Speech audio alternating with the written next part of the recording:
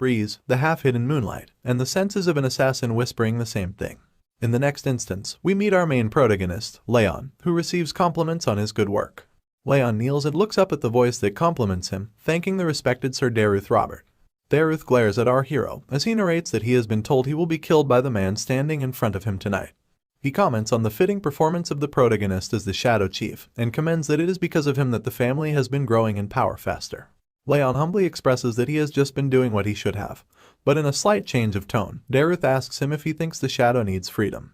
And following this question, our hero answers that they, Shadows, are not capable of questioning anything that has been commanded to them and are to only follow the orders given to them by their masters. But just then, our hero is startled when Derus questions why he had acted on his own when he knew of this rule in fact. Raon is taken aback by the extreme pressure and tense situation as Derus asks why he had undone the brainwashing. He glares at Raon as he kneels before him, wondering how Derus has come to know of this. We are then enlightened about what brainwashing actually is. It is the method that the Robert family uses to control their assassination organization, Shadow. It is elaborated that they buy or kidnap children and make them work as assassins their entire lives for the sake of the Robert family, engaging in all kinds of wicked activities. And our hero continues to narrate that, simply put, they groom the children into becoming their loyal dogs. However, he coincidentally was able to break free from these chains. Wondering how the man is able to confront him, he asks Derus how he knows. Derus then explains that he and the other assassins have two collars, one is for brainwashing, and he snaps his fingers to reveal the second collar. And just then, our hero feels a sudden intense pain in his chest. He bleeds from his mouth and continues to wail in agony and excruciating pain. He grabs hold of his chest firmly and wonders what kind of pain this is, expressing it to be as if his heart is being sawed in half. A dark red aura surrounds Raon as he glares upon the torturer in front of him, and Derus explains it to be the rage worm. He explains that there is an insect in his body that eats away at his heart upon his command, and this is the worst kind of enchantment that there is, allowing them to look into the emotions of the slave. Raon is startled and dazed in anger as he calls out at the sickening act, and he yells at Derus, questioning if brainwashing them wasn't enough that they had to feed them rage worms too. Derus, however, contradicts the fair and righteous comment as he tells himself to be thorough, and he elaborates that there is a saying that every person wears a mask. He continues to tell that his mask just happens to be thicker than others. This is when we get to know about the backstory of our hero. Raon says that he was kidnapped at an age he does not remember, and he was raised as the Robert family's hunting dog. He solemnly expresses that he was the head of the Shadow, and lived his life without any emotions or a mind of his own. He continues that coincidentally, he was able to learn a breathing technique called the Fire's Ring, and to prove that this was the divine skill of the best swordsman, he broke free from the brainwashing. But he expresses that he thought he would be met with freedom, yet he wonders why he has had to meet with death instead. He dwells into deep despair as he questions his life, and wonders what kind of sins he has committed to die such a meaningless death. However, just then, something flares up his spirit and he picks himself up, gritting his teeth and determined that this cannot end like this. He stands up, startling and surprising Derus, who asks how he can even stand up in such a state. Raon's eyes glow and he glares at his opponent, preparing himself to attack. He is determined to take his arm or even just inflict a small injury. Our hero bravely leaps forward and approaches his torturer, screaming in full spirit and fury, expressing he won't just die so pathetically. Derus sees the wrath of the slave approaching him, and he immediately raises his arm to counter. He slashes through our hero's body in just an instant.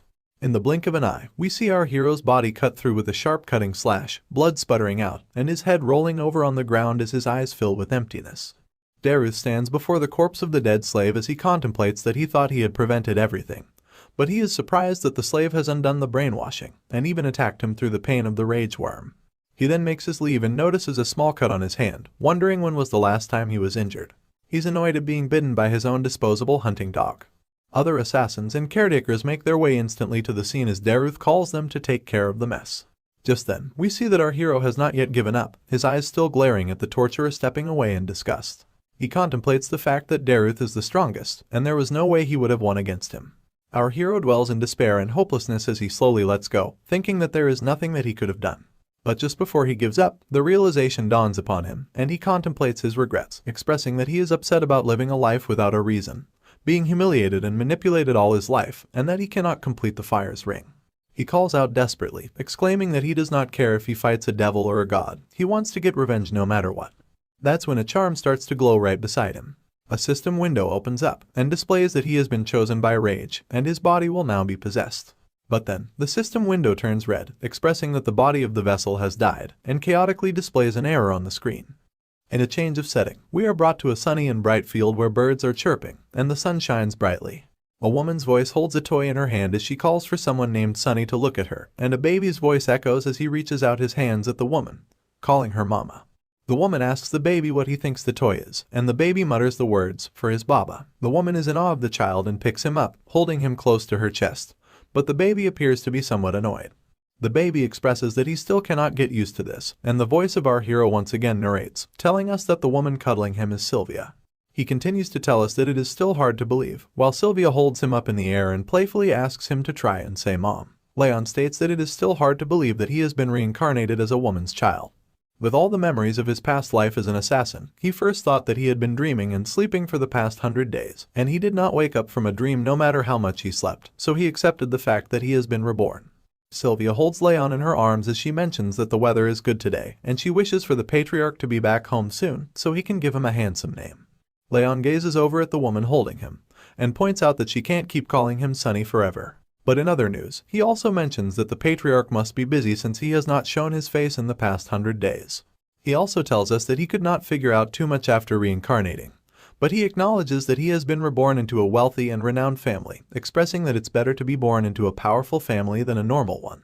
And he adds that he needs to get his revenge after all, expressing that the rage and desire for revenge are still prominent in his mind. But still, he gets a hold of himself and acknowledges that he must be patient, because he does not know where this is, what the position of this family is, or what kind of situation he is in right now. Adding to his contemplation, he recalls that he was unable to complete the fire's ring in his past life, so he needs to be patient. He was called the best assassin in Robert family's history, and so, in order to enact revenge, he needs to swallow his emotions for as long as it takes. Our baby hero is curious, gazing upon the luxurious mansion, wondering if this family is more than renowned. But just then, his attention is diverted to a panicking voice that calls out to Sylvia, yelling out loud that the patriarch has arrived. When Sylvia is dazed upon hearing that her father is coming, Raon speculates that the patriarch is his grandfather. She exclaims that she needs to prepare for his arrival, but the maid tells her that it is too late, and he is already here. The atmosphere changes in the room as Sylvia and the maid both stand in a daze, and Raon experiences this change as he questions the sudden tension in the atmosphere. A voice yells out to make it known that the patriarch is entering, and a gate opens as a man follows through with 2 guards accompanying him. Raon expresses that just the man's existence is overwhelming. A royal gown flutters in the air as the man steps into the room, making our young hero squeak in a baby voice. He speculates and acknowledges the man who has approached him, and Sylvia greets her father in respect. The man has a beard, and he questions if the baby that Sylvia holds is his grandchild.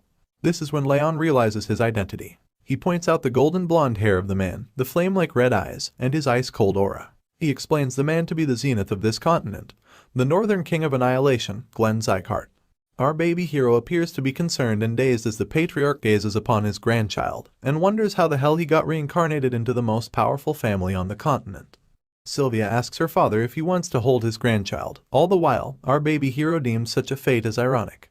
Glenn, the esteemed patriarch of the house, exclaims that the baby will be named Raon, suggesting that the meaning of the name is to live like a shadow, as if the warrior is there but also not there. Raon's baby eyes widen at this statement. It's hard for him to process how he was given the same name as his past life. Night falls upon the land eventually, and moonlight shines through the room as Raon pretends to be soundly asleep in his cot. But actually, he is wide awake and wondering if everyone else has gone to sleep. He sits up and contemplates the fact that after 100 days, he now finally has his chance. He elaborates that he was always sleepy. Every time he would wake up, Sylvia would always be by his side, ready to cuddle him up. That didn't allow him to use his mana, but now, finally, he is able to sleep in a separate crib. Sighing in satisfaction, he expresses that he should get started. He sits upright, crossing his legs to perform a certain stance, calling upon the fire ring ability. Our baby hero explains that this continent's normal training method uses breathing styles. One absorbs nature's energy and gathers the aura in the energy core. However, he adds that the fire rings he has obtained use a different path. Enlightening us about the workings, he elaborates that when a mage uses his energy, it shapes the heart's ring, growing his overall physical abilities and energy manipulation techniques. Because of this, he mentions that this type of breathing technique is the best to become a perfect martial artist. Moreover, this sort of breathing technique has the advantage over transcendents like Derus, who don't know its full capabilities. And so, he expresses that by using the fire's ring, one can grow their mentality and body. He desires that if he can make the Sieghart's swordsmanship his own, defeating and enacting revenge upon Derus won't just be a dream. Analyzing himself, he is skeptical, but he points out that it's because of such a premature body, filled with freezing energy, that his body felt cold even after sleeping for more than 20 hours. He closes his eyes to analyze how many places are blocked, realizing the number to be 9. He concludes that at this rate, he is going to die due to his circuits being blocked by the cold. He knows that he needs to break through them using the fire's ring, but he expresses that throwing away such highly pure cold energy is a waste, although he questions if he can fuse it with the fire's flow and circulate it throughout. Some time has passed, and our baby hero has concluded his training. Although he thinks that it is slow, he is still making very good progress. Just before he decides to move on to the next stage, he feels a bit agitated. He acknowledges that his body is tired, questioning the stamina of this premature body getting tired after such little training. But our poor baby can't help it, and he feels the weight of his eyes as he slowly closes them to sleep. Raon has soundly slept in his crib, and this is when Glenn, the patriarch, emerges from the shadows to observe his grandchild. He raises his hand above Raon's head, and small sparkles of energy twinkle around him. Night changes into day, and the sun shines upon the window of the huge and luxurious mansion.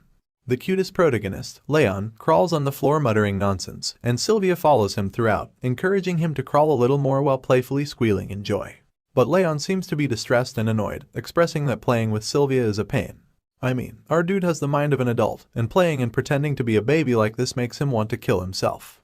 Sylvia, however, cannot have enough of cuddling with her child, as she fiddles with him and calls him playful names. All the while, our poor hero gets more and more annoyed, exclaiming that enduring the cold energy is better than this. This goes on when suddenly Sylvia is called upon by a strange voice, and her attention is diverted towards the man who calls for her. Her face immediately lights up as she turns to face the source of the voice and calls the person the saint. The saint takes a slight bow to pay his respects to the lady, but requests her to simply address him as sir.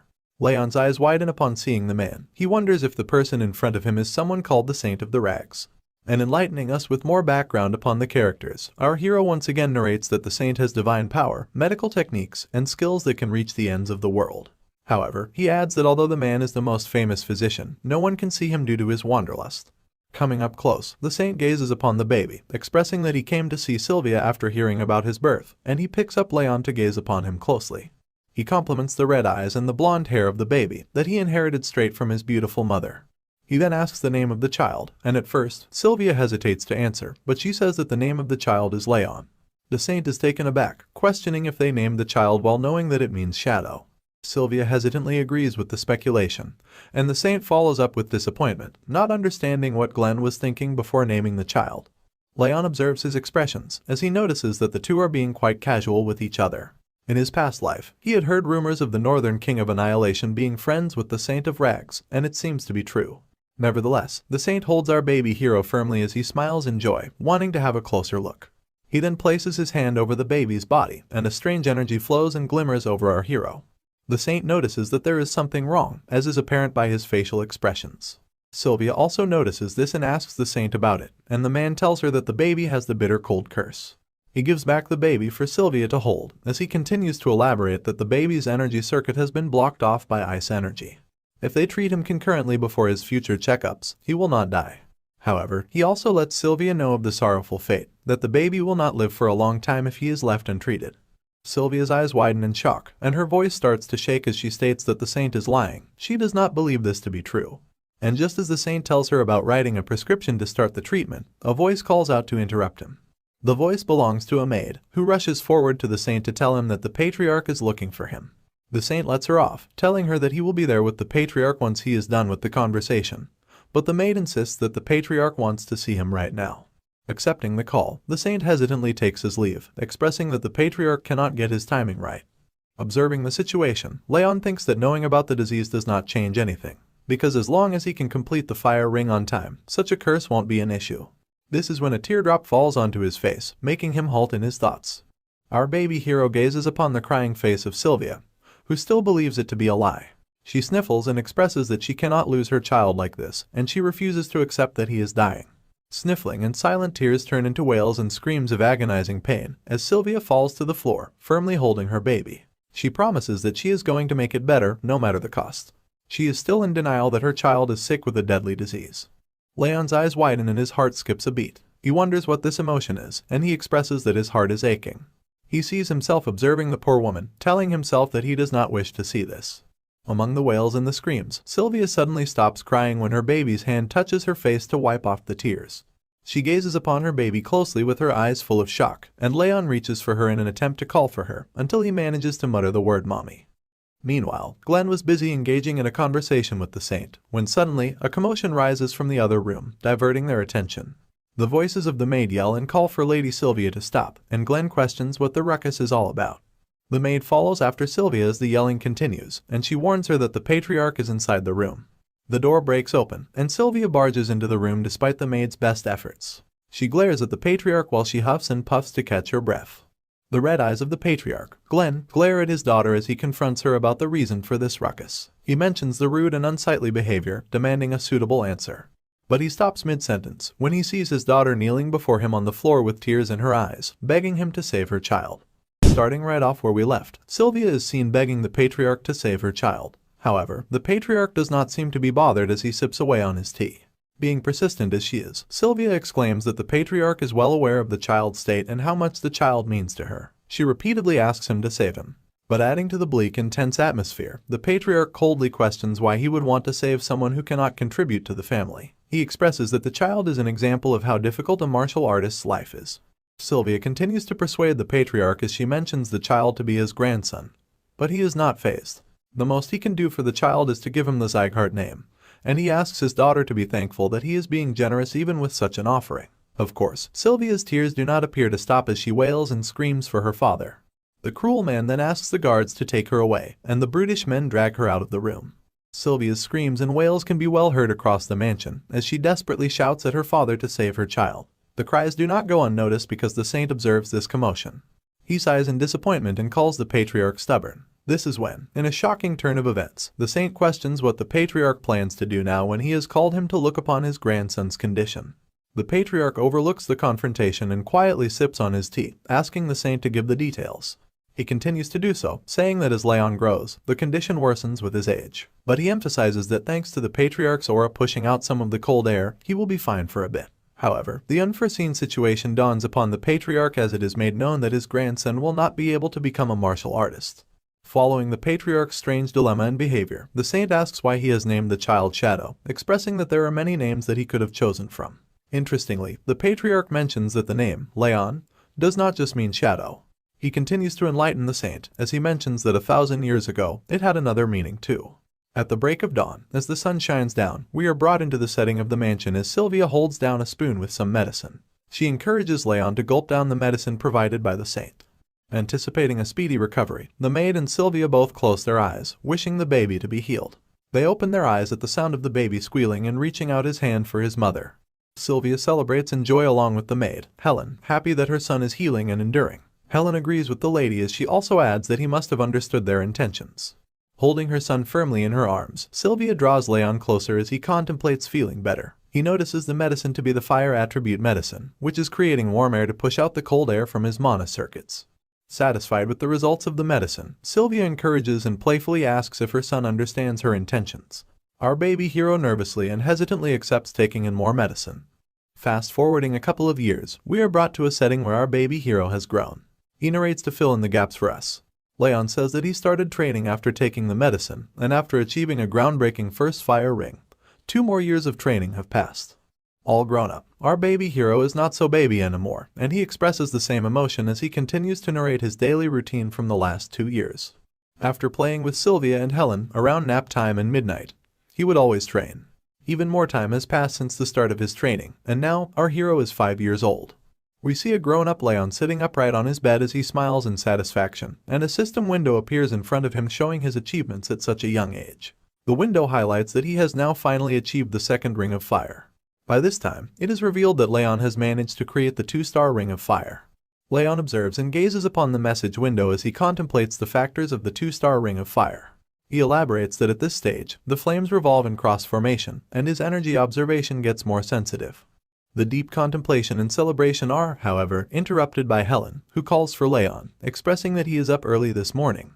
She asks if she can take his laundry, and Raon approves. He observes Helen work her way through his laundry, as he realizes that she cannot see the message window appearing before him. And now we learn, as Raon tells us, that the message windows first started appearing when he obtained the 1-star fire ring.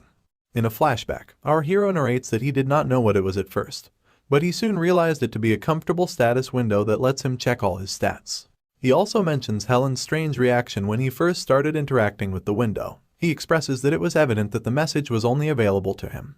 Continuing the deep contemplation, Raon expresses that although he has now achieved the 2 stars, his low stamina and the bitter cold curse remain. He strokes his chin and points out that improving like this would not have been possible if not for the fire attribute medicine.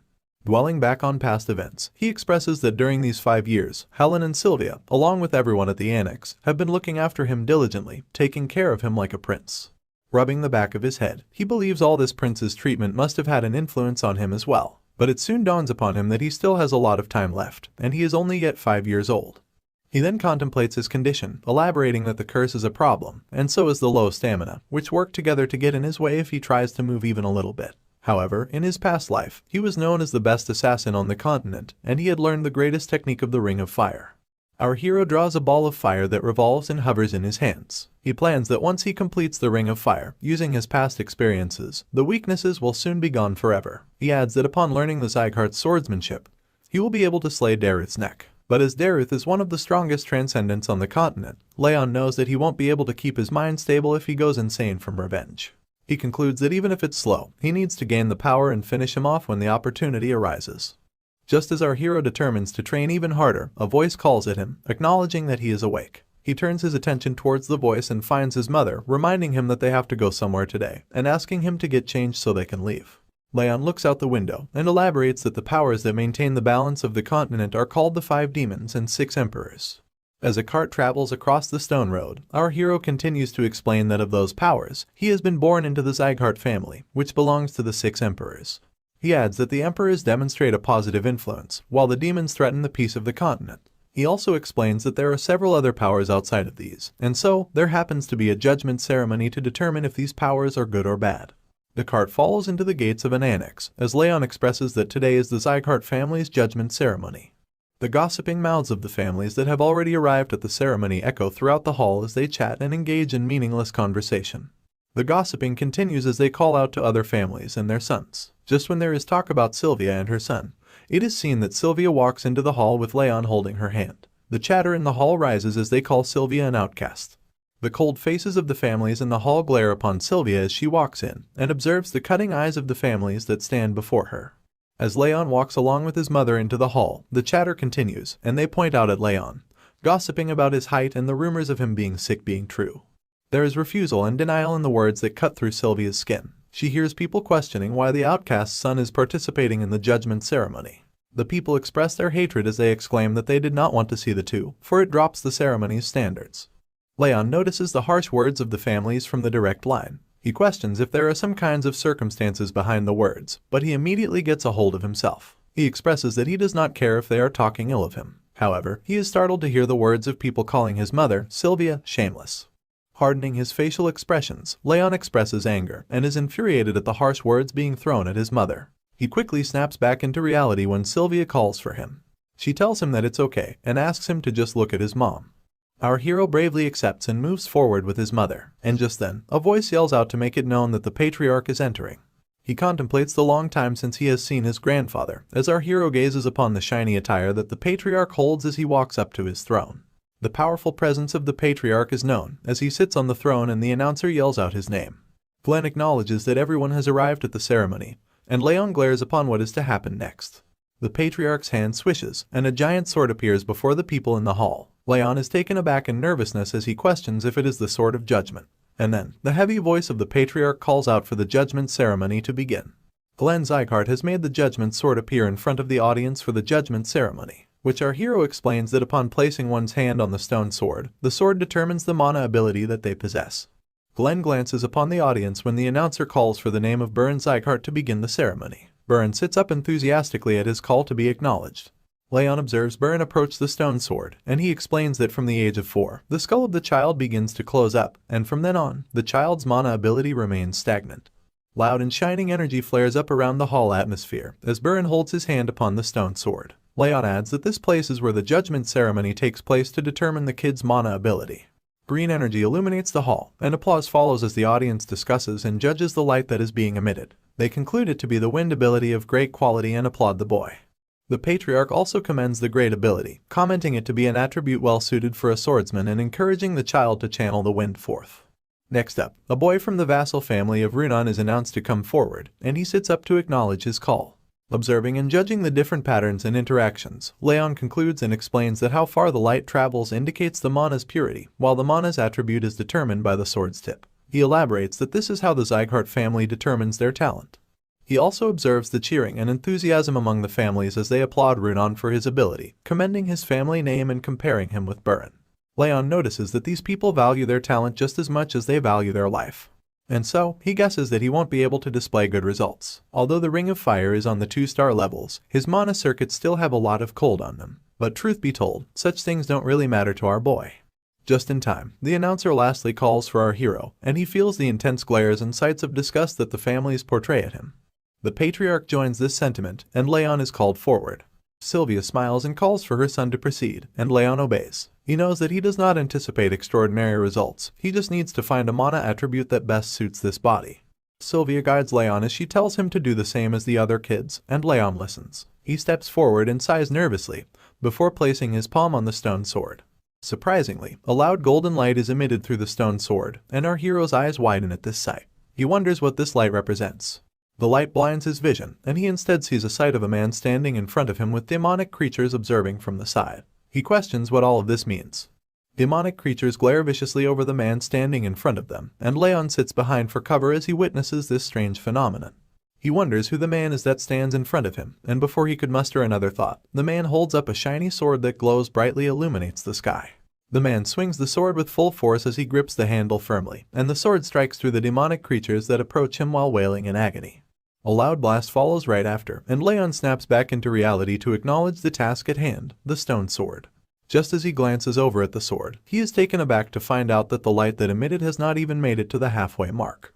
Laughter and hysteria follow right after as the families taunt Raon for his light reaching such a low point, not to mention that it doesn't even have a color. The patriarch remains silent, observing the unfortunate outcome of his grandson's ability. Sylvia approaches Raon to comfort her son, and reassure him that he has done his best. But the harsh words of the families cut like blades as they walk through the shame. They question if Raon is truly a descendant of the Sieghart family and taunt him, suggesting that he might have only inherited the red eyes and blonde hair. The patriarch observes the humiliating commotion and calls out for the laughter and hysteria to stop. Naturally, the people immediately quiet down in fear of the patriarch's heavy voice.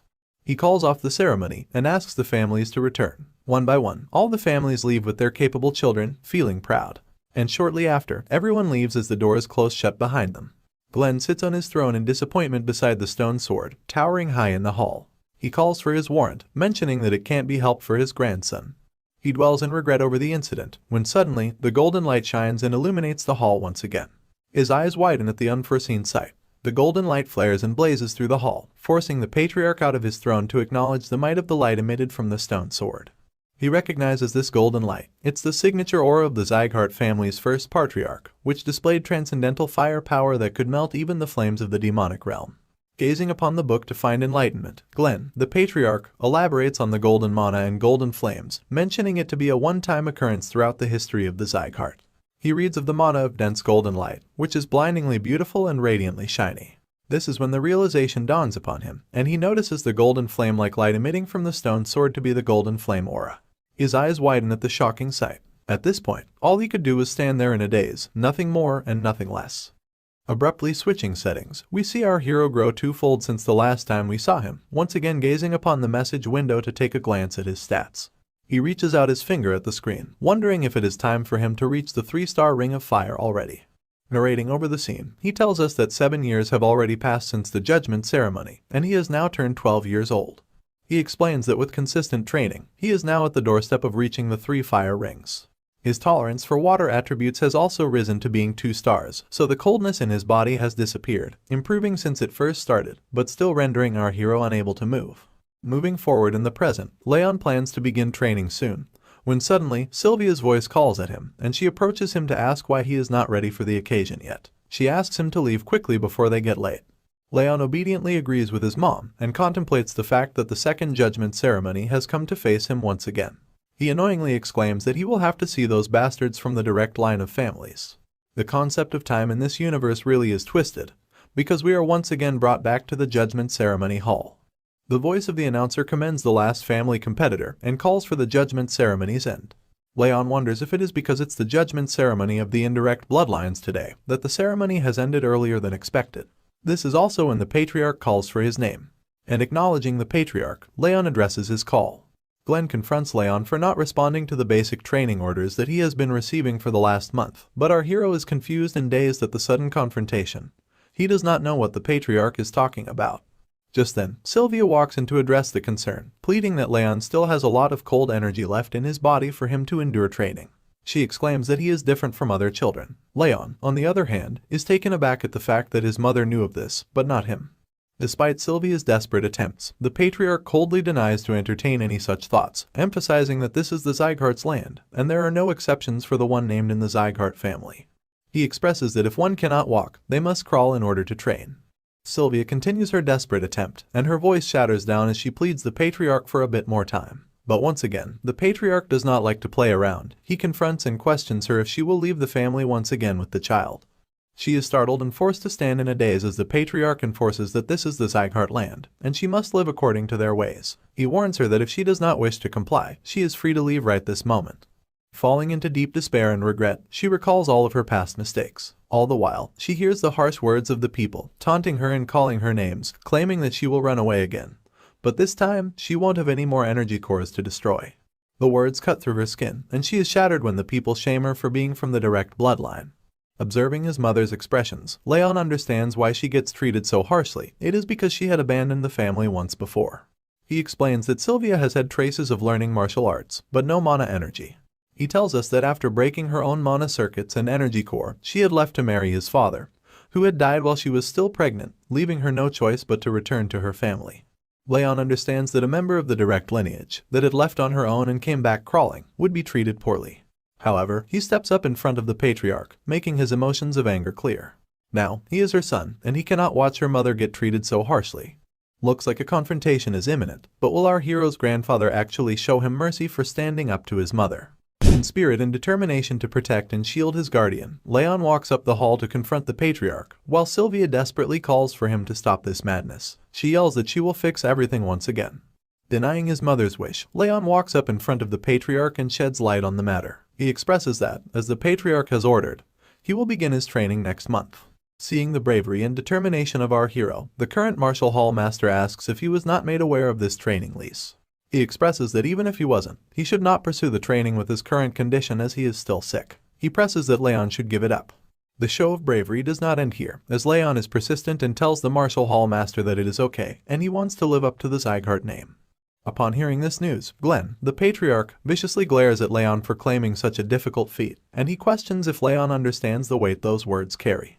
The intense pressure of the patriarch's aura courses through Raon's body, and he feels the immense force of the patriarch's ability. He is taken aback and startled, as is apparent by a small spatter of blood that drops on the floor. Raon's eyes widen as he firmly tightens his fist. He concerns and points out that just the patriarch's glare can do so much, elaborating that the feeling is as if his heart is being crushed by the immense force of the aura. He concludes that the patriarch is much stronger than Robert, and he asks himself if this is the true power of the King of Annihilation. Helen and Sylvia rush to his aid, and they comfort the distressed hero as the martial hall master joins them. He encourages the patriarch to calm down, exclaiming that Raon is just a child.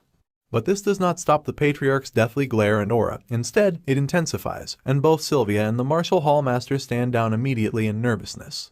Sylvia cannot see her son being pressed on like this, and she immediately hugs him to protect him while screaming for her father to stop, pleading that Raon is not in the condition to train so intensely with his current state. Observing and witnessing this intense situation, our hero deepens into thought as he narrates that he was an assassin in his past, someone who lived in the shadows. And reminiscing about his past life, he continues to tell that he was always closer to death than life, and he never stepped out of darkness. Feeling a push from behind, Raon exclaims and addresses his new self. He will no longer do the same. He will no longer hide in the darkness. Our young hero meets the eye of his former self in his past, pushing and encouraging him to move forward. Young Raon gazes upon his past self, exclaiming that he will no longer live as the assassin. He grits his teeth and flares up in anger. And moving forward at the patriarch, he continues to make a point that he will now live as Raon Sieghart, and will bring back Sylvia her original position in the family. Yelling at the patriarch, Raon confronts him as he tells him that he was raised in a separate building of the residence, and he does not know how high in the societal ranks the Sieghart family is, so he suggests that he would like to learn that through training. Sweat trickles down his face, but his intentions are pure and strong. He recalls the joyful times and happy instances he experienced with Sylvia and Helen, determined that he will protect her and make sure to regain the smiles and joy of all the people that are precious to him. Glenn questions if the young boy wishes to judge the Sieghart family's standards through training, and gathering up all the strength he has left, Raon stutters and shakingly tells that he does not have any other choice. Breathing heavily and attempting to catch his breath, Raon stands before the patriarch as he tells him that he will need to have the instructor prepare accordingly, as not to disappoint him. Just hearing these words, Raon calmly lets go and slowly falls to the ground with Sylvia and Helen rushing to his aid.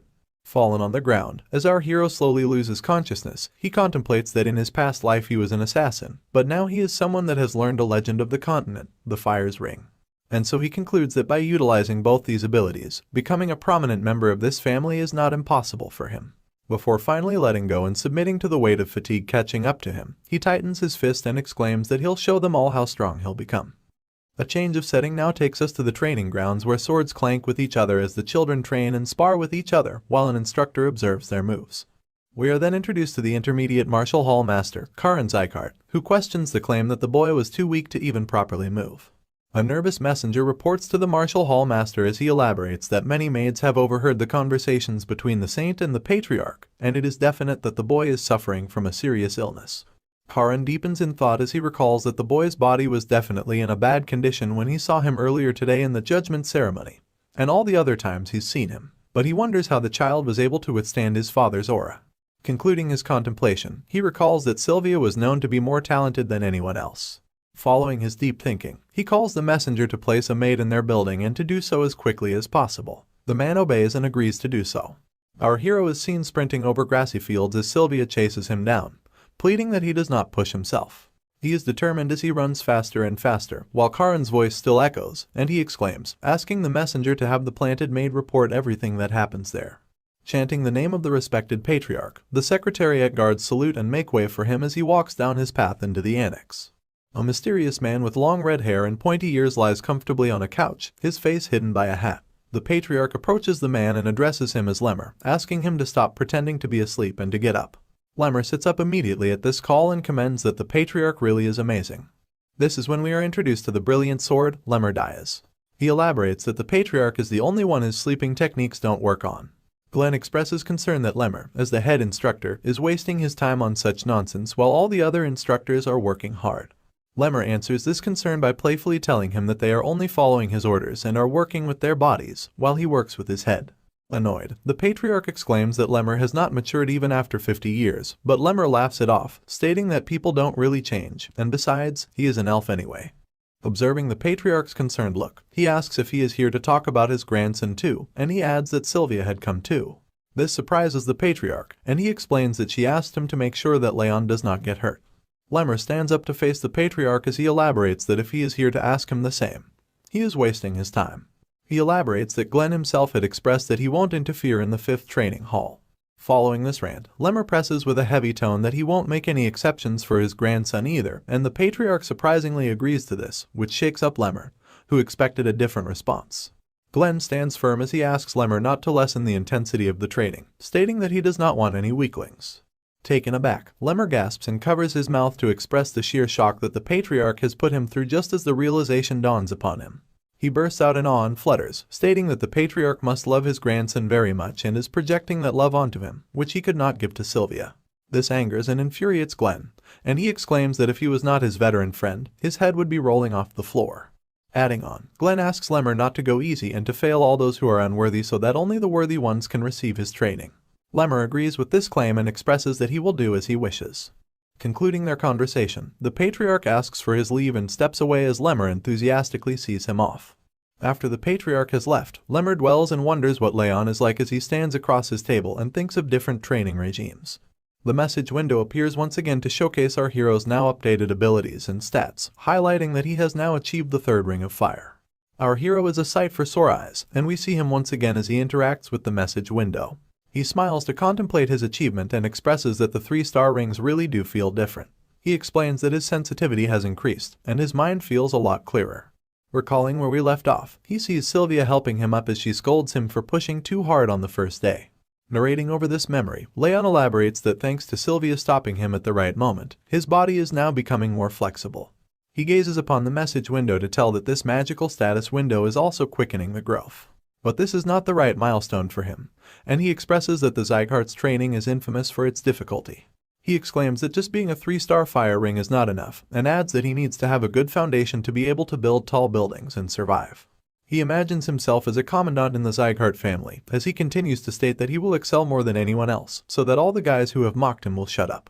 And then, he empathizes with the heavenly swordsman, Derus Robert, determining that he will not rest easily until he has slain him. However, just then, our hero is snapped back into reality when a voice calls to him. He looks over to find Sylvia, his mom, calling to him and asking why he is still up. She sits across from him on his bed, and upon questioning by Raon about what she is doing up so late, she mentions that since he is going to the training hall tomorrow for training, she wanted to talk to him before he leaves. She gazes upon her child and questions, must he really go?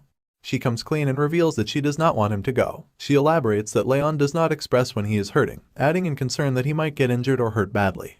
Persistent as she is, she exclaims that she actually wants him to go, but she cannot help the concern as she voices it and asks him to postpone his enrollment to next year. But Sylvia is taken aback when Raon blatantly refuses and denies this request made by his mom. And recalling all the bad and humiliating moments, he elaborates that he cannot stand it when everyone from the direct or indirect bloodlines, or even when the workers from their annex see her, their eyes fill up with disgust. He exclaims that he can't stand it at all. Sylvia is speechless at this digression, but Raon continues to comfort his mother as he elaborates that he believes that she will be treated better if he does well in training. Nevertheless, she smiles, and she fidgets and plays with her fingers before she nervously states that she is sure Raon had thought it was strange why they live separately, and why people talk badly about them. She recalls her memory to explain that she fell in love with his father coincidentally when she was on a mission, but it was difficult for her to be with him since he was just a knight. Then she narrates that she shut down her monocores and left the family. She also tells Raon that he actually has a sister named Sia, who is 10 years older than him.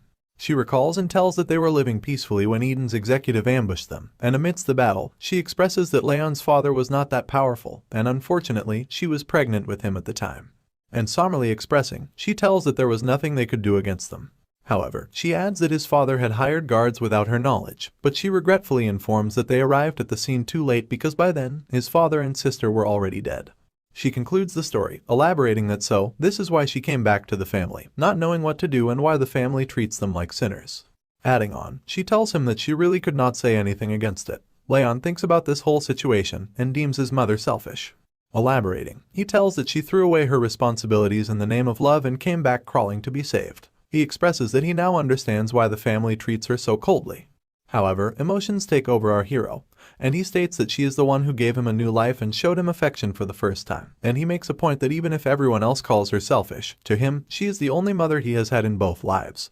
Raon then asks Sylvia if she regrets it, if she wants to go back to the time before she left the family, but she denies. And she explains that she used to feel invisible in the family before, but she felt like a real person when she finally left, and she expresses that it is enough for her, being happy then and being happy now. Continuing the heartfelt conversation, she apologizes to Raon for being such a terrible mother, but she is interrupted by Raon, who states it to be fine. He addresses his mother and tells her that he will be fine, so he asks her not to worry.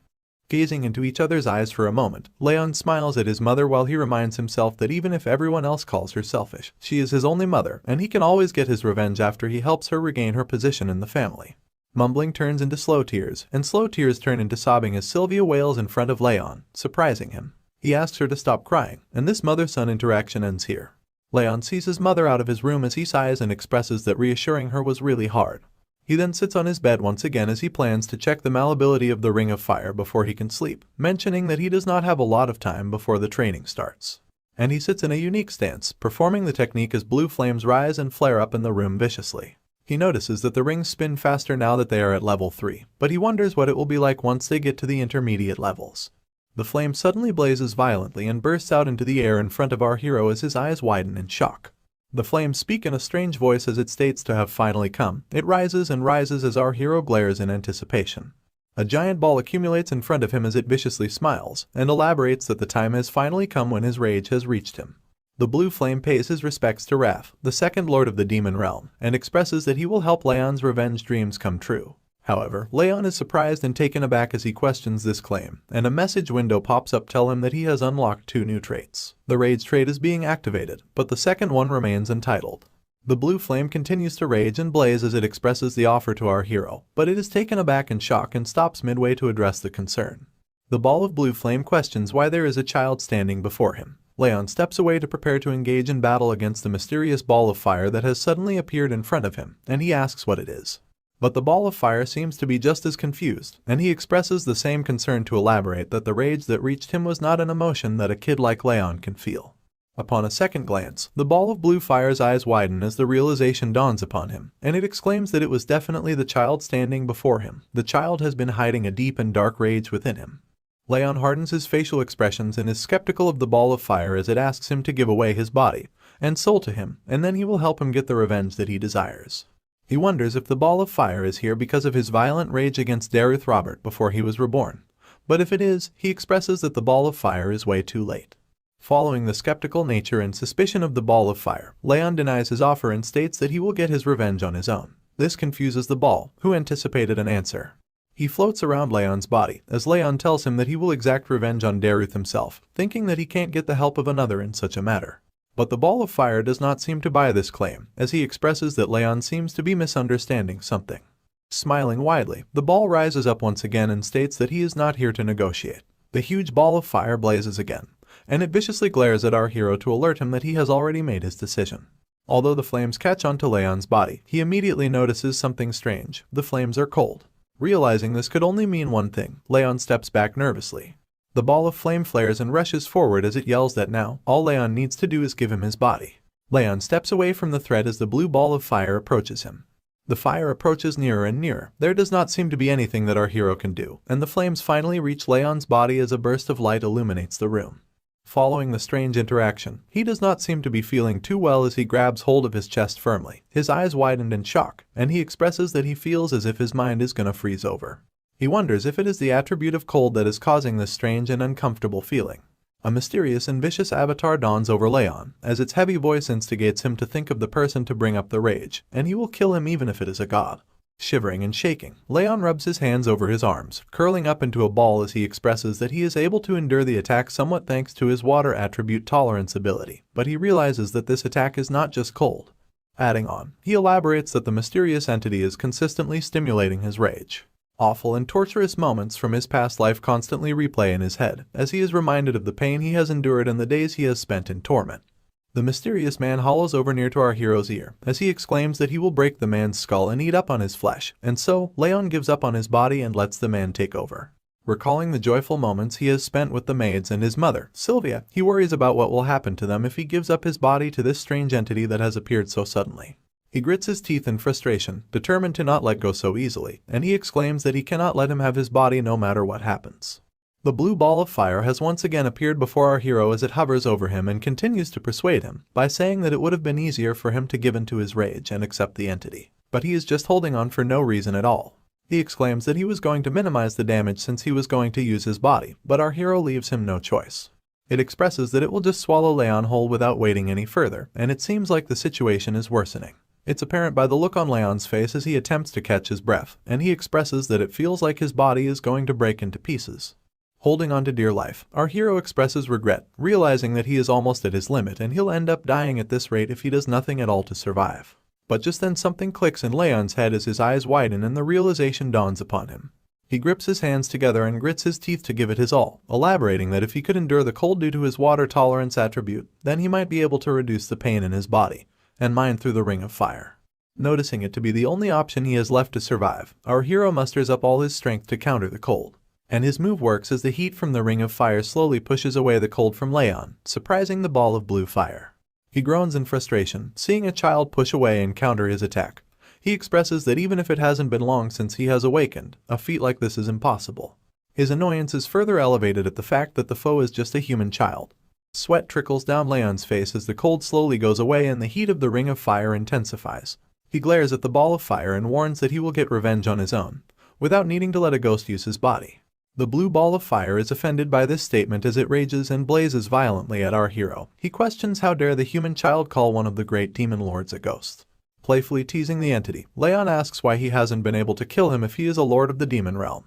He continues to tease and taunt the lord as he states that the lord of the demon realm isn't anything special, and he suggests that he just disappears. Infuriated at this insulting interaction, the ball of fire starts growling at Raon. Observing and recalling the demon lord's words, Raon realizes that he is said to have just awakened, which could possibly mean that the ball of a demon lord has yet to restore his full strength. Raon's deepening thoughts over the strange lord of the demon realm are broken off by a message from the system window that notifies him of special abilities that have been unlocked. Gazing upon the message window in curiosity, he finds his stats to be shown in a number format. At this realization, the lord of the demon realm freaks out, yelling that it is his authority, and he questions why the little boy has it. Our hero asks if the blue ball of fire has anything to do with the sudden change in the format of the message window, and although the ball frowns at first, it affirms that he has made the system, and he annoyingly questions why it is with him. Feeding into his curiosity, Raon once again asks what kind of system it is, but the demon lord has no interest in revealing anything to him. But he finds himself immediately taken aback and dazed when Raon answers his own question to express that it might be for quicker progress. The blue ball of fire blazes in rage and confusion as he wonders how the little boy knows. Raon, on the other hand, blatantly glares at the spirit in front of him, concluding that he can't even hide his emotions at all. Contemplating over the mysterious workings of the system, our hero mentions that he too had thought it to be strange that his Ring of Fire ability was more effective than in his past life, but now he realizes that it was because of the system. Filled with rage and frustration, the spirit of the demon lord flares violently as he demands that the little boy gives up his authority and body to him. But just as he continues to press on our hero, he sees a powerful energy blow coming towards him, and he immediately dodges as the attack flows right through its hollow spiritual form. Enraged even more, he asks what the little boy is doing, and Raon gleefully expresses that he has hit him with mana just in case. Observing the outcome of the attack, he notices that the spirit of the demon lord does not have a physical body, which would mean that aura won't work on him either.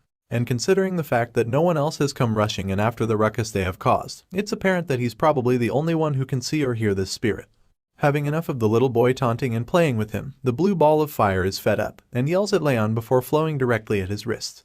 Raon's eyes widen as he flinches at the sudden hostile movement, but he is taken aback again when the blue ball of fire has now turned into a bracelet with ice crystals for beads.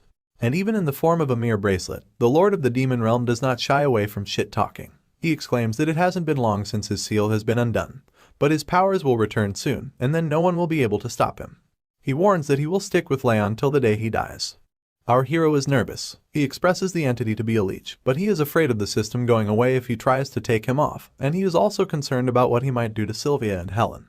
But concluding the interaction, he glares at the bracelet once again, determining that it might be better to keep him close and watch him. He will just restrict him, and hope that he grows stronger fast enough before him. Bothered by the look of the bracelet, Raon asks why the spirit had to take the form of a floral bracelet, exclaiming that it does not look good on him. The spirit frowns and yells at Raon to respect his taste. And what can Raon even do at this point, which is why he just sighs. The sun brightly shines over the morning ground, and Helen and Sylvia are seen waiting in the grand hall of the annex. Sylvia is worried for her son, while Helen consoles and comforts her, assuring her that the young master will do well. That's when Raon finally comes down from his room. He calls out that he is ready, and Sylvia and Helen immediately glance over at our young hero walking down the stairs. He smiles and expresses that he will now be going to the training hall. Our hero leaves the annex for his big day at the training hall, and Helen can't help herself but worry for her young master as she asks him not to push himself too much. Raon affirms her concerns and takes his leave.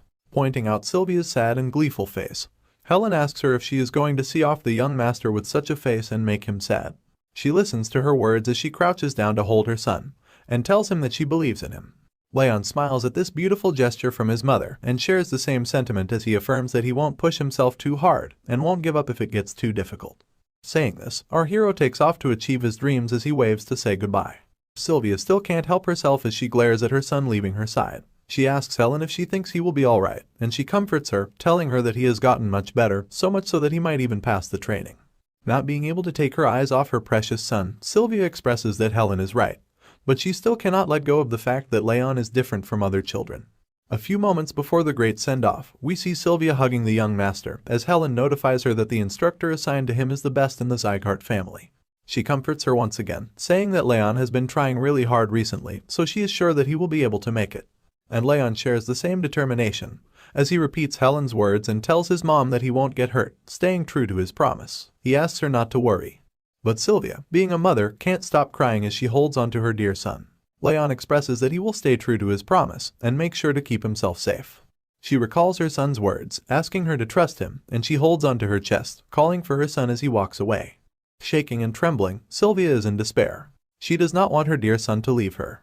Exclaiming, she asks him to come back safely, while Helen comforts her to get a grip. The training grounds have been set for training as of now, and we are finally brought to the 5th training hall of the Siegharts. Numerous young participants walk up the walkway into the training hall as they converse to ask where they are from. A group of 2 siblings, in particular, are seen walking as they smile and mention that their father and mother told them to get into the top 10.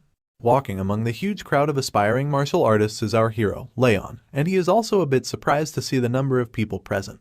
He elaborates that it's not just people from the Sieghart family's direct and indirect bloodlines, but also recommended students from the vassal families and outside.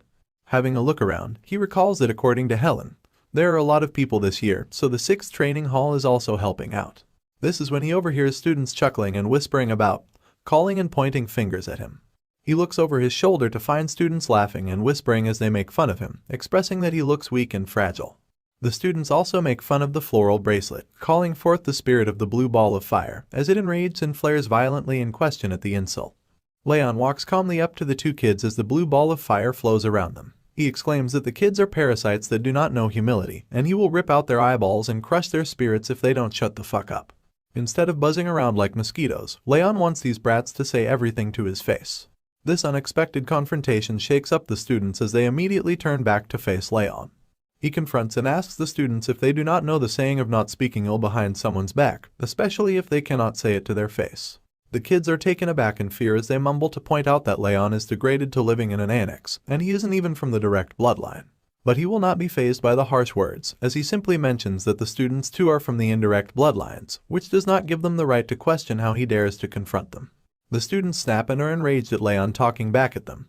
They exclaim that such is the tone someone uses when they're talking to a person below their own rank.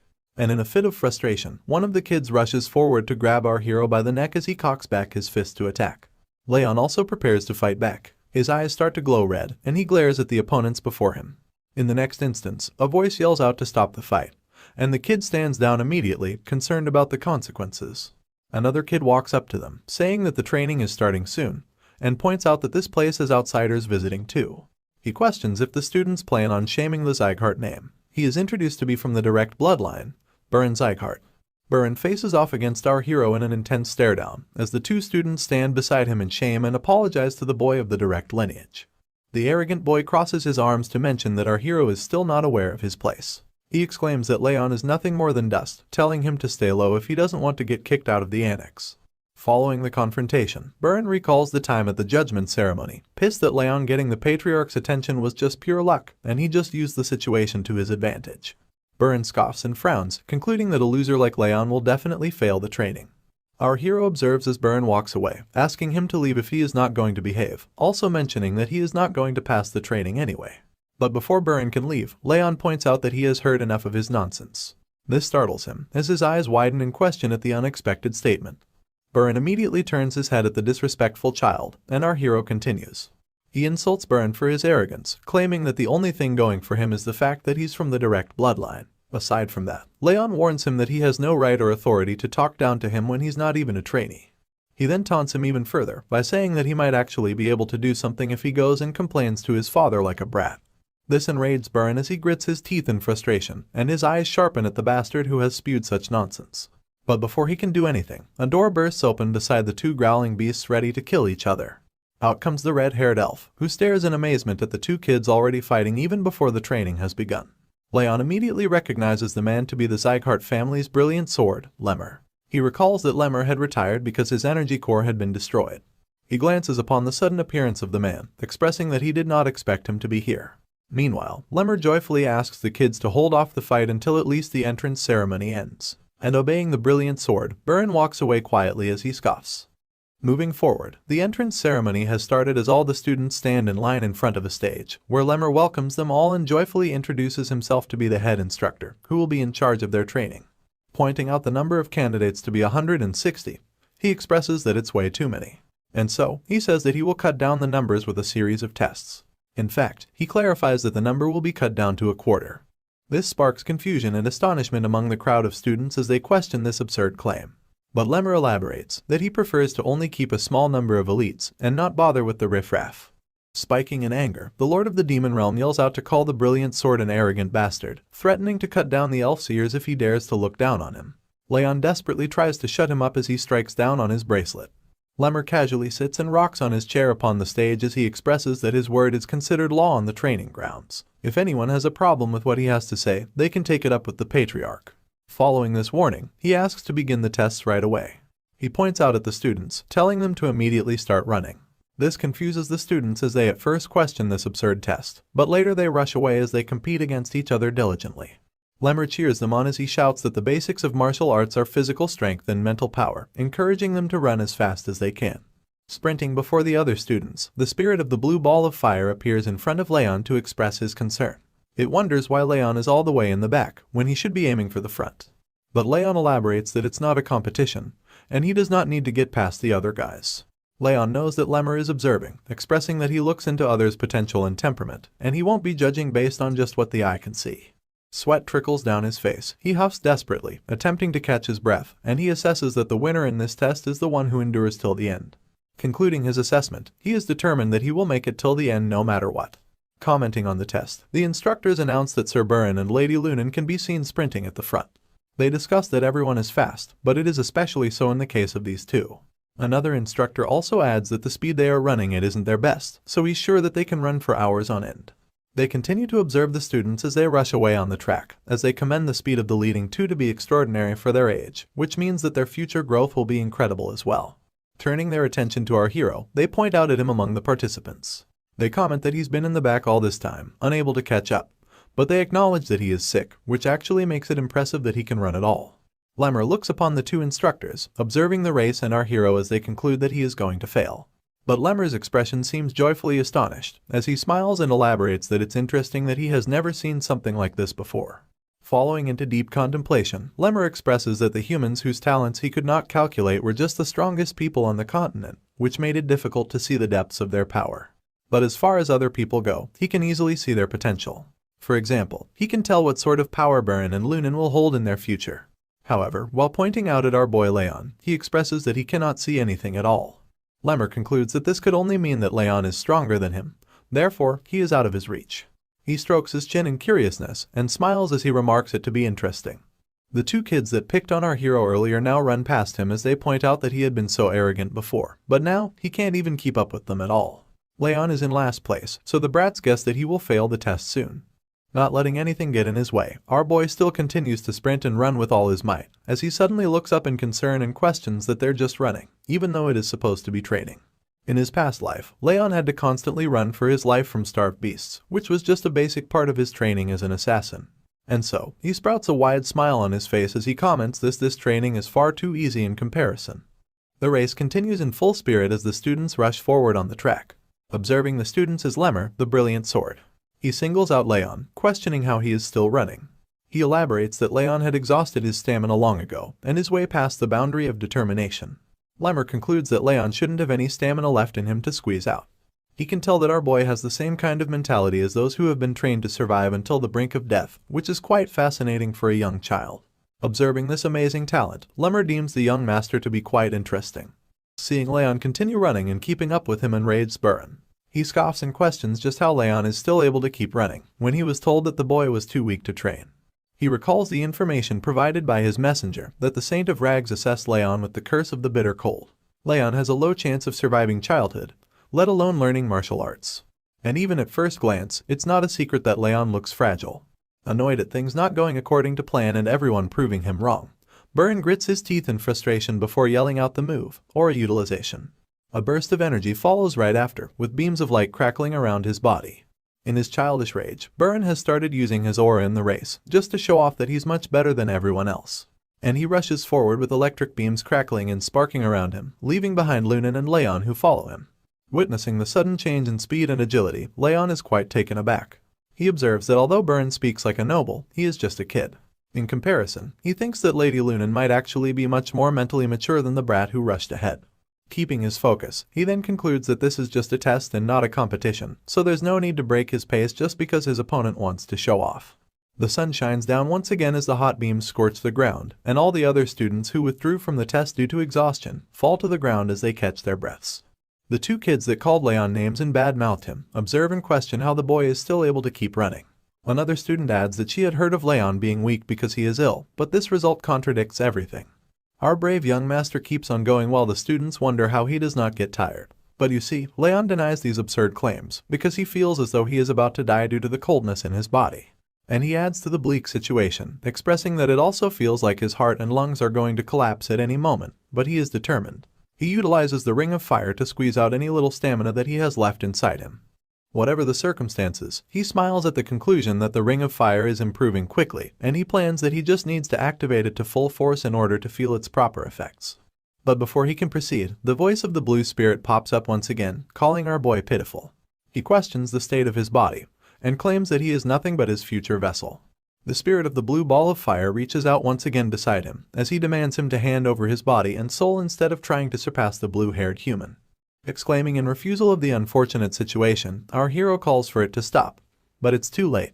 The spirit yells out that it will freeze everything, and a wave of freezing coldness strikes Raon.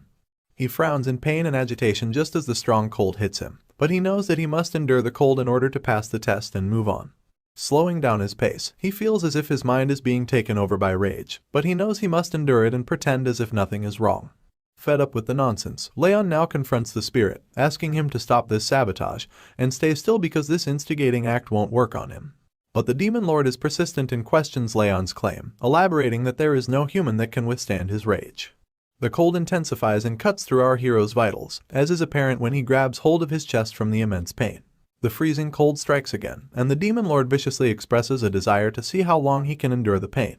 This small setback is nothing for the brave warrior, as Raon knows that he has to endure the pain no matter what. Because if he shows even the slightest hint of weakness, the demon will swallow him whole. The pain intensifies and grows, but Raon holds his own to survive. The blue ball of fire is enraged, and it yells in frustration, questioning why his rage won't work on the weak little boy. Seeing the outcome of pushing himself too far, the fatigue catches up to him. He expresses that his body feels like it's going to collapse, and he might die at any moment. His eyes begin to close slowly as his consciousness slips, and he acknowledges that he cannot breathe properly. The intense situation now lessens when, before more damage can be done, the brilliant sword of the Sieghart calls for the test to be over, and all the students participating in the test fall like flies to catch their breath and take some rest on the ground. Raon also joins the students to catch his breath as he sweats profusely, while Buren glares at him with a look of frustration, calling him a determined bastard in annoyance. While catching his breath and breathing heavily, he acknowledges that he almost died and concludes that this life isn't going to be easy either. Lunan looks over and observes our hero while he catches his breath, before the spirit of the demon lord appears once again to throw a tantrum. He yells and puffs up in rage and frustration, calling him a monstrous bastard and questions how he managed to pull it off. But answering the question, Raon reminds him, this is why he asked him to stop. Acknowledging the outcome of the limit testing training, he notices that the ring of fire has also grown, and thanks to the status window, his physical capacity has improved too. He aspires that if he continues to train like this, he can achieve greater feats. Just then, his attention is diverted, and he looks up to find a huge status window in front of him that notifies him of fulfilling the conditions, resulting in increased experience points and physical capabilities. Raon glares in astonishment at the status window with his mouth open, while the spirit of the demon lord exclaims and questions why he is getting extra experience points for putting up with his rage. He yells out and states it to be absurd. The students once again stand before the stage as Lemmer the brilliant sword commends everyone for doing their best, and he moves on to what he said before the test started. And hearing this, the looks on the students' faces show despair and nervousness as they await their inevitable failure of passing. But to their surprise, Lemmer playfully exclaims that he was just lying about cutting down the numbers to a quarter. This results in a loud and collective gasp from the students, which then transitions into yelling as the students enrage and express that they ran like hell because he said that. But Lemmer elaborates that he cannot fail so many people on the first day. He would not have anyone to teach. However, he also adds that he did not specify to fail them today. And transitioning back to horror, Lemmer fiercely warns the students that if they show the same results as today, most of them are doomed to fail. This alerts the students once again as they now become determined to train hard. He paces across the stage as he addresses the students, and he reminds them of running with all they had. He points out that none out of all the 160 of them kept it up till the very end, except for one. He also mentions students who gave up and started using aura. This alerts Buren, who is guilty of doing so, and he fears suspension over this act. But as he crouches down in front of Raon, he adds that he does not care how they do it, as they are the ones taking the test after all. And he makes an okay sign up front of Raon as he continues to tell them that if the students do as he says, they won't fail the test. But he also mentions that it won't be easy either. Moving on, he now faces the students once again and addresses them to tell that they are now provisional trainees, but will become official trainees once they pass the tests they will take in the next 6 months. He joyfully mentions that he is going to pick the top trainees, although he won't be the one to rank them. Calling off the trainees, Lemmer lets them go and guides them to the top quality dormitories provided by the Sieghart family, mentioning that there is a training center next to it too. Tree leaves flutter and the sun shines through the forest. We are now brought to the forest near the training hall, as Lemmer walks up to a mysterious figure in royal attire that awaits his arrival. Lemmer the Brilliant Sword winks and addresses the person in front of him as he states that someone has taken up his napping spot, and he reveals the person to be the Patriarch. Glenn, the Patriarch, acknowledges Lemmer's arrival and immediately asks him what had happened. And he slowly walks up to him as he asks the Patriarch why he is asking him, when he himself was here the entire time to witness the whole thing. But continuing with his statement, Lemmer explains that the Patriarch knows he has great eyes and can see the future and children. Elaborating, he tells that Burin and Lunan are greatly talented, as they already knew, and the other children also have a lot of potential to become great pillars of the family. But he adds that he cannot see anything in Raon. The Patriarch proceeds to acknowledge this information, while Lemmer adds that he was sure Raon was out of stamina, which he questions and asks how he was able to keep on running. He also tells the Patriarch that it is the first time after him that he has not been able to see anything in someone. And he expresses in joy that his life has been very boring ever since his energy core had been ruined. But this is going to be interesting. Hearing what he came to hear, the Patriarch leaps off of the stone that he stands on as he tells the Brilliant Sword, Lemmer, that being a trainee instructor is what he had wanted, and as he walks away, he asks him to focus on his duties and not get distracted. Lemmer obeys the Patriarch, but he also mentions that he believes there is going to be someone this year to whom he can leave his future, but the Patriarch disagrees and states it to be just a coincidence. He exclaims that the child cannot become a martial artist. Seeing the Patriarch off, Lemmer acknowledges this statement and smiles, before he exclaims that the Patriarch knows very well that it's not just a coincidence. Sighing and finally having the rest he needed, our hero sets off to the training center now that the test is all over with. 2 students glare and observe him as he steps away, and the blue ball of fire is amazed that Raon does not seem to stop training. The group of students that stand behind Raon as he walks away glare viciously at him with murderous intent, and as the sun sets over the training grounds, they exclaim it to be impossible. 2 students rally on about how there's no way Raon held on for that long, when they had heard that he was sick. They go on while the yellow-haired man from the indirect lineage, Raon Sieghart, gleefully assesses the situation. Raon addresses the situation and adds that he had heard Raon had some kind of miracle medicine, elaborating that the Saint of Rags gave him one long ago. This follows up with a shocking response from the 2 trainees who question the Saint giving him this kind of boost. They scream out to conclude that this means Raon had been dependent on the medicine to run that long, and he had the gall to show off. Concluding their assessment, Raon suggests that they go and teach the arrogant bastard a lesson for using cheats against them in the training. Transitioning right into the act of words, our hero is seen being slammed into a tree as he groans in pain. He slides down to the ground under the pale moonlight and asks why the group of students is doing this to him, but Raon scoffs and questions this statement from Raon. The other 2 students yell out and point at Raon as they elaborate that he got his direct lineage title taken away, but he is all arrogant because of some miracle medicine. They claim that if he did not have the miracle medicine given to him by the Saint of Rags, he could not have run that much today at the training. They go on to question how dare he use such dirty tricks, but Raon assesses the rage and anger the students are feeling, as he concludes that they are mad over something stupid. Proceeding with the confrontation, they start to prepare and stretch to launch an attack, as they ask the young assassin not to be scared because they are just here to talk. Raon leads the group as they stand before Raon and threaten him. He asks him to rest assured as this kind of thing happens often, before he rushes forward at the young assassin, exclaiming that the instructor asked them to talk more to each other. Raon slowly stands up, while the spirit of the Lord of the Demon Realm questions if he is just going to stand there, listening to them talk to him like that. He also mentions that he is supposed to be his vessel, but he expresses that it's not that big of a deal. However, in a shocking turn of events, Raon is struck away with a punch to the face as the vicious glare now transfers over to the brave warrior, Raon. A loud gasp follows right after as the 2 students are shaken up from the unexpected outcome, and this expression is also shared by the spirit of the Demon Lord, who had once closed his eyes to not see the unfortunate circumstance that might befall on his vessel. Raon is blown away and falls to the ground before the 2 students who turn their heads in shock, and they take a glance at their fallen leader who got defeated with just one punch, while Raon expresses the same threatening tone. He questions their claim to talk, and he viciously glares once again to ask them to talk if they wanted to, so badly. The two students rush forward, giving it their best and attempt to hurt the talented trainee, but their attempts are futile because they are no match for the once best assassin in the world. Seeing the group fall to their knees, another student calls upon them to question what they are doing.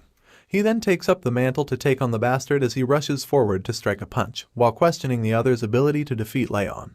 But before he can finish his sentence, his face meets with the fist of our hero as he falls to the ground as well. Raon continues to effortlessly defeat all the opponents that come charging at him, while the spirit of the demon lord watches in awe and remarks that his vessel is doing exceptionally well, calling the scene to be magnificent. The beaten-up students now beg for mercy as they fall to the ground and give up their hostile behavior to the one they called a bastard. In a threatening act of violence, Raon steps on Crane's hand as his wails echo throughout the forest trees, and he states to ask one more thing of him before he lets him go. Of course, Crane obediently wills to answer, falling under the agonizing pain as his voice stutters when he speaks. Raon questions who was the person that made them do this, and he immediately mentions if it was Buran. Crane snaps and is alerted upon hearing his name, but he mumbles that they did this without the young master knowing, and he is not related to this at all. Our hero seems to be confused and he expresses that such an answer is unexpected when he thought Buran hated him, but he concludes that maybe the guy is not too far gone. And following the confrontation, he questions Crane if he is safe to assume that he would not go on telling others about their conversation. Once again, Crane immediately mutters to agree to the terms. However, just then, the bully is grabbed by his hair and brought closer to Raon, where he glares viciously into his eyes to tell him that he better avoid him if he does not want to have another conversation with him. Filled with fear and horror, Crane immediately mutters that he will not even step on the young master's shadow. Raon lets him go, asking him to go away if he understands. The group rushes off, away from the threatening young master, but there is a mysterious man hiding among the shadows that watches over the situation. The man is revealed to be Lemmer, who smiles at the outcome of the quarrel as he deems it interesting to watch, and he expresses that it was like seeing the patriarch when he was young. Then he concludes that Raon seems to be talented in martial arts too, making him a true Sieghart. Lemmer's excitement reaches the skies as he mentions an unknown talent hidden among the most talented children, and he expresses that he is getting even more interested in our hero by the day. Not gonna lie, the dude is starting to creep me out. Bringing us back to the training halls, we see the former assassin gazing upon the message window as it notifies him of wrath, being satisfied with the conditions being fulfilled, and his agility being increased by 1. The spirit of the demon lord expresses rage and anger as it acknowledges the extra bonus points for something so pointless. He questions the increase in ability, but Raon asks why he doesn't know when he's the one who made the system. But the spirit grits its teeth in frustration as it confronts him and answers to tell that it's obvious that he does not know, especially when it has never been taken away from him before. He elaborates that Raon is stealing his power that remains in his original form. Now enlightened of such information, Raon acknowledges this fact in glee. This annoys the spirit as it flares up in anger and exclaims that the little bastard does not even show any gratitude. The young master ignores the spirit and sits across his desk with a cup in his hand, while the spirit scoffs in frustration. And it states that it has an offer to make, which sparks the curiosity of Raon, who asks about the offer. The spirit asks our hero to bet on something, with his rage and our hero's experience points on the line. If he loses, our hero receives his rage, but if he wins, he receives all his experience points. Sipping on his drink, Raon carefully gazes upon the message window as it displays the bet placed by the spirit of wrath. The condition is to pass as a top trainee for the training test, and the rewards and punishments follow. Raon questions if the bet has been placed upon the test that Lemmer has mentioned, and Wrath confirms, adding that he said he will choose only the top trainees. Raon's gaze falls upon a card labeled Trade Option, and upon questioning Wrath tells him that he'll be given one of his traits, but the level will be decreased since he is inferior. Curious to know, another question is shot up upon what is the rage, and Wrath answers to tell that he will take on the emotion of rage that he possesses. Smiling widely, Wrath elaborates that what he will get is next to nothing, but with enough of it, he won't be able to control himself and will go insane. Hearing such a statement, our hero realizes this is what Wrath is going for, and as he sips his tea, he adds that considering how he usually behaves, it does not seem like Wrath is lying, and he has answered every question he has been asked honestly. Contemplating over the rewards of the bet, he remarks that it is not too bad, elaborating it to be a poisoned apple that he has to eat. But he considers it nevertheless, given that it will be difficult to get the top place if he was a normal ill child, but he remembers that he has reincarnated. Reaching forth his hand, Raon accepts Wrath's bet, making him smile widely as he remarks his choice to be wise. Blue flames flare around Raon's hand as the message window notifies that he has accepted Wrath's bet. He believes that if he utilizes his past life, he won't lose. At the break of dawn, heavy breathing and panting fill the air as students lay down on the ground, sweating profusely while trying to catch their breath. They express that they feel like their legs are going to break, and they cannot even stand with all the running that they have done this early in the morning. Looking back at the training sessions, Lemmer explains the stance that he has asked the students to do, elaborating it to be the horse riding pose, which is every bit as silly as one can imagine, despite him disagreeing with this claim. The students struggle to hold the position as they tremble and shake vigorously, while Lemmer continues to explain that this is the building block of martial arts. Recalling once more the struggling horse riding pose, the students have now had enough, as one of them yells out to exclaim that he's done with this bullshit, and he now wishes to learn some actual swordsmanship from the head instructor. Another student adds to mention that they have done nothing except cycling between running and horse riding poses. Transitioning to Burin, he calls upon the fallen students to stand up and stop complaining, as they are going to train their swordsmanship because it might get rusty if they don't focus on it too much. Wrath pops up beside Raon once again as they observe the group walking away to practice swordsmanship, and he asks if Raon is not going to go after them. But Raon walks away in the other direction, as he answers that he does not need to train his swordsmanship right now, because it's a waste of time for someone who's not even trained enough in the basics. Contemplating over his words, he adds that what he needs right now is not a sword, but physical strength, as his body is weaker than others because of the bitter cold curse. He expresses that the basics are the most important, both for the sake of growth and for training, and he reminds himself that there is no need to feel rushed. And so, taking his own advice to focus on training his body for now, our hero sits in a plank as sweat falls over his face profusely. As he proceeds with his exercise, a mysterious fellow spies on him from among the shadows, and it is revealed to be Raon from the vassal family, and she quietly observes him. Hiding behind the wall, she notices that he is improving fast as he lifts weights increasingly each day. She conflicts that she had heard of him to be ill, which does not seem to be the case, as she concludes that it is a given that you will improve if you try every day. But she wonders if increasing the weight every day is just nonsense, as she mentions of him lifting 10 kilograms more than he did at the beginning of the week. She wonders what the reason is behind him being so consistent when he is ill, speculating if it's because he has a different attitude when he's training. And she slowly walks up to him as she concludes that there is something peculiar about him. Our hero innocently wraps up the band around his palm when he notices Raon approaching him, and he curiously asks why she is here. Glaring at each other, the atmosphere becomes tense as no one seems to break the ice, and they just stare in silence. Raon wonders what is making House Sieghart grow so rapidly. Suddenly, she feels a cold breeze rush at her, and her eyes widen as she stands still in a daze. Moving forward, she proceeds to sit beside him without warning and begins to lift the weights he has lifted. This strange act is looked upon in confusion by Raon, who does not understand what is going on. Annoyingly enough, Raon follows him around the room and copies him by lifting different weights. While she does this strange act, she thinks to herself, it's not imagination. She elaborates that ever since she smelled that scent from Raon, the cool and pleasant scent, her body has felt lighter. She further explains that thanks to this strange phenomenon, she was able to lift a lot heavier than she usually can. The former assassin is curious to know what is making her act in a strange manner. So, he calls upon her to ask if she has something to tell him, but she blatantly denies it. Not thinking much of it, he walks away silently while Raon continues to walk after him, concluding that she might have to follow him around a bit more. Raon enters the room with the other students as they observe Raon following around Raon. There is no expression whatsoever on his face, while the other students scoff and question why such a girl is following around a guy like him. He then grabs hold of a wooden stick as he claims that the bastard is just wasting his time, and that kind of repetitive training has no point. He elaborates that Raon is weak, so he needs that kind of basic training. But Baron believes that even by doing something like that, he cannot reach the same level as them. Adding on to his assessment, he says that he does not know what the test will entail, but he expresses that in order to prepare, it's better to train in swordsmanship, at least for the sake of their own individual martial prowess. Calling upon his friends, he walks away as he asks them to ignore the bastard from the indirect lineage, and the results of the test will speak for themselves. While Raon is training, an unknown student walks up to him and calls his name. He introduces himself as Dorian and asks if he can train next to him and Raon.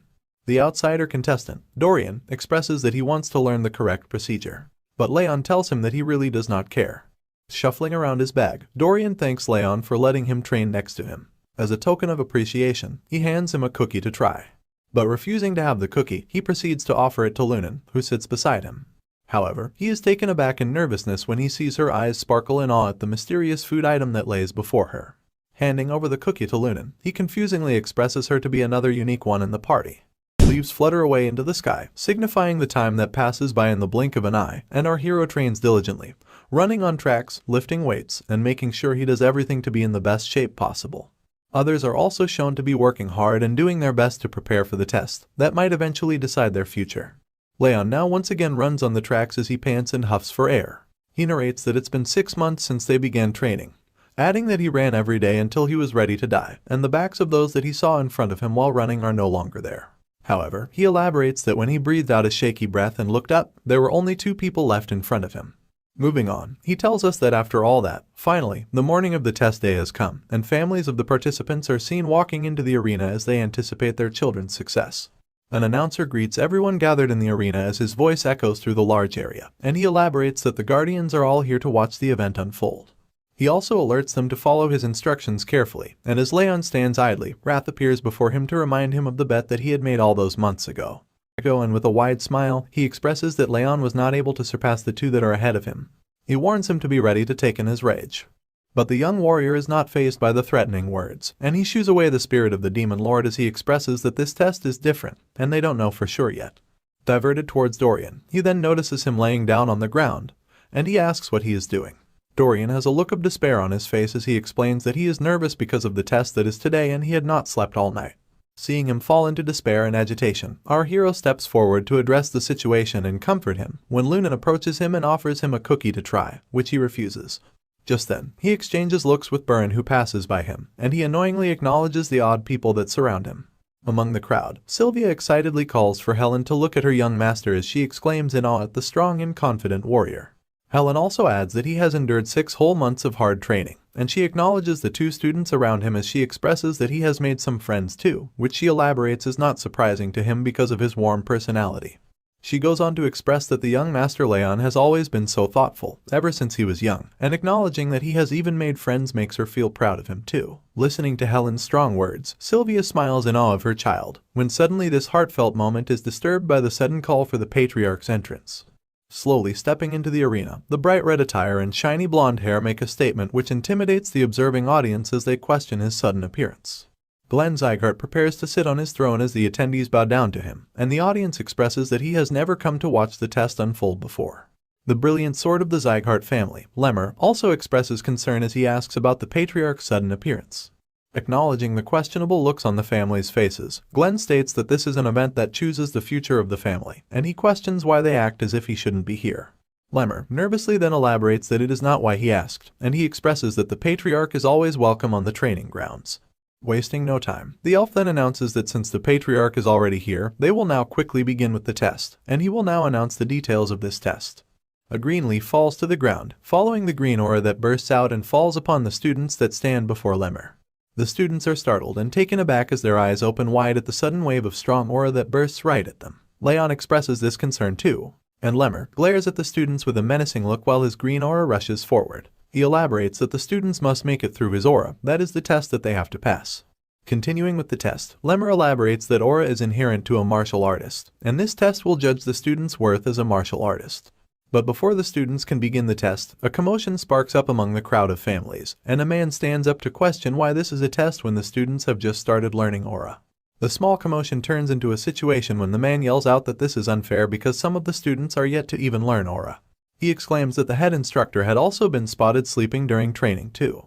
Lemmer sighs at the unfortunate situation and explains it to the concerned families. The test is not just a manifestation of aura, but the real aura burst is the level of the soul that a martial artist achieves. He adds that this proves that a martial artist can manifest energy without aura, but the man that sparked the conversation does not seem to buy his explanation and raises concern once again. Suddenly, the patriarch's voice remarks that the brilliant sword is not wrong. The man then acknowledges the patriarch's glare as Glenn Sieghart explains that even if one individual has not learned aura, they possess their own aura burst based on the lives they have led. Lemmer gives a look of approval as the patriarch further elaborates that depending on the intensity of the training, even someone without an aura can have a strong aura burst. Adhering to all the concerns, Lemmer now asks if all questions have been answered before exclaiming for the test to begin. He then calls forth Lunance Leon, who slowly steps forward among the students, to the head instructor. And now that she stands before him, he explains that the aura burst that he will test her with is of a level that she can endure if she has trained her hardest, and she will pass if she gets through his barrier to touch him. Once all the details have been made clear, the test now begins, and Lemmer smiles before a strong green aura rushes forth at Lunan, who blocks the wave of energy with her arms. The brilliant sword of the Sieghart family mentions that it will count as a fail if she uses her own aura and calls her to awaken the mental power she has trained. But the aura is strong, and the wave of energy does not seem to stop. Lunan struggles, and slowly but surely, she manages to take a step forward with her hand reaching out at the head instructor that stands before her. And before we know it, Lunen's hand grabs hold of Lemmer's hand, marking the end of the test. He grabs Lunen close to him as she slumps over him with exhaustion, and remarks her passing the test is easy. Lunen huffs and breathes heavily, trying to catch her breath while her head instructor commends her hard work, asking her to continue training like she has. Moving on with the next participant, Lemmer calls forth Dorian, and hearing his name from the instructor's mouth, he is perplexed and shaken up with fear. He questions what is the deciding order as his body trembles, and Lemmer remarks that he decides whoever he wants to step forth. Nevertheless, he nervously steps forward, passing by the exhausted Lunen who slumps over, still trying to catch her breath. Leaning over the slouched trainee, Lemmer asks him to do just exactly as Lunen has done, get through his aura burst using the mentality he has trained. But Dorian is skeptical, his voice mumbles, and he asks if that will work because he is best known for being weak-minded. Nothing stops the brilliant sword from testing the trainees to their absolute limit, and without a warning, his aura bursts out and flares violently, while he remarks that if Dorian cannot endure, he will fail. Trying his best, he attempts to endure and plow through the strong burst of energy, but he struggles heavily and falls to the ground. This test is being observed by our hero, who notices that the head instructor's aura burst intensity differs from child to child. He elaborates that the instructor is controlling his intensity based on the child's level and training progress, which makes him now firmly believe that the brilliant sword of the Sieghart family really has been observing each and every student. As Raon assesses Lemmer's teaching skills, his attention now averts to him congratulating the fearful Dorian who trembles but has finally grabbed hold of him while he is on the ground. Lemmer remarks that he has too little confidence in comparison to his skill level and so, he needs to believe in himself a bit more. Following the words of motivation, Dorian belches and pukes all over, contrary to the amazing show of strength he has portrayed by passing the test. Time flows like a river downstream, and one by one the students are called upon by the head instructor for their test. Now comes Baron Sieghart's turn, who exclaims at his call and enthusiastically steps forth to face the test. Lemmer then walks up to the student and mentions that he will begin right away. A huge wave of green energy follows this elaboration as Lemmer hardens his facial expressions and glares down at the capable student that stands before him. Feeling the immense pressure and force of the aura burst, he is startled and agitated, questioning if this is what the others have been going through. He remarks that this is different from observing from the sidelines. He wonders how Lunen and the other students have endured such a difficult test, and he falls to the ground as he kneels to hold his own, exclaiming that he can't even move his feet. Seeing the student fall to his knees, Lemmer now begins to state that his talent is special, more so than anyone, and there are only a few that are comparable to him. But he comments that he and the other children that followed him around have wasted their time training swordsmanship when they don't even know their true will. He also adds that they should have trained their mentality and physical strength instead of training the sword, and mentioning that Baron had used aura every time he was struggling. If he uses it again this time, Lemmer warns him that he will fail the test. Struggling to get through the energy wave, he grits his teeth in frustration. He cannot afford to fail this test here. Falling back into a flashback, we are told how his father looked at his brother on the day he kicked him out. He remembers the cold and cruel look in his father's eyes. He exclaims in fear he will also be abandoned if he does not get through this. This boost of adrenaline, backed up by fear and anxiety, pushes the student to rush forward in desperation. And finally, he grabs hold of Lemmer's leg, being called upon to pass the test. Baron, now exhausted, huffs and catches his breath, while Lemmer remarks that he is only 12 and he should not pretend to be an adult, training only what he should train. Finishing his remarks on the test, Lemmer metaphorically elaborates that he is bound to trip on a stick if he continues to walk while looking up. Moving forward with the test, he now lastly calls upon our hero, Raon Sieghart, to step forward, and he obediently comes forth from among the students. Now standing before the head instructor, Raon dramatically makes his way to the final test to become a martial artist, and as the suspense builds up, Lemmer asks if the young trainee is ready, which is responded by a confident nod. And following the exchange of words, Lemmer remarks that he will begin. A roaring wave of energy now rushes forward through the battle arena at Raon, who stands readily in the face of the strongest aura burst that Lemmer has let out in the whole day. The strangely violent and roaring burst of aura surprises not only Sylvia, who jumps up in concern for her beloved son, but the patriarch too, whose eyes widen as he questions the odd display of power that the student is now to face. Nervous to face the strongest aura burst, Raon asks the head instructor if this really is his test, and Lemmer responds by elaborating that the talent he had foresaw in the capable student was far above what he saw in Baron and Lunen, and so, he exclaims for the student to try and endure the aura burst. Blocking the roaring wave of energy, our hero falls into contemplation. He remarks that his potential does not lie in his body, but inside his soul that once suffered a terrible end as an assassin. And while he acknowledges this fact, the wave of energy starts to cut through our hero's feet as he takes a step forward. The atmosphere starts to change, and the head instructor's eyes widen at the student enduring the most powerful aura burst. The patriarch's glare locks onto his grandson too, as the brilliant sword startles at the sight of Leon's unbelievable talent, who continues to step closer and closer to his body. And before you know it, Raon Sieghart has pressed his palm against the head instructor's chest, who exclaims in denial that this really has happened.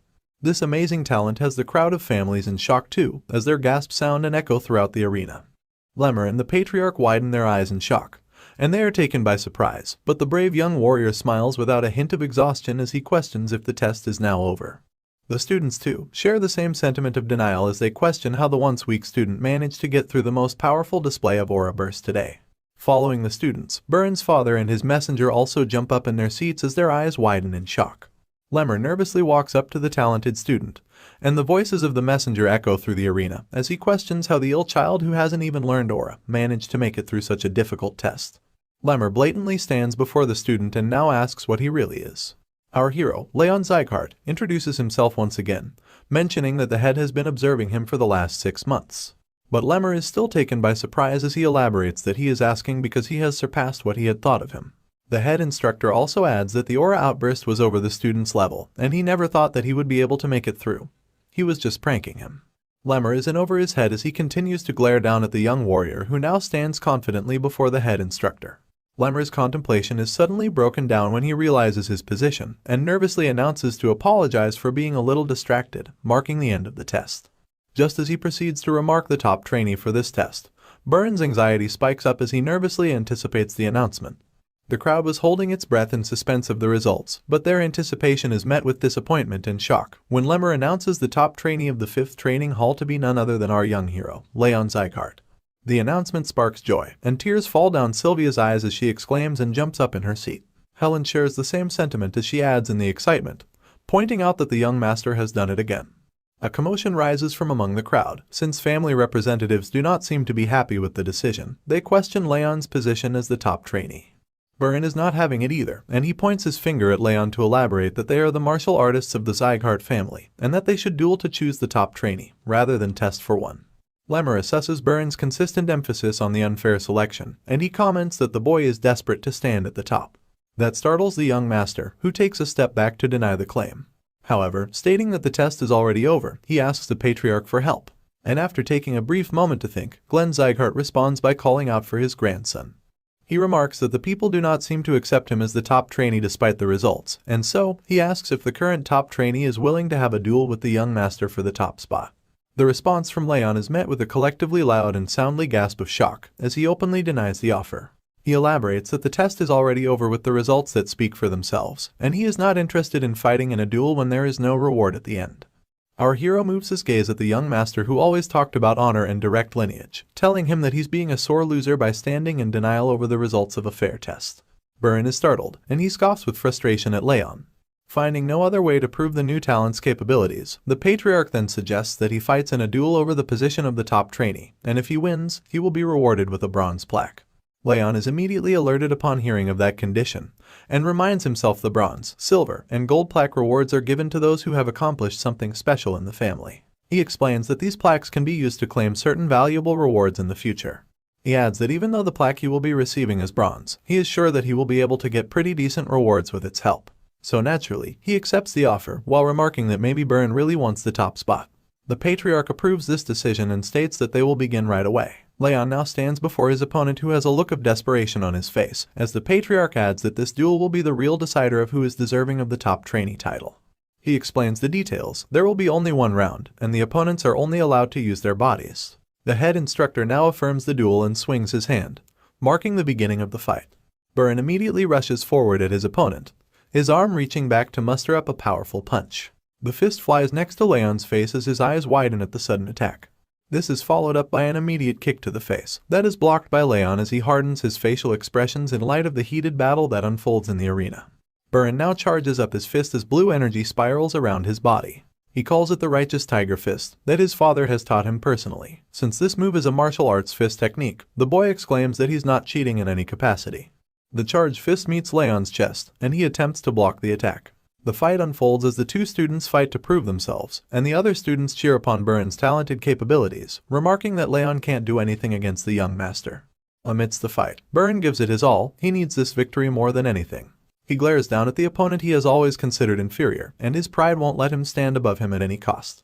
He recalls his dark past, looking at the cruel treatment his father gave his brother as he asked him not to concern himself over such a weakling, one who has no place in their family. Afraid to disappoint his father like his brother, the boy feels incredibly desperate.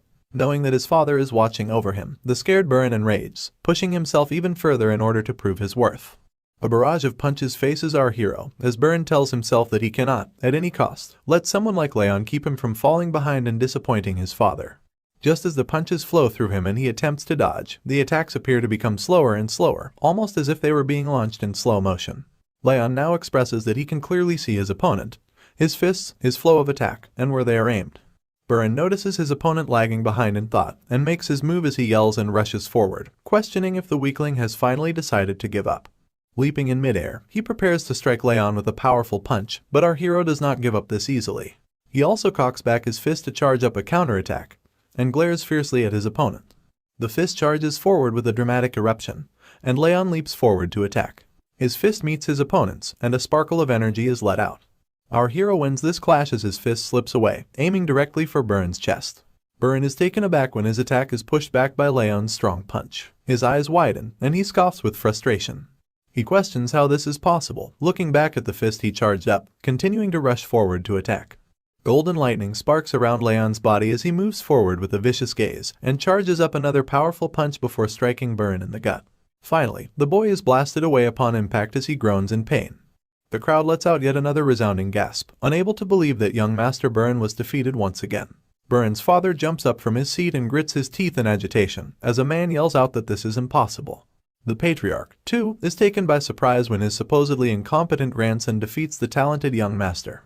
The voice of the man from earlier exclaims that the move performed by Raon is in fact the righteous tiger's fist. Continuing the man's sentence, Burin questions our hero.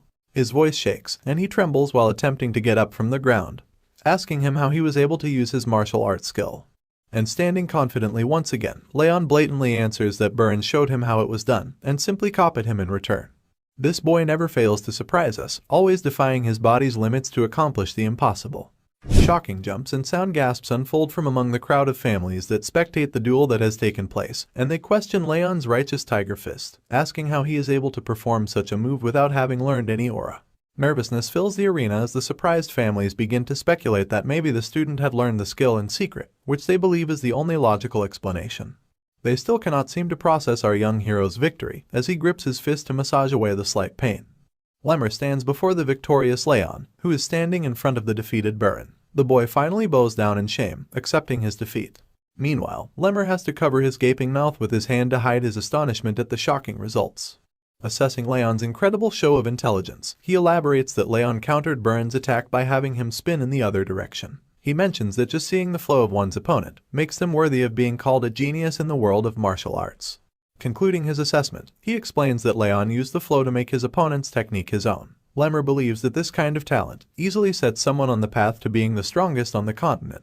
And now that he has seen it for himself in Raon, he expresses that this is the kind of talent that the patriarch had wanted, naming it to be perpetual talent.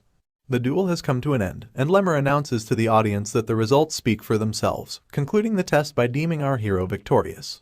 Just as the test is called to be concluded, a woman rushes past the crowd of families and makes her way to the battlefield, her arms reaching forward for a hug. The charging woman is noticed by Raon, who recognizes her as his mom, Sylvia. Her eyes fill up with awe and joy as she firmly hugs her son in a beautiful moment. This concludes the martial arts training test, ending on a heartfelt moment as Sylvia sheds tears of joy, while Wrath annoyingly flares up and asks to go home quickly because he's hungry. Lunen's passing of the test is also celebrated by her parents, who hug their child and cry tears of joy too, with her father holding her close and comforting her. Burin is also taken away by his father's messenger, who walks with him with a gloomy look on his face. Burin's eye catches his father from among the crowd, glaring down at him with a disappointing look on his face, before turning away and mixing in between the crowd. The poor boy feels the weight of his father's disappointment as he slouches over and falls into deep despair. This concludes the day, and night falls upon the continent soon after. An annex reveals Burin standing in front of his father's desk, who has his face turned away from his son. Silence fills the room as Burin continues to fall into a state of despair, but he is taken aback when House Sieghart, the boy's father, suddenly calls his name with a heavy voice. It shakes the young warrior up, and he stutters as he responds to his call. Karan questions if the incompetent warrior remembers what he had been asked, and Burn states that his father had asked him to become the top trainee, and not to lose to anyone. His voice shakes as he struggles to mutter the simplest of words in front of his intimidating father. The pressing father expresses that he had not asked much of his incompetent son, elaborating that he simply needed him to defeat the Slayon family's Lunan and get the position of the top trainee. He then slowly turns his chair to face his son, and immediately yells out in a furious rage, exclaiming that he lost to the son of an insect who has already lost all of her status. He questions if Burn had intended to shame his father from the beginning. He continues to confront his son, asking if he wants to end up like his brother as well. This alerts Burn, who is shaken up at the sudden mention of the same treatment as his brother. Concluding the confrontation, House Sieghart expresses that his son has already lost his first chance, but there is still room for him to redeem himself. So, he asks him to become the top trainee once again by the time of their graduation. Done with what he had to say, the father commands his disappointing son to leave his sights immediately, and of course, Burn obeys in shame and despair. Walking out of the annex under the pale moonlight, he wipes away the sadness and holds his head in his hand, expressing that he must not miss this last chance if he wants to live like someone of the direct lineage from the Sieghart family. Concluding the declaration of confidence, he then smacks his fist against the wall in frustration, making it crack upon impact. I guess my dude is angry, but if you ask me, his father is just a bitch. Burn continues to curse our innocent hero, Raon Sieghart, exclaiming that it's all because of that damn bastard. He blames him for putting him in such a dire situation with his father. Sadly walking with shame and regret, he wonders why he has been put in such a position when he had worked hard enough not to lose or fall behind anyone else. Walking mindlessly brings the young warrior in front of a mysterious building as he continues to hold his head in his hands, and he gazes upon the location he has brought himself, wondering why he is here. The realization then dawns upon him. He has come here out of habit, and he steps into the building as he looks around his surroundings. But then, he questions his intent in coming to this place, wondering if he has come here because the test had just ended today. However, that does not seem plausible, because there is no one else in the building except him. Wandering about the training hall, he picks up weights and begins to train, when suddenly, his eyes fall upon the locker boxes beside him, and he slowly walks up to them. His eyes set on one particular box, and that is today's top trainee, Raon Sieghart's. He stands before the box marked with his name, and he stops to look around for someone suspicious. He believes that just a peek won't hurt, elaborating that he is not stealing anything, which is enough for him to justify his suspicious behavior to himself. However, he is soon taken by surprise. His eyes open wide when he opens the drawer to find a bunch of used shoes. He is confused and wonders what all of this means. Elaborating that there are at least 10 pairs of shoes, he questions the fact that Raon has used up all of them in just 6 months, when he himself had to change his shoes only twice. Picturing his opponent's training regime, he suddenly turns around to see an image of Raon training diligently as he lifts his weights non-stop. Looking over at this image, the realization finally dawns upon Burn. He recalls that Raon was always seen training. He then expresses remorse as he elaborates on Raon's consistent hard work, even when he pretended to be cool by swinging the sword and neglecting basic training, simply wasting his time by resting in the dormitories. He remarks that Raon's training discipline is the real Sieghart way. He now finally realizes that he has always done the opposite of what he thought was the right way to represent his family. And as he glares down at our hero's worn-out shoes, the boy couldn't help but loathe himself. Suddenly, his weird actions click in his head, and he cautiously looks over at the training bench once again, only to find no one is sitting there. Accepting his mistakes, he puts Raon's shoes back in their place and makes his way out of the training hall. He is now changed and motivated, determined to change himself and make his family proud.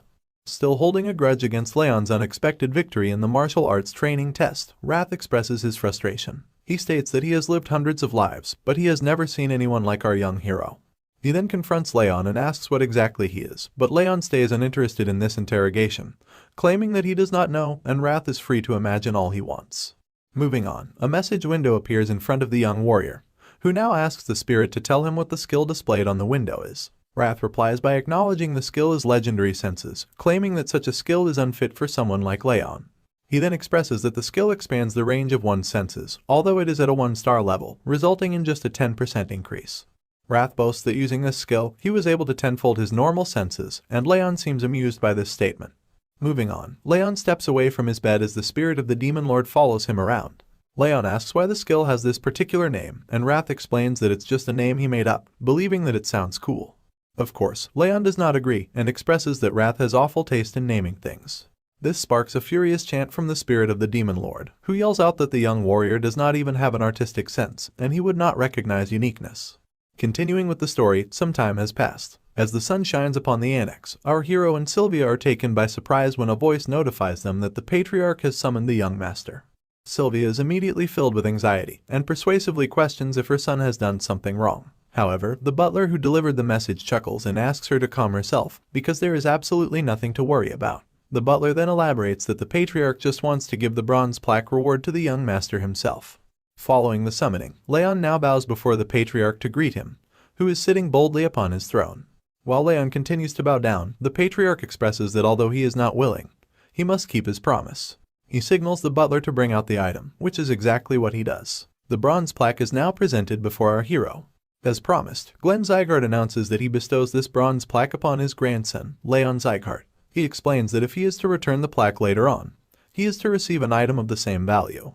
Glaring down and thinking for a brief moment, Raon contemplates his options and says that he would like to ask for a reward right now. He mentions his mother, alerting the patriarch, who did not expect her name to be mentioned in this sitting. Raon continues and asks his grandfather what he has to do in order for her to regain her position in the family. The patriarch is immediately taken off guard, and the butler sighs in anticipation. Glenn wonders if his grandson wants to restore his mother's direct lineage title, and Raon affirms while he squints his eyes, expressing that the patriarch's energy now feels a lot softer. Glenn then mentions that such a feat is possible if one manages to gain enough accomplishments for the family, but he emphasizes that it is not that simple. Explaining the matter, he adds that gaining others' acknowledgement in this matter is like picking the moon from the night sky. He expresses it to be a difficult task, especially for a kid like him. Raon carefully listens to his grandfather's words as he glares down at his bronze plaque. And after listening carefully to what his grandfather had to say, Raon smiles and states that at least it's possible. He places the bronze plaque back into the butler's tray, and thanks the patriarch for his response. Our hero now makes his leave as he steps away, but he is immediately stopped by a call from the patriarch. Just as he responds to the call, the patriarch states that the young warrior has only asked a question, which he would have answered even without the bronze plaque. This surprises the young warrior, who is taken aback by the patriarch's sudden change in tone. He remarks that he had never anticipated the Northern King of Annihilation to behave so softly. The King of Annihilation then proceeds to ask the young warrior about his proper reward, and firmly tightening his fists, Raon contemplates that there is indeed one thing that he desires the most right now. He reveals his wish and asks the patriarch for a special training technique, which the king blatantly answers by saying that the instructors will teach him that during his basic training. However, Raon elaborates that he needs better aura training than what they teach at the training halls, so he asks the patriarch to teach him a training technique equivalent in value to the bronze plaque. Back in our hero's mind, he expresses that the shadow technique he used in his past life is not enough. To restore his mother's former title and to confront his worst enemy, Derus, he will need a much stronger and better aura. Hearing his grandson's wish, the patriarch mentions a training technique. An immediate flick of the finger reveals a door that opens into the hall as a bright light shines through. Unable to do anything but stand there in a daze, our young hero gazes upon the countless bookshelves that appear out of nowhere, surrounding him from all sides. Suddenly, he now stands next to tall bookshelves filled with countless books. He begins to speak, but the patriarch sneaks through one of the bookshelves as he finishes his sentence. He tells the young warrior that these are a collection of a few books of the Sieghart family, and explains that if the young warrior places his hand in the middle, the book he wants the most will appear before him in the blink of an eye. Acknowledging and understanding the instructions now, Raon reaches forth his hand in nervousness. He expresses that he needs something better than the shadow training technique, hoping that something good will come out. While our hero reaches out his hand, the magic of the veil dramatically slides a book out of a bookshelf, and it suddenly appears before him, falling right into his hand. As the book falls into our hero's hands, he notices the worn-out panels and cover, making him question its origins. But seeing this particular book fall into the young warrior's hand, the patriarch, along with the butler, are both taken by surprise. It seems as if the presence of this book has alerted them. The patriarch immediately sits up from his throne in agitation, and yells out to question why that particular book falls into his hands. But it is too late for him to do anything, as the book now appears before our hero, and the pages begin to flip rapidly while he reaches out his hand to grab it. As he reaches for the book, he notices the title, Thousand Flames Technique. He wonders in curiosity what kind of training technique this is. However, his excitement and curiosity soon turn into shock and despair. The book suddenly starts to flutter violently, and a strong wave of energy bursts out in front of Raon. He takes a step back while his eyes stay locked onto the book. Golden energy bursts forth around Raon as pages fly out, roaring among the surroundings, while the patriarch gracefully observes the situation unfold with an observant glare. Recalling past events, this is when we are told the backstory behind the patriarch's cold motives. A man questions if he thinks that Sylvia is being ostracized by the family, but he does not pay heed to his daughter's concerns. He remarks that it's none of his business, and his priority is to ensure the family's growth. The man reports that Sylvia had left the family with the man, but this does not spark any retaliation or remorse from the father, who coldly commands that such trivial matters must not be reported to him. Glenn now narrates his story, saying that in the past, he believed emotions to be useless and only concerned himself with the power of the family. That achieved him great transcendent martial prowess and the title of the most powerful family on the continent. However, he grieves while expressing that all he attained was nothing compared to what he had ultimately lost. Another flashback takes us back to when a messenger reports to the patriarch about her daughter, Sylvia, and her husband being ambushed, which results in a look of despair and agony upon the patriarch's face. The reporter adds that they were ambushed by Eden, who recognized the patriarch's daughter. The daughter is fine, but the other two with them died on the scene. Glenn trembles in sadness and anger as he holds the report given to him by the messenger. He then narrates that it was such an unexpected ambush that the proper response was pathetic and painful. He elaborates that he had finally regained his emotions, but he adds that nothing can turn back time. Concluding his narration, he addresses Raon and his daughter Sylvia, stating that this time, even if they hate him, he will protect them no matter what. The energy bursts diminish and disperse to reveal our hero, who appears to be confused. He looks over at his hands as he expresses that something odd is going on with his body, almost as if something is flowing into his head. Just then, he is called upon by the patriarch, who glares down at him. Raon stands in a daze, his eyes wide open with nervousness, while his grandfather asks him what he has done. Our hero blatantly expresses his concern, elaborating that he himself does not know. He explains that he only remembers the contents of the training technique. When the patriarch asks him about the name of that technique, Raon briefly observes the strange new feeling of power that flows through his body, before stating the name to be the Thousand Flames technique. This is when a message window pops up, notifying our hero that the Thousand Flames technique has been saved in the memory. After the thunderous reveal of Raon's newfound technique, the patriarch now confronts our hero to ask if he knows the contents of the book as well. And naturally, Raon affirms the statement. Glenn Sieghart calmly sits back on his throne, acknowledging the young warrior's new talent, and excusing him to leave since he has already received his reward for the bronze plaque. Raon obediently steps out of the hall as the doors close behind him with a resounding thud, wearing a look of confusion as he leaves the annex. After the young warrior has left the hall, the butler turns to the patriarch, skeptical of the training technique that the young master now possesses. But before the butler can finish raising his concerns, the patriarch stops him in the middle. For our explanation, he narrates that the technique belongs to the first ever Sieghart patriarch, and he expresses that no one else in the entire family's history has ever been able to take the book into their possession, nor have they called forth the book inside the veil. The patriarch now seems to be concerned for the safety of his daughter and the exceptionally talented grandson, while the butler shares the same sentiment as he warns him of possible dangers.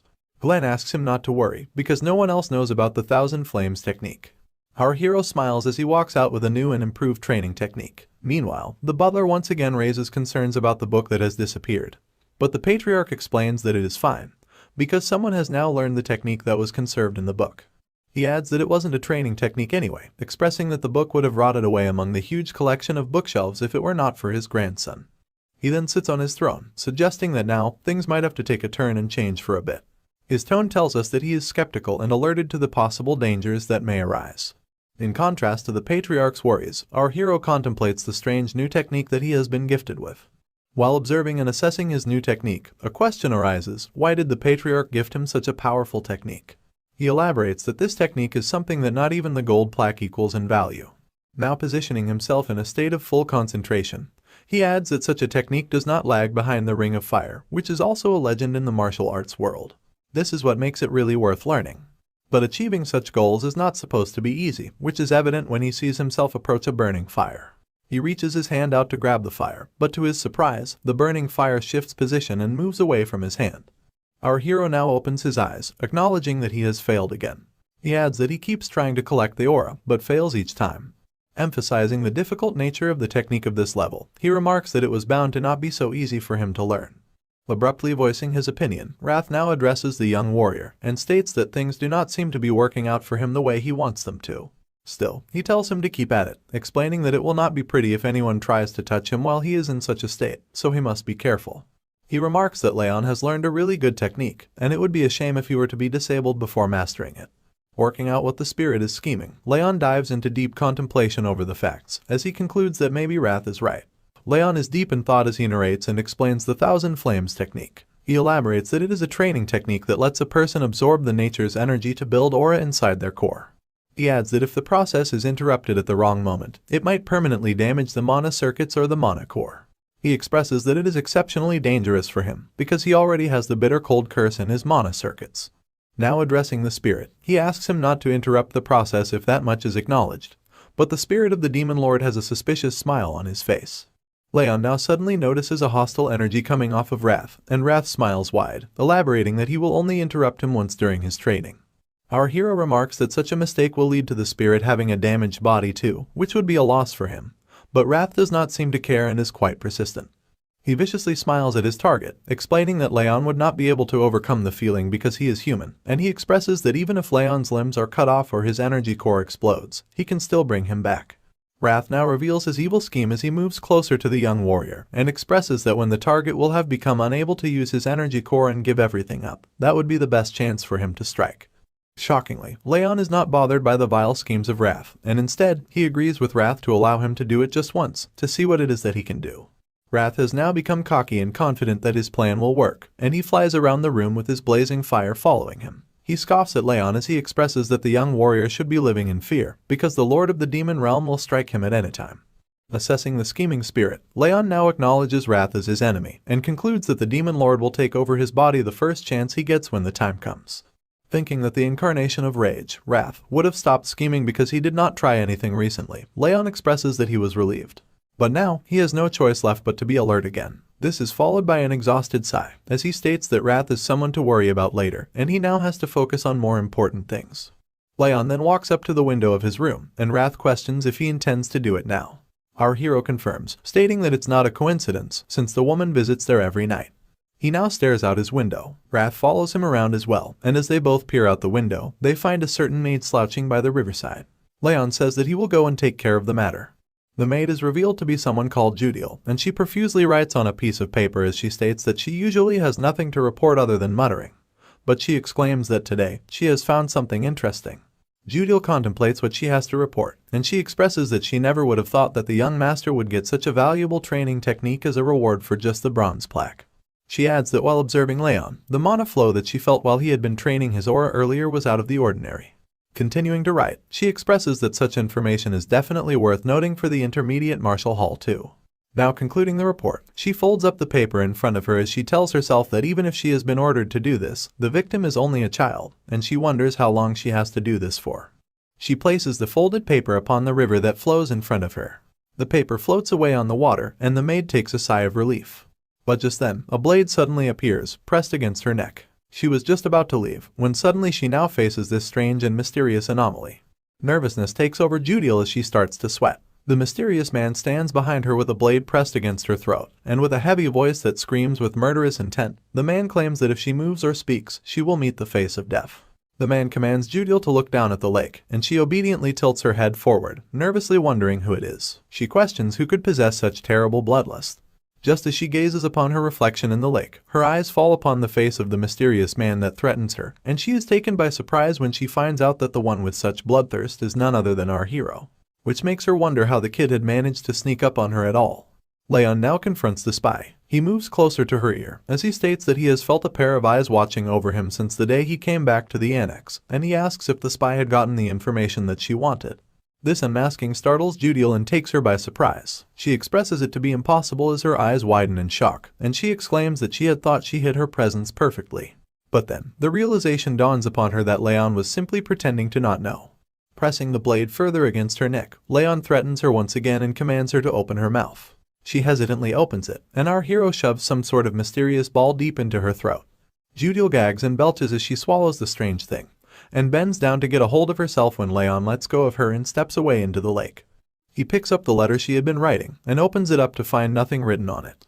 He realizes that he is not able to see the contents of the letter, and speculates that he may need some special method to make the words visible again. Raon now exclaims that the correct answer is moonlight, and upon hearing that, there is a look of despair and desperation on Judiel's face as she glares at her vicious young master. Judiel's voice shakes, and she trembles in confusion. She asks how Raon was able to know, but without answering her question, Raon now narrates the names of people from the Sieghart family: Alice, Daniel, and Karin. Just narrating a few of the family members' names, our hero concludes the perpetrator to be Karin Sieghart. He claims that this is Karin Sieghart's doing, which makes Judiel lose the color on her face. Her eyes widen, and she grits her teeth in agitation. She deems it impossible for Raon to be able to know all this so easily, when she is sure her face did not change when he recited the names. She adds that she has been trained to be a good spy, so there's no way he could have read the answer from just her face. But just then, the truth clicks in her mind. In a daze, she acknowledges the pain that burns through her body, and Raon's unexpected ability to read her thoughts so easily. This compels her to believe that what she had swallowed earlier was none other than a rage worm, the very thought of which sends waves of horror in her body. Traveling back in time, a flashback takes us back to when Karan commanded Judiel to infiltrate the annex and report every single detail about Sylvia and Raon. Karan offers her a reward. If she does well in this mission, he promises to make her wish come true, whatever it may be.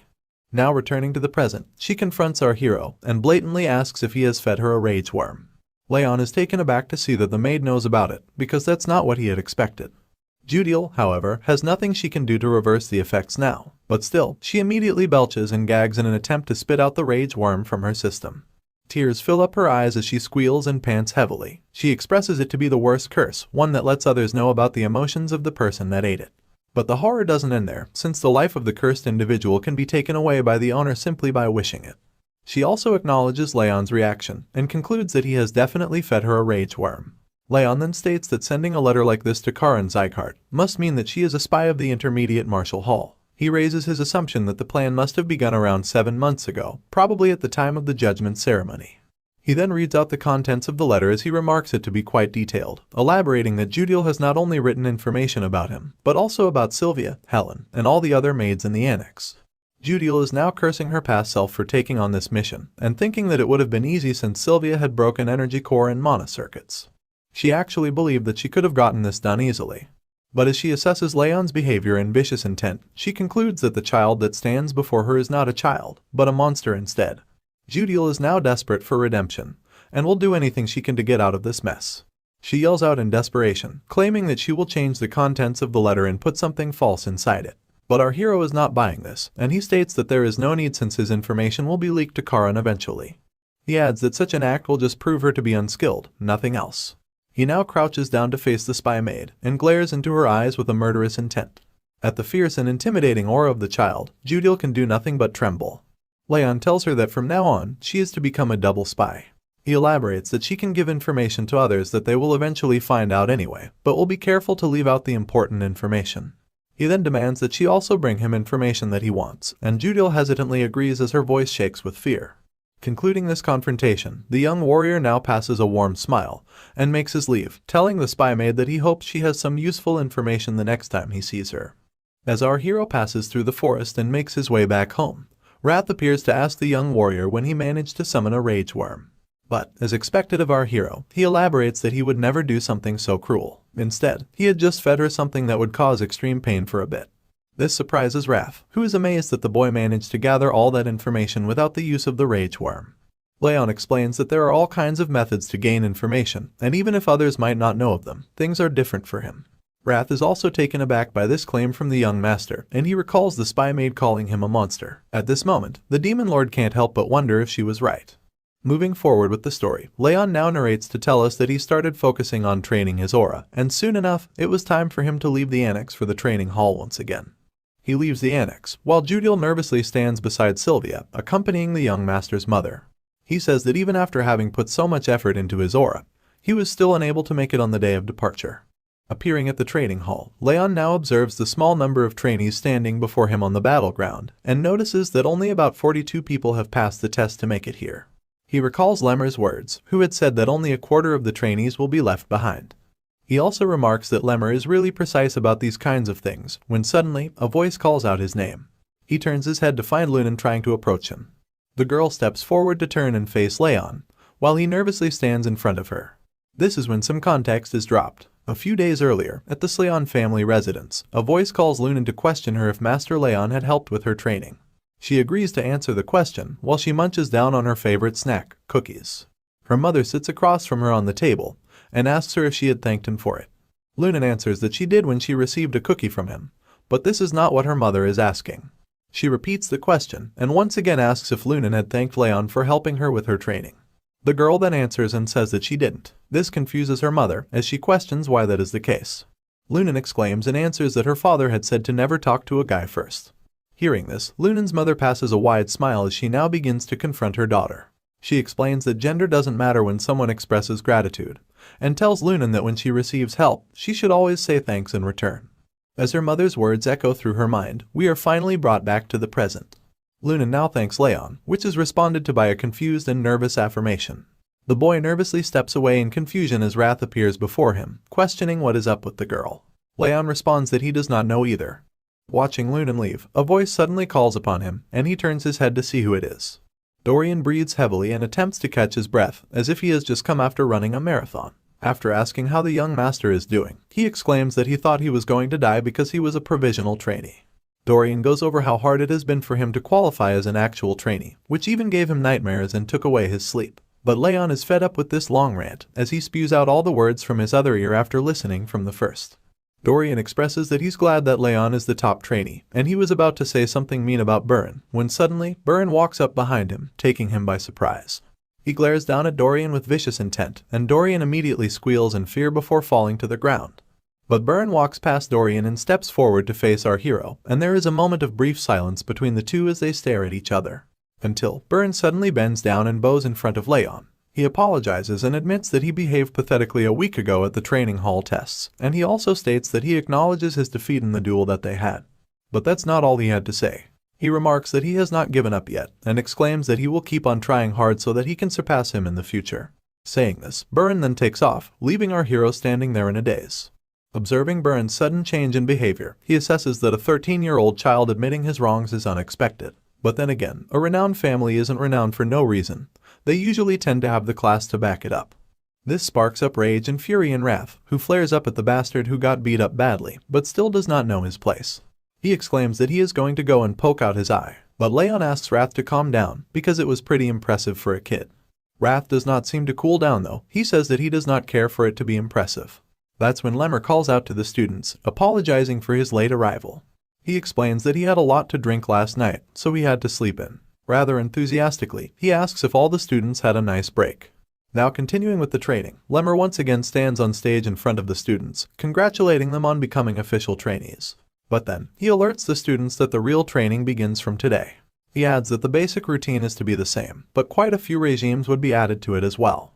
Raon carefully listens over the directions of the head instructor, when suddenly, a loud bang diverts the attention of the students, who turn their heads around to witness the commotion.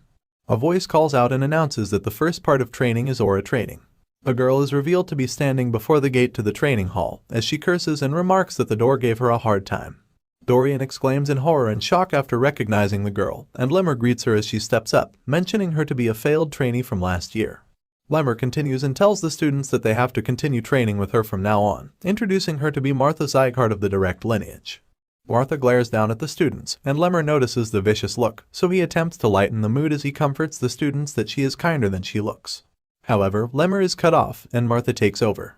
She stands in between to question who the top trainee among the new students is, and everyone immediately turns their heads around at Raon.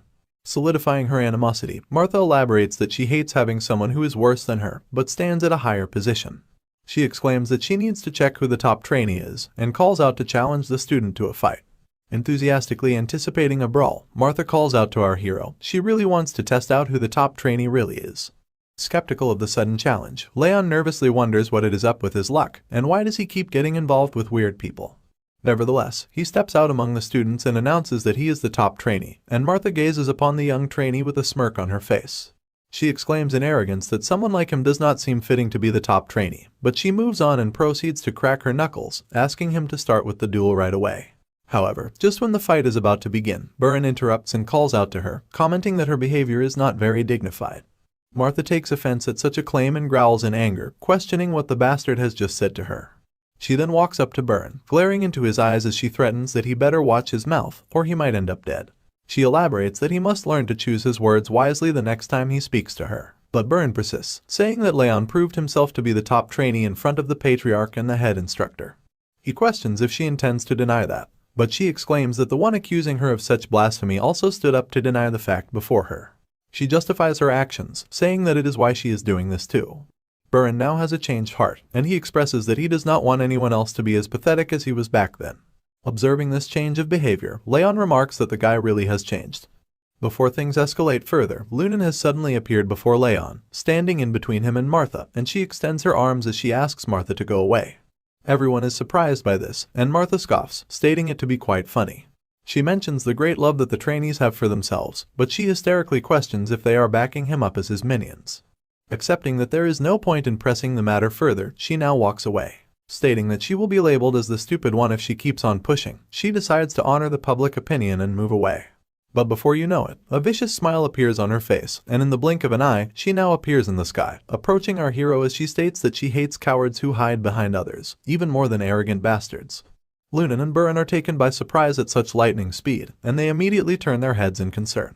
But Martha charges forward with her fist clenched, exclaiming that she will beat up the coward as she pleases. This does not prove to work, and Martha is easily handled by Raon, who dodges her fist and smacks her down. It's clear from her face that she cannot make sense of what's happening, wondering how her punch did not land. Just as she looks up to locate her target, her eye glances upon a fist that charges right at her. The punch connects, and Martha is blown away with the attack as she slides across the ground. Buran is startled, and Lemmer calmly observes the commotion with a smile on his face. Martha's eyes now open wide with her mouth agape, as she attempts to make sense of what had just happened. She is left speechless, and after a brief moment when the realization of failure dawns upon her, she scoffs, letting her anger quickly take over her body. Now enraged, she yells out to question what the hell has happened. Dark aura surrounds her body as she slowly steps forward, crushing and cracking the ground below her feet with each step she takes.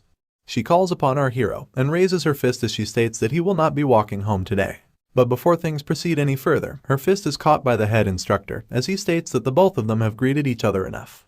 Martha is taken aback by the sudden appearance of the head instructor as she wonders when he appeared before her to grab her fist.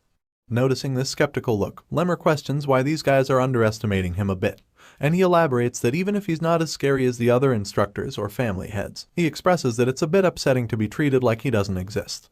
He addresses Martha as he mentions that Raon has not even started learning aura yet, and he asks her if she doesn't think that she would be winning by cheating if she fights him now. Annoyed by Lemmer's remarks and ongoing rant, she smacks away his hand to release herself from his grip, and Lemmer states that she can fight the young warrior once he has learned aura. She adds that she was going to stop anyway. The head instructor then commands the young trainee to head over to his spot, too, and he obeys. Martha also walks away with a frustrated look on her face. Wrath does not seem to be too happy with this conclusion to the brawl as he flares up in rage and he questions Raon's actions. He asks if he is not going to punish the woman who tried to punch him, exclaiming that he wouldn't be satisfied even if he were to rip off her limbs and lock her up in a glacier. Geez, that's a bit harsh. Our hero expresses that he did manage to land a punch, though, but this is still not enough for the spirit of the Demon Lord, as he claims that her skull must be crushed. But with a calm mind, Raon states that now is not the time. He walks as he plans and speculates that it's much better to bet over the top trainee spot when he has something better he can take from her. Wrath observes him and he wonders what the young warrior is planning. Following the other students, they walk into the training hall after Lemmer, and he asks Wrath to wait, because he will get his revenge later. The sun falls as time passes by, and upon the scene of the setting sun, the students stand in lines as they perform multiple stances, and that is when Lemmer announces a 10-minute break. The focus now shifts over to Buran, who takes a sip of his water to rehydrate and recover. He then looks over at his hands to contemplate his success, and he elaborates that it's not easy. He adds that it was not hard for him up until the second level, but he raises concern for the third level because of the advanced principles that are mixed in the training regime. Now turning his head, he looks over at our hero as he observes him and concludes that even though he started from scratch, he was able to learn the training regime in just a month. Comparing himself to our hero, he elaborates that it took him a month just to learn the 7-form fists, and he worries that at this rate, Raon will be able to move on to swordsmanship training at the same time as him. His attention is diverted by the constant clattering of wooden swords upon the targets, and he turns his head and observes that it's not only him who feels rushed. He notices it to be House Sieghart, who trains diligently without taking the break while everyone else rests. Now breathing heavily and catching her breath, Martha takes a brief moment to reflect upon her progress as she compares it with Raon's. She mentions that this must be his first time learning fist techniques, which confuses her as she questions how he can improve so quickly. She adds that it's not like he knows the fist techniques already like Buran and Lunan. Still, she expresses that even with the bitter cold curse, his body is not in a normal state, which raises the question, how is he able to train all day? Worrisome and frustrated, she grits her teeth and expresses agitation as she exclaims that she cannot fall behind. Now, for a quick backstory, we are told that she has always been referred to as the horrible talent, because she had fallen behind everyone else in her year. And she narrates her story. She was always the chaser, ever since she was adopted by the Sieghart family. She surpassed all the other kids who were arrogant and boasted about their direct or indirect lineage title and who called themselves geniuses. Martha laughed at their despair. She believed herself to be a genius, claiming that she always has been better than the others. However, her complex and anxiousness has gotten to the point where she can hardly deal with it. Later in the day, Martha walks forward into her annex as a servant greets her and commends her good work, but the girl does not pay heed to the servant as she passed next to him. The man observes the anxious miss, and he calls out to tell her that there is no need to feel rushed or hurried. This surprises her as she stops in her way, and she turns around to face the man. She asks the man about such a claim, and he elaborates that the young master Raon has been surprising a lot of people lately. However, he remarks that he will never be able to win against her. This grabs Martha's attention, so she asks the servant what makes him think that. This is when he explains that the young master has a critical weakness, something that he can never overcome. The scene then switches, and a wooden sword clatters and swishes in the air as our hero performs different moves and practices his swordsmanship. He sighs and briefly catches his breath when a group of 2 students walk up to him as he trains, and one of them begins to ask him something about their posture. He wants Raon to look at their posture, but chickens out at the last second and steps back without asking the question. The student that accompanies him expresses frustration as he states that Raon's swordsmanship is just too good. An applause echoes through the training hall as Martha approaches our hero and commends his training. She states that she did not expect him to be training alongside her in such a short period of time, and she remarks that he learns fast. However, she also points out his bad mana sensitivity, exclaiming that it's pointless when all this hard work will amount to nothing. Silence fills the room as the students quietly observe Martha dropping the harsh words upon Raon. She mentions that at this rate, he will at least be able to become a swordsmanship instructor. Lemmer also stands beside the students as he observes the commotion quietly. This silence does not go unnoticed by Martha as she leaves, and she concludes she had expected for no one to speak up. She elaborates that no one would have thought that the idiot will still not have mastered aura, even after 4 months. We return back to the night when the butler addresses his concern with our hero to Martha. He adds that the young master has 0 talent when it comes to aura, elaborating that since this was before she was adopted, she wouldn't have known. Then, he goes on to tell that upon the judgment ceremony, the young master, Raon's mana sensitivity, was the lowest it could ever be. He exclaims that the only person yet to learn aura in the 5th training hall is the young master Raon. Further elaborating, he states that the bronze plaque that he received will only get him a training technique that's intermediate, or something just a bit above average. The man continues to state that considering that the young master has not yet mastered a training technique, he presses that he's sure that Raon's judgment ceremony results are correct. He concludes that though the young master may be the best in swordsmanship and combat, he cannot handle aura very well. This information lights up Martha's face as she widely smiles before bursting out in joy and laughter, and the man finishes his assessment as he states that the young master can never become a proper martial artist. Back in the present, Martha arrogantly plays with her hair as she expresses that she's still mad that she lost to that halfling, but she adds that he wasn't someone that she needed to concern herself with in the first place. Just as she dwells in her own thoughts, her attention is diverted and she is alerted when she notices Lunan standing beside her. Confused and curious, she asks if Lunan has something to say to her. Lunan blatantly speaks and asks Martha to go. This surprises her as she scoffs and questions if this was all she had to say, but Lunan presses further and asks her to leave. To save some face, Martha plays it off by signaling to go away, but before she leaves, she boasts that she just needs to attend an advanced lesson meant just for direct bloodlines. Lunan observes her quietly as the brash girl takes her leave. Night falls, and inside the training hall, our hero sits across the training sets as he refreshes and concludes his training for today. He looks over at his hands and expresses that it's fun. Before he recalls on his past life and states that on the battlefield, he learned not martial arts, but survival tactics and how to kill. The only thing that improved were his assassination skills. He expresses that at the time, he could not even imagine trying to learn something new. However, now he exclaims that he enjoys learning martial arts and expresses that he did not know how fun it would be, adding that he loves to learn the art to improve himself. Wrath then suddenly appears before him, and flares up violently as he yells out and asks our hero if he finally gets it, elaborating and questioning why he didn't do anything when he was being insulted. But Raon is just confused at this weird barrage of belittlement. The spirit of the Lord of the Demon Realms then elaborates that the black-haired girl kept on muttering things about him. Raon is surprised to know of such information, and explains that he did not hear her say anything because he was too focused. Wrath then comments that Raon needs to care more, exclaiming that he would have frozen her on the spot if she were to say those kinds of things about him. But Raon states that as he has told before, there is no benefit to fighting her now. He steps up to leave as he adds that even without the Thousand Flames technique, he can beat someone like her easily. Raon slides the door in front of him to leave just as he says this, when suddenly, he finds Lunan standing before him as the door opens. This comes as a surprise and he asks why she is here. She holds a box in her hands and before she speaks anything, she reaches in and takes out a cookie. The girl offers the cookie to our hero as she asks him to eat, and he observes the cookie to conclude that it is strangely cool. Luna notices his skeptical nature and presses that he eats the cookie. Raon feels taken aback by her insistence and proceeds to put the treat in his mouth. He expresses that as an assassin, he has learned not to eat whatever someone gives them, but he remarks that he trusts Luna to not give him something bad. Just as he swallows the cookie down his throat, his eyes widen in shock and wrath appears before him, exclaiming that he has never tasted something so sweet in his demon realm, and he adds that the coldness makes it even better. He is curious to know what it's made of. Wrath swirls around Raon in joy, asking for more of this good stuff. Meanwhile, Luna asks him how he feels about the cookie, and Raon nervously states that it's good. Before leaving our boy startled, the girl cutely states that it was made out of marbled ice. Raon jumps up to stop her from leaving, as Wrath presses and desperately asks her to give him more. All their attempts are futile, and Luna leaves without turning back. Raon stands there in a daze, observing her figure from behind. Wrath remarks her to be an odd human, while our hero wonders if she was worried for him. He then contemplates her character, stating that she has a sweet tooth like a child, and recalls that there would have been 4 in the box that she held, which means she specifically saved 1 for him. She didn't really have to, but the girl gave away something to him which she really liked.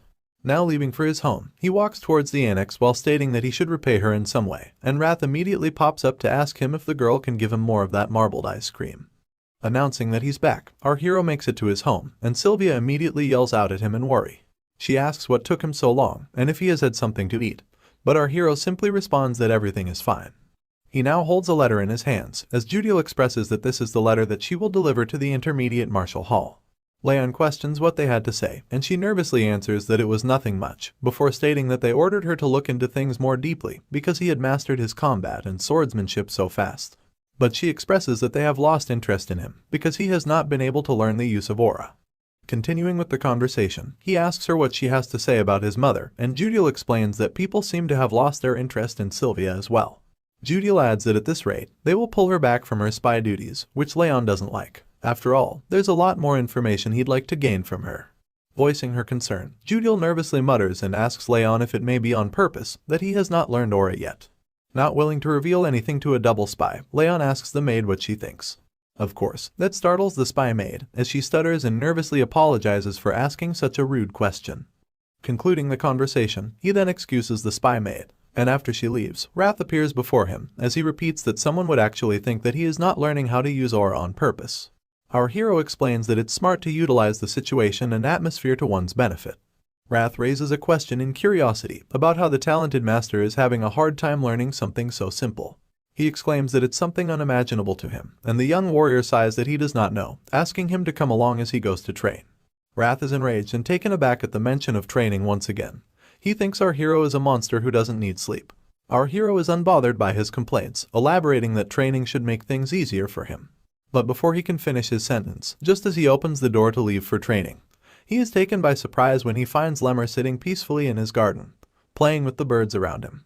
Raon calls out at the head instructor, and upon noticing our young hero, Lemmer asks if he has had a good night's sleep. Confused and curious, Raon asks what he is doing here, and the man expresses that he has come here to tutor him. He pats him on the shoulder, telling him that he's here to teach him about his attribute. Tree leaves rustle and scatter upon the ground as footsteps trail across the forest floor. Our hero walks behind Lemmer and asks him if this is what he meant by teaching him his attributes. They continue to hike along the hill, as Lemmer asks the young master to stop whining and just wait. He elaborates that he's a little lazy, but that shouldn't be mistaken for incompetence, because he is an excellent teacher. Raon raises concern and questions how he's supposed to learn his attributes in a place like this. To answer, Lemmer turns to his student and explains that he cannot forget the day he first saw his training technique.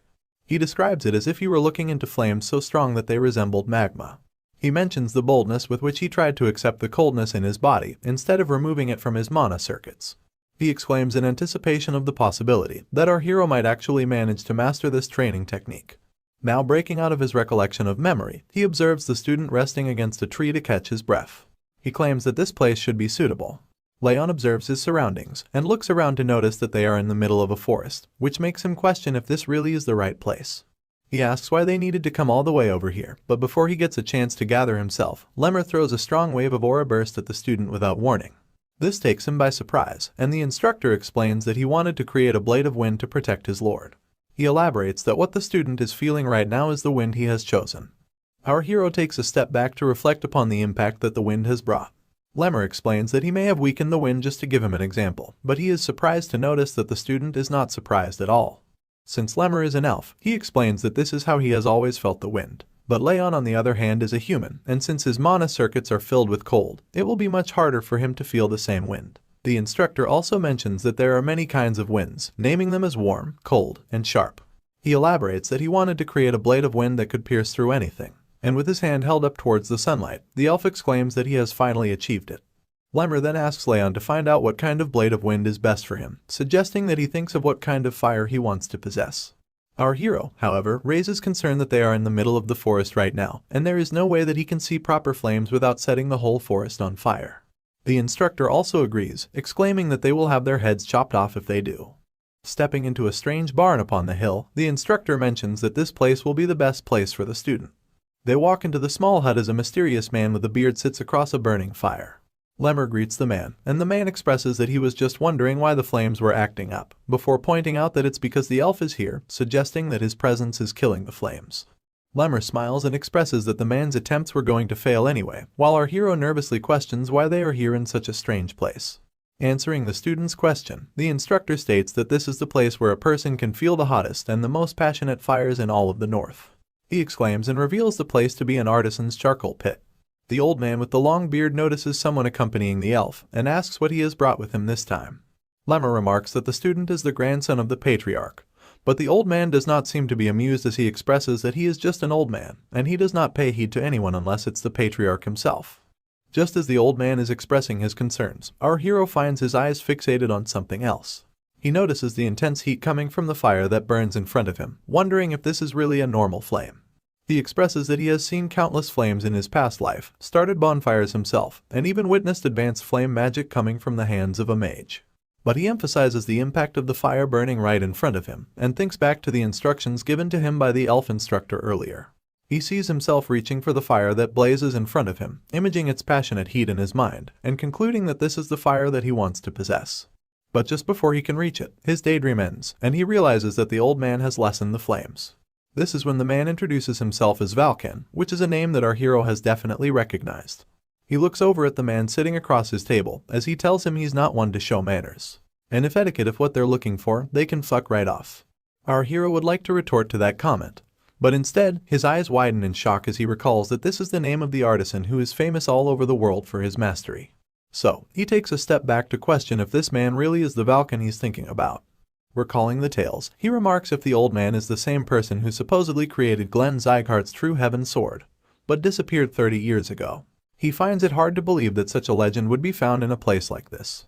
Without wasting any more time, he immediately bows down to greet the legend, and introduces himself politely. Valken observes that the young master recognizes him, and he turns his gaze to Lemmer, asking him if he had told the student anything about him. Of course, the elf denies immediately. Lemmer then turns to our hero to explain that this old man is the Sieghart family's artisan, but has already retired a long time ago. He adds that it's been more than 10 years since he has been sitting here and stoking the flames. And since he has been doing this absolutely stupid thing for the past decade, the elf tells the man that this is probably the only place where Raon can truly picture the fire that he needs to trigger his aura. As the old man keeps fiddling his stick in the fire, Lemmer asks him for the favor regarding Raon. Before he agrees, the artisan wonders why the elf does not take him to the blacksmith's workshops. Lemmer then explains that there are too many eyes there, and he does not think it'd be a good idea for others to see the student's training technique when he has not yet mastered it. This confuses the artisan, who asks what the elf is trying to say.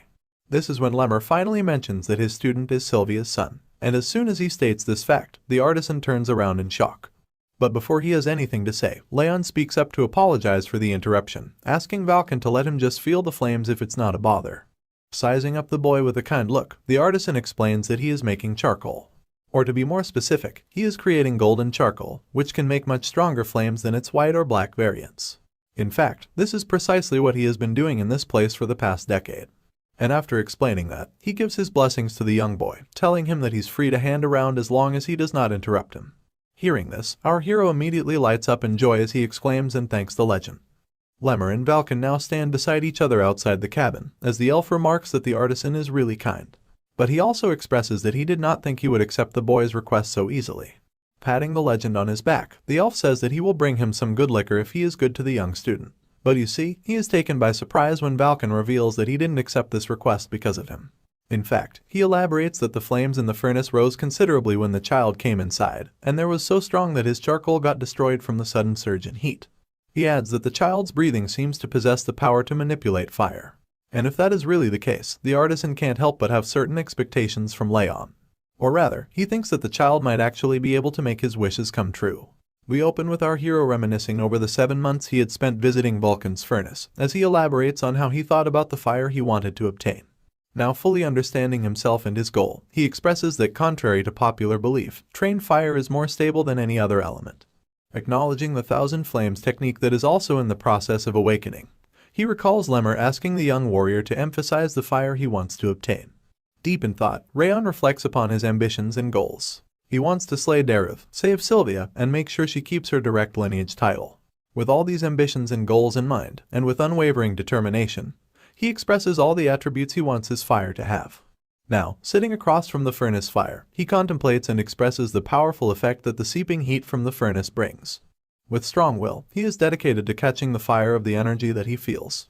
He now transcends and expresses himself to see an image of his mind clearly. He emphasizes that he needs to concentrate and focus more. But that is when suddenly he is startled by a strange blue flame that flickers and makes its way over him.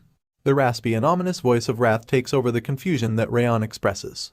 The spirit of the Lord of the Demon Realm exclaims and questions if Raon had forgotten the warning. The spirit would take over his mind and body the moment he was at his weakest. The moment appears to be exactly that, as wrath takes over Raon's mind in the image that he sees himself in, and exclaims while asking the target to freeze. Startled and taken aback by the sudden attack, our hero struggles to break free from the grasp of the spirit. He contemplates and expresses that he has let his guard down at an untimely moment. Because the spirit had not tried anything lately, it led him to believe that it is on his side, which is far from the truth and is evident by such betrayal. Wrath appears to have fully taken over Leon's mind in the image that is portrayed before him, and as the spirit of the demon realm snarls and smiles widely at the now weakened hero, the realization dawns upon him, the reality of the demon that wants to take his life. Bearing the effects of the takeover, Raon expresses discomfort and elaborates that it is getting hard to breathe, and his body feels as if it is going to break into pieces. However, adding to the unfortunate circumstance, Raon expresses that he cannot move or stop the 1,000 flames technique unless he accepts the fate of death. He emphasizes that he needs to concentrate his aura somehow.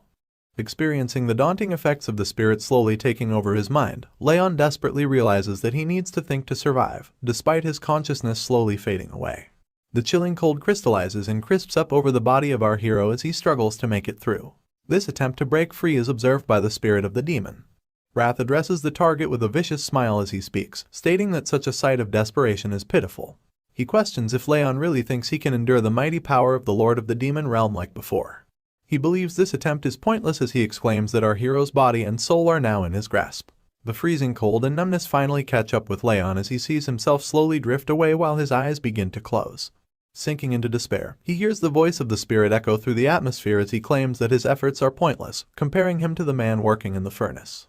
Wrath continues to boast about his inevitable victory as he expresses that he will aid the young warrior in his quest for revenge. Suddenly, Raon's eyes widen as he recalls the word furnace. He thanks the spirit for the hint as he attempts one last desperate struggle, believing that it's all for nothing and he will die if he does not try anything now. Explaining the realization that dawns upon him, he elaborates that instead of absorbing nature's mana, he must now absorb the mana from the furnace directly. Further emphasizing the much stronger and hotter fire, he makes his final move to take it all in. The fire rages violently as Wrath exclaims in confusion, asking what the bastard is doing. Bravely enough, Raon has succeeded in absorbing the mana directly from the furnace. He answers Wrath's question, elaborating that he is struggling. Vulcan calmly sits across from the furnace as he absorbs nature's mana, when suddenly, the flames rise up violently, and he is forced to back down. He questions what this is, as he expresses that he has never seen the flames be this strong. This leads him to believe that something is happening at the other furnace, scratching his curiosity as he turns his head. Observing that Raon sits across the other furnace, he wonders why it is so cold on his side when the furnace rages up so violently. He walks up to him as he questions if the young man is okay. Vulcan wonders why he is shivering vigorously, but before he can begin to approach the young man to offer his help, he is stopped by Lemmer, who steps in between and raises his arms, signaling him to stop. Acknowledging his confusion, Lemmer remarks that Vulcan cannot be near him or touch him, and he must be left alone. Upon justified confusion, Vulcan exclaims that the young warrior might die if he is left alone like this. But Lemmer is adamant and explains that our hero is in a spiritual state of complete selflessness, and there is nothing they can do to help him. The elf also warns that the hero may cough up blood and die if he is interrupted. Holding their ground, Vulcan now wonders if this is the same coldness that Lemmer had previously talked about. Vulcan worries for the young master as he questions if there is nothing they can do to help him, and Lemmer blatantly denies as he exclaims that it is too dangerous. He expresses doubt and worry as he nervously addresses the young student and asks him not to die. On the other hand, in the apparent spiritual realm, the flames burn hotter than ever as Wrath screams in discomfort, exclaiming that there is no hope. But this is not like before. Our hero emphasizes that believing such a thing is bullshit, as he has already faced a helpless death before.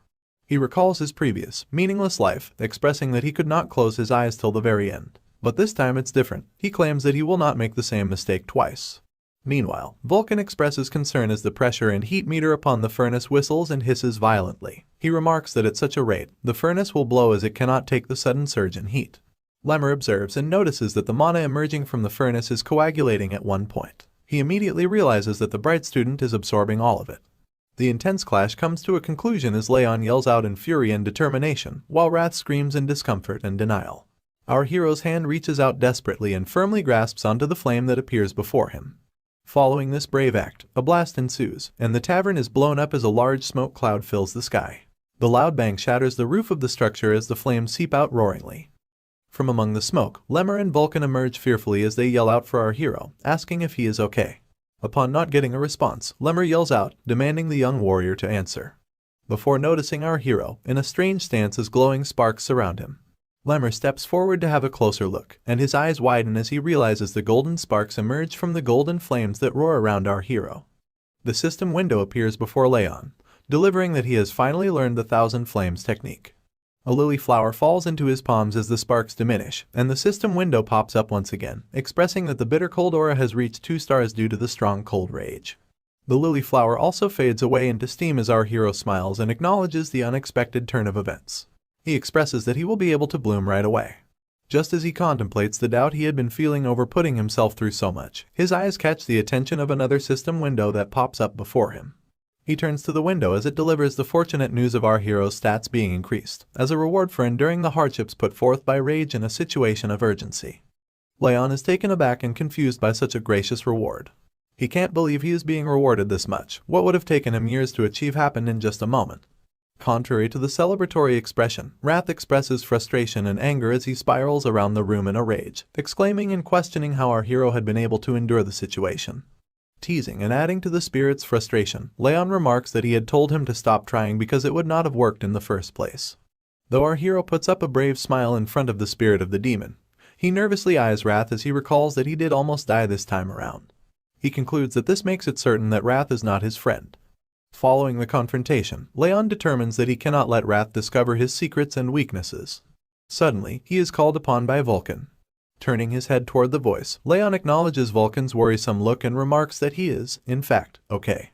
Vulcan then questions if the young warrior has finally learned aura. Raon exclaims in joy and thanks Vulcan before affirming that he has learned aura and apologizes for breaking down the furnace. To his surprise, Vulcan is the least bothered by the furnace and brushes it aside, exclaiming that he can just make another one. However, before Vulcan can finish his sentence, his attention is diverted to a sparkling object that catches his eye, and he turns to the furnace in curiosity. The young hero wonders what disrupts the blacksmith, as Vulcan steps forward toward the furnace and picks up a shovel before digging through the ashes. After some digging, Vulcan gasps and exclaims when he finds the source of the sparkles to be golden charcoal. One glance at such beauty sets the blacksmith back all those years as he recalls the criticism and mocking words he had faced from the upcoming passengers and town members. Following the sudden reveal, Vulcan expresses that our hero might just not be the only lucky one. He moves the shovel filled with golden charcoal forward at Raon, startling the young man, before he proceeds to explain that such charcoal is stronger than white charcoal and lasts longer than black charcoal. He thanks our hero, exclaiming that he has now obtained what he had been trying to make for decades. Our hero is visibly startled and confused when the blacksmith strangely thanks him for seemingly nothing he had done intentionally. But Vulcan elaborates and expresses that each time the young master trained here, the flames grew wilder and became enlivened, and the heat from that spread all over the place. Further explaining such a phenomenon, Vulcan states that he is just a dunce who has done nothing but beat his hammer all his life, before exclaiming that he can tell such a feat is only possible because of the young warrior. He then thanks our hero for making this possible, before expressing that he wants to ask one simple question: what are our young hero's goals? Following up with the question, and upon visible confusion from Raon, Vulcan elaborates and asks Raon what kind of swordsman he wishes to be. Raon then expresses that he wants to be a swordsman who does not give up, regardless of the situation or enemy he is faced with. Upon such an answer, Vulcan is visibly confused, and he expresses that he did not expect such an answer from a young master. Nevertheless, Vulcan goes on to state that the young warrior will be able to possess a sword in 3 to 5 years, and he asks him to come and find him when he possesses one, elaborating that he will save the golden charcoal for that day. Raon is curious to know if the blacksmith means to make him a sword before questioning if he hadn't retired. Vulcan blatantly answers that people tend to go back on their word of retirement, before concluding the interaction as he waves goodbye to our hero, asking him to stay alive until then. Raon and Vulcan part ways as they walk separate paths. Looking over them is Lemmer, who observes them carefully from atop a hill. Lemmer nervously expresses that he had been wondering what would happen, before exclaiming that the young master has a really good talent for making people worry about him. This is followed by a sudden turn as he addresses the patriarch who stands behind him, asking if he is not right. Lemmer hysterically pokes fun at the patriarch, expressing that he would come here every day to watch over his grandson because he was worried for him. The elf remarks that he must be very relieved now, but the patriarch denies this claim. Following the expression, Lemmer begins to uncover that the young warrior's aura's quantity and purity are beyond insane. He is skeptical if such is because of the furnace's heat, and he remarks that the child is surely talented. Lemmer's observation is cut off by the patriarch, who steps in to express that such is not the case, and upon visible confusion on Lemmer's face, he elaborates that the young master has managed to turn his hardships into advantages. Moving along to the 5th training hall, Lunan steps into the battleground with a box in her hands, having a sad look on her face. She wonders when Raon is coming back. Recalling the harsh words of other students about Raon, Lunan saddens even more as she firmly grips the box and expresses that she wants to help him. She recalls that her mother told her to help those who helped her. Her sadness turns into joy, as her eyes widen in shock upon taking a glance at the mysterious figure that walks through the training hall door. Our hero steps into the training hall, arguing with wrath as the spirit springs up in frustration. He expresses that there is no need, and he can try his best. Wrath is visibly angered and frustrated as he asks the competent rival to stop being too arrogant. Just as Raon walks across the battleground, he is stopped in his way when his eyes catch on to Lunan. He is confused at the sudden appearance as he turns over to the girl, and she opens the box she holds in her hands, showing him the treats she has made for him. Lunan offers him the treats as she asks him to cheer up, and Raon joyfully accepts as he recalls the treats to be ice cream that she had previously offered him. Something strange takes Lunan by surprise just as she is offering him the treats, and her eyes widen in shock as she exclaims that the cool air and scent from Raon have turned much stronger and pleasant than before. It seems this ship is ready to sail. He thanks her for the kind gesture. The moment the sugary treat touches his tongue, his blue companion appears on his shoulder, expressing utter delight at the taste and flavor of the cake. With the way his eyes pop out, one would assume he's in love with the ice cream, because he starts to lose all self-control and begins yapping about how it's just as good as the first time he had it, so he immediately urges our hero to eat the 2 remaining pieces as well. Raon sees his blue friend's misbehavior and points out that Lunan decided to share the treats even though she really likes them too, so he tells him to calm down and stop being immature. After scolding the spirit, our MC closes the box of treats while Lunan is still holding it, and he thanks her again for it, admitting that it was really good too. However, the white-haired girl almost seems disappointed that he only had one of the sweet treats, and she just stares at his hand on top of the box before finally asking him if he doesn't want any more. Once again, our blonde hero assures her that one is enough for him, and he thanks her too. So, with a very concerned look on her face, she asks him if he feels better now, but it appears that the question takes him off guard. Raon manages to shake the shock off his face, and lets out a sigh while telling her that he feels much better. Of course, the caring girl is pleased to hear this, and she expresses her relief that she managed to cheer him up. And while she's smiling at him, her big purple eyes do the same too. Satisfied that she made him feel better, Lunan turns around to leave with her box of treats, and while she's walking away, our blonde hero stares at her with a smile etched on his face, thinking about what a mysterious kid she is. The scene shifts, and we see the red-haired elf addressing Raon and the others while standing on a platform. He jokes about how it must have been boring for the students with all the training they've been doing lately, and so, he decides to spark things up a bit by preparing something special for the next month. Since they've trained their basics and training techniques, he believes that it's about time they moved on to their energy cores and started training in that regard. But while he's saying all of this, the students don't seem to have any idea what energy cores are all about. Perplexed, they all start to murmur among themselves, wondering what on earth the elf is talking about. The instructor notices their confusion, so he smiles, before revealing that they'll proceed with duels in a month. While the others seem unsure about the whole arrangement, a certain dark-haired girl seems to be excited by the prospects, because the smile on her face is unusually wide. The red-haired elf continues addressing them, and informs them that the results of the duels will affect their graduation status, and that they would also be ranked accordingly. He's still talking and encouraging them to prepare thoroughly for the month ahead, when he's interrupted by someone who raises his hand, and simply tells him to wait. We finally get to see the person's face, and find out that it's the dark-haired girl who was smiling earlier. With her hand still raised, she asks him what would happen to the students like her friend, who are falling behind and haven't yet been able to create their aura. All the others turn to look at her in shock, and then the instructor informs her that he heard that her friend actually succeeded in the end. As it turns out, she wasn't aware, and with a surprised look, she faces Raon to confirm what the elf is saying. Realizing that he's not pulling her legs, another wide smile appears on Martha's face, because now she believes that there are finally opportunities. She reveals that she almost died of boredom because of how long the training went on, and as she walks closer to Raon, she reminds him of what she said before about how she doesn't listen to guys who are weaker than her. However, now that she knows he passed the training, she's starting to think that she's been patient with him for long enough.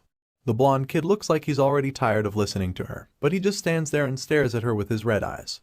At this point, she's trying to get on his nerves on purpose, because she starts suggesting that he must have struggled a lot because he's in a position that he's not qualified to be in. With this in mind, she tells him that she's going to teach him a lesson, but just when she's about to get even closer to him, someone places a hand in her way, and tells her to back off. The blocker is none other than Burin, and reminds her that it hasn't even been a single day since Raon got his aura. He continues to scold her, pointing out that the duels are in a month, and even questions her honor as a swordsman for wanting to confront the hero at this time. Of course, Martha gets offended by his sharp words, but she manages to keep her cool so she can calmly throw some shade at the young master. She places a hand on his shoulder, and teases him for taking honor so seriously, and suggests it's because he grew up so treasured. And then, she gives him a reality check by informing him that where she comes from, honor is reserved for people who deserve it. Burin tries to hit back with some remarks of his own, but she doesn't give him the chance because she immediately starts walking away. And while she does, she points out how even the average students learned how to use aura within a month, and yet their top trainee took over 6 months to do the same.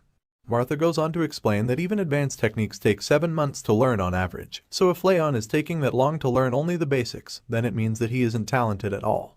At this point, Burin is pretty annoyed, but he can't say anything to defend our hero, so he just stands there speechlessly, while Martha mocks him some more for being present during the judgment ceremony.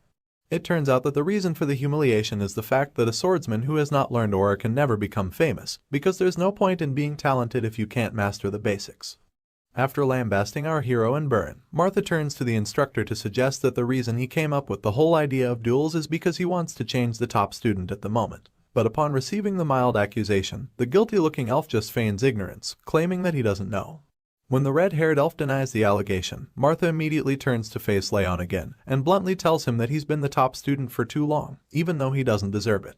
So, with this idea in her head, she tells him that it's time he stepped down from the position. Our hero doesn't say anything in response, so once again, she challenges him to a duel, where the winner would become the new top student. But before she can finish talking, Raon cuts her off with a very loud and clear no. His response takes her by surprise, and she finds it hard to hide the look of disbelief on her face. Finally, our quiet hero decides to respond to the annoying girl, and he starts by asking her if she thinks she can gamble without having any money. And then, he makes it clear to her that she has to offer something of equal value if she wants to bet on his position as top student. Even though she didn't expect him to defend his title, she taunts him some more to get on his nerves, reminding him that in his current situation, nobody around is on his side. Martha attempts to use her words to trick him into accepting her sham deal, but our boy cuts her off once more. And this time, it really gets to her because he suddenly asks her if she's scared to put something of value on the line as well. You know when someone is so mad that they just smile at first, instead of flipping out. Well, that's what happens to Martha when she hears Raon ask her that question. With a creepy smile on her face, she asks him if he seriously just said that to her. And then, in an instant, she starts laughing hysterically, claiming that she finds the conversation very amusing. She eventually stops laughing like a maniac, and after catching her breath, she arrogantly tells our boy that she'll tolerate his question because she understands that he doesn't want to bet on nothing. Desperate to get him to accept her challenge, Martha reluctantly presents the Calamity Orb, which turns out to be the miracle medicine that her father gave her. This white ball in a box helps strengthen her body and aura, so clearly it has a lot of value to her. As the challenger, she waves the box in front of Raon's face, vowing to give it to him if he wins the duel. She asks him what he thinks about the offer, suggesting that it's not a bad prize to win. And in that brief moment when our boy is considering it, his blue companion, Wrath, pops out again to also have a look at the Calamity Orb. Our boy reminds the spirit about how he planned to wait for the perfect time to screw Martha over, but Wrath doesn't seem to know what he's talking about. So of course, Raon explains that there's something he wants to get from the mean girl, and with a knowing smirk on his face, he claims that this is their chance to do it because now is the perfect time. Unfortunately, we don't get to see what our genius hero planned right away, because the scene shifts to a month later. And in this scene, we see the anxious challenger looking at her calendar, because it's already been a month since she convinced our hero to accept her challenge. Martha is very excited about the duel, feeling that she finally has her chance to get payback on him. You see, Martha had never been hit in a fight by someone her age before coming to the training grounds, but Raon ended her streak with ease. And so, after 8 months, she finally wants to pay him back for the shame he caused her back then. She continues to think deeply about how the fight could go, and she recalls that it's only been a month since he learned how to use aura, which makes her feel very confident that she'll win. After all, she's already trained in her art for more than 3 years, so a mere noob shouldn't even stand a chance. However, another thought suddenly flashes across her mind, and she starts to believe that it's also a waste of time to wait for someone as untalented as him. Martha reminds herself that she needs to get stronger, especially because there's someone she needs to save. And with this motivation, she declares that House Sieghart is about to meet his end. Meanwhile, elsewhere, we see our boy chilling with Wrath, oblivious to the fact that Martha is seriously plotting her revenge on him. The scene shifts once again, and we see the instructor addressing the students concerning the duels. He starts by requesting their attention, before talking about how watching a fight is usually as helpful as participating in one. So, he advises them to watch closely how the other trainees fight against their opponents, and urges them to think about how they would react in certain situations. The instructor appears to be very excited about the duels, but the same cannot be said for the students, because they're all standing still like statues. Of course, he notices this and senses the tension, so he encourages them to shake off the nerves and just do their best. After the little pep talk, the red-haired elf reveals the matchup, which happens to be between Burin and another trainee named Dorian. Hearing his name, the young blue-haired master acknowledges the call-up and immediately steps forward for the fight. But while he's bravely stepping up to the challenge, his opponent doesn't seem to share the same enthusiasm. In fact, the terrified kid with green hair, who happens to be Dorian, fearfully raises his hand to call the instructor's attention and timidly surrenders before the fight even begins. As you'd expect, Burin is instantly taken aback when he hears this, to the point that he's even dumbfounded. The instructor, on the other hand, manages to shake off the wave of shock and points out to Dorian that the fight hasn't even started. Determined to get out of fighting Burin in a duel, Dorian suddenly holds his tummy and begins wincing in pain, claiming that he doesn't feel so good and that he has been feeling weak since the previous day. The instructor just looks down at the green-haired kid, who's insisting that he's serious about his condition, but it's quite clear that he's faking it. As Dorian continues his display, Wrath looks at him with rage and irritation laced all over his face, because he knows that if he had someone like that as his subordinate, he would probably decapitate him on the spot for being so pathetic. But surprisingly, Raon claims that he already expected something like this to happen. Meanwhile, the gentle instructor tries to convince Dorian to at least try, by assuring him that he would learn something even if he loses the fight. I'm not sure how, but his pep talk actually works because the kid agrees to give it a try. However, what we see in the next scene shows us that Dorian quickly regrets his decision. It doesn't take long before the green-haired kid loses to Burin and collapses to the floor, so he immediately surrenders once again. After the fight, the concerned instructor tells Burin that he's still failing to control his emotions, and points out that he could have defeated Dorian with only 5 moves if he had his feelings in check. The brooding kid defends himself by claiming that Dorian's reactions made him upset. Hearing this, the elf lets the matter go and faces the green-haired kid to ask him why he keeps running away, pointing out that he could have endured longer if only he fought properly. Unfortunately, all of the encouragement goes to waste because the kid just ignores him and keeps lying there like a loser while admitting that he's just too scared. After that display, the elf becomes excited again because he's about to announce the fighters for the next match. So, with a wide smile on his face, he calls out Lunan and Crane to come forward. Unlike the previous matchup, these two trainees are in it to win it, and just by looking at Crane's stern expression when they take the stage, you can tell just how serious he is. Lunan doesn't look so desperate to win though. In fact, she looks like she's bored. The two fighters take their battle stance, so the instructor starts the duel without any further delay. As soon as the fight starts, Crane charges at Lunan, attempting to quickly land a lethal hit. But even with how aggressive his attack is, the white-haired girl sees it coming, and just effortlessly deflects it with her sword. Sure enough, Crane is shocked to see this, and as his weapon gets knocked out of his hand and lodged into the ground, the instructor stops the duel. He then tells Crane that he's way too nervous, and explains that he needs to be more relaxed when wielding a sword. On the other hand, he tells Lunan that she didn't use aura enough, even though he admits that her counterattack was very good. After hearing what the instructor has to say, the two fighters acknowledge his advice and take note of it, so he proceeds to call out the next two trainees. The battles go on for a while, and among the sounds of the freshly clashing swords, the trainees start to comment that Martha must be getting really impatient for having to wait until the last turn. That's right, the duel between the black-haired girl and our blonde hero was finally in full swing, and it looked like Martha was having a real fun time in the fight. We see the look of pure confidence on her face as usual, and she's very excited as she clashes swords with our hero, who looks quite serious as well. I mean, this is a high-stakes match after all, so it's no surprise that both of them are dialed in. As the fight continues, Martha attempts to land devastating blows, but each time, our boy deflects them, showing incredible agility and skill. And it doesn't take long before he turns defense into offense, with a brilliant counterattack move that leaves the girl shocked. However, she manages to dodge the hit, and then goes back to reassess the situation before her. Even though she's starting to get worried, she covers it up with her usual taunting facade. She tells Raon that she didn't think he could deflect her sword, and finally admits that he's actually talented after all. Regardless, she believes that his talent is only in his swordsmanship, so she calls him a halfling whose aura isn't strong enough, and as such, she claims that he doesn't have a future. As usual, her words are just a distraction to allow her to land an attack, so while she's saying these mean things, she also prepares to go in for another attack. This time, it's much more powerful than the previous ones, because she leaps into the air and generates an insane amount of momentum in a single swing, hoping to finish our hero off with the hit. However, to her surprise, Raon blocks the attack and continues to stand his ground, even as she tries to force him down. Despite her surprise that our hero managed to block it, the girl taunts him, suggesting that he can't hold it much longer, because aura depends a lot more on the talent of the user than their swordsmanship. Determined to throw him off his game, Martha tells him that someone like him who just barely managed to create aura can never be her match in a million years. She even threatens to crush his bones if he doesn't surrender, but before she can complete her threats, our boy deflects her attack and forces her back a few feet. At this point, the mean girl is stunned, and Raon finally decides to use his words to fight back, so he points out how she keeps talking about talent, and how the people in their family really love this word. Martha responds, suggesting it must be annoying for him to hear it all the time, because he's not talented, which is also the reason she wants him to realize his actual place. Hearing this, our hero hits back at her, revealing that he's going to show her something as well, and this thing in question happens to be something way more important than simple talent. The moment Raon says this, his sword is instantly covered in flames, and upon seeing this, fear and anxiety grip the boastful challenger. Scared and confused, she stares at our boy as he reveals the Thousand Flames technique, First Flames, which he's going to use to teach her a lesson. Martha is stunned to see this, and starts to wonder what the flames are and why they're on his sword. Even though she has no idea what made them, what she's sure of is the fact that those flames are by no means ordinary, and they are most certainly very dangerous.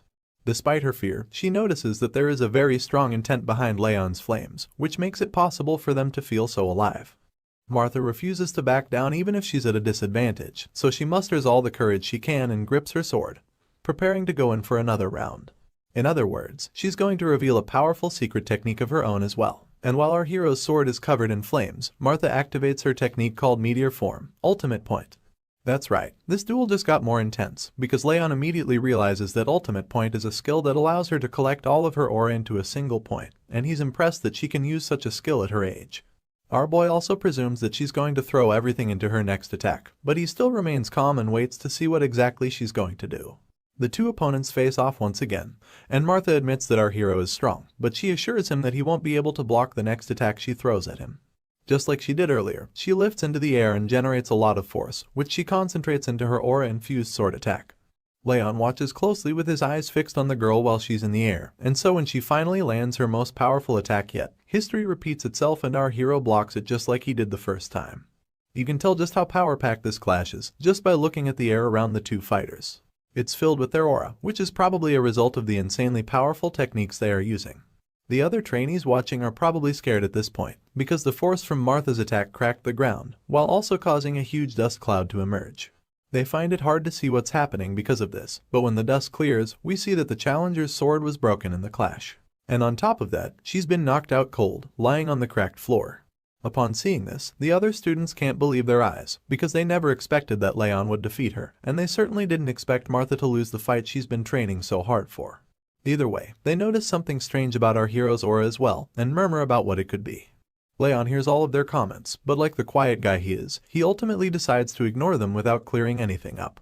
He stands over his opponent's body while rubbing his wrist and just looks down at the girl, not sure of what to say at this point. Suddenly, he notices that even in Martha's unconscious state, her fist is still tightly wrapped around her sword. And seeing such resolve, Raon admits that in the end, the black-haired girl also has something far better than some flimsy talent or skill. This special quality that he believes she possesses is mental strength, and he seems to be very impressed by it. This story never disappoints with its progression, and I can't wait to see the look on Martha's face when she wakes up. Will she be able to reconcile with our hero and change her personality? Or will she simply fall into a state of denial and make things even more awkward? Also, who is the person she's actually trying to save by aiming to get stronger? The scene changes, and the next thing we see is the palace, where the patriarch is being informed that Raon has defeated Martha. The red-haired elf is the one breaking the news to him, and he points out how our boy completely defeated Martha, even though she's been training her aura for more than 4 years. Overall, the instructor summarizes the event as an unbelievable feat, and it turns out that the man sitting on his throne feels the same way. He admits that the flames he saw that day were beautiful, and the force of the powerful move was incomparable to its size. Not to mention, he's almost completely certain that everyone in the family is already aware of the situation. With this in mind, he tells the instructor to guide the hero so that he doesn't get full of himself, and of course, the elf is more than pleased to perform his duty. But even though the patriarch is very impressed with his son's feat, he's also very concerned about Martha, who had to suffer a crushing defeat, so he asks how she's holding up. Her instructor admits that the girl was a bit shocked at first, but also confirms that her injuries are completely treatable. While they're still discussing, we see that the girl in question is still brooding in her room after her loss. Her injuries might be minor, but it looks like the emotional damage isn't something they can ignore. Outside, we see our blonde hero trying out something with a beautiful flower in the garden. But while he's at it, his blue companion yells at him not to hurt the flower and even threatens to freeze him to death if he doesn't do better. In response, Raon bluntly tells Wrath that the flower won't even do anything, and then tells the blue creature to stop acting like he's so strong. However, Wrath insists that their plan isn't working because of the kid's stupid elemental resistance, so Raon smugly hits back, saying that he's glad the blue creature is aware that this isn't worth trying. The scene suddenly shifts to the night after Martha's defeat, and we see that our boy receives the miracle medicine he won from the bet. It turns out that the substance greatly increased his stats. His 4th ring of fire was formed as well, which greatly increases his strength, stamina, and agility. On top of that, his decreased athleticism and mana sensitivity vanished. His legendary senses also increased and became 2-star proficiency. Overall, Raon feels that all of the efforts until now just took effect because of the miracle medicine. A lot of things were improved, but the most significant thing was his water resistance, which was increased to 4 stars. Because of this new upgrade, most of Wrath's outbursts had become more like jokes to him. Either way, we learn that he came to the garden since it's his last day of rest, and while he's tending to the flower we saw earlier, Wrath continues to rant and yell at him, while insisting that he knows the best way for Raon to do it. However, just like our boy said earlier, all of the blue creature's outbursts have become more like jokes to him, so he just ignores him and wonders why he even has to deal with his annoying lectures while gardening. Of course, Wrath doesn't stop trying to control him, so while he's demanding that Raon use his hands to work, the blonde hero starts to actually wonder how the magical creature knows so much about gardening anyway. His thoughts are interrupted when Wrath suddenly answers him, by revealing that he used to fill the gardens with ice flowers when he was in the demon realm. The blue guy goes on to praise himself, claiming that the demons even used to revere him for his skills, but while he's still bragging, Raon gets distracted. The cause of the distraction turns out to be Martha, who just entered the garden with a scowl etched on her face. Our hero gets a bit uncomfortable when he sees her, and it gets even more tense when she just stares at him without saying a word. Seeing this, Raon breaks the silence by asking her why she's come, since he knows she didn't come to fight him. However, she stays mute, and it makes him wonder if she's not as mature as he thought. He thinks to himself about how childish she's being, but he tries to shake off the thought so he doesn't upset her even more. That's about the same time she finally reveals that the reason she's come is to challenge him to another fight, and in response, our boy simply admits that it's a pity she still hasn't accepted her loss. But the girl quickly counters him, insisting that she has acknowledged her loss. However, she claims that she doesn't understand how she lost in the first place, so she's come back to him to find out. When she's done making her point, Raon asks her what he would get in return if he fights her, which takes the challenger off guard. Seeing her shock, he informs her that it's customary for the loser to at least bring a gift when coming to challenge the winner. But while he's still trying to educate her, she cuts him off, stating that it's nonsense because it's not like he needs payment to fight her. Unfortunately for Martha, our boy is ready to go very low in this conversation, so he informs her that he requires payment. At this point, she starts to panic because she fears that Raon doesn't even want to fight. Desperate to get him riled up, she decides that stepping on the flowers would do the trick. So, she tauntingly tries to stomp on the flowers, but our boy simply reveals that he doesn't care about the plants. Bro claims that he doesn't even like flowers anyway, and says that he doesn't understand why most people adore them either. Martha is stunned when she hears him say this, and Leon concludes his little confession by revealing that he's only gardening for his mom's sake. Seeing his nonchalance about the whole situation, the challenger gets pissed off. She hisses in annoyance, and decides to spare the innocent flowers since she knows that destroying them would do her no good. Afterward, she sighs angrily and tells him that she's leaving before storming out of the garden. Just when Martha leaves the scene, Leon's mother appears, calling out to him and informing that she's been looking all over for him. The worried mother was wondering where he was, and our boy was kind of surprised to see her. However, that's not the main issue on ground at the moment, because it turns out that she saw Martha with him and has now become very curious about her son's friend. She's really excited to see Leon finally hanging out with people his age, so she almost instantly concludes that Martha is a friend he made while training. Meanwhile, the girl in question, who hasn't completely left the garden, hears the voice and turns around to look at the person.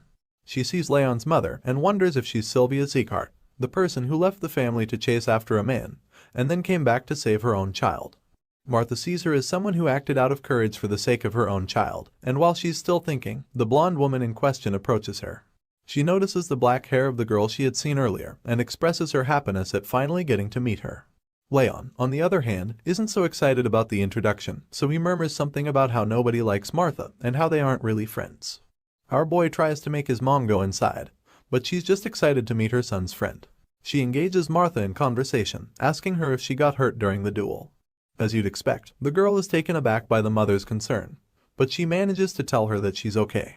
Sylvia reveals that she was really worried and starts to smother the girl with affection, telling her that she didn't know Daniel brought up such a talented and beautiful child. And because of this, Martha starts to blush uncontrollably, not knowing how to react to the kindness.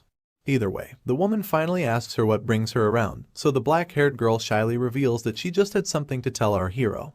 A very flustered Martha tries to cut the conversation short by claiming that she's done and wants to get going. But Leon's mother suddenly insists that she stay over and have a meal with them. This offer shocks the girl to her bones, and while she's still in a daze, Sylvia takes her hand and insists that she can't let her son's friend leave on an empty stomach. Of course, Martha tries to protest, but all of efforts prove futile because the next thing we see is the two kids sitting at a table while Sylvia serves the food. Leon is utterly confused by his mother's politeness and a bit embarrassed by the way she talks about the food he likes. When Sylvia sits at the table, she tries to make small talk with Martha. She confirms that the girl is a year older than Leon and then asks her if she had faced any troubles during training.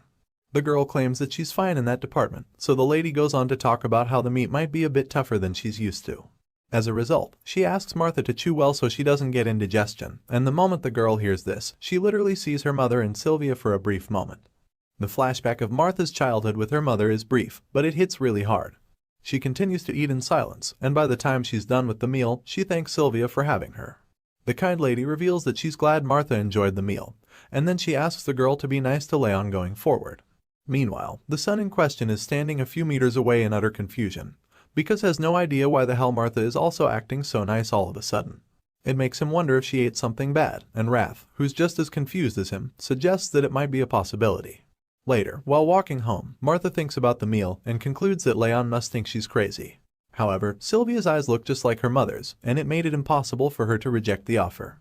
Martha thinks about how her hair color, face, and voice were all different, but despite that, she could really feel the warmth of her own mother from Sylvia. We suddenly learn that after Martha's real mother was kidnapped by the White Blood cult, she was adopted by Daniel, and from that day, she vowed that she would never lose until she found her mother. Since then, she had done everything to keep that promise, but that was until she lost to Leon. Martha knows that the Siegharts adopted her for her talent, so she fears that she might get kicked out if she keeps losing. It seems that her father is a soft person, but the girl starts to wonder what would happen if it's all an act. If that's the case, then it would mean that she would lose all hope of finding her mother. This is why she is so hard on herself, because she thinks in her mind that she's never allowed to lose. When Martha gets home, she's met by a messenger who's been waiting for her, because he has a message for her from Daniel. The young lady is shocked to see the letter that her father left for her, and the messenger claims that it was probably written right after the duel. In the letter, we see her father congratulating her on her first loss, reminding her that one loss doesn't make her a loser. He encourages her to think about what made her lose, and improve on it, rather than get worked up about the defeat. In the end, he wishes that he could be there to comfort her, and apologizes for how long his mission is taking him. But he also assures her that he loves her, and that he's still looking for her mother with the best of his abilities. The note closes with him telling her to hold on, because he hasn't given up on her. After reading the note, Martha seems rather cold about it, and simply tells the messenger to inform her father that she'll keep his words in mind. The moment she enters her room, she resumes beating herself up about the loss. The girl thinks that the defeat was really pathetic, because it wasn't even a result of her letting her guard down or something. Troubled and frustrated, she stands in front of her mirror and picks up a knife, deciding that she has to acknowledge her loss and move forward.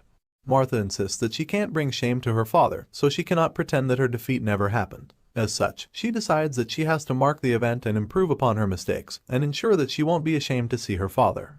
With this in mind, she begins to cut her hair with the knife. And by the time she's done, she decides that it's time to set her mind straight, so that she can let go of her stupid and pathetic past. Martha then stares at her new appearance in the mirror and vows that she will become stronger than ever. The next day, when she arrives at the training ground, the other students can't believe how different she looks, but she just ignores all their murmuring and heads straight down to where Raon is sitting. Our boy is also quite shocked by her change in appearance, but she doesn't even give him a chance to ask anything before stating why she's come to see him. The young lady suddenly admits that she knows an apology won't make up for the way she's treated him in the past, but she assures him that she's going to keep her promise. As you'd expect, Raon has no idea what she's talking about, so he reluctantly asks her what she's trying to say. In response, the girl begrudgingly admits that she's talking about the deal they made before the first duel, where the loser is supposed to obey the winner. As much as it pains her to say it, she admits that it's the reason she came, and then quickly storms out of the place before her ego can take any more damage. Once she walked away from him, Raon calmly processes everything that she just said, and thinks about how random and unexpected it was. Regardless, he's quite sure that she's not going to act so docile just because of the promise, and it makes him think that she might actually have changed a lot in such a short time. As such, Raon starts to feel that Martha might actually be a lot more mature for her age. However, this conclusion gets proven wrong immediately when he sees the girl in question kicking one of the other students for getting in her way all the time. As he witnesses her kick the shit out of the green-haired weakling, he realizes that she probably only changed towards him. After that scene, the next thing we see is that the new year has arrived. Right from the start, there have been many small changes, and it's mainly because of Martha's promise. Everyone initially felt that her ego wouldn't let her keep the promise, but she proved them all wrong by actually obeying our hero. Some other changes include the fact that Byrne finally learned to be more patient with other trainees, and that Lunan was still a bit dazed out, but her sword had gotten a lot more precise. All of these changes are really good for the students, but the most important one is the fact that Raon now trains every day, so he can be ready to give his all. As you can imagine, this constant training only makes him more powerful than he already was. Some of the other students stare at him in astonishment when they see that he has already completely mastered a technique that he was taught the previous day. They start to wonder if he already knew the technique, but quickly remember that it's kind of impossible. The most baffling thing about Raon's sudden mastery is that he was just standing still with his eyes closed when the technique was being taught. As they watch him do his thing, the other students start to believe that our hero's posture might even be better than the instructor's. The elf overhears them talking about this, and after seeing Raon's technique for himself, he knows that he can't really argue about it. The scene shifts, and we see him talking to the patriarch again on top of a cliff, claiming that his son is a real monster who defies all logic. At this point, the patriarch gets a little upset that the instructor keeps talking about Raon, but the red-haired elf laughs it off, replying that he shouldn't pretend like he's not also curious about the kid. Either way, his focus turns to the compound below when he notices that the employees around the main building seem a lot busier of late, so he asks if the patriarch is preparing anything special. That's when he finds out that there are people visiting soon, and when he asks who they are, he learns that envoys from the Orwen Patriarchdom are set to arrive in a few days. The Orwen happens to be one of the 6 Emperor's 5 demons, and they are also one of the few forces that are close to the Siegharts. These guys are basically a patriarchdom of knights who prioritize the importance of swords and martial arts over everything else. Hearing this, the instructor asks who the envoy representative is going to be, and the patriarch claims that they said it would be the 3rd prince. However, he has a strong feeling it would actually be Duke Tartan. A frown appears on his face to show that he doesn't like this Tartan dude very much, and even the elf admits that he's shocked to hear that the psycho really became a duke. He also comments that the 3rd prince must be the same age as Raon or Byrne, but the patriarch just plainly states that he doesn't know. He tells the instructor to ensure that the trainees are behaving, and the latter is shocked that their training halls will also be visited. That's when he's informed that the 3rd prince is coming with the patriarchdom's trainee knights, and as such, they'll want to watch the swordsman in training. So, the patriarch summarizes everything by telling the elf that they can't afford to embarrass themselves. But while he's saying all of this, the instructor is distracted by the thought of Orwen's 3rd prince being the same age as Raon and the other students. The patriarch sees the elf getting amused, and accuses him of scheming again, which the instructor doesn't even deny. Later, he rejoins his students and informs them of the new development, so they're equally shocked to hear that Orwen Knights will be coming at their training grounds. The instructor reminds them that the envoy is already on the way, and then informs them that the third prince would like to spar with them. As you can imagine, the trainees get nervous because of the sudden news, but the elf insists that he's always reminded them that a swordsman should be prepared at all times, even in their sleep. The nervous students recall that the visitors were supposed to go to the 6th training hall, so they wonder why they want to visit them now. In a flashback scene, we see that the elf was actually the one who went to invite the Orwen people to come see the 5th training hall. In the present, he pretends not to know what caused the sudden change, and encourages them to look at each other before inviting the visitors inside. As the blonde prince and his knights enter the training hall, the instructor welcomes them and introduces them as the Orwen Patriarchdom's prized knights in training. The blue-eyed prince greets the teacher and introduces himself as Grier de Orwen. Meanwhile, Raon observes the prince carefully and admits that he's certainly strong for his age, because even at first glance, he can tell that he's the strongest among the other knights in training. Just then, like every forward and overconfident teacher, the instructor calls out to Raon and asks him if he's also scared to duel with the prince. Of course, our boy thinks carefully about his answer so he doesn't end up embarrassing himself. In his mind, he admits that it would be nice to practice the footstep technique he just learned, as well as connect his sword skills, so after thinking deeply, he replies that he would like to train with the visitors. The elf immediately concludes that Raon spoke for the whole class, so he decides that both sides have agreed, and proceeds to tell his students that they need to pick 20 from their side. He asks each of his trainees to lock who they would like to duel against, and as if the pressure wasn't already enough, he informs them that he's bet his entire month's salary on them winning against the visitors. The students are horrified to hear this, especially since he tells them that he'll put them through hell if they lose. A while later, we see that Raon has helped the students to pick out the best 20 among themselves, and tells them to look closely at the opponent's hands. That's when the students realize that the Orwen Knights are shaking too. Our boy tells his team that even though the visitors have handsome armor and confident posture, they're still trainees like the rest of them, who can't help but get nervous about a duel. Raon continues his pep talk, assuring the students that the intensity of their training is in no way less than that of the 6 emperors or 5 demons. He pumps them up, reminding them that the blood and sweat they've shed training until this day has been worth it, and encouraging them to do their best and not get nervous. With high spirits and a lot more confidence, they acknowledge his words, so Raon decides that he'll be picking the order in which they go in.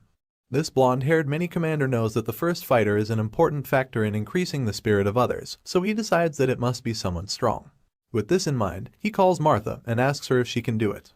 But before he finishes talking, the girl starts walking to the arena, confidently assuring him that she'll end it quickly. Martha asks everyone to gather around the center to watch, and as she takes the stage, the other students are horrified to see the huge opponent she'll be going up against. They start to wonder if these knight trainees are even the same age as them, and fear that even Martha might not be able to win. The Orwen knight in training introduces himself as Tars, and compliments her body for being so well trained, even though it's not fully matured. He then admits that he's looking forward to their duel. But while the other students worry about how the fight would go, Martha is so confident in her victory that she tells Tars to stop acting polite and just start the fight.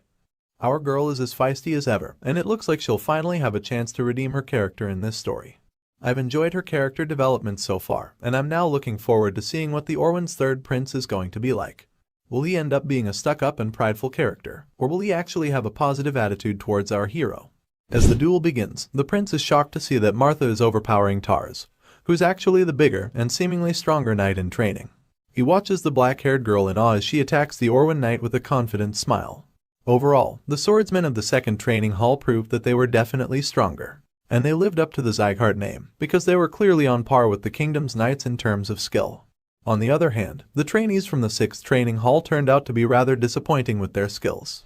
Even though they were well trained, they were still inferior in skill compared to the Robert family's knights in training. However, the prince couldn't help but admit that the 6th training hall is still where the most talented trainees were, especially after seeing Martha's brave and epic display of incredible swordsmanship. From a distance, we see the Orwen Kingdom's duke speaking with the red-haired instructor. He asks Lemmer if this is the reason he came out of nowhere to suggest a visit to the 5th training hall. In response, the elf claims that it's a rare opportunity to be able to duel against one of the 6 emperor's knights in training, and then reveals that he suggested the matchup because he thought it would teach his students a lesson. The visitor is surprised to hear this statement, and admits that he can't believe those words just came from the person who used to be called the Brilliant Sword. Hearing this, Lemmer just teases him, asking if he should act the way he used to back in the old days. He even suggests that they make a bet, at which the Duke confirms that the elf's betting tendencies are still very much a part of him. Interested in the offer, he asks the elf what the terms of the bet are, so he responds, saying that they should have 20 duels in total, and then reward the winner. Lemmer believes that it would be a lot more fun if they wagered on the duels instead of just watching the matches, but the guard captain finds his suggestions overly confident. He reminds the Duke that his knights were given training in Orwyn, so he asks him if he's really sure that his trainees in the training hall can beat them. This question just causes Lemmer to burst into laughter, before telling the visitor that he has way too much faith in his trainees. The elf admits that he too has great faith in his students, implying that he's very sure they can defeat the visitors.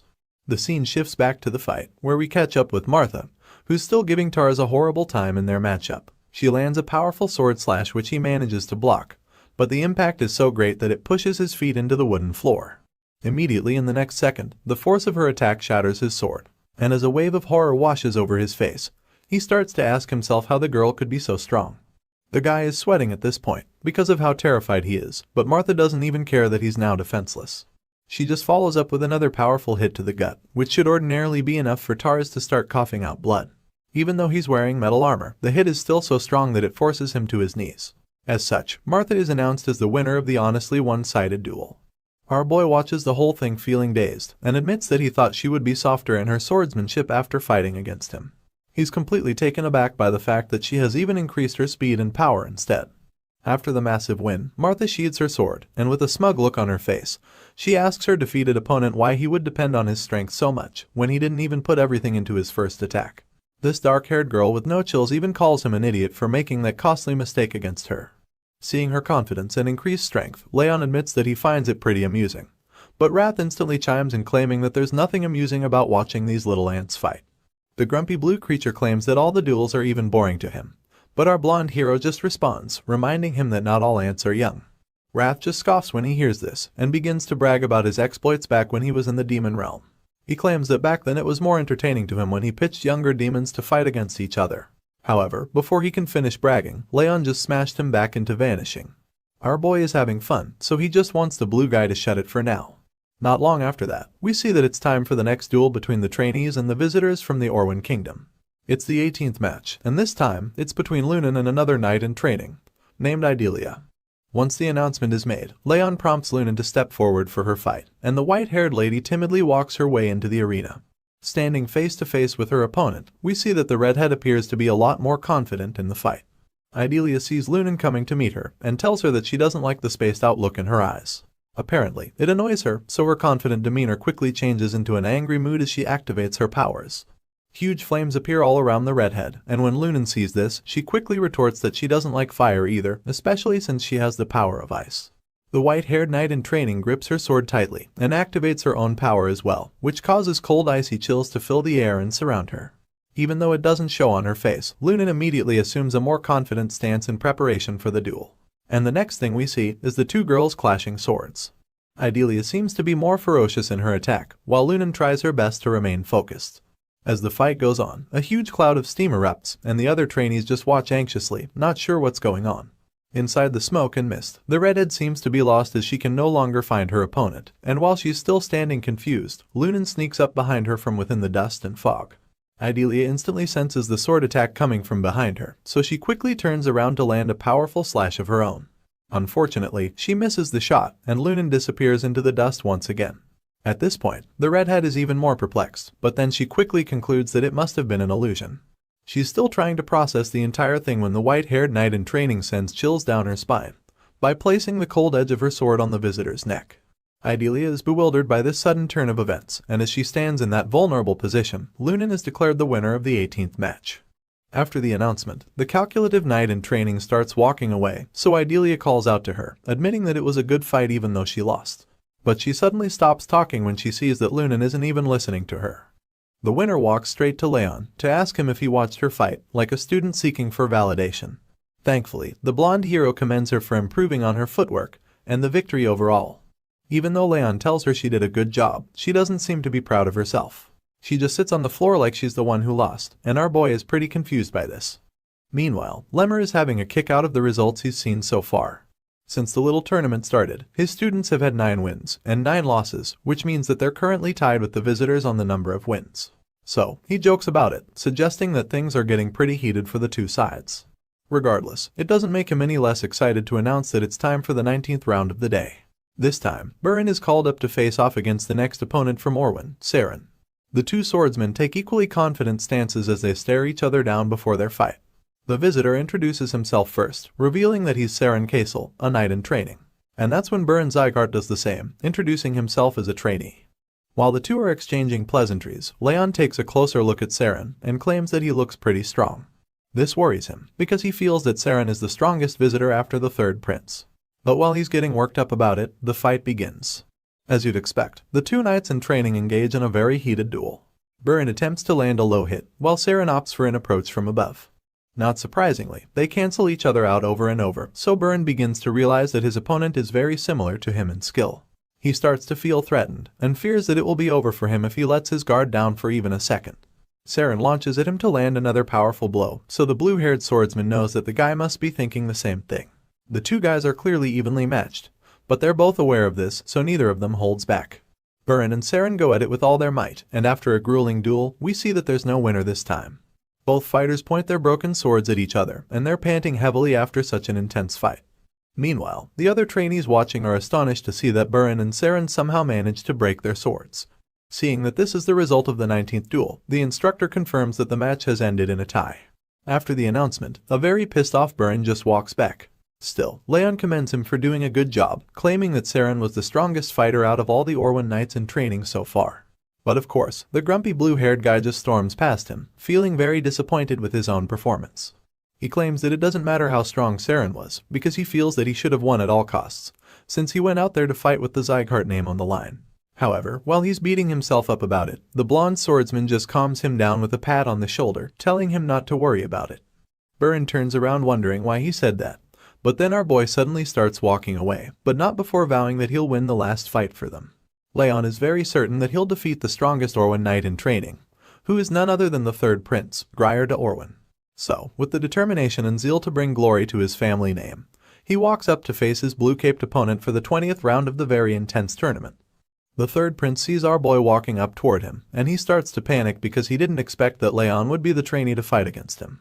Using his power, he senses our hero's martial prowess and feels that it's way too ordinary, so he asks Raon if he's even a direct bloodline descendant of the Sieghart family. In response, the hero just bluntly reveals that he isn't, so Grier de Orwin scoffs, because he didn't expect to fight an obvious duel. From the tone of this voice, and the look on his face, you can tell that he's underestimating our boy. This snobby prince even claims that he'd prefer to fight someone between Burin, Lunan, and Martha than enter a meaningless duel with Raon. He then calls out to Instructor Lemmer and claims that he has a suggestion for the fight. The red-haired elf asks Grier what he has in mind, so he points to Lunan and Martha, claiming that he doesn't think they're even tired after their own duels. So, he asks the elf if he can fight them after beating Raon. I swear, this guy is overconfident for no reason. After hearing this very bold idea, Lemmer gleefully accepts the proposal, reminding the prince that it's only going to happen if he defeats his current opponent. With the instructor's approval, Grier asks that the girls start getting ready for him right away, because he thinks his fight will be over too quickly. This dude is so confident that he's going to win, that he even decides he won't use his aura against Raon, feeling that he wants to save his power for the girls. After making this decision, he unsheathes his sword, probably thinking that he's just going to casually defeat our boy in a few seconds. Raon hears everything the third prince says, but he doesn't even respond to his insults. Instead, he chooses to do the talking with his sword, so he unsheathes his blade as well.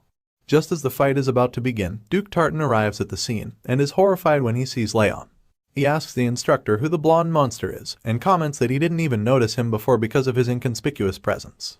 However, now that he sees him, he feels very disturbed by him. Lemmer just responds by saying that the Duke isn't so blind after all, and asks him why he didn't warn the third prince if he knew about Raon's strength. Tartan realizes that Grier thinks the blonde swordsman isn't skilled, and even though he would one day grow up to be the future of the Orwin kingdom, this blue-eyed prince still doesn't know the meaning of defeat. The Duke confesses that he felt it would be a good idea for the prince to learn what it feels like to lose in a safe environment. Regardless, he still feels that Grier is insanely strong, and he's confident that even the genius swordsman won't win against him. Lemmer hears this and finds it amusing, so he just smiles once again, telling Tartan that he doesn't agree. Seeing that they're not on the same page about who would win this insanely hyped duel, the elf suggests that they make another bet. The Duke is taken aback by this and asks Lemmer if he loves to gamble that much. However, the red-haired instructor assures him that it would be a simple bet on a few drinks, so Tartan agrees with him and asks what they're betting on. In response, Lemmer just raises his hand, showing 5 fingers before making a very bold statement, claiming that Raon will end the third prince in just 5 attacks. At this point, it appears that the instructor is even more confident than Grier, who thinks he'll take our boy out very quickly. The fight starts strong, and the red-eyed swordsman charges at the prince with a powerful sword attack. The prince is taken by surprise with this, and his eyes widen in horror as he sees the person he underestimated, lunging at him with a fire tornado at his back. Even the Duke is stunned by this instant attack from Raon, but before he or his champion can even think of a counterattack, the genius swordsman lands his first blow. With great force, speed, and precision, our boy hits Grier in his side, leaving him stunned for a while. The impact is so much that the prince even starts coughing blood, while wincing in pain before falling to his knees as if he's already lost. Seeing this, Raon assumes that the prince is already down, so he concludes that the fight is over and starts to cover his blade back. While he's doing that, Lemmer starts laughing again, feeling that he overestimated the prince by thinking 5 attacks would be needed to knock him down. On the other hand, Duke Tartan just watches the whole thing with shock laced all over his face. The guy can't believe his eyes, and while he remains stunned, the prince starts to reflect on his earlier thinking. He admits that he judged incorrectly, and finally starts to realize that Raon was the last fighter for a reason. Well, of course, it's because he's the real deal, and Grier finally understands this as well. Meanwhile, the Duke tries to start an argument. Tartan finds it hard to believe that Raon is just a trainee, because, in his eyes, the blonde kid already has the footwork and swordsmanship of a trained knight. But Lemmer doesn't give him any room to continue, explaining that it's the exact reason he said that Raon would win. With the way things are looking, the instructor feels that his student has brought home the win already, so he tells the Duke that he'll make reservations at a nice and fancy place where they can have some drinks. But before he can finish talking, Grier interrupts him. The injured prince tells Raon to stop when he tries to walk away. It turns out that he's not done fighting yet, and even when others try to explain that the fight is already over, he insists that he hasn't even shown his real skills. The third prince claims that the fight would have been very different if he had used his real powers at the start of the fight. And while he's being a sore loser, Martha cuts him off, insinuating that he's just a barking dog. She mocks Grier for refusing to admit his defeat, and being so whiny when he's supposed to be a prince. She also uses the opportunity to take a jab at Byrne, who's still brooding on the sidelines after his tie against Saren. The prince is shocked to hear her talk to him like that, and he's evidently ashamed of himself. But before he can say another word, Martha just continues talking, and informs him that she's actually trying her best to be nice to him at the moment. And after claiming that she's being polite, she yells at him to get the hell out of their training hall, reminding him that he already lost. After her not-so-subtle goodbye message, Idelia gets offended, and yells at her to watch her mouth when she's talking to the prince. As you'd expect, Martha can't be less threatened by the redhead, so she just informs her that even though Grier is from the royal family, she's also a direct descendant of Sieghart. As such, she feels that she doesn't have any reason to be polite to the crybaby prince. Seeing that the atmosphere is getting quite heated, Lemmer decides to intervene. He tells the students that they've all said enough, and suggests that they hear what Raon has to say about the matter, since he's the one that will be fighting in the rematch after all. The elf informs Raon that he can choose what he wants to do, so the young swordsman recalls that bets were placed on the fights. He also confirms that all the duels are over, which means that there is no reason to fight anymore. However, the third prince suddenly acknowledges that he lost. He admits that he didn't properly judge Raon's strength, and reveals that he underestimated him completely before the fight even started. Grier goes on to say that he feels very embarrassed, and that he's so ashamed that he can't raise his chin. As such, he gets on his knee and drops his sword on the ground to beg our hero for one more fight, claiming that he would regret it forever if he leaves with such an embarrassing defeat. The prince then gets on his feet and bows to Raon, pleading with him for a rematch. Seeing this, the blonde swordsman is taken aback, because he didn't expect the boastful prince to even apologize or even put down his sword. He initially felt that Grier was just an arrogant brat, but now that he's seen the guy put his pride aside, he changes his mind and agrees to one last fight between them. The prince assures him that it will indeed be the last one, and as Raon pulls out his sword for the second time, Grier reveals a gold pendant around his neck that has his family's crest imprinted on it. Feeling remorseful, he admits that he lost the first time because he was too arrogant to even recognize his opponent's strength. All of a sudden, he rips the necklace off his body and vows that he'll give his all in this second fight. The moment he does this, a powerful surge of energy surrounds his body, and he literally starts glowing with blue sparks of lightning. Our boy is stunned when he sees the insanely powerful aura coming off the prince's body, and Martha is just as shocked. At last, the prince was showing his true strength. The power seems so overwhelming that Tartan tries to discourage Grier from using the technique, but the prince just cuts him off, insisting that this isn't the time to be hiding his powers. Feeling very confident and driven for the rematch, he unsheathes his sword and makes it very clear to everyone that he wants to fight our hero with everything he's got. While Grier is charging himself up for what he believes will be an epic fight, Wrath reappears to our boy and calls the prince a stupid idiot. Not surprisingly, Raon was also hiding his real powers the first time, but it seems that the prince doesn't know that. Our genius swordsman calmly assures his blue companion that he can beat Grier this time too, but Wrath points out that the opponent has a lot more aura and is also stronger than Raon this time around. Still, feeling confident that he can take the prince out 2 times in a row, Raon asks Wrath if he's willing to make a bet on it. And of course, the hot-headed blue creature accepts the deal. With the both of them on the same page, a blue window appears, revealing the terms of their little wager. Wrath bets that if Raon can win against the third prince of the Orwan Kingdom, then all of his stats will be increased by 4 points. On the other hand, if our boy fails to defeat Grier, rage emotion will increase by a whopping 10 points, which means the blue fellow will have a lot more power in Raon's body. The genius swordsman accepts the conditions, and takes a very strong battle stance to activate his aura, waiting for the prince to make his first move. Seeing this, Grier, who already has a point to prove, reveals that he'll start first. So without even wasting another second, he charges at the hero with his powerful aura engulfing him and his sword. The prince leaps into the air to land a powerful attack from above. But as you'd expect, Raon is up to the task, so he delivers a counterattack immediately. The two fighters clash swords in a heated aura-infused duel, which causes a huge blast that leaves everyone watching completely astonished. Inside the fight, Grier starts to panic, because even though he's giving everything he's got, Raon doesn't even seem to be affected by it. This makes him wonder if the red-eyed swordsman should even be called a genius, because he feels he's more like a monster. Desperate to win this rematch, the third prince decides to finally use all of the power he's been keeping aside. His sword starts to glow even brighter this time, and when Raon sees this, he concludes that Grier must be using the Pier's sword technique, which is only passed down to the successors of the Orwan Kingdom. Looking at the opponent's energy, it's easy to guess that he's planning to end the duel in a single strike. So of course, our hero braces himself and tells Grier to come at him with everything he's got, while also taking a stance to counter the attack. The prince sees that Raon knows what he's planning to do, so he reveals that he's putting everything on the line with his next move, and then tells the genius swordsman that he should get ready for impact. Looks like an epic clash is about to go down. The prince's aura surged, and Raon's eyes widened as he identified the unmistakable signature of the parry sword technique, a legendary art unique to the most elite warriors of the Orwan Kingdom. With this, it became evident that the prince was preparing to unleash a decisive, all-out assault. Raon's hand closed around the hilt of his sword, his mind racing with the intricate patterns and deadly precision of the third prince's signature techniques, etched indelibly in his memory. With that, Raon unleashed the Thousand Flames technique, first flames surrounded by his splendidly blazing aura. Raon's overwhelming power surprised the prince. Witnessing the emergence of golden flame aura from a mere trainee, the prince realized Raon's strength far exceeded his youthful appearance. Nevertheless resolute, the prince reaffirmed his resolve, employing his own technique, unleashing a battle cry as he swung his sword towards Raon. Equally determined, Raon's and the prince's swords clashed, illuminating the surroundings with Raon's golden aura opposing the prince's blue aura. Their swords clashed once more, seemingly establishing an equal footing, until Raon's leg gave way, catching the prince off guard. As he gained an upper hand with a resolute determination to prevail, Raon unleashed his powers, shattering the prince's sword into multiple pieces.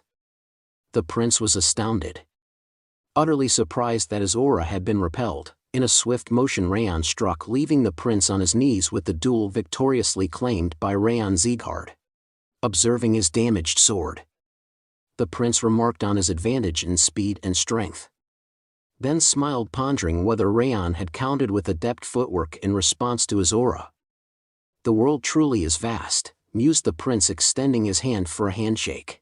He expressed gratitude to Raon, acknowledging the valuable lessons learned from the duel, conceding his defeat. Raon reciprocated the handshake, offering a smile and admitting his own gained insights. As they shook hands, the prince apologized for underestimating Raon earlier, attributing it to lack of insight. Curious, the prince inquired about Raon's age, to which Raon replied that he had turned 14 that year. The prince sighed, feeling defeated by a swordsman younger in both skill and character. The prince graciously handed Raon an item, requesting him to keep it. Curious, Raon inquired about its significance. The prince explained it was a token, a sign that Orwan's third prince Grier de Orwan was willing to extend any favor Raon might require. Astonished, Raon questioned why such a valuable gift was offered. The prince, defeated in their duel, admitted Raon's influence had cleared his mind. Offering a sense of enlightenment, He considered his loss fortunate, believing Raon to be the ideal victor. As he departed, he expressed certainty in their future reunion, hoping Raon would still surpass him by then, finding the challenge of catching up enjoyable. The prince then conversed with Lemur, acknowledging their loss in the bet. Lemur simply replied, "Yep, all right." Addressing Duke Tartan, the prince proposed a return, to which the duke promptly responded, "Ah yes, your highness." Suddenly recalling an urgent task, the prince swiftly departed. Reflecting, Raon pondered over his past life, where fulfilling missions without payment was the norm, finding the concept of compensation in this life peculiar. Examining the golden pendant from the prince, he marveled at life's surprising twists and turns. Meanwhile, at the patriarch mentions place. The patriarch listened attentively as the prince recounted the lessons learned from the duel with Raon.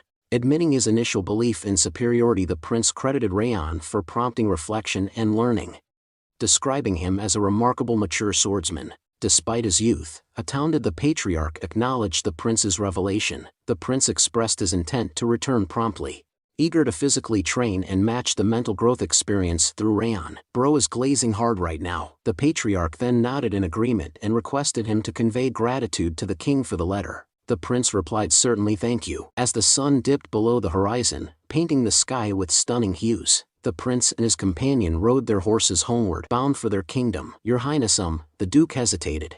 Meeting the prince's gaze, he inquired if there was something on his mind. The duke expressed his concern about the prince revealing his hidden powers and employing the Perez sword technique in the duel with Raon, deeming it a tad excessive.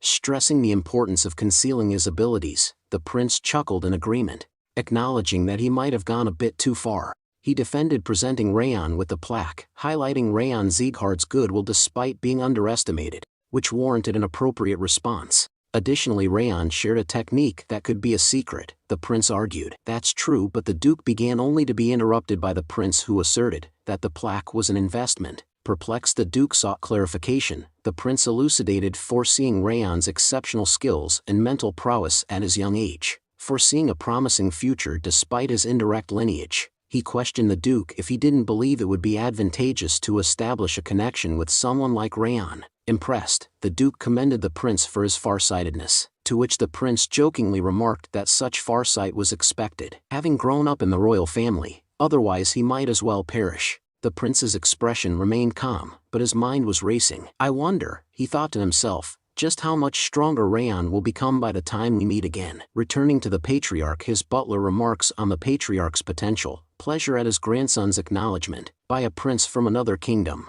The patriarch, bewildered, inquires about the butler's reference. Noticing the absence of warmth in the patriarch's demeanor, the butler remarks on the rare sight of his radiant smile. The patriarch, puzzled, touches his own face, questioning the notion of a smile. The butler, insistent, claims the patriarch has been beaming ever since the prince mentioned Raon's name. The patriarch dismisses the assertion, attributing it to the butler's possible lapse in judgment due to age. Prompted by the butler's concern regarding Duke Tartan's words, the patriarch remains silent, contemplating his response. In a fleeting flashback, Duke Tartan's words echo, revealing a conversation beyond the prince's letter. The duke conveys a message from the king of Orwin and Lekros Albertan D. Orwin 11, detailing the resurgence of the five darknesses. Attentively, the patriarch listens as the duke informs him about the unsettling movement of these forces once more.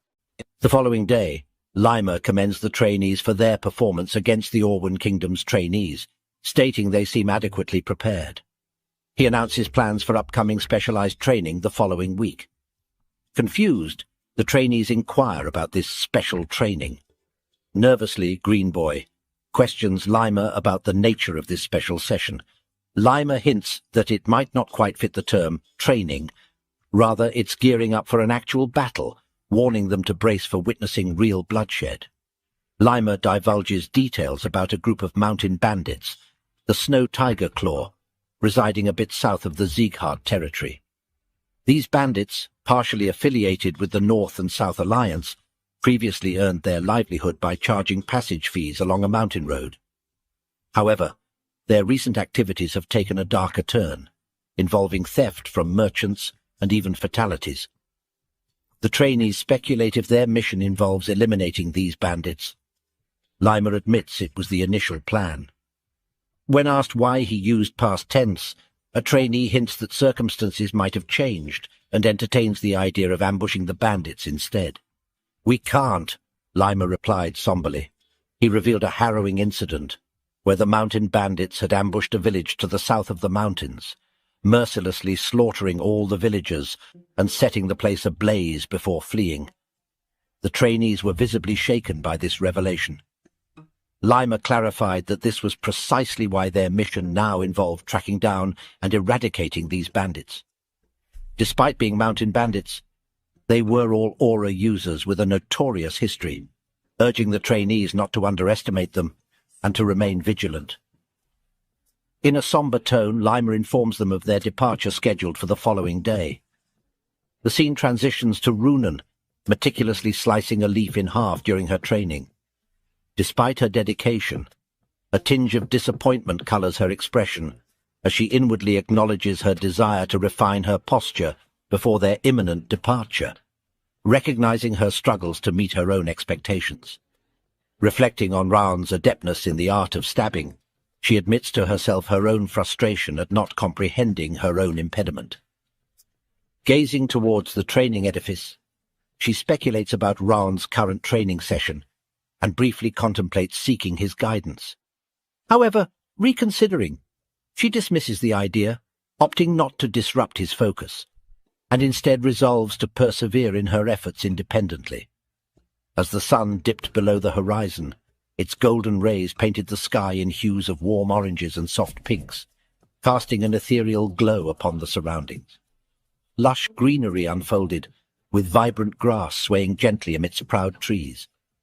The subsequent panel revealed a serene oasis, a petite pool mirroring the tranquil training building, each ripple preserving the essence of the edifice in its crystal-clear reflection.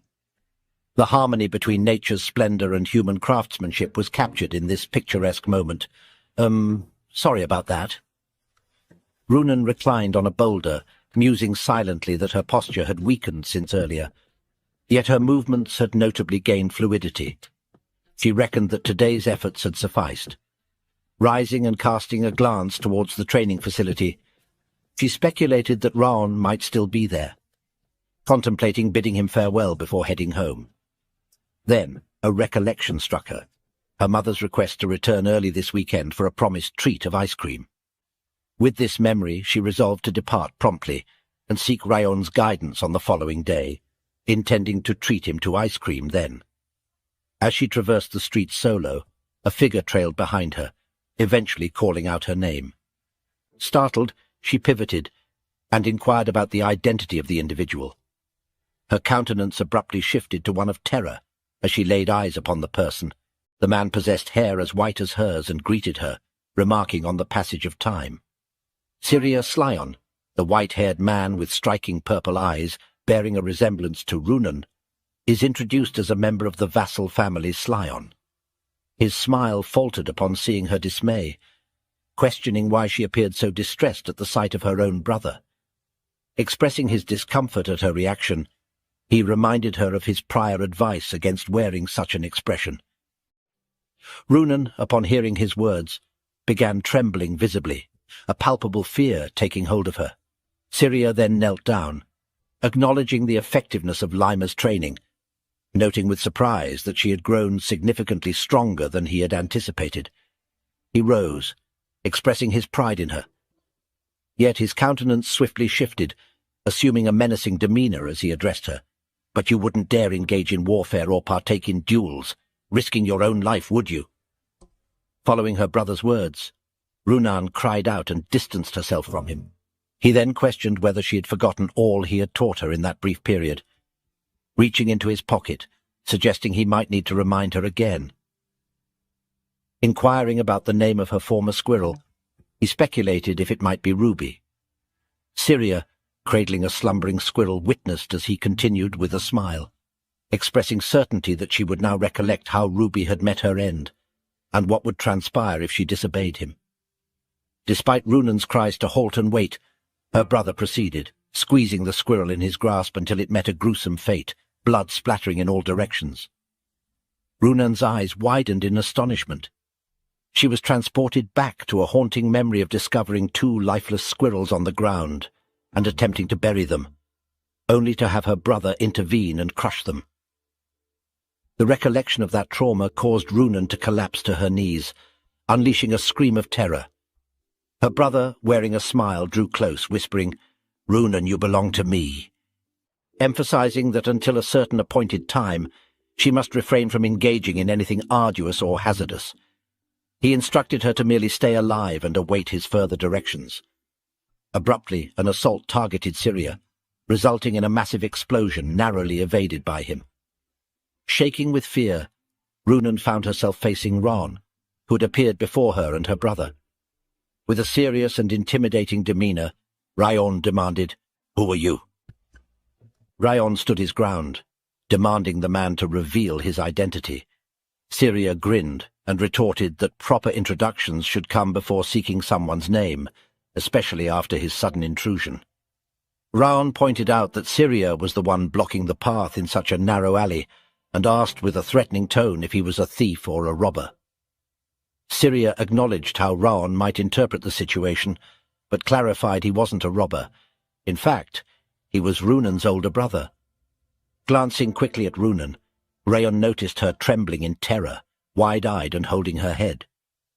Turning back to Syria, Raon questioned if he truly was her older brother, because she looked terrified. Syria, lifting his hand, admitted he might have taken the prank too far, expressing joy at seeing Runan after a long time. Raon questioned if Syria considered squeezing a squirrel to death in front of Runan a prank. Syria giggled and remarked, "So you caught that," explaining that it was not a real squirrel but just a toy. He displayed his empty hand to Raon as proof that there was nothing there, asserting that there is no way he would have killed a real squirrel.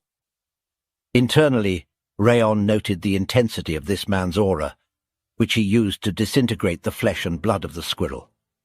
Syria then placed a box on the ground, mentioning he had come solely to give his younger sister some snacks, before embarking on a long-term mission. He complimented Runan on her great friend, encouraging them to maintain their strong bond. Apologizing for taking the prank too far, he waved it off, wished Raon good health, and took his leave. Raon quietly recognized the man. He's the exceptional swordsman of House Sieghart, one of the 12 formidable figures destined to shape the continent's future. Known as the Azure Sword, Syria Sieghart was merely a name Raon had heard of before his reincarnation. This encounter marked their first meeting. He shared that Syria was a deceitful figure, a man who posed as a merciful hero yet carried the same repugnant aura as Derus. Raon extended his hand to escort Runan, suggesting they depart together. After a stroll they paused near a carriage. Runan expressed her gratitude as she boarded, bidding farewell. Raon reassured her, urging her to sleep early since they were departing the next day. He lingered, watching the carriage vanish into the distance. Inside the carriage, Runan remained silent until reaching her room, where the ice cream awaited beside her bed. Internally, she noted her brother's return, unchanged from previous encounters. In a fleeting flashback, Runan brushed off a squirrel scratch on her hand, attributing it to her pregnancy and reassuring her older brother Ruby that it was insignificant and caused by the squirrel being overly sensitive. Yet the subsequent scene showed Ruby lying lifeless on the floor. With a chilling demeanor, Syria asserted ownership over her, emphasizing that she must remain unharmed indefinitely, her only role being to breathe. He warned her that disclosing the incident to their parents would result in their demise. He also mentioned he doesn't need the house, threatening to wreck everything if she spills the beans, even going so far as to harm everyone except her. As she grew older, she figured speaking up might lead to someone getting hurt, so she chose to stay silent. Everything seemed fine as long as she kept her mouth shut. She believed she was the sole loner, the only one in pain, until she found solace in House Sieghart. She discovered his kindness, the effort he put in, and the suffering he endured. Seeing how he transformed perceptions through hard work, she hoped to change herself too, but it seems impossible. Back in the present, she sat on her bed crying, whispering, "It's all right, as long as..." She endures. The following day, Lima explained they were in the southernmost area of Sieghart's domain, the Yartan village. He informed the kids they'd be staying there for the night, acknowledging their successful traversal through the dimensional door. Recognizing their likely exhaustion, he advised them to rest well, as it was their last chance to relax before the mission. A local welcomed the Sieghart swordsman and offered to guide them to their rooms. Lima thanked him graciously for his hospitality. Inside his room, Raon was burning firewood and expressed gratitude to Roth, who was confused and asked him what he meant. Raon mentioned he wouldn't have caught on yesterday without the hint, and didn't realize Syria was concealing his presence. In the flashback, after Raon's training, Roth hinted something trifling might be there, prompting Raon to investigate. Now, Roth mentions he'd go to such lengths for the sake of the ice cream girl. Raon believes Syria won't return soon due to a long mission, but knows Runan will stay that way as long as he is her older brother. Unexpectedly, Roth proposes taking Raon's body to kill Syria. Raon reacts with a shocked "what?" in confusion. Roth explains he owes the girl for introducing him to ice cream and offers to return favor tenfold because the King of Revenge returns twice the favor and 10 times the revenge. "Surely you're joking." "I decline," Raon responded. Despite this, Roth insisted he was serious. Raon reiterated that even if Roth's words held truth, he wouldn't comply. He emphasized that Syria's actions had deeply scarred Runan, and even if Syria were eliminated, it wouldn't alleviate her suffering. Raon expresses that Runan, in both his past and present life, is the first child who has shown care towards him. He firmly declares that he'd kill anyone responsible if something were to happen to her. 2 days after departing Sieghart's domain, they reached a village ravaged by the bandits called the Snow Tigers. The children quivered at the sight of charred bodies, voicing questions like, "What's happened here?" and "Why would someone do such a cruel thing?" Baron, beside a burnt corpse, found words to convey the sheer brutality. Raon surmised internally that they must have been decapitated before being burned, glancing at Martha, who appeared unperturbed by the grisly scene. He presumed she might have encountered numerous corpses before or taken lives herself. Suddenly, Raon scanned the area, abruptly stopping and anxiously wondering about Runan's whereabouts.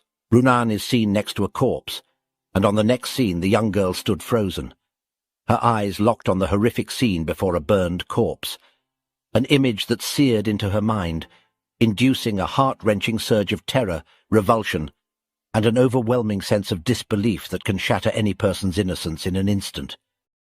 Lima addressed the children, explaining that the distressing scene before them was the work of the Snow Tiger bandits. He urged them to etch this memory into their minds, advising them to stay vigilant when encountering such situations.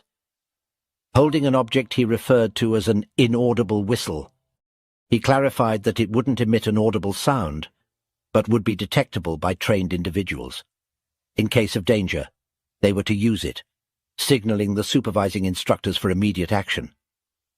He cautioned them about the bandits' ruthless swords, suggesting that before resorting to the whistle, they should attempt self-defense, even considering not to hesitate beheading them if they get the chance.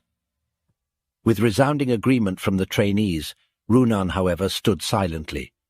She couldn't kill even an insect, let alone a human. Lima then organized them into groups led by the top trainees, assigning Martha to Group A and Baron to Group B, each composed of 4 members. Gripping her sword, Runan recalled her brother's words, reminding her that she belongs to him and to avoid perilous situations. She just needs to keep breathing until the day he needs her. He also mentioned that he'd kill everything that injures her. Suddenly, Runan snapped back to reality as Raon called her name, urging her to join him. Runan appeared downcast and hesitant at first, but eventually agreed. They both positioned themselves in front of a stunning colossal mountain. Raon quietly pondered if the peak they glimpsed belonged to Rutan Mountain. The elevated vantage point would offer a clear view below, plus it'd be easier to escape or take cover if things turned dicey. It seemed like the perfect spot for bandits to lurk, but Raon suspected they wouldn't choose the obvious location. knowing they were being pursued. Since it's the perfect place, they won't be in the mountain. He reasoned they must have accounted for that and likely settled on the hill yonder.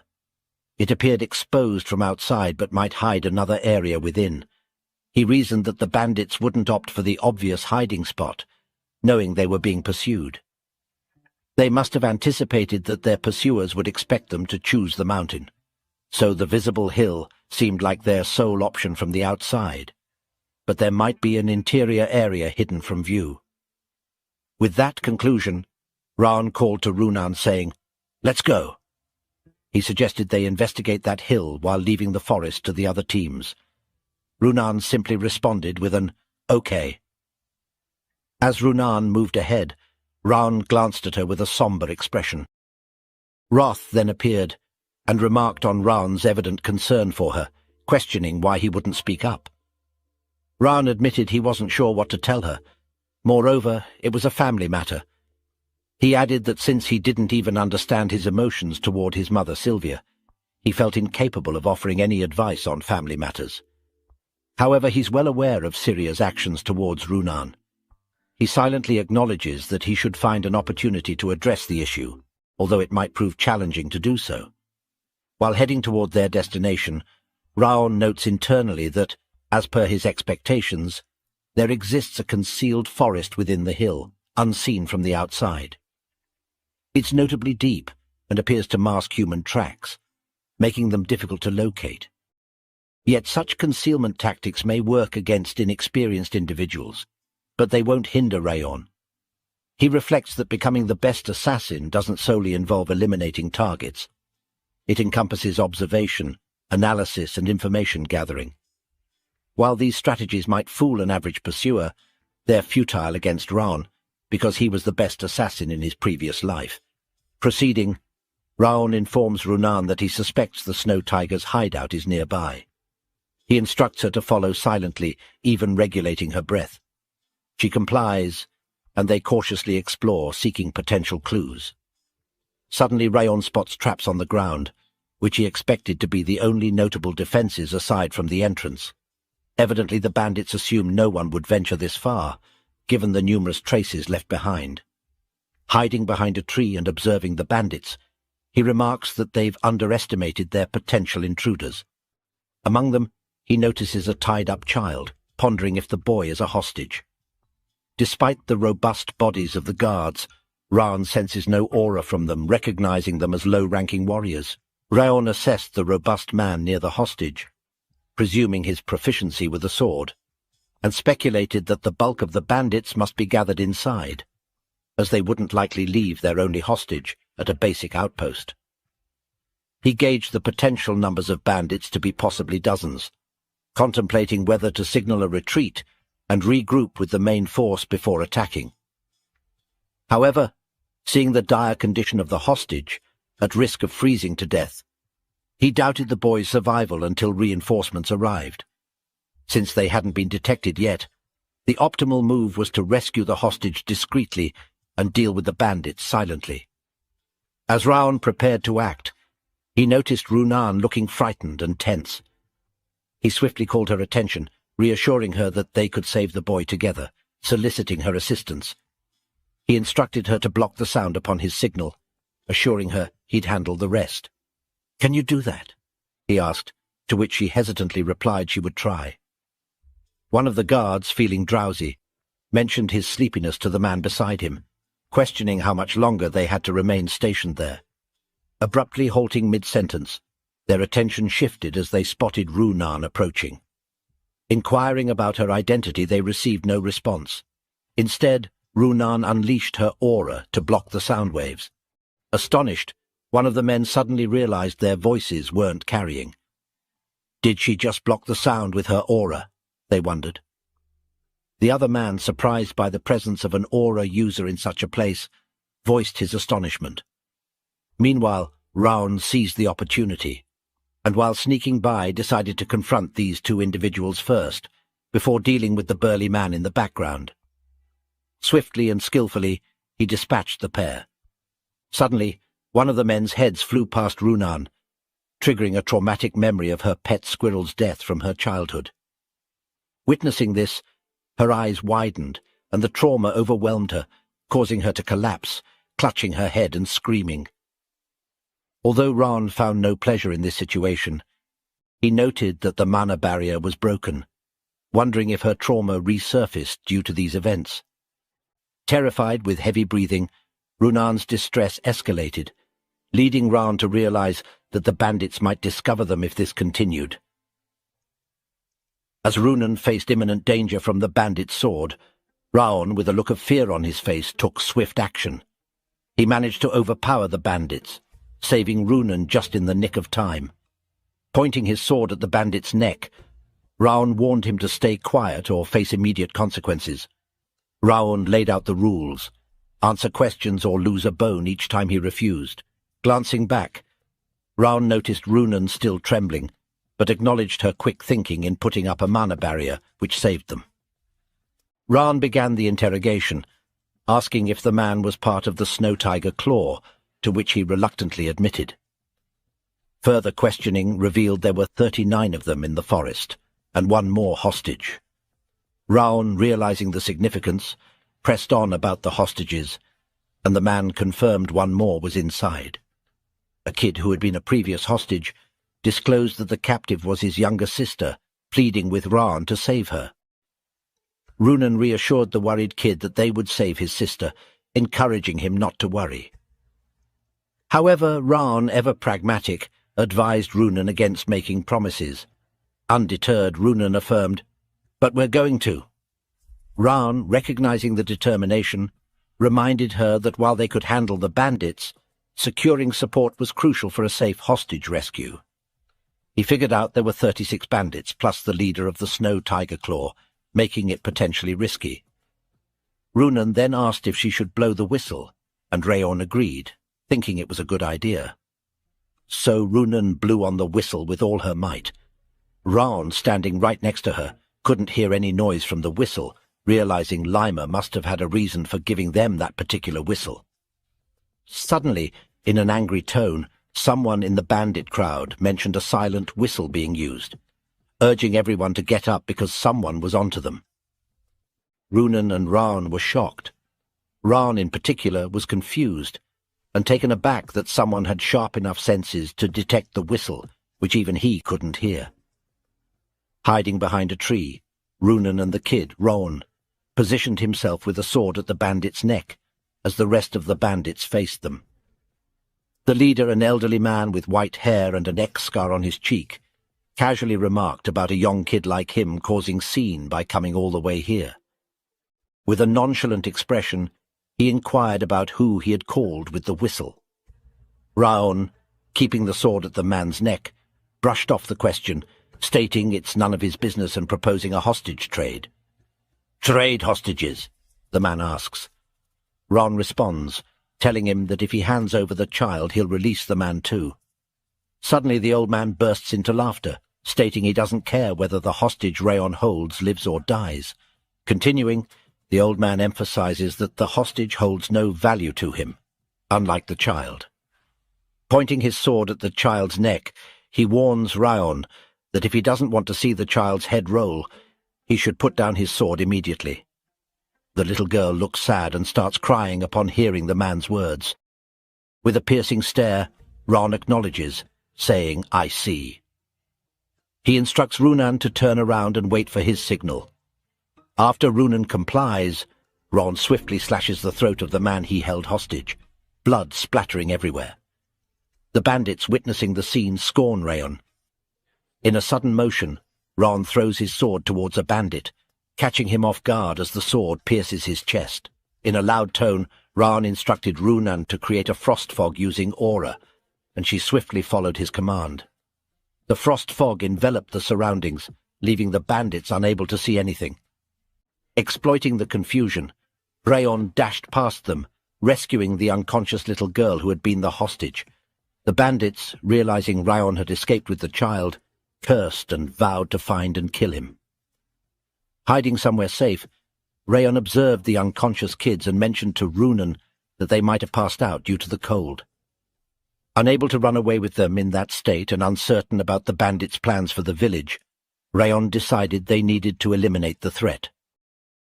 Despite sustaining an injury to his hand, Raon insisted that Runan stay and protect the kids while he dealt with the bandits. With a concerned look, Runan informed Raon about his bleeding arm. Raon reassured her, insisting he's okay and expressing his intent to swiftly deal with the bandits before returning. As Raon prepared to depart, Runan grasped his sleeve, urging him not to go due to the danger of fighting while injured. She pointed out that the instructors would arrive soon, suggesting they wait for assistance. Raon met Runan's gaze, kneeling to her eye level, and empathetically acknowledged the frightening nature of the battlefield, understanding the shared experience between trainees like them and seasoned swordsmen. He inquired if she knew what was even more frightening, promptly responding, being paralyzed by fear and unable to take action. He states that the bandits have committed egregious and unforgivable acts. He's confident that among the deceased, there are individuals who attempted to shield their village and others, who fought valiantly until the very end to safeguard their loved ones. Emphasizing their allegiance as Sieghart swordsmen, he asserts that they cannot overlook these deaths. Raon continued, emphasizing the importance of completing their mission to honor the sacrifices made and safeguard those who survived. Although uncertain about her brother's actions, he conveyed that the more frightened she becomes, the greater the influence of that man's shadow. He warned her that succumbing to fear would only deepen its hold, advising her to resist letting fear dictate her actions. With a final expression of words, he called her name, Runan Slyon, affirming that she alone has the power to protect herself and those she cherishes. From his pocket he took something and handed it to her, stating that the choices they make from this point forward are hers to decide. As he rose and headed towards the bandits' lair, he reassured her that she no longer needed to linger in the shadows. Runan remained silent, reflecting on his words and recalling his brother. Internally, she expressed a desire for change, wanting to break free from the constraints of the past. Determined to protect what mattered to her, she resolved to step out of the dark shadows and into the bright light. The scene revealed that Raon had given her a figurine of a squirrel, reminding her of her old pet squirrel Ruby, a gesture that meant a lot to her. Raon re-entered the bandits' lair, displaying ruthless efficiency by dispatching 3 of them with a single slash each. Amidst the chaos, the bandits, infuriated, cursed, urging each other to end the young threat. Despite their attempts, anyone who approached Raon met a swift demise. As Raon skillfully eliminated foes, the old man, baffled by their inability to stop a mere child, shouted in frustration. In a dramatic turn, someone leapt behind Raon, ready to strike. Alert and quick, Raon turned just in time to dodge the impending attack. The old man, now facing Raon, declared, "You're dead, you little brat," and lunged again.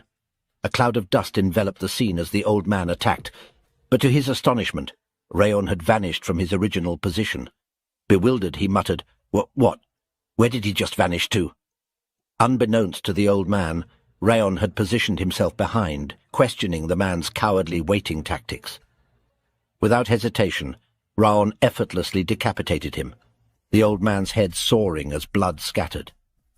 The bandits, witnessing Raon's prowess, nervously dubbed him a monster, grappling with the mystery of how such strength could exist in someone so young, questioning if Raon was truly just a trainee. Raon instructed them to surrender after their leader's demise, but his attention quickly shifted as he skillfully intercepted an incoming attack. Suddenly a voice chimed in expressing disbelief, emanating from a brown-haired man. Curious, the brown boy questioned the logic of dying to a mere child, warning that it would only bring shame on themselves if they enter the North and South Alliance like this. Upon scrutinizing Raon, the brown boy acknowledged Raon's apparent affluence, suggesting he hailed from a well-off family, a more desirable hostage than their previous captive. Without hesitation, the man lunged at Raon, remarking that he had feared their offerings might fall short, expressing gratitude to the heavens for not abandoning him, Vukan. With a formidable strike, Vukan slashed at Raon, declaring his intention to take Raon, his friend, and the other children as hostages. Despite Raon successfully blocking the attack, he recognized the strength of the Snow Tiger Claw Chief. Initially considering him a novice with the sword, Raon revised his assessment, identifying him as a proficient sword user. Raon grappled with the chief, employing both hands to parry the chief's slashes. Meanwhile, a voice from the sidelines exclaimed the discovery of Runan and the hostages. Observing Runan in a tense struggle with an opponent, Raon torn between the two conflicts, inwardly worried at the unpreparedness of Runan for battle, feeling the need to rush to her aid. Distracted, Raon barely blocked a slash from the chief, who, seizing the opportunity, questioned Raon's gaze diversion, expressing disbelief at his concern for his friend and the hostages. The chief, adopting a menacing tone, suggested reveling in the battle, and urged Raon to forsake thoughts of his friend for the moment.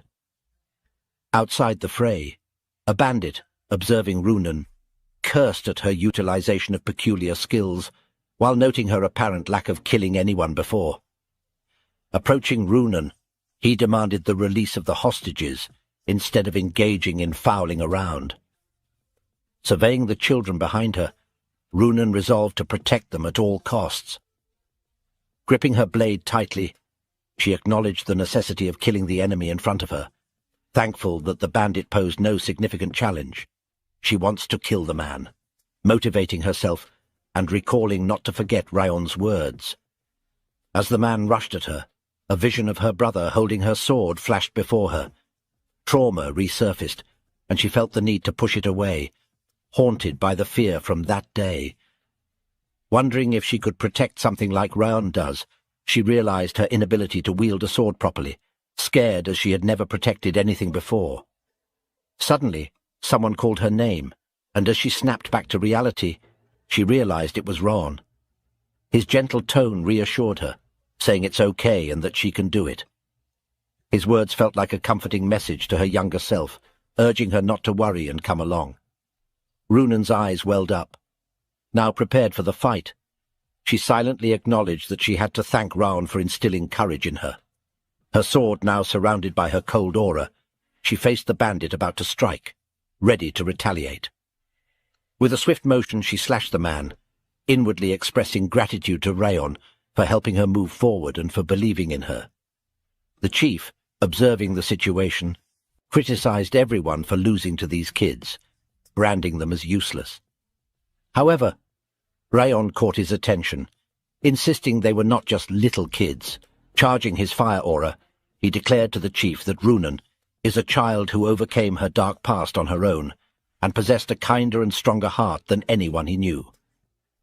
Flames growing, Raon portrayed her as a swordsman who had overcome trials. Employing his powers, he executed the 1,000 Flames technique, first flames, flower fall, swiftly slashing and defeating the chief. Moments later, Raon checked a chest for remaining traps before the instructors arrived. There he discovered a two-tone flower, a rare miracle herb. Pondering if the bandits massacred an entire village for this, he was interrupted by a voice asking if it was already over. Raon and Runan turned to see a red-haired man, noticing Raon holding the same two-toned flower that Vukan had. With a smile, the man inquires if they killed them all. The man is revealed to us as the North and South Alliance's eternal bandit chief. Raon, unfazed, asks what if they did. The man maintained his smile, remarking on Raon's boldness. He acknowledged Raon's ability to judge situations, attributing his confidence to skill. When Raon questions his affiliation with the North and South Alliance, the man confirms it, introducing himself as Richter. Upon hearing the name, Raon inwardly acknowledges Richter with a hint of nervousness.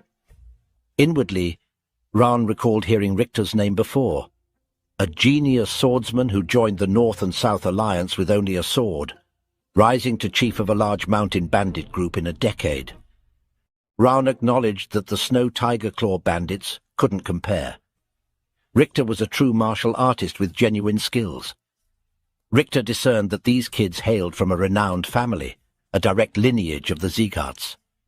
Observing the absence of engravings on Raon's and Runan's swords, he concluded that they must be trainees. What should I do? He uttered, then with a nonchalant tone and expression, he casually proposes, "Should I kill you?" Richter unleashes his formidable aura, signaling his hostile intentions. Raon, having once lived the life of an assassin, remains unfazed, drawing his sword in response. Richter, impressed by Raon's composure, questions how he can withstand such a potent aura. Now he understands that Raon is not just a normal kid. In his mind, Raon was contemplating all the things he can do to kill this guy. He knows he can kill this man if he approaches from behind, but he can't defeat him as he is right now in a head-on fight. But for some reason, Raon doesn't want to back down, so he tells him to take his sword and come at him with all his might. Richter is shocked to hear this, because he knows that Raon already understands the situation, knows that he is going to be defeated. But Raon, with a confident voice, says that it's common sense for the weak to die to the strong. This leaves Richter dumbfounded, because he feels that it's something a kid should not say. After hearing this, he actually loses his interest to fight with Raon, because now he knows what kind of person Raon is, and he thinks that it will be a shame to kill someone like him. But Raon doesn't back down even now. He says, "A martial artist doesn't choose where he dies." All this stuff coming out of Raon's mouth is making Richter more confused and flustered. He sarcastically asks Raon if he's sure he is a kid. Does he have a collection of famous quotes or something? He was standing right in front of him and says that there is another reason why he doesn't want to kill him right now. He says, "The vicious wind has been watching us for a while." Raon doesn't understand what he is saying, but Richter jumps and gets away from Raon, and tells him that it would have been fun if he were a part of the North and South Alliance. He stands on a snowy peak and asks Raon about his name. He looks curious to know more about Raon. Raon tells him that he is House Sieghart. After hearing Raon's name, he tells him that he hopes that one day he will hear about him from across Mount Terukan and Rabel River, and then he vanishes away from here. After this, Raon checks on Runan and tells her that they should leave from here too. Runan is thinking about something now about her fight.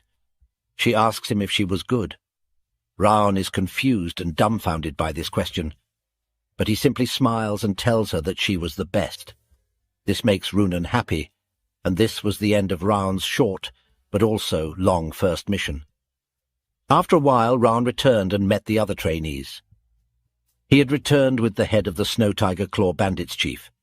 Because of this, Martha and Buren were upset that they lost to him once again. Other students were a little bit upset too, so Lima comforted the other students for not performing as well. He also gave them some advice, which actually turned into a storytelling of how great his own first mission went for him. So we can say that the headmaster was pleased with how he did on his own first mission. Even Roth started to brag about his first battle, and he started to tell Raon about his first battle in which he froze an entire castle. Listening to the two very talkative people reminiscing almost made Raon feel his ears were bleeding. The rescued children had lost their parents, so the Slyon family decided to take them in. Slyon family is the family of Runan, and even the children liked the decision, since they started to like Runin after a few days. Upon returning from the missions, Runin and Raon were summoned by the Patriarch, where they were awarded with a bronze medal for their accomplishments. At first, Raon was surprised to be praised by the Patriarch, and we get to know the Patriarch gave Raon the two-tone flower by calling it Raon's own loot, despite the flower being a very rare miracle medicine. The Patriarch decided to give it to Raon. Raon is visibly confused about this, but he still takes it since getting the two-tone flower is quite a big deal. At night, when Raon came back to his home, his eyes were stunned to see someone in front of him. He was confused and flustered to see Dorian here. He asked Dorian why he was here, to which Dorian replied that Madame Sylvia had asked him to stop by. He further tells that Madame Sylvia asked him about what happened once the mission was completed. Raon was stunned to hear this. Beads of sweat fell from his face as he was in terrible shock. With a pinch of fear in his voice, he asked Dorian if he had told her everything. Dorian's eyes teared up when he informed Raon that he told Madame Sylvia about the touching story. Raon was dumbfounded by this and inwardly wondered, what has this idiot done? Suddenly he heard Sylvia's voice, who was accompanied by Maid Helen. Both of their faces looked like they couldn't process what they had just heard. Raon thought that Sylvia would be really mad if she knew that he stepped up to kill the bandits. He tried to explain the situation, but suddenly Sylvia ran up to him and hugged him. She smiled and told Raon that he did a great job. Raon was confused by this series of events. Sylvia asked her why she thought she would be mad. Raon replied that Sylvia always tells him to be careful. Raon was about to say some more things, but Sylvia cut him off and said that the reason the first patriarch wielded his sword was to protect the weak. She told him that he always has reached out his hand to those in need since then. The Sieghart continued to carry out his will to protect the weak. She tells Raon that her dream was to become a swordsman like the first patriarch. So how could she scold Raon for saving the hostages? She put both of her hands on Raon's shoulders and told him that she was proud of him. Maid Helen was also proud to hear the story, and she told the other maids that tomorrow she would go to the main residence and she would brag about Raon's successful first mission. Sylvia was very emotional, but on the other hand, Raon was not able to understand her. He felt that emotions were too complicated for him. He turned his face behind to look at what that bastard Dorian had done, but he was long gone from here. Raon felt that the situation was not that bad either. On the other hand, we see Runan cherishing the wooden squirrel which was given to her as a present by Raon. She was lying on her bed and thinking about the moments spent with Raon. She remembers on their first mission, where Raon motivated her to move forward and forget about her dark past. In her mind, she thinks that next time when she will meet him, she will thank him for all that he did for her. Now we find ourselves in the forest, where Lima was also thinking about Raon. We get to know what Rictor was telling Raon about the vicious wind. Actually, Lima was hiding behind the tree and watching the interaction between Rictor and Raon. With a grin, Lima says that it's been so long since he have seen in someone what he saw in the patriarch. To him, it seems like the seed for a new king has begun to sprout. Now we behold the grand presidential building of the Robert family. Inside, a man sat at his office table engrossed in writing. By the way, do you recall this white-haired gentleman? If not, allow me to remind you. He is Sir Derus Robert, the primary antagonist of our tale, the one who ended Raon's life back in the first chapter. He was writing something in his book, and noticed blood on the page. When he checked, he noticed the wound was still not closed. He remembers the day when he killed Raon, but before dying, Raon charged up towards him and attacked him. He remembered that it had been 17 years already since the day Raon had given him this wound. He continued to try out different high-quality miracle medicine since that day, but it didn't work. He also hired skilled physicians and renowned priests. However, no one has been able to erase this wound from his hand. He sees the wound on his hand, which neither heals nor gets worse. He feels that the wound looks exactly similar, just like it did the day he got it. He feels the wound is communicating to him, and it wants him to remember that day. He sarcastically says, "So some dead spirit is asking me to remember him," and feels that Raon is standing in front of him, and he laughs at him. He says that the past doesn't matter, because he is not a person who will look back on his own past. Now we get to know that there is only little time left until Robert's lifelong wish will come true. I feel he is planning something cruel, but we don't know what that is. Now we see Raon, who has achieved many rewards on his status window.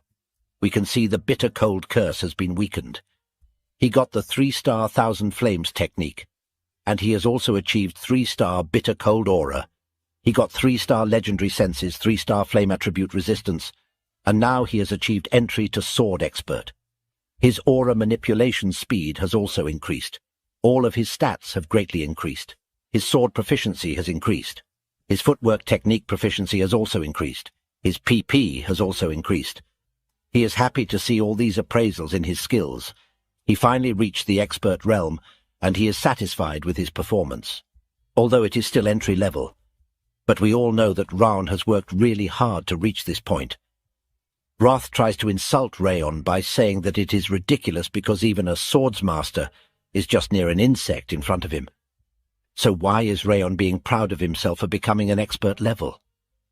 Raon tells him that it is rare for a 15-year-old to become an expert level. Even if someone looks all over the continent, they won't be able to find anyone of Raon's age who has already achieved expert level. Roth annoyingly tells him that only idiots consider age on the battlefield. Age doesn't matter. Weak is still weak. But surprisingly, Raon doesn't argue back. He accepts what Roth is saying. He says that even he knows that no one goes easy on the opponent just because the opponent is young when they are on the battlefield. Roth is still annoyed and further tells Raon that he is very weak compared to him. Even if Raon tries, he can't even touch his fingernail. But Raon smiles and tells him that he also agrees with him. Then Roth questions, "If you know that you are still so weak, then why are you able to smile like this?" To this, Raon replies, "Because I'm happy. In my past life I was nowhere near this level." He continues, "Even you admitted that I have grown somewhat." Hearing this, Roth becomes speechless, and he doesn't know what he should reply to Raon. He starts to throw a tantrum like a little child and says, "Why would I praise a human? I will never do that." Raon roasts him and says, "Don't get so mad over such small things." Raon says that he heard Roth's voice shake a little, so it confirms to him that he has become stronger. They both have been together long enough to know what Roth is thinking, but Roth doesn't accept this. He tells Raon, "A human like you who can see through my behavior should deserve more than death." Now he tries to freeze Raon with his power, but that doesn't affect Raon at all. He smiles and tells him that this kind of rage is nothing for him now. He claims that if Roth doesn't get his power again, then he's going to be eaten by him instead. Now we see Roth's typical useless trash talk, and he starts to reminisce again by saying, listening to Raon's nonsense reminds him of the old days. He starts to tell his story that back in his days in the demon realm, there were demons who came to challenge him. But before he can continue his story, Raon starts to walk away from here. These two have an interesting relationship. Let's see how their relation will grow in the future. The next day in the training hall, Lima tells everyone that the training for today is over and they can go now. But Björn stops Lima and reminds him that he himself has come 20 minutes late. So shouldn't all the students go 20 minutes past the usual time? But the lazy Lima tries to sneak his way out, saying that they can make up for it tomorrow, and that was enough for today. Inwardly, Björn calls him an irresponsible elf.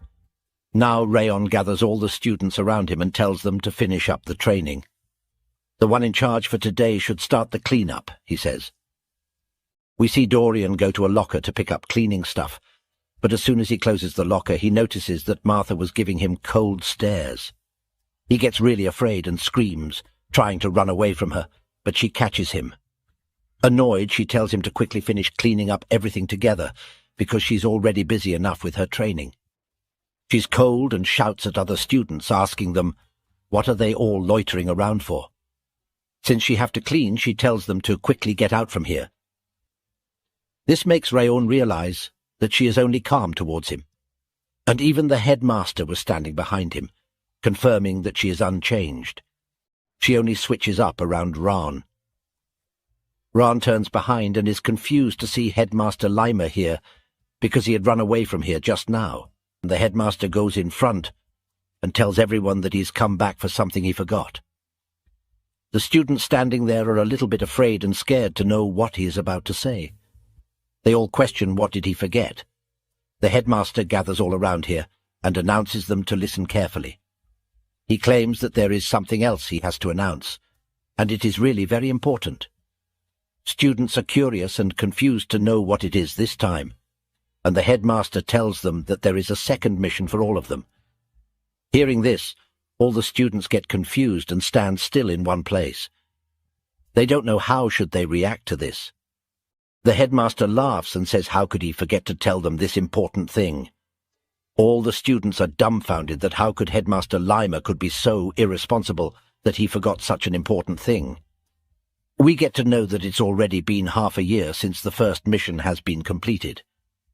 Raon thinks it took longer than expected for the second mission to come. He feels that there are fewer duties for the Siegharts to handle compared to his past life. Headmaster now further explains them about the second mission. Apparently there has been orc invasions in the southern part of the Zart territory, and their mission is to eliminate the orcs who are threatening the villagers, and they should protect the people of the village. In simple words, we can say that their mission is the protection of the village and monster raid. Everyone gets excited to hear this news because it is an actual orc raid. They always waited for such a kind of mission to arrive. Now they all can show their sword skills and finally test out their swordsmanship skills. Lima calls them newbies and grabs the attention by saying that why are they so excited about this mission? They all get confused by the headmaster's words, but now the headmaster further explains that the instructors will not be accompanying them on this mission. They are the only ones going to the village, and they need to work together to accomplish the mission. Now, this was surprising for all of them. But suddenly Buren raises his hand and asks Lima that what if they come across a dangerous situation that they cannot handle? What should they do in that situation? To this, Lima replies, "It's up to you to handle. If it's a mission you cannot accomplish, then you should know when to give up." That's why the leader's ability to accurately judge a situation is important. He claims that a leader needs to be able to judge what the best response to the given situation should be. Now Dorian raises his hand and asks Lima, "Isn't it bad if we run away from a mission?" Lima tells him that normally it is considered bad, but it depends on the situation too. If you all come across one of the 5 demons and manage to escape, then in that situation that would be praiseworthy. Hearing this answer from Lima makes Dorian happy, because now he knows that running away won't get him into trouble. And seeing his reaction, Buren is confused and speechless. Now, Lima drops the actual bomb by saying that they all have to leave the day after tomorrow. They all are stunned and speechless to hear this, because they have to leave in 2 days, and this is not an easy mission. The kids were surprised, wondering why they had so little time allocated to them. It felt like they were being rushed too much.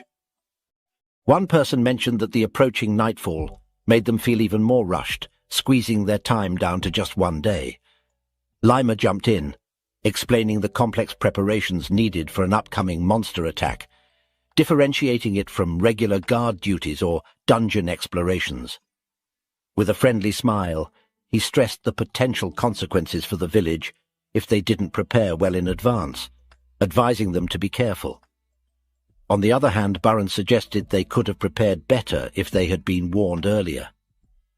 Suddenly, Raon spoke up, ending the growing argument with a firm statement.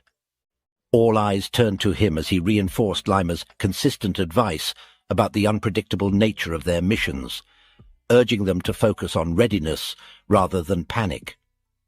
He pointed out that the more they worried about their situation, the less time they would have to prepare.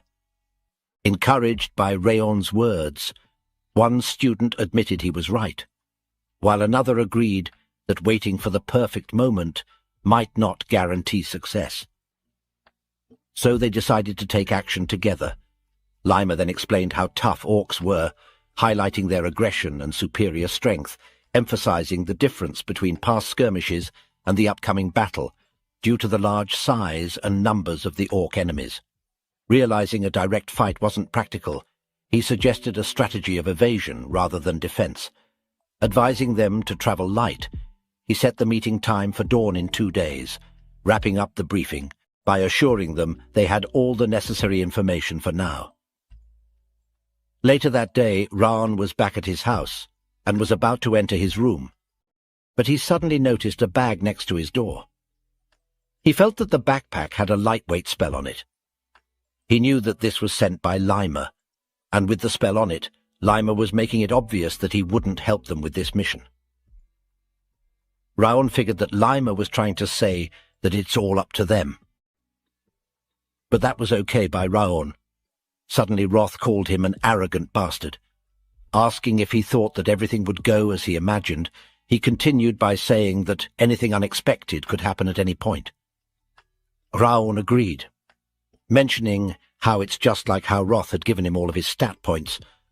Those words made Roth want to shut Raon's mouth for good, but Raon assured him that wouldn't happen. Suddenly both of their attention turned to the door. As Raon opened it, he wondered who could be visiting him at this hour. He was shocked to see his mum standing there looking mad.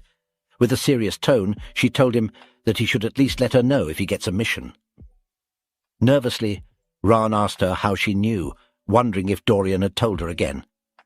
However, she replied that Lima was the one who told her. Inwardly, Raon cursed, thinking, "That darn elf!" He then apologized to her. She stood in silence and looked at him, then held his hand. She told him that being a head student meant a lot more than just being the representative. He needed to lead the other trainees into a better path. So, he shouldn't carry out missions alone. He needed to put his fellow trainees in the right positions to minimize damage and lead everyone to success in the mission. His friends' lives depended on the choices he made.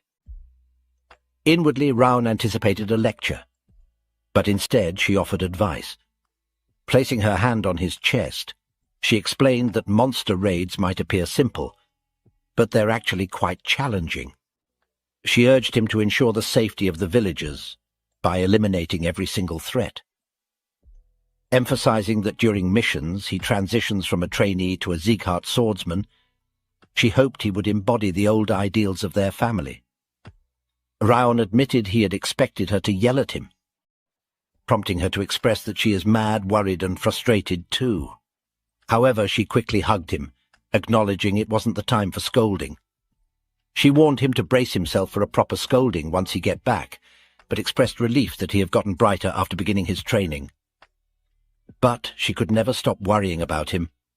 Those words resonated deeply with Raon, reminding him of a past where no one had shown concern for his well-being.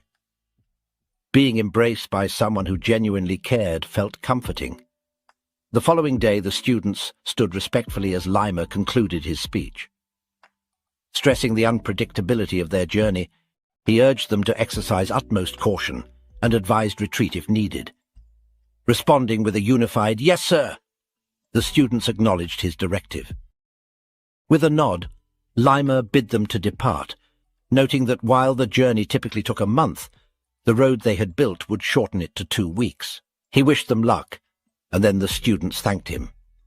Raon then took charge and instructed everyone to line up in formation with 4 rows, moving according to the buddy system they established earlier that morning. Lima watched them with pride and silently acknowledged that he was confident they would succeed because Raon excelled not only in combat and aura, but also in his strategic thinking. Lima was certain Raon would breeze through this mission and return triumphantly, especially considering Raon was only 15.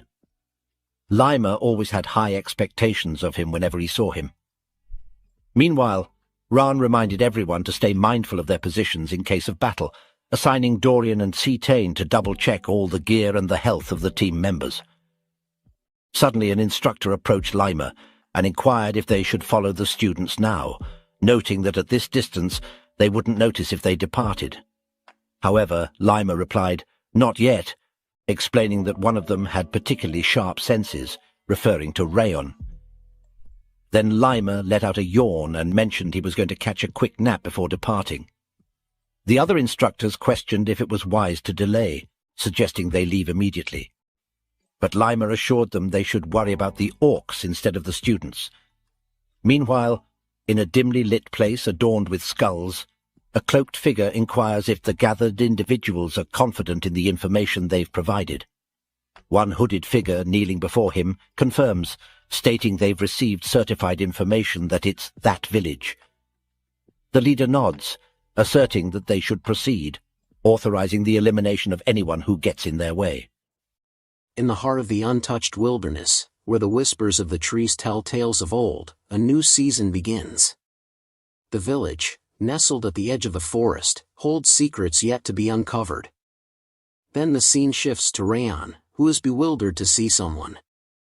Then it's shown the person Raon was staring. It was Sieghart's direct lineage 6th Training Hall's top trainee Cain Sieghart. Both groups were surprised to see each other in the same place. Raon spoke up, his voice tinged with surprise. Why is the team from the 6th training ground here? Kane, the leader of the opposing team, echoed Raon's question. I have the same question. Why are you guys here from the 5th training ground in this area? Raon's gaze locked onto Kane, and a name echoed in his mind. Despite being from the 6th training ground, Kane seemed to be in surprisingly good shape. Raon thought to himself, he's in much better condition than I remember. He also seemed to be a pretty advanced sword user now.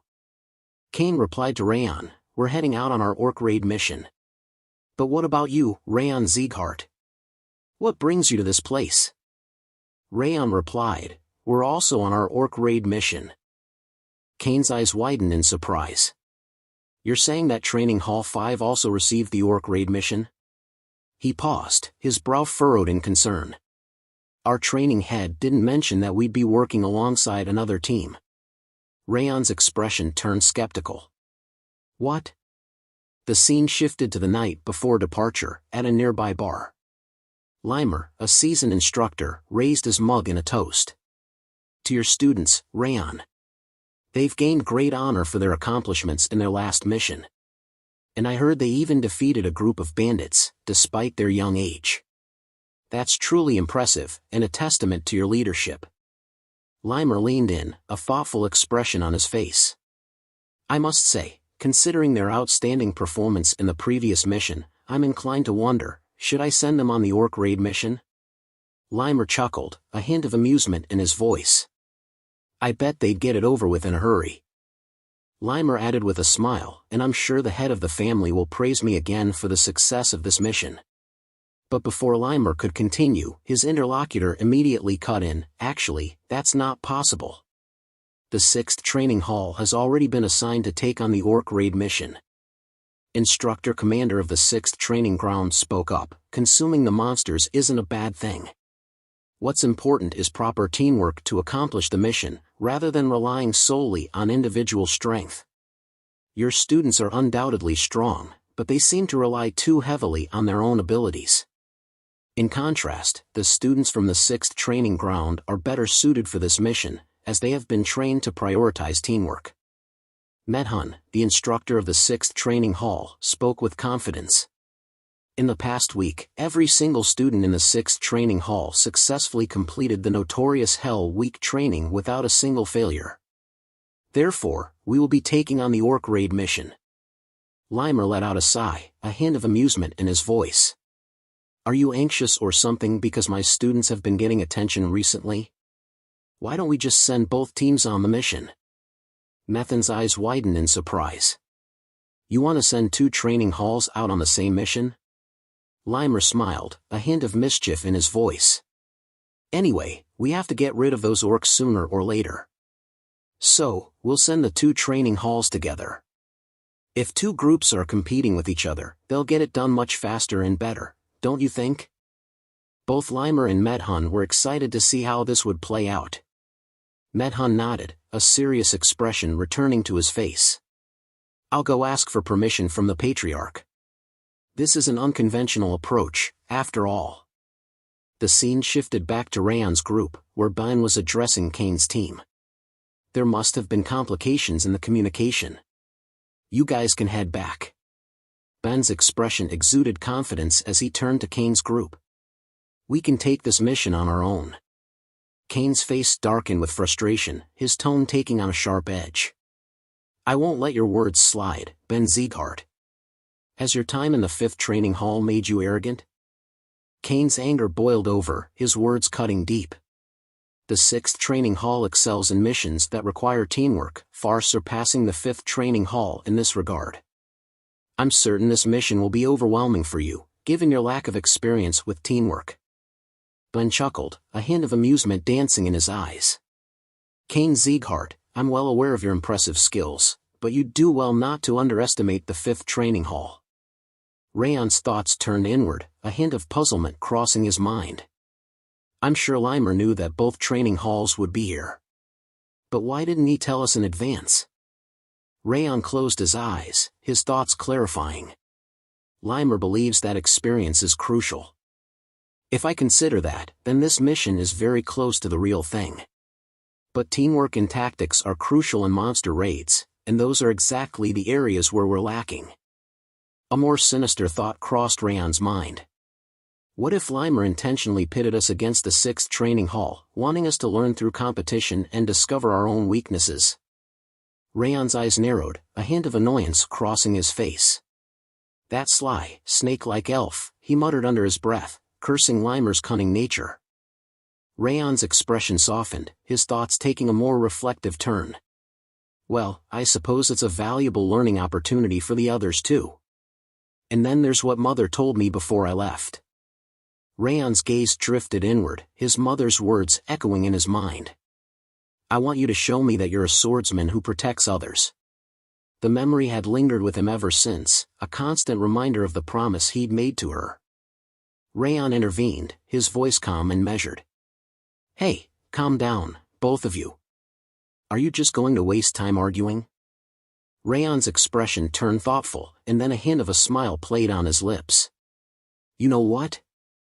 Why don't we just settle this with a bet instead? He suggested, his tone light.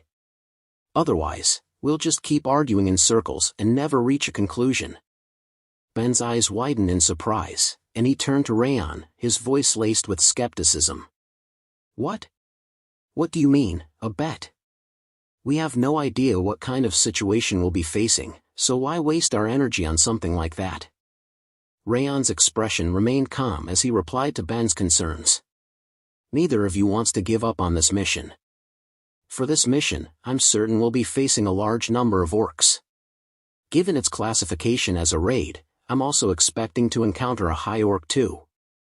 Raon raised his hand, holding up a single finger to signal to the group. All right, we have a bet to decide who will be the commander of this mission. Raon spoke up, outlining his strategy. We'll take down the leader of the orcs first, creating chaos in their ranks. Then, we'll carry out the rest of the mission. Isn't that reasonable? The two groups fell silent, taken aback by Raon's words. He continued, his tone measured. If the commanding team is struggling, it'll just be an opportunity for the other team to take advantage of the situation. Does that sound good to you? Raon asked. Kane nodded in agreement. All right, sounds good. Raon's expression reflected his relief. Okay, then. Raon gave a decisive nod. Let's get started. We'll head to the mountain. As soon as Raon finished speaking, the two groups burst into a sprint, their competitive spirits ignited. Martha's thoughts raced as she ran, her mind focused on the challenge ahead. The conditions are simple, she thought to herself. Either take down the entire enemy team or capture their flag, that's all it takes to win, Martha thought, a hint of a strategic mind at play. It's actually simpler than having everyone fight each other. Raon turned to Martha, a thoughtful expression on his face. Then shall we plan our approach, he asked. Martha's eyes sparkled with confidence as she replied, a hint of disdain in her voice. Why bother? They're all just a bunch of losers. Martha called out to Raon's group as she sprinted ahead, her voice laced with competitive spirit. I'll go wipe them all out. You just sit here and wait. I've got this. Martha's voice dripped with disdain. There's no need to use tactics against those losers. As Martha clashed with the enemy, her anger erupted in a fierce roar. Unleashing her legendary sense skill, she tapped into her heightened awareness. Because of my sharpened senses, I don't need to see, she declared, her voice echoing through the battlefield as she struck down her foes with deadly precision. Ben's eyes narrowed in concentration as he thought to himself, carefully picturing the situation on the battlefield. Raon watched as the battle commenced, a thoughtful expression on his face. Just then, Lunan approached him, concern etched on their faces. Is it really okay to have them fight without a plan? They asked. Raon shrugged, a hint of resignation in his voice. They're all so confident. It's not like they'd listen to me anyway. Lunan turned to Raon, a hint of concern in his voice. Is it possible to win against them? Raon's expression was grim. No, I'm sure we'll lose. Martha's frustration boiled over, and she couldn't help but think of herself as pathetic. The feeling only intensified her anger. Ben, too, seethed with frustration, his emotions simmering just below the surface. Martha's thoughts swirled with growing frustration. Why can't I get through them? She seethed inwardly. They're all weaklings, but their defense is infuriatingly strong. Martha's thoughts were sharply interrupted by a young man from the opposing team.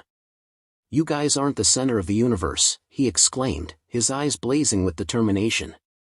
Don't look down on us. Martha's eyes widened in surprise, and for a moment, she was left speechless. The sounds of clashing steel and pounding footsteps echoed through the forest, a cacophony of chaos as the battle raged on. As the dust settled, Ben and Martha stood amidst the aftermath of their battle, their faces etched with shame and disappointment. Their eyes cast downward, they couldn't help but feel humbled by their defeat. Raon asked with a smile, so, was it as easy as you imagined? It looks like you guys were the ones to fall back, though. Raon's expression turned stern, his voice taking on a serious tone. You guys are mistaken, he said, his eyes scanning the group. The world doesn't stay still while you're improving. Did you look down on them because they were ignored by the Orwan Kingdom? He paused, his gaze piercing. I'm sure we'll win since we did better than them recently. Isn't that what you guys thought? Raon's voice cut through the air, his words sharp with criticism. This is what happens when you just fight without any tactics, without working together, without knowing your enemy. The group's eyes dropped, their faces somber. You were drunk on your own arrogance, Raon continued, his tone unyielding. You ended up wasting your energy, aura, and even exposed our techniques to them. The group's silence was palpable, heavy with the weight of their mistakes. Kane's group was abuzz with excitement, their voices filled with admiration as they congratulated each other. Those swordsmen train every day too, one of them said, nodding in respect. Just because we might be doing better doesn't mean we should look down on them. Kane watched his team with a warm smile, his eyes shining with pride. He stood silently, his presence a testament to his leadership, as his team basked in the glow of their hard-won victory. The scene shifted to Raon and Lunan standing off to the side, their voices hushed in conversation. Lunan's brow furrowed in concern as she asked, "Then we lost?" Raon turned to the group, his eyes locked on Lunan as he replied, "No, we still have a chance." Ben's eyes widened in surprise, his voice stuttering, "Are really?" Martha's face was set in determination, her voice shaking with emotion. "I'll do anything," she vowed, "if we can win against those bastards." Raon's gaze swept across the group, a hint of approval in his voice. "Well, at least you're still willing to try," he said. "All right, then." Raon declared to his team with unwavering confidence, "I'll tell you how we can win." The scene shifted to the 6th Training Hall's team, who were ecstatically chatting about their victory. The 5th Training Hall was a cakewalk. One of them exclaimed. Another team member chuckled in agreement. It was so refreshing to watch them struggle. However, a more cautious team member interjected, "Don't let your guard down. We can't underestimate them." After all, the 5th Training Hall had already proven themselves to be formidable opponents, having successfully taken down the Snow Tiger Claw Bandits, an affiliate organization of the North and South Alliance. He muttered to his team members, "I'm sure they won't give up." Suddenly, the sound of footsteps echoed through the air, and the atmosphere shifted. Everyone's eyes snapped towards the direction of the sound, their faces alert and attentive. The group's eyes widened in surprise and shock as Martha appeared before them. Instantly, they grasped their swords, ready for battle. One of them sneered, as expected, "We'll put an end to this." Martha's expression, however, was one of amusement. She chuckled, her eyes glinting with mockery, and said, "What an idiot." Martha's amusement slowly gave way to a stern warning. "You're going to regret it if you ever talk badly about us again." As soon as Martha finished speaking, she charged forward with incredible speed. The 6th Training Hall's team sprang into action, their eyes locked onto Martha. "Attack, 4th formation!" One of them shouted. As Martha closed in, the trainees of the 6th Training Hall gripped their swords tightly, steadying themselves for the impact. Their leader called out, "Concentrate your aura towards the front." As Martha closed in, she swiftly shifted her foot to the side and launched a sideways attack with her sword, catching her opponents off guard. The 6th Training Hall's trainees were caught off guard, their minds racing in surprise. What the? They thought, stunned. They're attacking from the side, not head-on. The battle raged on, with the clash of swords and the sounds of intense combat echoing through the forest, refusing to subside. Ben readied himself for battle as he assumed a peculiar posture. The enemy's eyes widened in recognition, and one of them called out, "It's the preparation posture from earlier. Counter it now!" One of the group members shouted, "Just like we prepared." Ben burst into a sprint, swiftly passing the counter group. The enemies, caught off guard, stood frozen in stunned silence. As Ben sprinted past them, he taunted, "You've been fooled." With momentum on his side, Ben launched a swift and persuasive attack on the next group. As Ben's attack landed, the enemy's screams echoed through the forest. The enemy warriors were stunned, thinking to themselves, how did he change his movement so quickly? As Ben stood proudly, the team from the 6th Training Hall looked on in stunned silence. They thought to themselves, has the 5th Training Hall changed their fighting style entirely? What in the world just happened? One of the 6th Training Hall team members thought. What could have caused the 5th Training Hall to change their fighting style so drastically? As Martha clashed with her enemies, they panicked, desperately trying to counter her swift and precise attacks. Martha beamed with joy, thinking to herself, Raon was absolutely right. The scene then cut back to before the battle, where Raon stood addressing the team. "Why do you think we lost to them last time, when we're stronger than them individually?" he asked, his eyes scanning the room for answers. Suddenly, Ben spoke up. "It's because they have better information and tactics," Raon replied. "Exactly." Raon continued, "The 6th Training Hall already knew our personalities and skills. They planned their tactics around that, exploiting our weaknesses and catching us off guard. However, we didn't prepare anything, overconfident in our own abilities. In the end, we suffered a humiliating defeat in a battle that was well within our grasp." The green-haired boy asked Raon nervously, Then are we gonna lose now?" Martha's expression turned even more frustrated upon hearing his question. Martha's anger boiled over, and she grabbed the green-haired boy's collar, her face red with rage. "Shut up, don't jinx it," she yelled. The green-haired boy's eyes widened in fear as he begged for mercy. I'm sorry." Raon spoke up, his voice calm and measured. "Well, even if we can't consider it a full loss, we did lose a significant amount of stamina and aura. It's true, we are now at a disadvantage. But they're not the only ones with information and tactics," Raon continued. Ben listened attentively, while Martha still held the green-haired boy's collar, his eyes brimming with tears as he pleaded with her to let him go. Ben's eyes sparkled with curiosity as he asked Raon, "Do you have a plan, then?" Raon replied, "House Sieghart, the top trainee of the 6th Training Hall, possesses an exceptionally sharp sense of sight and intuition." Raon continued, "Thanks to that, he was able to anticipate your approach from a distance and strategically deploy trainees who could counter your strengths." Martha's eyes widened in surprise, and she muttered, "Damn it, House Sieghart." Raon analyzed their opponent's strategy, explaining, "Martha, your strengths lie in your power and endurance, but your attacks are relatively simple. Kane sent swordsmen who could withstand your blows, aiming to drain your aura." He turned to Ben, "And you, Ben, are incredibly fast, but your skills are somewhat predictable." Kane countered by sending swordsmen who are more agile and quick-witted, able to adapt to your movements. Raon shared his idea with the group. "So, how can we turn this around and win?" "The simplest approach would be to change our strategy and send in different team members," Raon continued. "But I don't assume that's what you guys want." Martha spoke up firmly, "Yeah, I don't want that. I have to win." Ben chimed in, his voice filled with determination. "Sorry, but I feel the same way." Raon declared, "Then you both need to fight differently." Martha and Ben exchanged surprised glances. Martha's curiosity got the better of her, and she asked, "Differently? How do you mean?" Raon outlined his strategy, starting with Martha. "The guys you fought are definitely sturdy, but since they're not adept at moving around with their aura, there must be more openings. Look for one and strike there. Target their weak points and take them down efficiently." Raon turned to Ben. "You tend to struggle against opponents who rely heavily on their instincts to fight. However, those types of fighters often have a weakness. They can be vulnerable to deceitful tactics. For now, you need to abandon your usual fighting style and try to deceive them instead."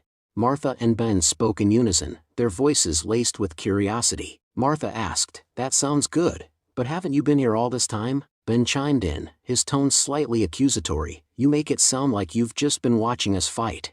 Raon's expression turned confident as he replied, It's true that Kane has sharp senses, sharper than most trainees. In fact, he paused for a moment before adding, but mine are better. The scene shifted to the heat of battle, where Runan fiercely exchanged blows with her opponent. Meanwhile, Raon scrutinized the situation with his razor-sharp senses. A thought crossed his mind: everyone's performing well. Runan's also gaining the upper hand. It doesn't look like she's going to lose. The scene shifted again, and Raon was seen sitting calmly on a rock, his eyes fixed on an unwelcome visitor who had arrived without permission. Raon's voice was firm as he spoke. Now, then. Raon's gaze intensified as he spoke to the person standing behind him. Shall we begin? The figure stepped forward, revealing a familiar face. It was House Sieghart. As Raon sat on the rock, lost in thought, he mused to himself. Given the drastic turn of events, Kane's options were limited. He had no choice but to come searching for the flag.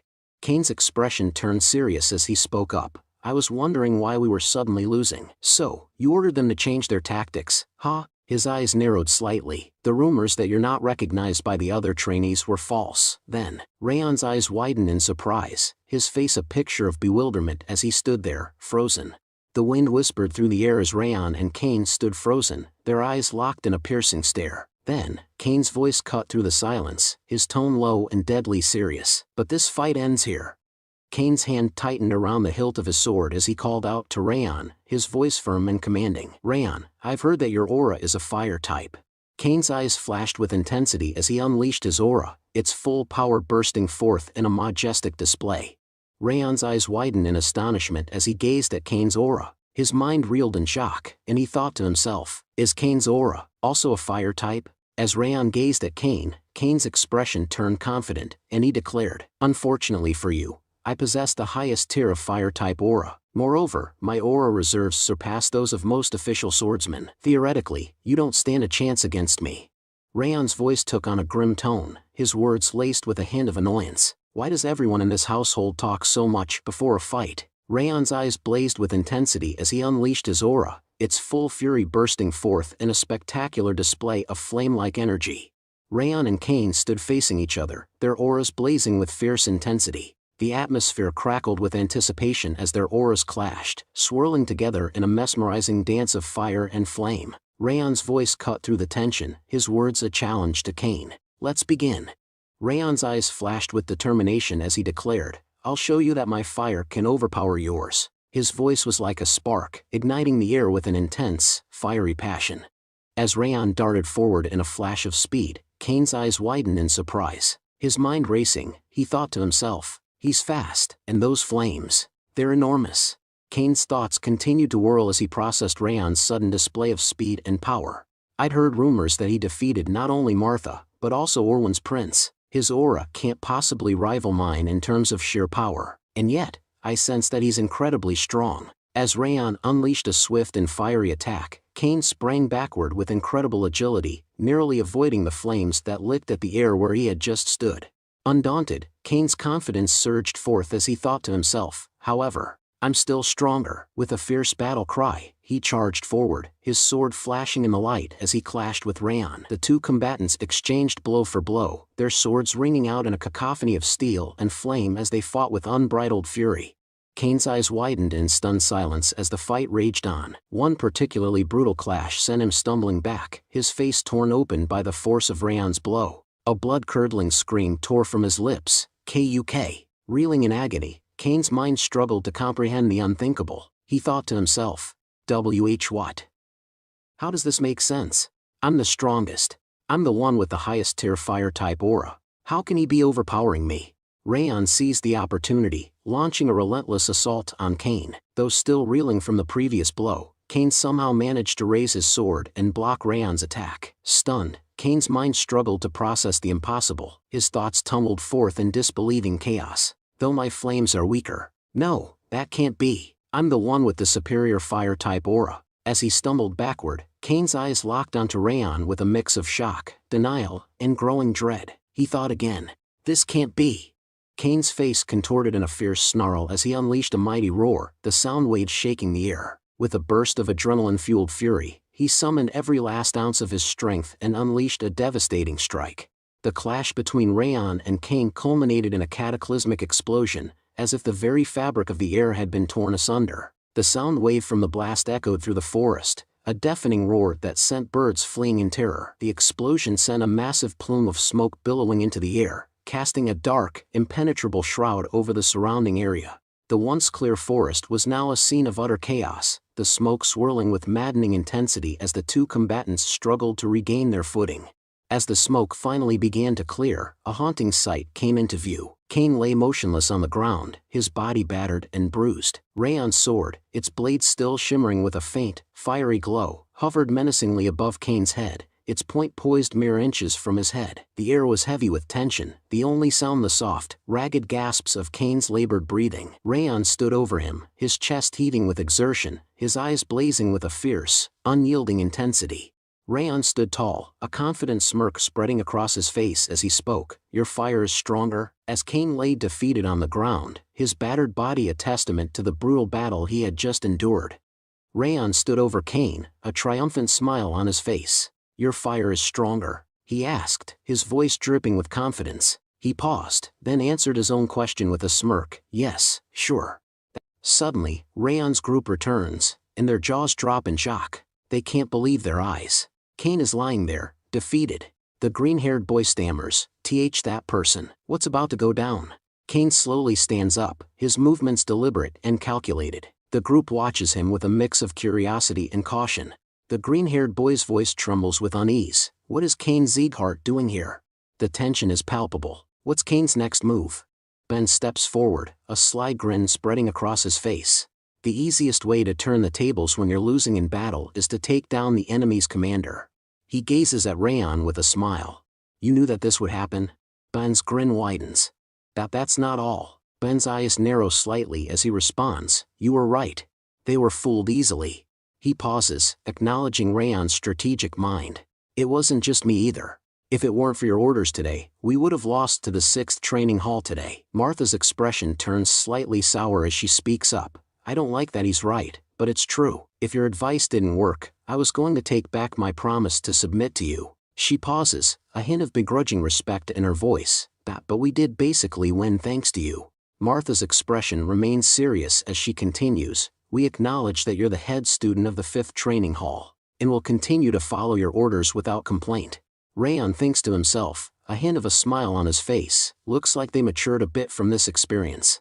That's nice to see. Raon's thoughts continue. "This is the 5th training hall that I know." Just then, Lunnon walks over to Raon and sits down beside him. Meanwhile, Ben and Martha exchange a weighted glance, their eyes locked in a silent understanding. Raon stands up, his presence commanding attention. He gathers all the trainees of the 5th training hall around him. "Good work, everyone," he says, his voice filled with pride. "But I'm sure you all learned something through this fight." Raon's expression turns serious as he continues. "It's dangerous to be drunk on your own confidence and arrogance. And we saw what happens when you rush into action without planning any tactics in advance." His voice takes on a stern tone, driving home the importance of the lesson. "If this wasn't a bet, but a real battle, we would have died. Do not forget what you learned today." Raon's expression softens into a warm smile, aiming to lift the group's spirits. "It's late now, so we'll camp in this forest. Get into groups, prepare to set up camp, and choose who'll stand watch." As the group scatters to begin their preparations, Cain's gaze lingers on Raon. His eyes cloud with thought, his mind consumed by the mysterious head student, Raon Sieghart. Cain's thoughts take an introspective turn. "He's much better than I had anticipated. He's obviously more accomplished in both mental fortitude and combat." A hint of self-awareness creeps into his mind. "I thought that the 5th training hall was just full of arrogant people, but I guess I was the arrogant one." Raon is engrossed in a conversation with his teammates when Cain suddenly interrupts, his voice tinged with a hint of sincerity. "I learned from this, Raon Sieghart." Cain's eyes lock onto Raon's, a hint of newfound respect evident in his tone. "You've taught me that I shouldn't let my guard down until the end, and that I need to prepare a backup plan for if the initial plan fails." Cain's expression turns introspective, a hint of humility in his voice. "I thought that we would win no matter what. We had known about you guys from the start, after all." His words trail off, implying a realization that his prior confidence was misplaced. Cain's voice takes on a tone of genuine humility, his words laced with sincerity. "But not only did we lose, I also lost a duel against you. I thought I was stronger, but I guess I was just arrogant." He pauses, reflecting on the lessons learned. I've learned a lot from this. Thank you. You're my savior. Kane's eyes lock onto Raon's, a deep appreciation evident in his gaze. Raon's eyes narrow slightly as he observes Kane, a thoughtful expression on his face. To himself, he thinks, Kane is much better than the others from the direct bloodline. Raon extends his hand, and Kane reciprocates, their palms meeting in a firm handshake. I learned from this too, Raon says with a nod. Kane smiles, his eyes gleaming with determination. We'll be supporting you in the mission, as promised. The scene shifts 2 weeks forward, the group now standing at the edge of a forest, near a towering cliff. Their destination lies just ahead, but the sheer scale of the cliff leaves both groups perplexed. Raon walks towards the cliff's edge, his eyes scanning the landscape below. He turns to face the group, a serious expression on his face. So, that's the village. His voice trails off, inviting the others to take in the breathtaking view. Raon's gaze sweeps over the village below, his thoughts turning inward. A small village, without any special regional products or tourist attractions. Just a simple place where a few people farm and live off the land. His eyes narrow slightly as he reflects on their mission. This isn't a special mission either. It's just a routine operation, carried out regularly because of the occasional monster appearances. Raon's expression turns thoughtful, a hint of weariness creeping into his eyes. However, why do I feel like someone has been watching me all this time? Raon's eyes narrow, his mind racing with growing unease. It doesn't feel like an instructor is here with us, he thinks to himself. It feels a lot more ominous. Like they're trying to figure out how to fight us. Raon's thoughts trail off, his expression grim. He remains speechless, his mind fixed on a single conclusion. The best we can do right now is to deceive that person and be wary of them. Raon turns to Ben, his voice low and serious. Ben, I have a favor to ask. Ben's eyes narrow slightly, his curiosity piqued. What? Raon's voice is firm and decisive. You take the leader position for this mission. Ben's eyes widen in surprise, his face a picture of stunned silence. Ben's expression is incredulous. What are you talking about, Raon? Raon's expression turns serious, his voice filled with conviction. Remember our first mission? It was just me and Runan fighting the Snow Tiger Claw bandits. So, it'll be better if you guys lead the mission this time. He pauses, his eyes locked intensely on Ben. Didn't you say on the first day of official training that you'd catch up to me? Raon's gaze remains steady, his challenge hanging in the air. You meant that, didn't you? So show me what you've learned until now. Ben's expression sets in determination. Alright, I'll show you that I've changed. Ben's voice rings out, filled with newfound confidence. I'll be the one to lead this mission, then. Raon turns to the group, his voice clear. You guys heard, right? We're following Ben's orders from now on. The group responds in unison, their voices firm. Understood. Raon leans in, speaking in a hushed tone to Martha. Martha, I'll tell you the reason later. For now, just play along, okay? Martha's expression remains calm as she responds. You didn't need to tell me separately like that.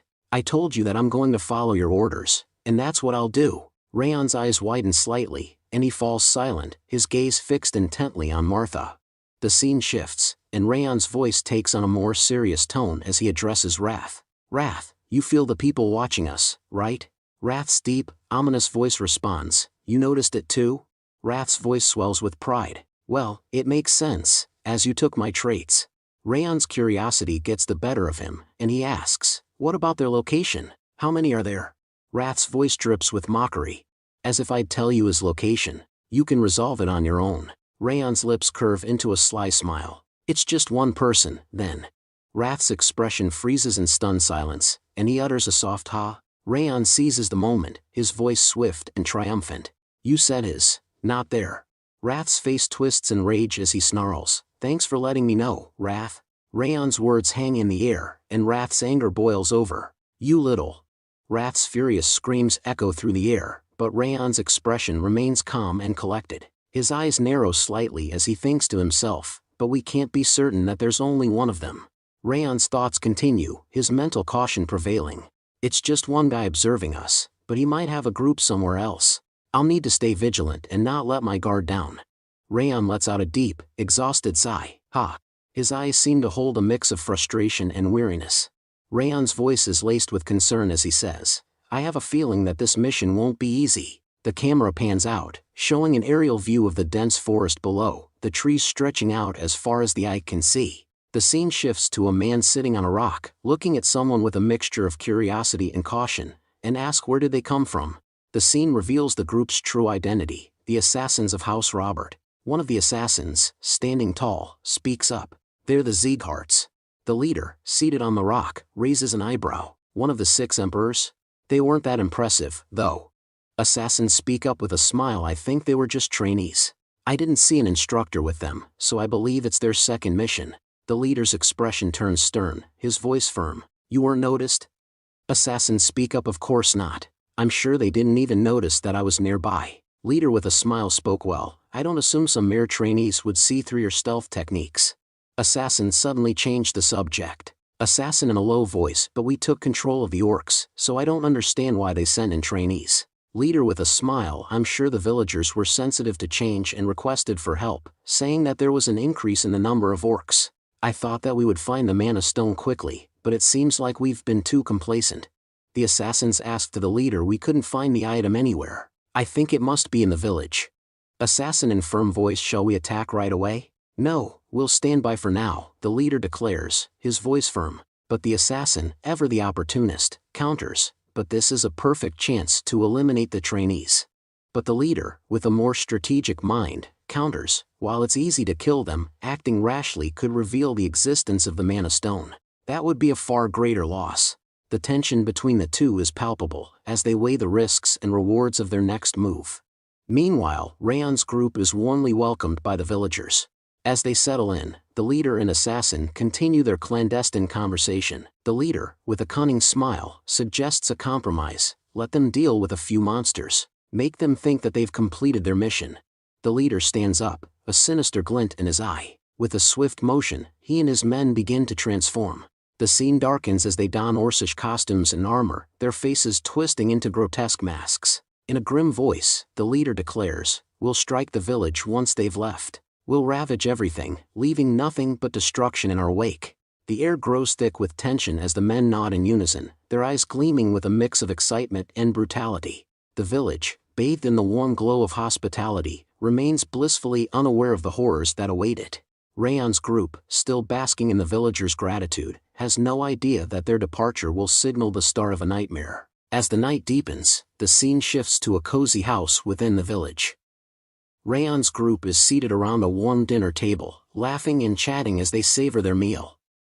The soft glow of candles and the crackling of the fireplace create a peaceful ambience, a stark contrast to the darkness gathering outside. Raon takes a bite of his food, his eyes drifting into thought about Ben Sieghart. Raon, to himself. I was a bit worried about him at first, but he's doing much better than I anticipated. Noting that he didn't exploit his title for personal gain or to feed his ego. Instead, he prioritized the success of their mission and took the time to reassure the village chief and its people. Raon observes that Ben is genuinely making an effort to improve. Raon's thoughts continued, shifting his concern elsewhere. It wasn't Ben I should be worried about. Ben and the trainees were more than capable of handling the monsters on their own, even if I weren't here. Raon's mind turned to a more pressing concern, the mysterious individual who had been monitoring their movements from the outskirts of the village. Though he couldn't be certain, Raon had sensed the person's presence vanish towards the mountains as soon as they entered the village. Raon's thoughts lingered on the unknown observer, sparking a nagging question. Was this a test orchestrated by the Sieghart household, or was it someone else entirely, lurking in the shadows? I guess we'll find out tomorrow. The scene shifted to the next morning, where Raon's group stumbled upon a disturbing discovery. The ground bore the unmistakable tracks of orcs' footprints. Ben knelt down to examine the footprint more closely, his expression grim. It's clear, he announced to the group, monsters are indeed lurking in the vicinity. The village head approached the group, a look of concern etched on his face. This time of year, monsters typically appear in our vicinity, he explained. However, this year is different. The number of monsters is triple what we normally face. I'm afraid our village isn't equipped to handle such a large-scale threat. To be precise, our scouts have counted over 100 monsters in the surrounding area, the village head elaborated, his voice laced with worry. Given the terrain and our limited visibility, it's likely the actual number exceeds 200. The issue isn't just the sheer number of monsters, the village head cautioned. You're likely unfamiliar with these woods, and navigating them can be treacherous. We'll provide you with a local guide to ensure you don't get lost in the mountains. He's the fastest and most agile young man in our village, and I'm confident he'll be a valuable asset to your team. Cebu mountain guide Kanbar stepped forward, his expression tight-lipped. To himself, he thought, I had a feeling something was off when the chief came to see us last night, but to be assigned as the guide for the Sieghart's trainees? This is the worst. Raon stood beside Kanbar, his eyes narrowing in puzzlement as he gazed at the mountain guide. Raon leaned in, speaking in a confident, reassuring tone to Kanbar, Don't worry, we'll make sure you return home safely. Kanbar's eyes widened in astonishment as he processed Raon's words. His expression was a picture of surprise, with a hint of curiosity. It was as if he had been caught off guard, and his mind was racing to understand the implications of what Raon had just said. Ben's voice cut through the air, commanding attention. Listen up, everyone. While orcs are usually superior to other monsters when it comes to combat, we mustn't underestimate the cunning of goblins and kobolds. They often resort to dirty tactics, employing poison and other underhanded methods. Even a minor injury can prove disastrous, so remain vigilant and don't let your guard down. The group responded in unison, their voices crisp and resolute, Yes, sir. Ben turned to Kane's group, his voice firm and authoritative. Training Hall 6, surround the perimeter and keep watch for any monsters attempting to flee or escape. Kane nodded sharply, responding with confidence, All right, leave it to us. Ben's voice rang out, his words electrifying the air. Then let us begin the raid. To the monsters that threatening this land. With a fierce battle cry, Ben charged forward, his sword at the ready. Show them the power of the Siegharts, he bellowed, his anger and determination palpable. The group surged forward in his wake, their swords flashing in the sunlight as they followed Ben into the fray. Let's go. Rath's voice was laced with disdain as he turned to Raon. Those idiots. What a foolish thing to do. They've been preparing for an ambush all this time, and then they go and scream their lungs out, exposing our location. It completely defeats the purpose of a surprise attack. Raon offered a calm, rational perspective, they're just trying to overcome their nerves, Wrath. Shouting can be a way to release tension. It's an understandable mistake, especially since this is their first raid mission. Wrath's eyes narrowed slightly as he observed Raon, his mind racing with a silent assessment. This guy should be on edge, given it's his first monster raid mission. Yet, instead of being nervous, he's thinking several steps ahead. He carries himself like a seasoned veteran, not some green rookie. The forest echoed with the cacophony of clashing steel and the screams of the orcs as the group clashed with the marauding horde. The sound of swords slicing through the air, the crash of armor, and the cries of the wounded created a chaotic symphony that resonated throughout the forest. Martha's eyes sparkled with exhilaration as she exclaimed to Ben and Lunnan, I'll annihilate them all. Her voice was alive with joyful fervor, her enthusiasm for battle infectious. Ben shouted above the din of battle, priority target, goblins and kobolds. Take them down first, then we'll focus on the orcs. They've broken through our formation, one of the group members yelled in alarm. 2 orcs are flanking us, heading in the opposite direction. Kanbar's voice trembled with fear as he warned Raon, the orcs are heading straight for us. Meanwhile, Raon stood frozen for a moment, his mind racing with a panicked thought, Ugh, I shouldn't have come here. But he quickly snapped out of it, gripping his sword tightly as he steeled himself for the impending battle. With a fierce determination, he prepared to face the orcs charging towards him. In a swift, deadly motion, Raon sliced through the first orc, his sword cutting a precise, bloody arc. The orc's lifeless body crumpled to the ground, its blood spilling everywhere. Raon then turned to face the second orc, his eyes blazing with fury. The orc, taken aback by Raon's sudden display of skill, swung its sword in a wild, desperate arc. But before the battle could even begin, Raon had already ended it. The orc stood frozen in shock, its sword still raised, as Raon stood before it, his chest heaving with exertion. With a calm, deliberate motion, Raon slid his sword back into its sheath, the sound echoing through the sudden silence. Kanbar's eyes widened in stunned amazement as he slumped to the ground, his gaze fixed on the lifeless bodies of the orcs. He turned to Raon, his voice barely above a whisper. "Acha? When did they die?" The silence that followed was oppressive, punctuated only by the sound of Raon's heavy breathing and the rustling of leaves in the gentle breeze. The two orcs lay motionless on the ground, a grim testament to Raon's deadly efficiency. Raon approached Kanbar, his expression concerned. "Are you hurt anywhere, Mr. Kanbar?" Kanbar's eyes widened in surprise, as if he hadn't expected Raon's solicitude. "Ah, no. I'm fine." Raon nodded, a hint of relief in his voice. "I'm glad." Raon's curiosity got the better of him. "There's one thing I've always wondered. Are there any urban legends about this mountain?" Kanbar's expression turned thoughtful. "Urban legends?" Raon replies yes. "There are stories about great treasures hidden deep within the mountain, and tales of terrifying monsters that roam the peaks." Kanbar's eyes sparkled with recollection. "Ah, there is one. I remember hearing it from the villagers when I was a child." Kanbar's eyes took on a faraway look as he began to recount the legend. According to the story, hundreds of years ago, a fierce battle took place on this very mountain.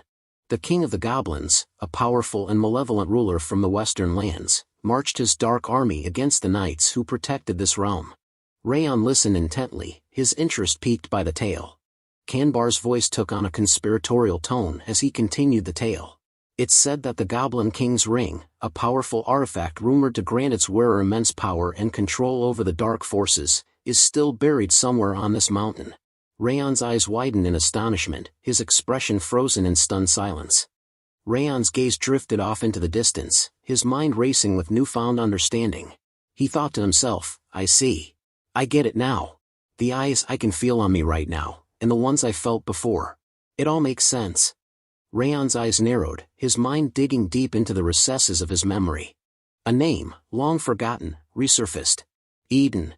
He whispered to himself. A shiver ran down his spine as he recalled the tales of old. They're one of the 5 demons. Raon's expression darkened as he recalled the lore surrounding Eden. They're infamous for their insanity, he thought to himself. Eden's purpose is restoration, a twisted desire to revert the world to a time when monsters ruled supreme. A chill ran down his spine as he contemplated the implications. They seek to resurrect an era where beasts and darkness reigned, and monsters were worshipped as gods. Raon's thoughts turned grave as he acknowledged the true extent of Eden's powers. If their twisted ambitions were all there was to them, they would have been eradicated long ago. But they possess a far more sinister ability, the power to tame and control monsters. He paused, his mind reeling at the implications. They can also wield the abilities of the monsters they command, despite being human themselves. It's a power that rivals that of the Siegharts, making them a force to be reckoned with. Raon's eyes seemed to gaze into the past as he spoke in a hushed tone. This strange power that Eden possesses, it's a secret that even the most esteemed households on the continent are unaware of. He paused, his expression hinting at a long-held confidence. "But I know that secret, thanks to Derus Robert." Raon's thoughts drifted back to the fateful events that had left an indelible mark on his life. The entirety of the Shadow Squad was slaughtered, leaving only me behind in that hell. His mind still grappled with the mysteries of that time. "I didn't realize it then, but it's definitely strange." Derus knew from the beginning that Eden used mana stones. A hint of skepticism crept into his thoughts. How would he know that, as one of the 6 emperors? And why didn't he reveal that to the world? The question swirled in his mind, fueling a growing sense of unease. Wrath's sudden question cut through the air, his voice low and discerning. "Raon, what are you thinking about right now?" "I can feel a deep, dark rage emanating from within you." Raon's eyes snapped back into focus, his gaze meeting Wrath's. He was taken aback, realizing that his emotions had become apparent. "Thinking of Derus is messing with my emotions," he thought to himself, a hint of self-awareness creeping into his mind. Raon took a deep breath, his eyes never leaving Wrath's face. "Let's calm down," he repeated, his voice measured. "What's important right now is Eden." Raon's eyes seemed to bore into the ground, his mind fixed on the possibility. I assume Eden's purpose is to find the Goblin King's Mana Stone, he thought, his voice low and measured. It's been hundreds of years since the Goblin King's defeat here. Raon's gaze swept across the landscape, his eyes burning with a mix of determination and trepidation. I'm sure a Mana Stone of incredible strength is buried somewhere, he thought to himself. Raon's eyes narrowed as the pieces fell into place. His mind racing, he thought to himself, so, their plan must be to make us think we've accomplished our mission, just to get us out of the way, allowing them to secretly search for the Mana Stone once we're gone. Ben's voice pierced the air, his eyes blazing with a fierce determination. That's the leader, he screamed to the group. I'll end this with one ultimate attack, and rush to attack. Just as Ben was about to unleash his ultimate attack, a massive explosion rocked the ground, sending shockwaves in all directions. Ben's eyes widened in surprise as he instinctively covered his head with his hands, stumbling backward from the force of the blast. Martha's voice rang out, filled with pride, as she declared, "It's mine." A triumphant smile spread across her face. Ben's expression, on the other hand, was a picture of disgruntlement. He muttered under his breath, his voice low and laced with embarrassment, "How undignified." Martha's smile only grew wider as she gazed at Ben, clearly delighted by his reaction. Ben's expression transformed, a wide grin spreading across his face as he turned to the group. "The leader's dead," he exclaimed, his voice ringing out across the battlefield. "Now we only have to take care of the rest." The group erupted into cheers, their voices screaming out in happiness as they celebrated their hard-won victory. The scene shifted back to Raon, asking Kanbar, Mr. Kanbar, about that Goblin King story. Has anyone ever found treasure or jewels in the mountains ever since? Kanbar's eyes seemed to gaze into the past as he continued, "Actually, when I was a kid, the chief went to the mountain and returned with a red jewel he found at the mountain summit." Raon's eyes widened with excitement. "Where's that jewel right now?" he asked, his voice filled with curiosity. Kanbar's voice dropped to a whisper, and he glanced around cautiously before revealing, "Most people aren't aware, but it was buried underneath the chief's house." Raon's eyes widened in shock, his mouth agape as he struggled to process the revelation.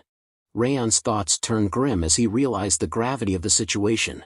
"This is worse than I imagined," he thought to himself. "If Eden doesn't find the Mana Stone in the mountain, they'll burn down this village." Scene shift. The 5th Training Hall and 6th Training Hall groups combed through the area, searching for any remaining orcs. A member of the 5th Training Hall group spoke up, "We don't see any more orcs around." One of the group member from the 6th Training Hall replied in agreement, "Same here." After completing their mission, the group returned to the village, where they were greeted with warm smiles and open arms. The villagers welcomed them back with joy, relieved that the threat of the orcs had been eliminated.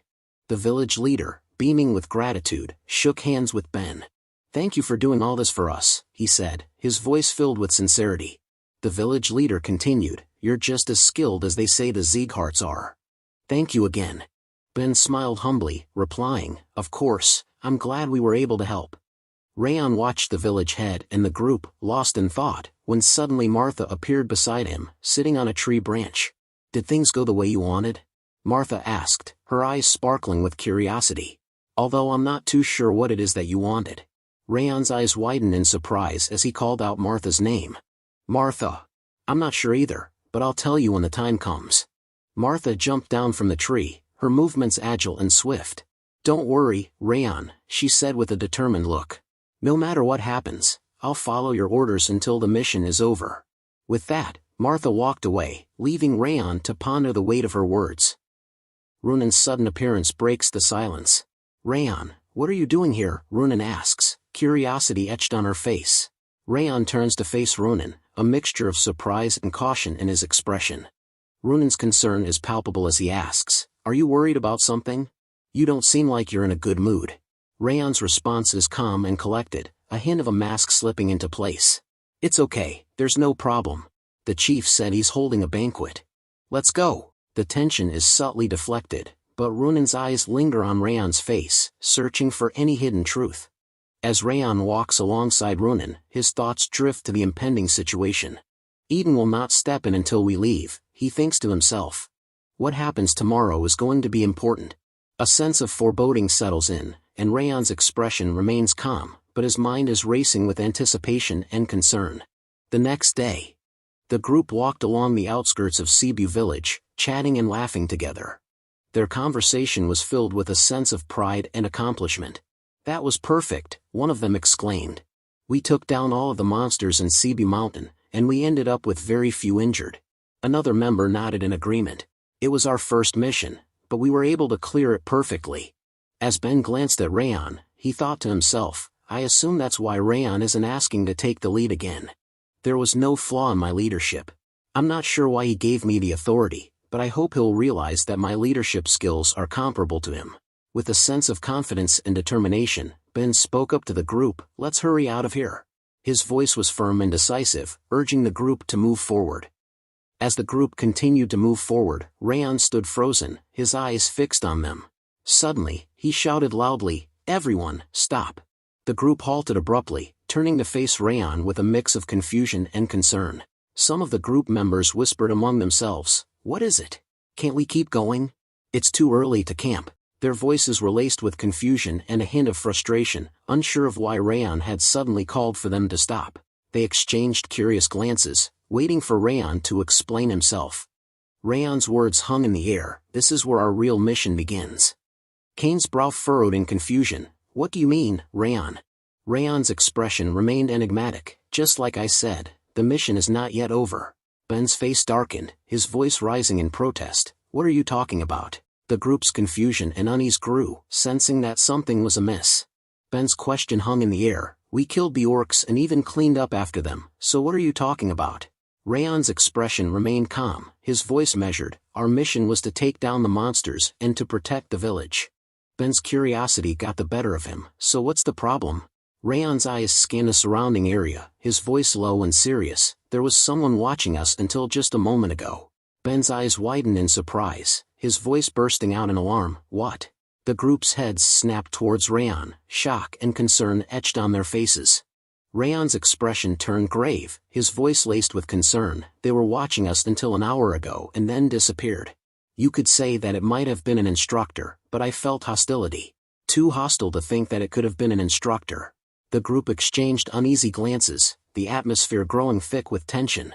Raon's eyes seemed to gaze into the distance, his voice low and serious. "I felt those eyes even before we arrived at the village, and I sensed them disappearing toward the village when we had gone far enough from the village."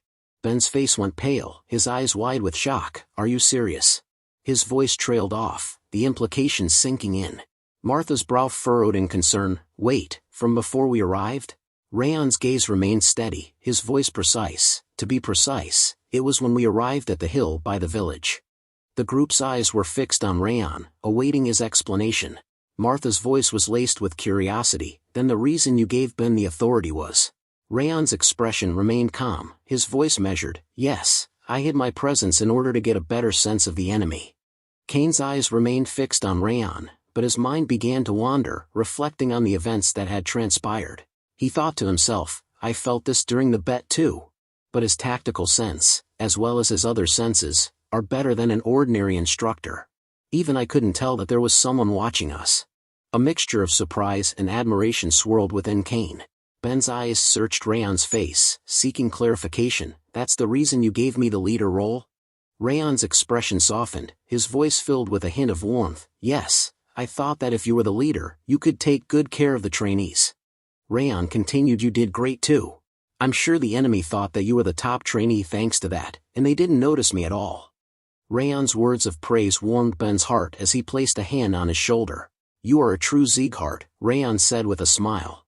"I'll recommend you as the second top trainee once we return." Ben's thoughts were tinged with a mix of surprise, humility, and a hint of embarrassment. "I thought I had put myself on equal grounds with Raon," he reflected, "but it seems I was far off.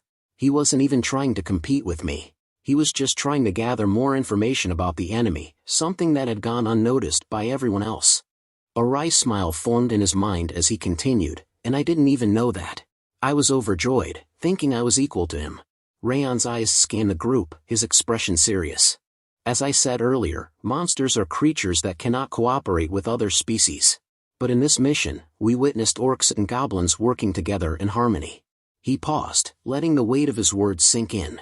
"This can only mean one thing: the enemies are using some means to control the monsters." Raon's expression turned grave, his eyes burning with determination. Our first mission was to protect the village, and it's not over yet. A threat still looms over the village, waiting to strike. We can't consider our mission a success until that threat is eliminated. Raon's voice dropped to a whisper as he outlined their plan. We're returning to Cebu, but we'll need to be stealthy to avoid detection. Ideally, it'd be nice if we had equipment suited for it, but since we don't, turning to the green-haired boy, who seemed taken aback.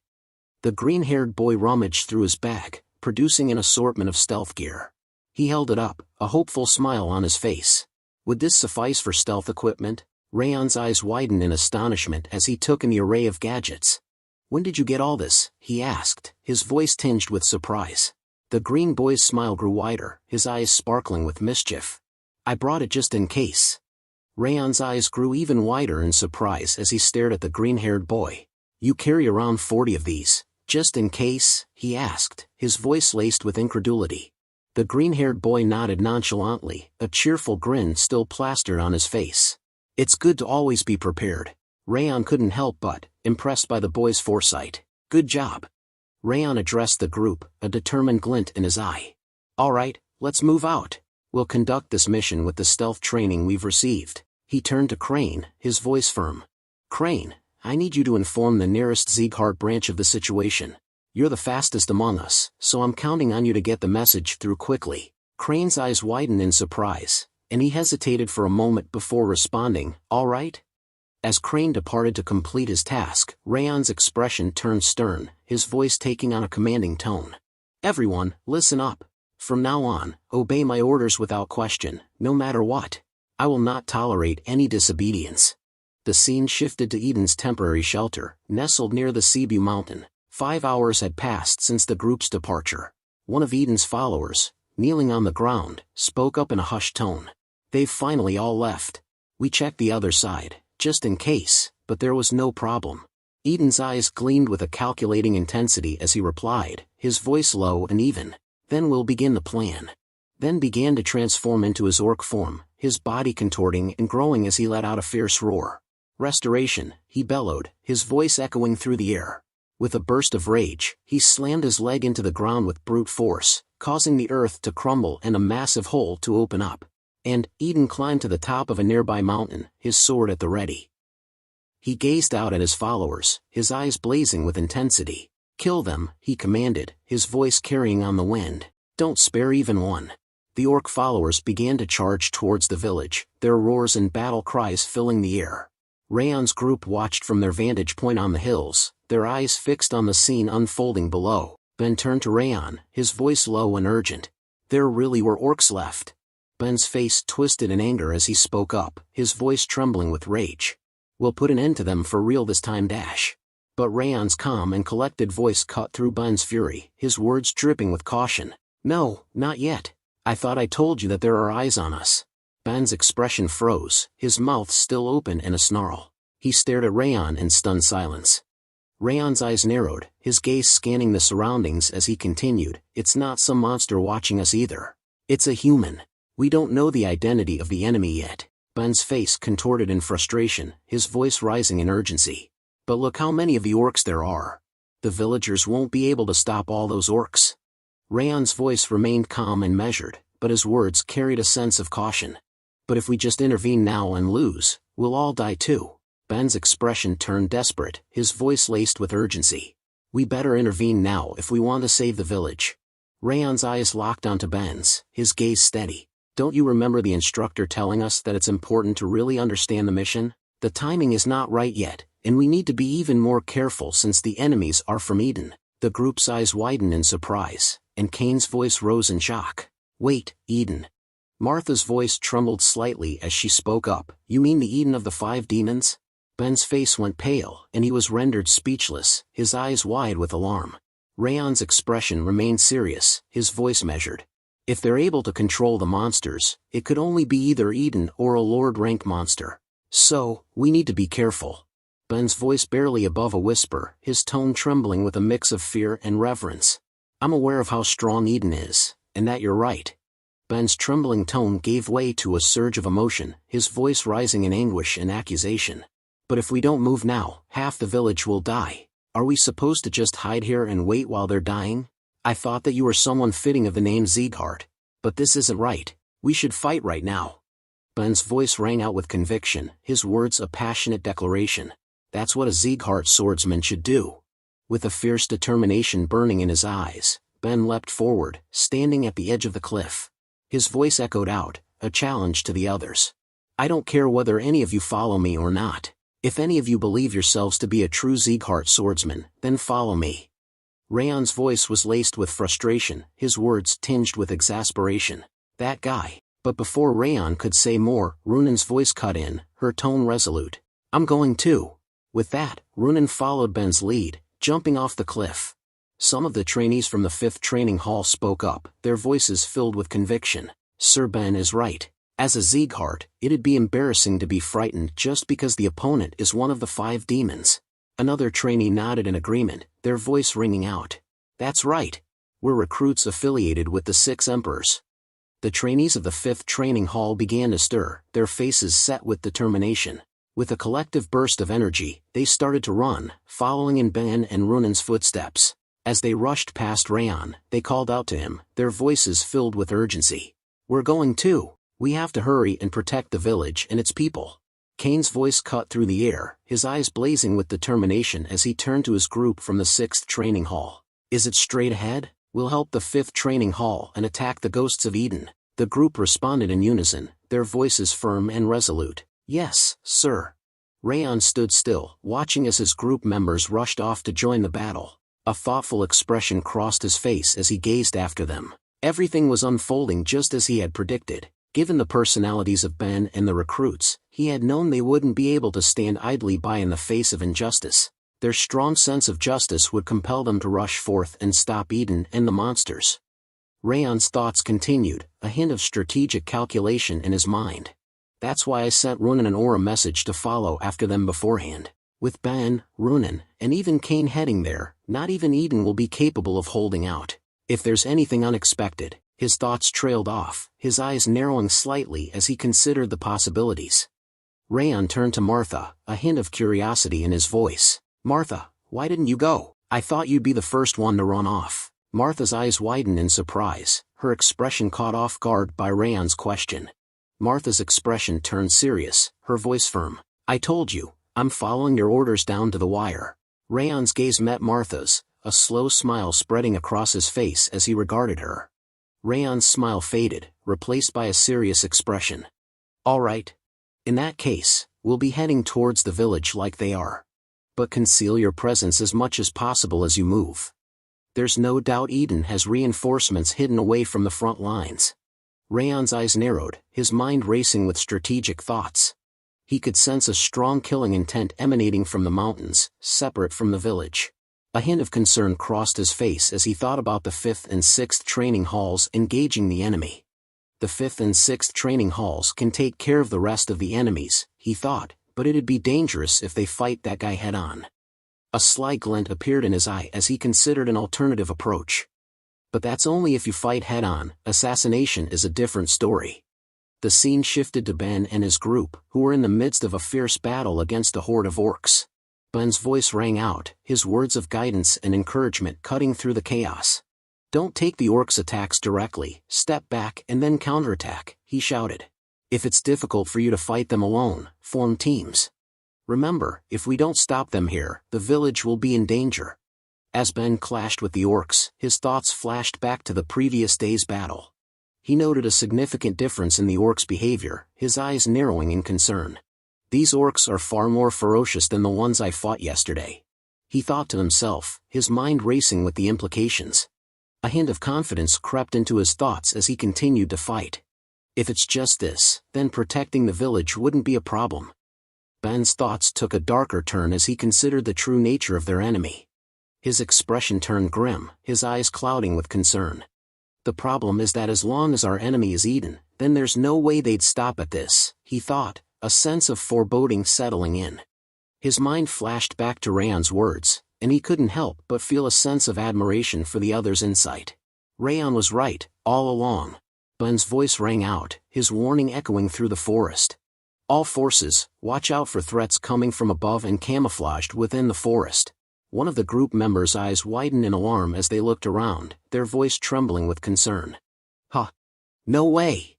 Ben's eyes locked onto the camouflaged figures, his mind racing with recognition. It's Eden's Green Phantom Corps, he thought to himself, his grip on his weapon tightening.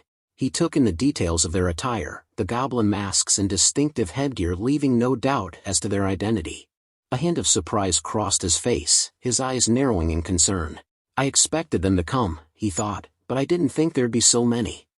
Ben's gaze swept across the forest, his eyes quickly tallying up the number of Green Phantom Corps members. His expression turned grave, his mind racing with the implications. A cursory glance tells me there's easily more than 40 of them, he thought, his grip on his weapon tightening. We've got to play our cards right if we want to fight this many foes. Ben's voice rang out, his words clear and decisive as he issued orders to his comrades.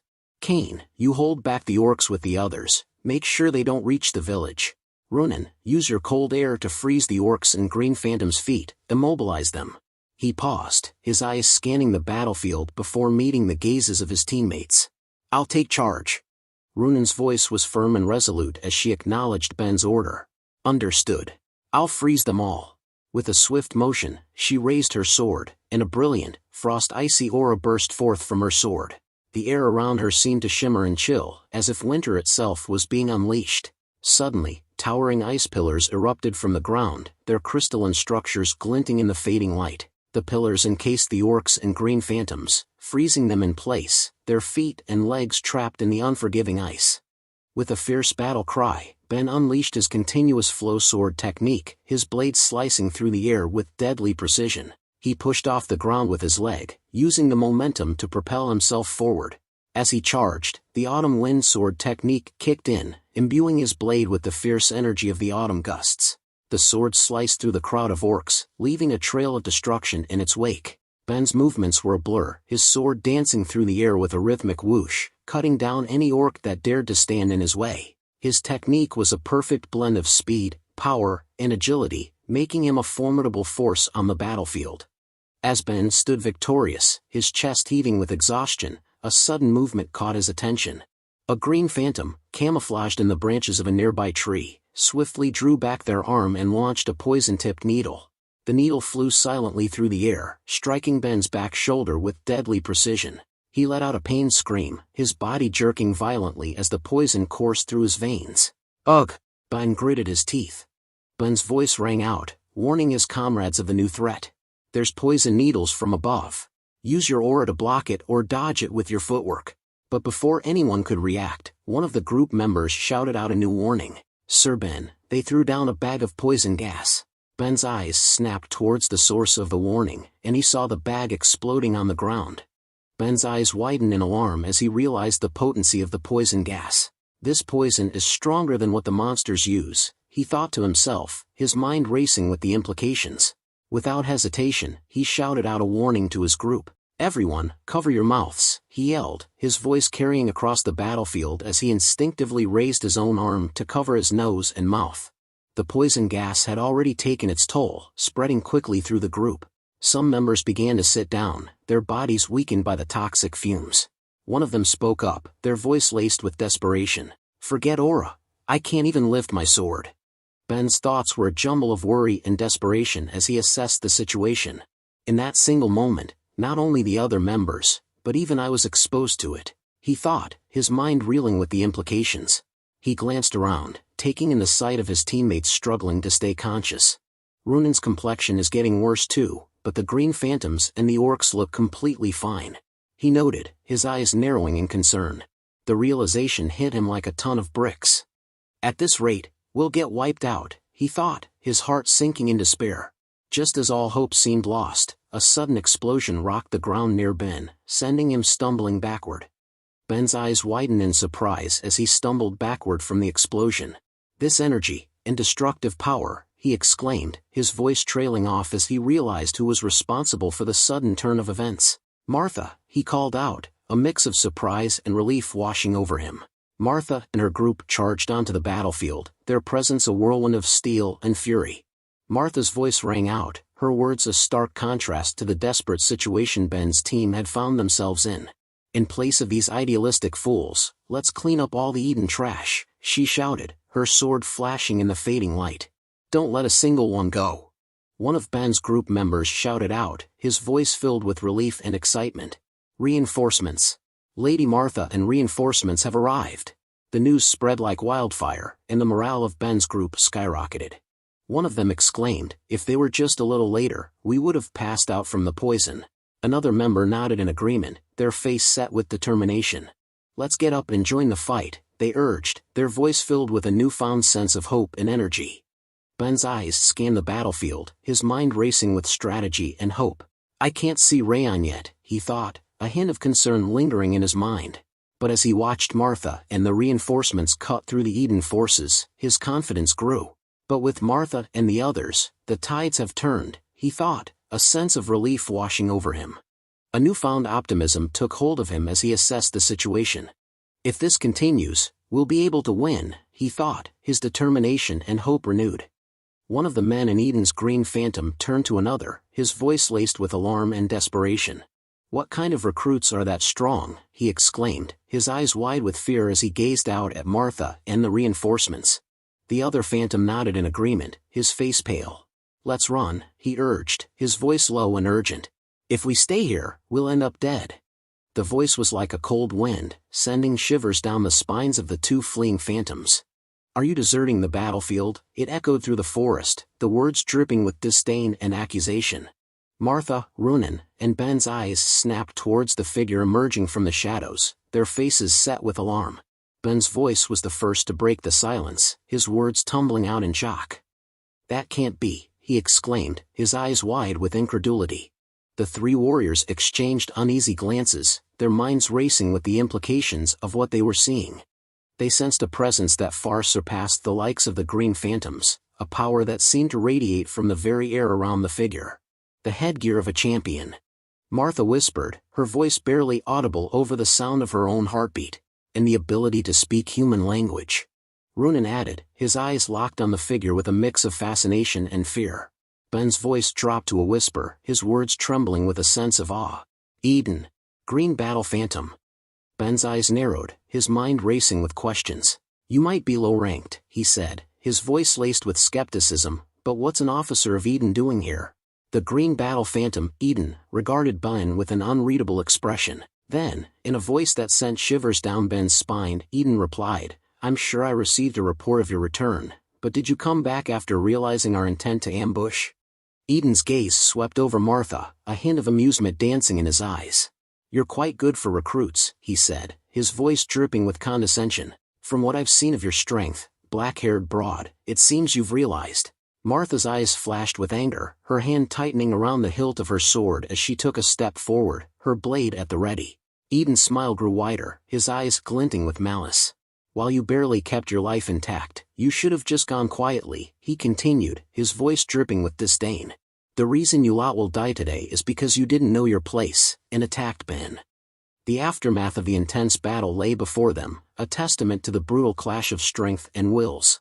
Martha and Ronan sat on the ground, their chests heaving with exhaustion, their faces etched with pain and fatigue. Ben, however, lay motionless on the ground, his body twisted in an unnatural position. His face was contorted in a grimace of agony, his eyes squeezed shut as he struggled to cope with the intense pain that racked his body. Eden stood tall, his chest barely rising with each breath, a picture of calm and composure. One of Kane's group members exclaimed, their voice laced with shock and awe, with just one hit, the three of them were. Another member of the group turned to them, concern etched on their face. Where's Sir Kane? They asked, scanning the surrounding area. A third member pointed towards the wooden barricade, their voice urgent. Sir Kane is by the wooden barricade, facing the orcs. The first member's eyes widened in alarm as they thought of another critical factor. Then what about Raon? One of Kane's group members exclaimed, there's no way he'd come after seeing that. Meanwhile, Eden's voice cut through the air, his words dripping with disdain as he addressed Martha. Ho! You are able to stand? It seems you're the best out of the garbage here. Martha's eyes flashed with anger at Eden's insult, but she refused to back down. With a Herculean effort, she gripped her sword tightly and tried to stand up, her body trembling with pain and exhaustion. Eden's gaze lingered on Martha, a hint of curiosity in his eyes. Of course, that's only a given since you were able to sense our presence, he added, his voice dripping with condescension. Martha stood up, her grip on her sword tightening as she prepared to face Eden's attack. Eden's eyes gleamed with a fierce intensity as he spoke, his voice dripping with malice. All of you will die here, today. With a swift motion, Eden raised his sword, ready to strike down Martha. But before he could attack, a scream roared through the area, shattering the tense silence. No! The cry was followed by a burst of fiery aura as Raon appeared behind Eden, his eyes blazing with fury. You'll die, Raon declared, his voice low and menacing. Eden slowly turned his head, his eyes narrowing as he took in Raon's fierce expression. Raon stood tall, his sword at the ready, and with a swift motion, he unleashed his Thousand Flames technique. The first flames, Cyclorsion, erupted in a blaze of fire and steel, slicing through the air with deadly precision. Eden's eyes widened in shock as Raon's sword cut down his right hand, severing it from his wrist. Eden's smile grew wider as he gazed at Raon with an unblinking stare. That was a good ambush. However, it seems you didn't think I would step in to avoid a blow to my neck. Raon's face twisted in frustration, his eyes blazing with anger. You crazy dash, he growled, his voice trembling with rage. Giving up your arm because of that, that's why I wanted to end this with an assassination. Eden's expression changes to one of surprise, his voice tinged with admiration. Although it may have been a surprise attack, you're quite skilled to have taken my arm. What a promising Sieghart. However, his praise is short-lived, as he quickly follows up with a devastating assessment. But that's all it is. Seeing your current state, it's clear that you exhausted a majority of your stamina with that one attack. Raon stands before him, gripping his sword tightly, his body language screaming exhaustion. Raon's grip on his sword tightens, his mind racing with the consequences of his actions. He thinks to himself, just like he said, I overexerted myself because I planned on ending this with that surprise attack. His thoughts are laced with frustration and self-doubt. He realizes that his decision to put everything into that one attack has left him severely weakened. His body aches with fatigue, his movements restricted by his exhaustion. So now I can't move properly, he admits to himself, his eyes fixed on Eden with a mix of anger and desperation. Raon's eyes narrow, his voice firm as he asks Eden, are you the one in charge here? Eden's response is immediate, his mocking laugh echoing through the air. Ha, do you think my superiors would show themselves over a puny village? Raon's anger ignites, his face reddening with rage. You never know, he snarls, his words dripping with venom. You crazy bastards were never one to act predictably. Eden's expression twists in anger, his voice rising in a menacing tone. You're quite sharp-tongued despite your appearance. Let's see how long you can keep flapping those lips of yours. With a fierce battle cry, Eden charges towards Raon, his sword flashing in the light. Raon, still reeling from his exhaustion, prepares to defend himself against Eden's onslaught. As Eden's sword comes crashing down, Raon raises his own sword to block the attack. His mind racing, he thinks to himself, I'm not completely recovered yet, but that goes for him as well. With a surge of adrenaline, Raon summons the strength to block Eden's attack. The two swords clash, sparks flying as the blades meet. Raon's arm trembles with the force of the impact, but he manages to hold his ground. Eden's eyes widen in surprise, his voice laced with genuine admiration. You withstood that? You're much better than I expected. Raon responds with a confident smirk, if I can't withstand that much, I might as well give up on being a swordsman. Eden's eyes flash with excitement, and he raises his sword to attack once more. Raon, anticipating the strike, readies himself to block the blow. As their swords clash, Eden exclaims, that's a good mindset to have, you brat. His tone is a mix of admiration and mockery. Ben watches the intense battle unfold before him, his eyes wide with astonishment. The ground shakes beneath their feet as Raon and Eden exchange blows, their swords clashing with fierce intent. Ben's thoughts are a jumble of confusion and surprise. Just what's going on? Even though that green battle phantom brought us down with a single attack, he's fighting him on equal footing. He can't believe his eyes. Raon, who was supposedly no match for the phantom, is now holding his own against Eden. Ben's mind reels as he realizes, not only that, but he's using the same continuous flow sword technique as I had. A mix of emotions swirls within Ben, shock, confusion, and a hint of disappointment. He thinks to himself, I thought I was catching up to him, but he's not even on the same level as a recruit. Martha's calm and collected voice breaks the silence. That's his true power. What he showed us earlier was just the tip of the iceberg. Ben's eyes widen in stunned silence, his mind reeling from the implications. He's unable to utter a word, his thoughts consumed by the revelation. As Raon and Eden continue their intense battle, Martha observes from the sidelines, her mind racing with concerns. She thinks to herself, however, this isn't enough. They seem equally matched, but Raon hasn't had the time to recover the strength and aura he used during his surprise attack. Martha's eyes narrow, her gaze fixed on Raon's struggling form. She worries about his dwindling energy, knowing that his chances of victory are slim. Her thoughts are laced with doubt. Will he be able to beat the green battle phantom, with the little strength he has left? As Martha and Ben continue to watch the intense battle, lost in their own thoughts, Runan's sudden voice breaks the silence. We have to help Raon. Martha's eyes snap towards Runan, her expression a mix of surprise and concern. Martha's eyes widen in alarm as she questions Runan's sanity. Are you kidding? Don't you see that I'm also holding myself back? You're even weaker than us, so what do you think you can even do? If you charge in there and make a single mistake, you'll die in a single hit.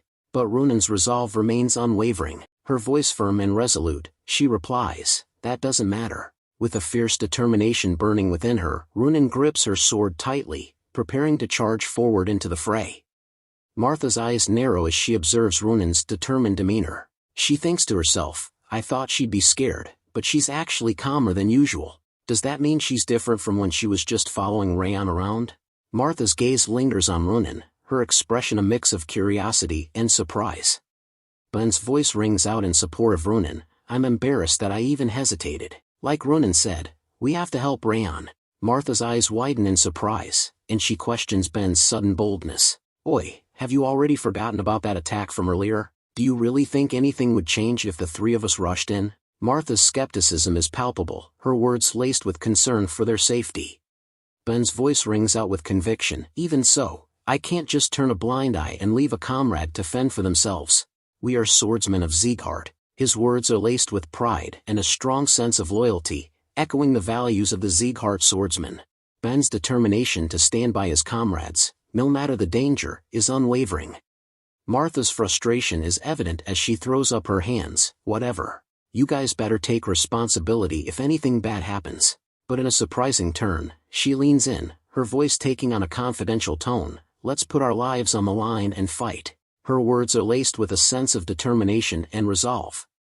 While on Raon's side, Eden's eyes narrow slightly, a hint of surprise and admiration in his voice. It is surprising that a mere recruit would be able to last this long against me. You're talented to the point I'd like to recruit you into Eden. He pauses, his gaze intense. What is your name? Raon's response is firm and resolute. Raon Sieghart. His name is spoken with pride, a declaration of his identity and allegiance.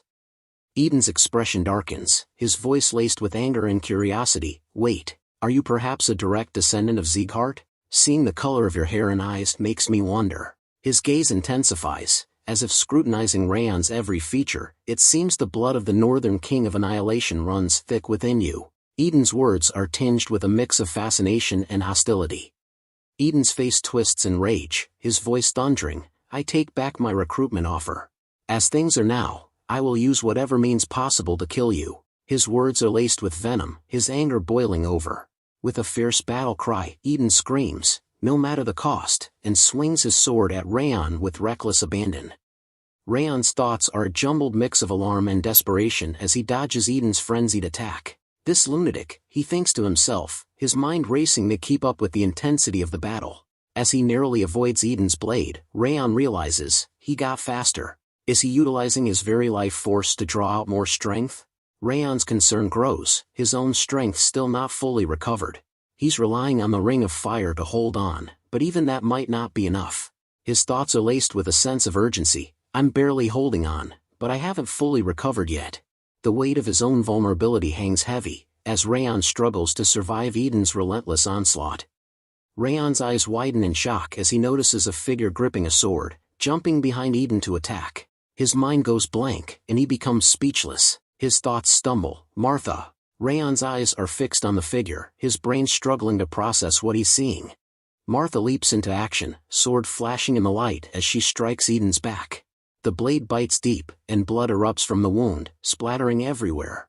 Eden's scream of pain and rage echoes through the air. Ack!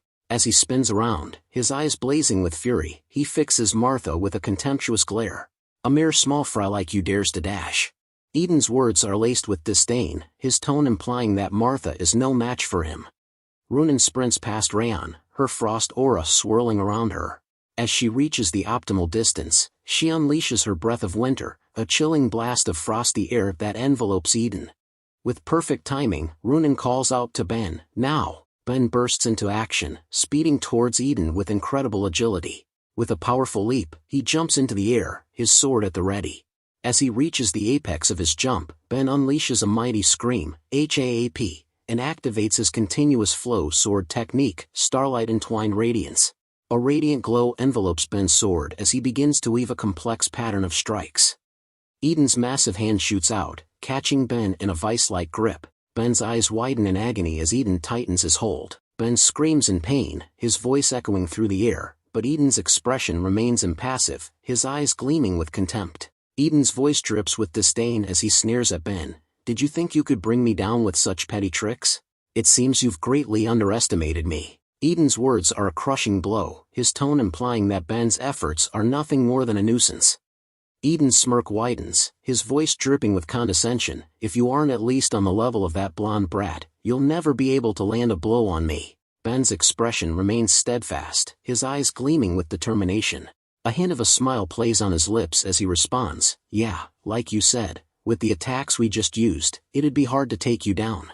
Ben pauses, his gaze never wavering from Eden's, but it can at least buy some time.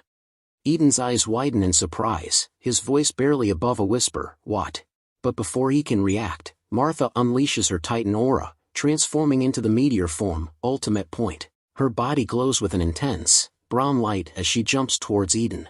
With a fierce battle cry, Martha screams, "Let's see if you can take this, Eden." Her sword flashes in the brown light, its blade biting deep into Eden's body. Eden's eyes go wide as Martha's attack slices through him, her sword passing through his torso with a spray of blood.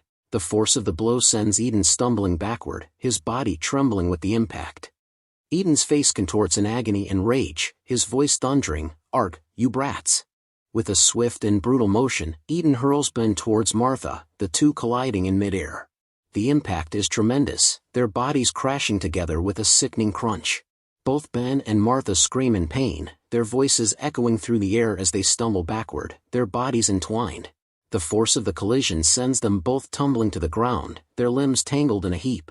Eden's eyes blaze with fury, his chest heaving with exertion. He takes a step forward, his massive frame looming over the two battered warriors. Eden's voice drips with disdain as he gazes down at Ben and Martha, his words laced with scorn. "Mere insects like you ought to know their place." His expression twists in contempt. "Do you not understand that this last stand of yours is meaningless?" Eden's tone implies that their efforts are futile, that they are nothing more than insignificant specks to be crushed beneath his heel. Behind Eden, Raon's eyes blaze with intensity as he charges his aura to its fullest potential. His voice thunders through the air, "It's not meaningless."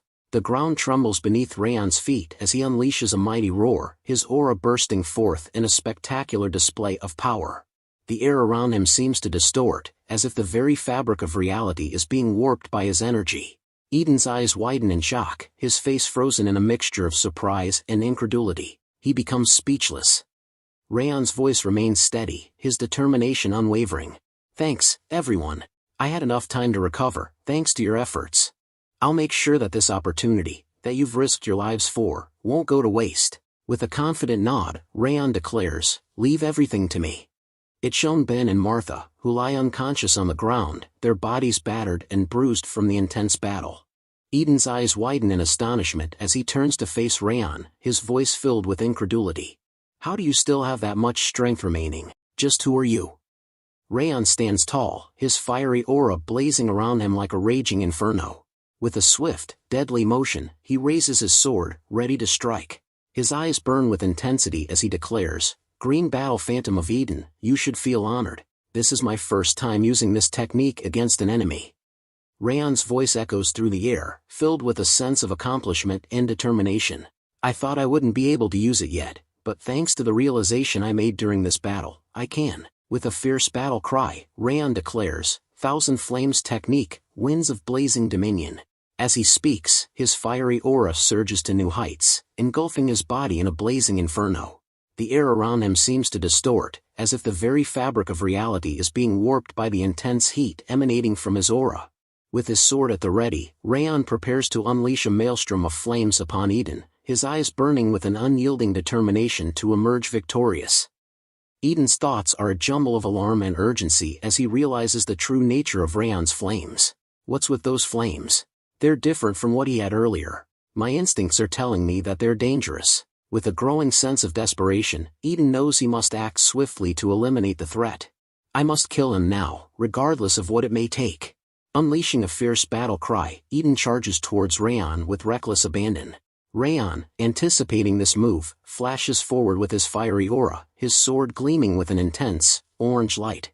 With every ounce of strength at his disposal, Raon slashes downward, unleashing a devastating blow that seems to embody the very essence of his being. The air shudders, the ground trembles, and the outcome hangs precariously in the balance as the two warriors clash in a spectacular display of power and fury.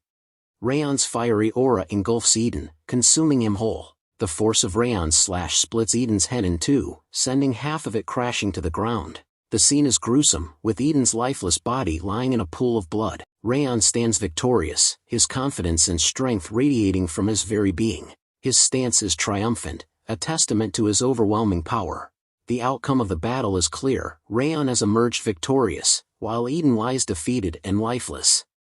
Raon stands panting, his chest heaving with exhaustion. The intensity of the battle has taken its toll, but the triumph in his eyes is undeniable. Runan, on the other hand, is left speechless. Her eyes widen in awe as she gazes at Raon, her mind struggling to process the incredible display of power she just witnessed. The air is thick with tension, the only sound Raon's heavy breathing. The weight of Raon's victory hangs heavy, leaving Runan and the surroundings in stunned silence. Martha's voice trails off in surprise, her eyes wide with incredulity. "Raon, you really," she exclaims, unable to finish her sentence. Ben's voice fills the gap, his tone filled with awe and admiration. "He really took down the green battle phantom," he declares, his words echoing through the stunned silence. The weight of Raon's achievement hangs in the air, leaving his comrades struggling to process the enormity of his victory. The green battle phantom, a formidable foe, has been defeated by Raon's unwavering determination and unrelenting power. With his sword held high, Raon's voice rings out, filled with determination and conviction. "Hey, it's not over yet. Eden's green phantoms are still here," he declares, his eyes blazing with a fierce inner light. The group's attention snaps back to the present, their faces set with renewed resolve. Raon's words ignite a fire within them, and they stand ready to face the remaining challenges. "For the fiefdom's peace and the village's prosperity, we'll take them all down." The group's response is immediate and unanimous, their voices rising in perfect sync. "We'll follow your orders," they declare, their words a testament to their unwavering loyalty and trust in Raon's leadership. The scene shifts to a jubilant atmosphere, hours after the battle. The group is in high spirits, cheering and reveling in their hard-won victory over Eden's green phantoms. With swords raised high in triumph, they bask in the glory of their achievement. The air is filled with laughter, shouts of joy, and the clanging of swords, as they celebrate their victory and the peace it brings to the fiefdom.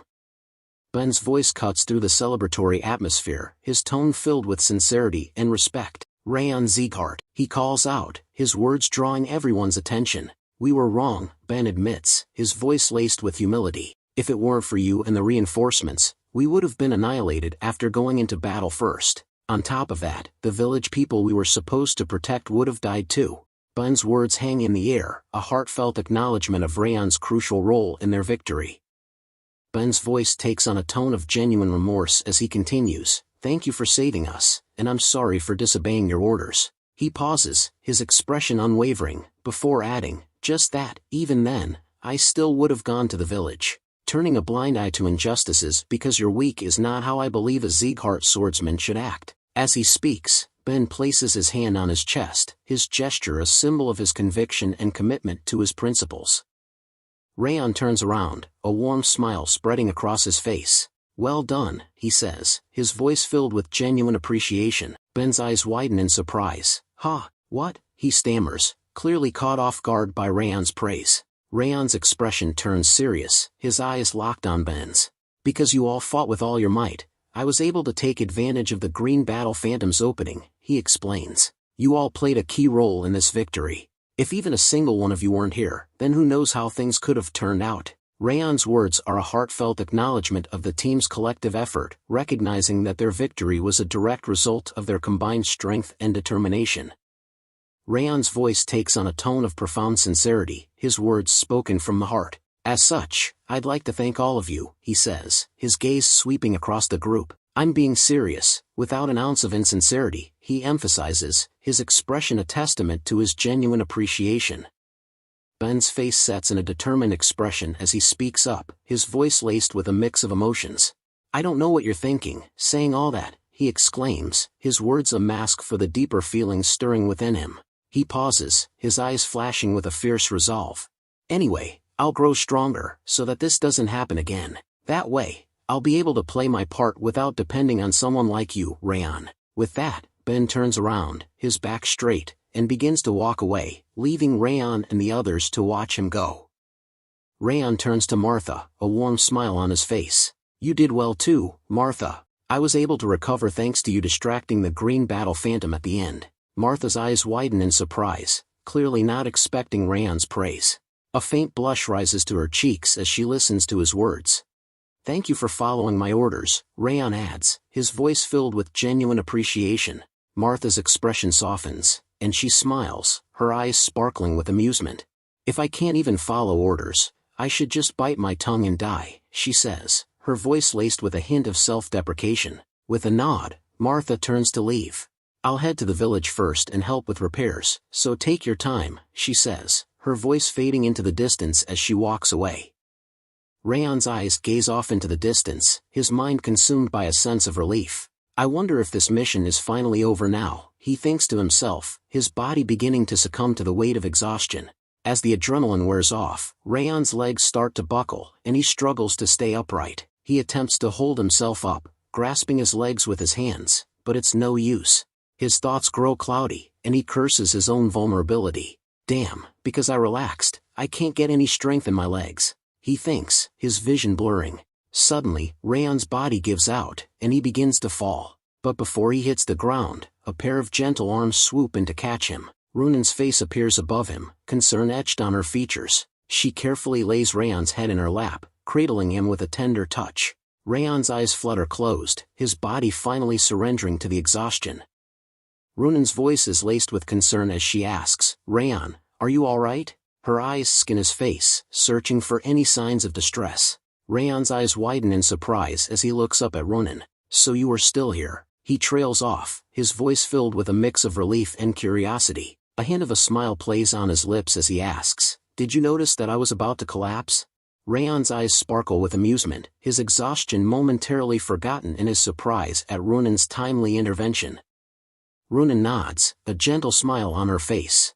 Ah, just like when you were training at the training hall, it looked like all the strength left your body. Raon's eyes widen in surprise, and he says, I see. A thoughtful expression crosses his face as he realizes that Runan has been paying closer attention to him than he thought. He thinks to himself, I wasn't just looking after these guys. They were looking after me too. A sense of gratitude and appreciation washes over him.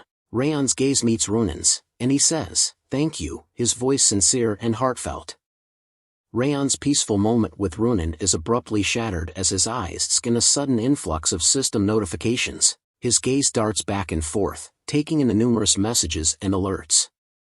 Raon's eyes scan the system notifications, his mind racing with excitement and curiosity. The messages reveal a plethora of rewards and upgrades, a testament to his remarkable performance in the battle against the Green Battle Phantom. As he examines his updated status window, a satisfied smile spreads across his face. His name, House Sieghart, is now accompanied by the esteemed title, Unbreaking Spirit. The trait, Unseen Strike, is a welcome addition to his arsenal, granting him new possibilities in combat. Raon's thoughts turn inward, reflecting on the significance of these upgrades. Looks like this is the result of taking down the Green Battle Phantom, he thinks to himself. All my status points have gone up, along with earning a new trait and title. I'll have to look into this more later. With a newfound sense of energy and purpose, Raon carefully stands up from Runan's lap, brushing himself off. He offers Runan a reassuring smile, grateful for her concern. I'm fine now, so head back to the village first, he instructs, his voice firm and confident. I'll check if there's anything dangerous around here for now. Runan's eyes narrow slightly, as if assessing Raon's condition, before nodding in acceptance.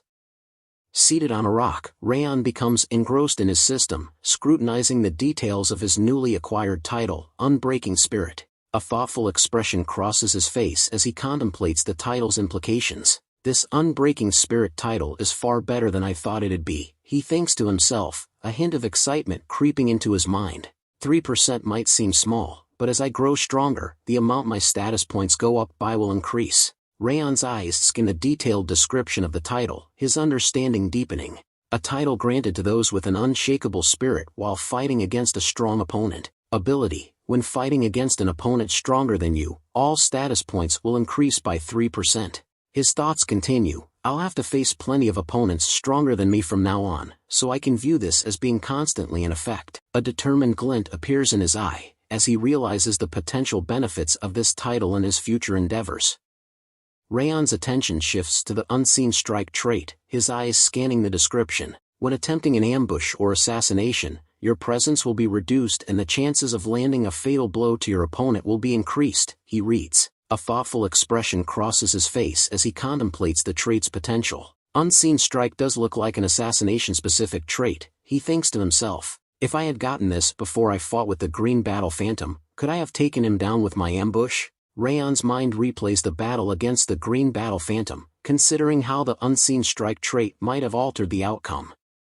Wrath's eyes widen in astonishment as he gazes at Raon's rewards. His expression transforms from calm to incredulous, his voice laced with a mix of surprise and frustration. Wait, you got this kind of reward by taking down a lousy opponent like that? Wrath's words trail off, his tone implying that the Green Battle Phantom was hardly a formidable foe. He pauses, shaking his head in dismay. This may be a system designed by me, but how does this make any sense? Wrath's outburst conveys his bewilderment at the generous rewards bestowed upon Raon. Because of you, I'm getting stronger with every passing day. Thanks, Wrath, Raon says, his voice sincere and calm. Wrath's face twists in rage, his voice dropping to a menacing growl. I'll make sure you don't get an easy death, he snarls, his words dripping with malice. I'll bite and tear your flesh apart endlessly and grant you eternal pain. The intensity of Wrath's fury is palpable, his words painting a gruesome picture of the agonizing fate he has in store for Raon. Raon turns his back on Wrath, his movements calm and deliberate. As he begins to walk away, he tosses a casual challenge over his shoulder. Try it if you can. Wrath's eyes widen in surprise, his face reddening with rage. He's taken aback by Raon's nonchalant response, clearly expecting a more fearful or submissive reaction. Wrath's surprise quickly gives way to frustration, and he lets out a mighty roar. The sound echoes through the air, a primal expression of his anger and helplessness. Undeterred by Raon's dismissal, Wrath gives chase, following him as he walks away.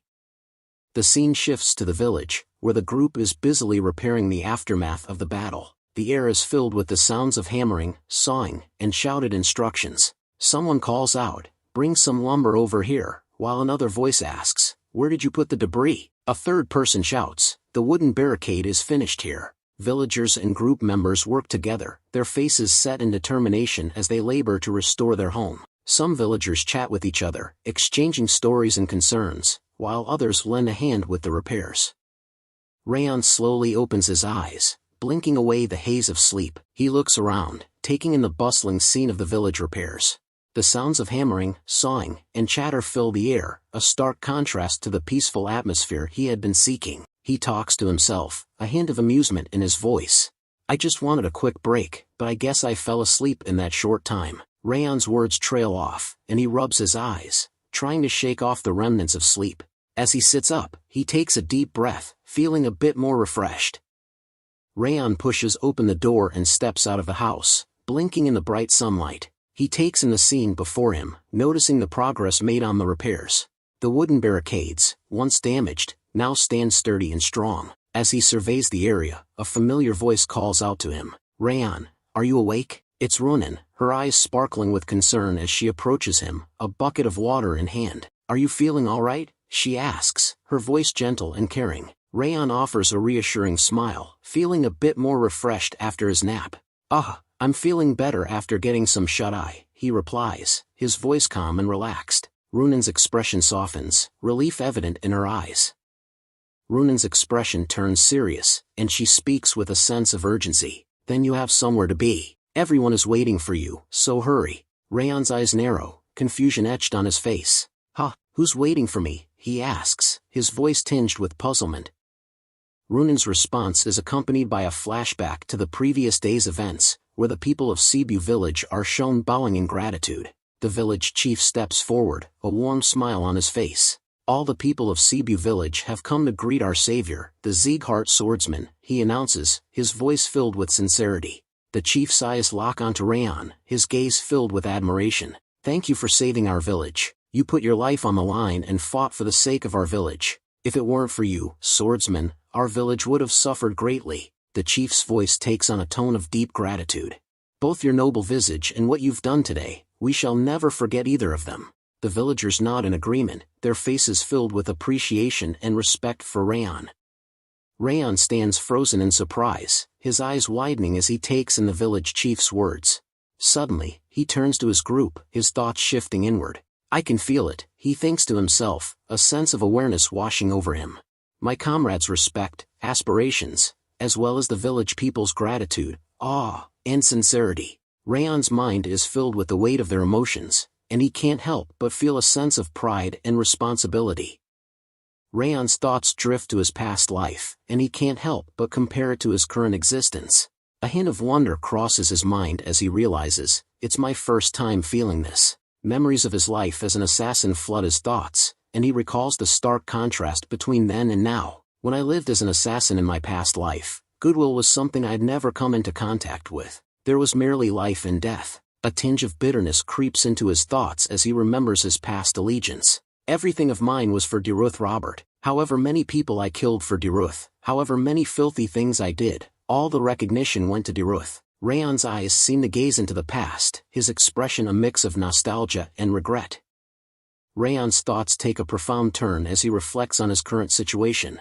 A sense of wonder and awe washes over him, and he thinks to himself, but right now, for the first time in my life, I'm being acknowledged. His expression turns serious, and he pauses, lost in thought. He asks himself, have I ever been acknowledged like this before? As he stands before his group and the villagers, Raon feels a sense of vulnerability. He's unaccustomed to receiving praise and recognition, and it's clear that this experience is having a profound impact on him.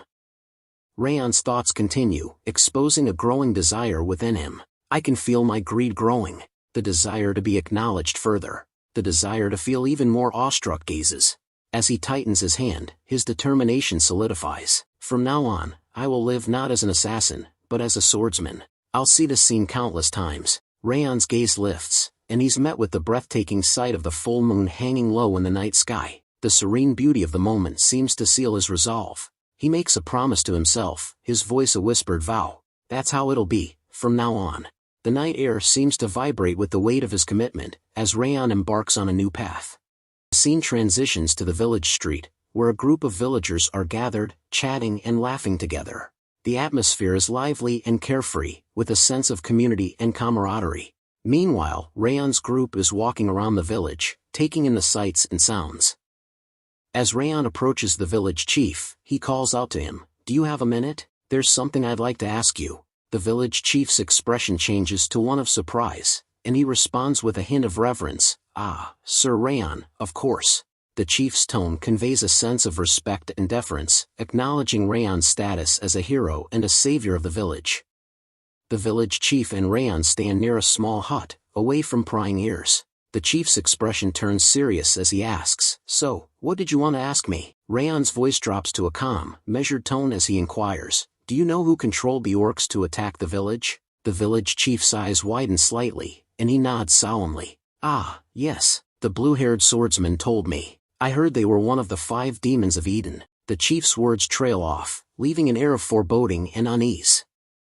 The village chief's expression remains puzzled as he continues, "I truly don't understand why they would attack this village. This is just an ordinary, small village." His words convey a sense of innocence and naivety, highlighting the village's peaceful nature and lack of any apparent threats or motives that would warrant such an attack. Raon's expression remains serious as he responds, I heard from Sir Kanbar during the battle that long ago, you retrieved a red gem from Cebu Mountain. The village chief's eyes widen in surprise, and he takes a step back, as if the revelation has left him breathless. Ah, yes, when I was young, I discovered it in the mountains and brought it back to the village. His voice trails off, and he shakes his head, as if trying to process the implications. It can't be, he exclaims, his tone a mix of shock, denial, and concern. Raon's expression remains solemn as he confirms the village chief's suspicions. That's correct, Eden was after that gem. The village chief's face contorts in concern, and he takes a step back, as if the weight of Raon's words is crushing him. Then, do you mean that all this happened because of it? He asks, his voice trembling. The chief's eyes widen in horror as the truth sinks in. I almost brought this village to its ruin, he exclaims, his voice cracking with emotion. The weight of his responsibility and the potential consequences of his actions threaten to overwhelm him.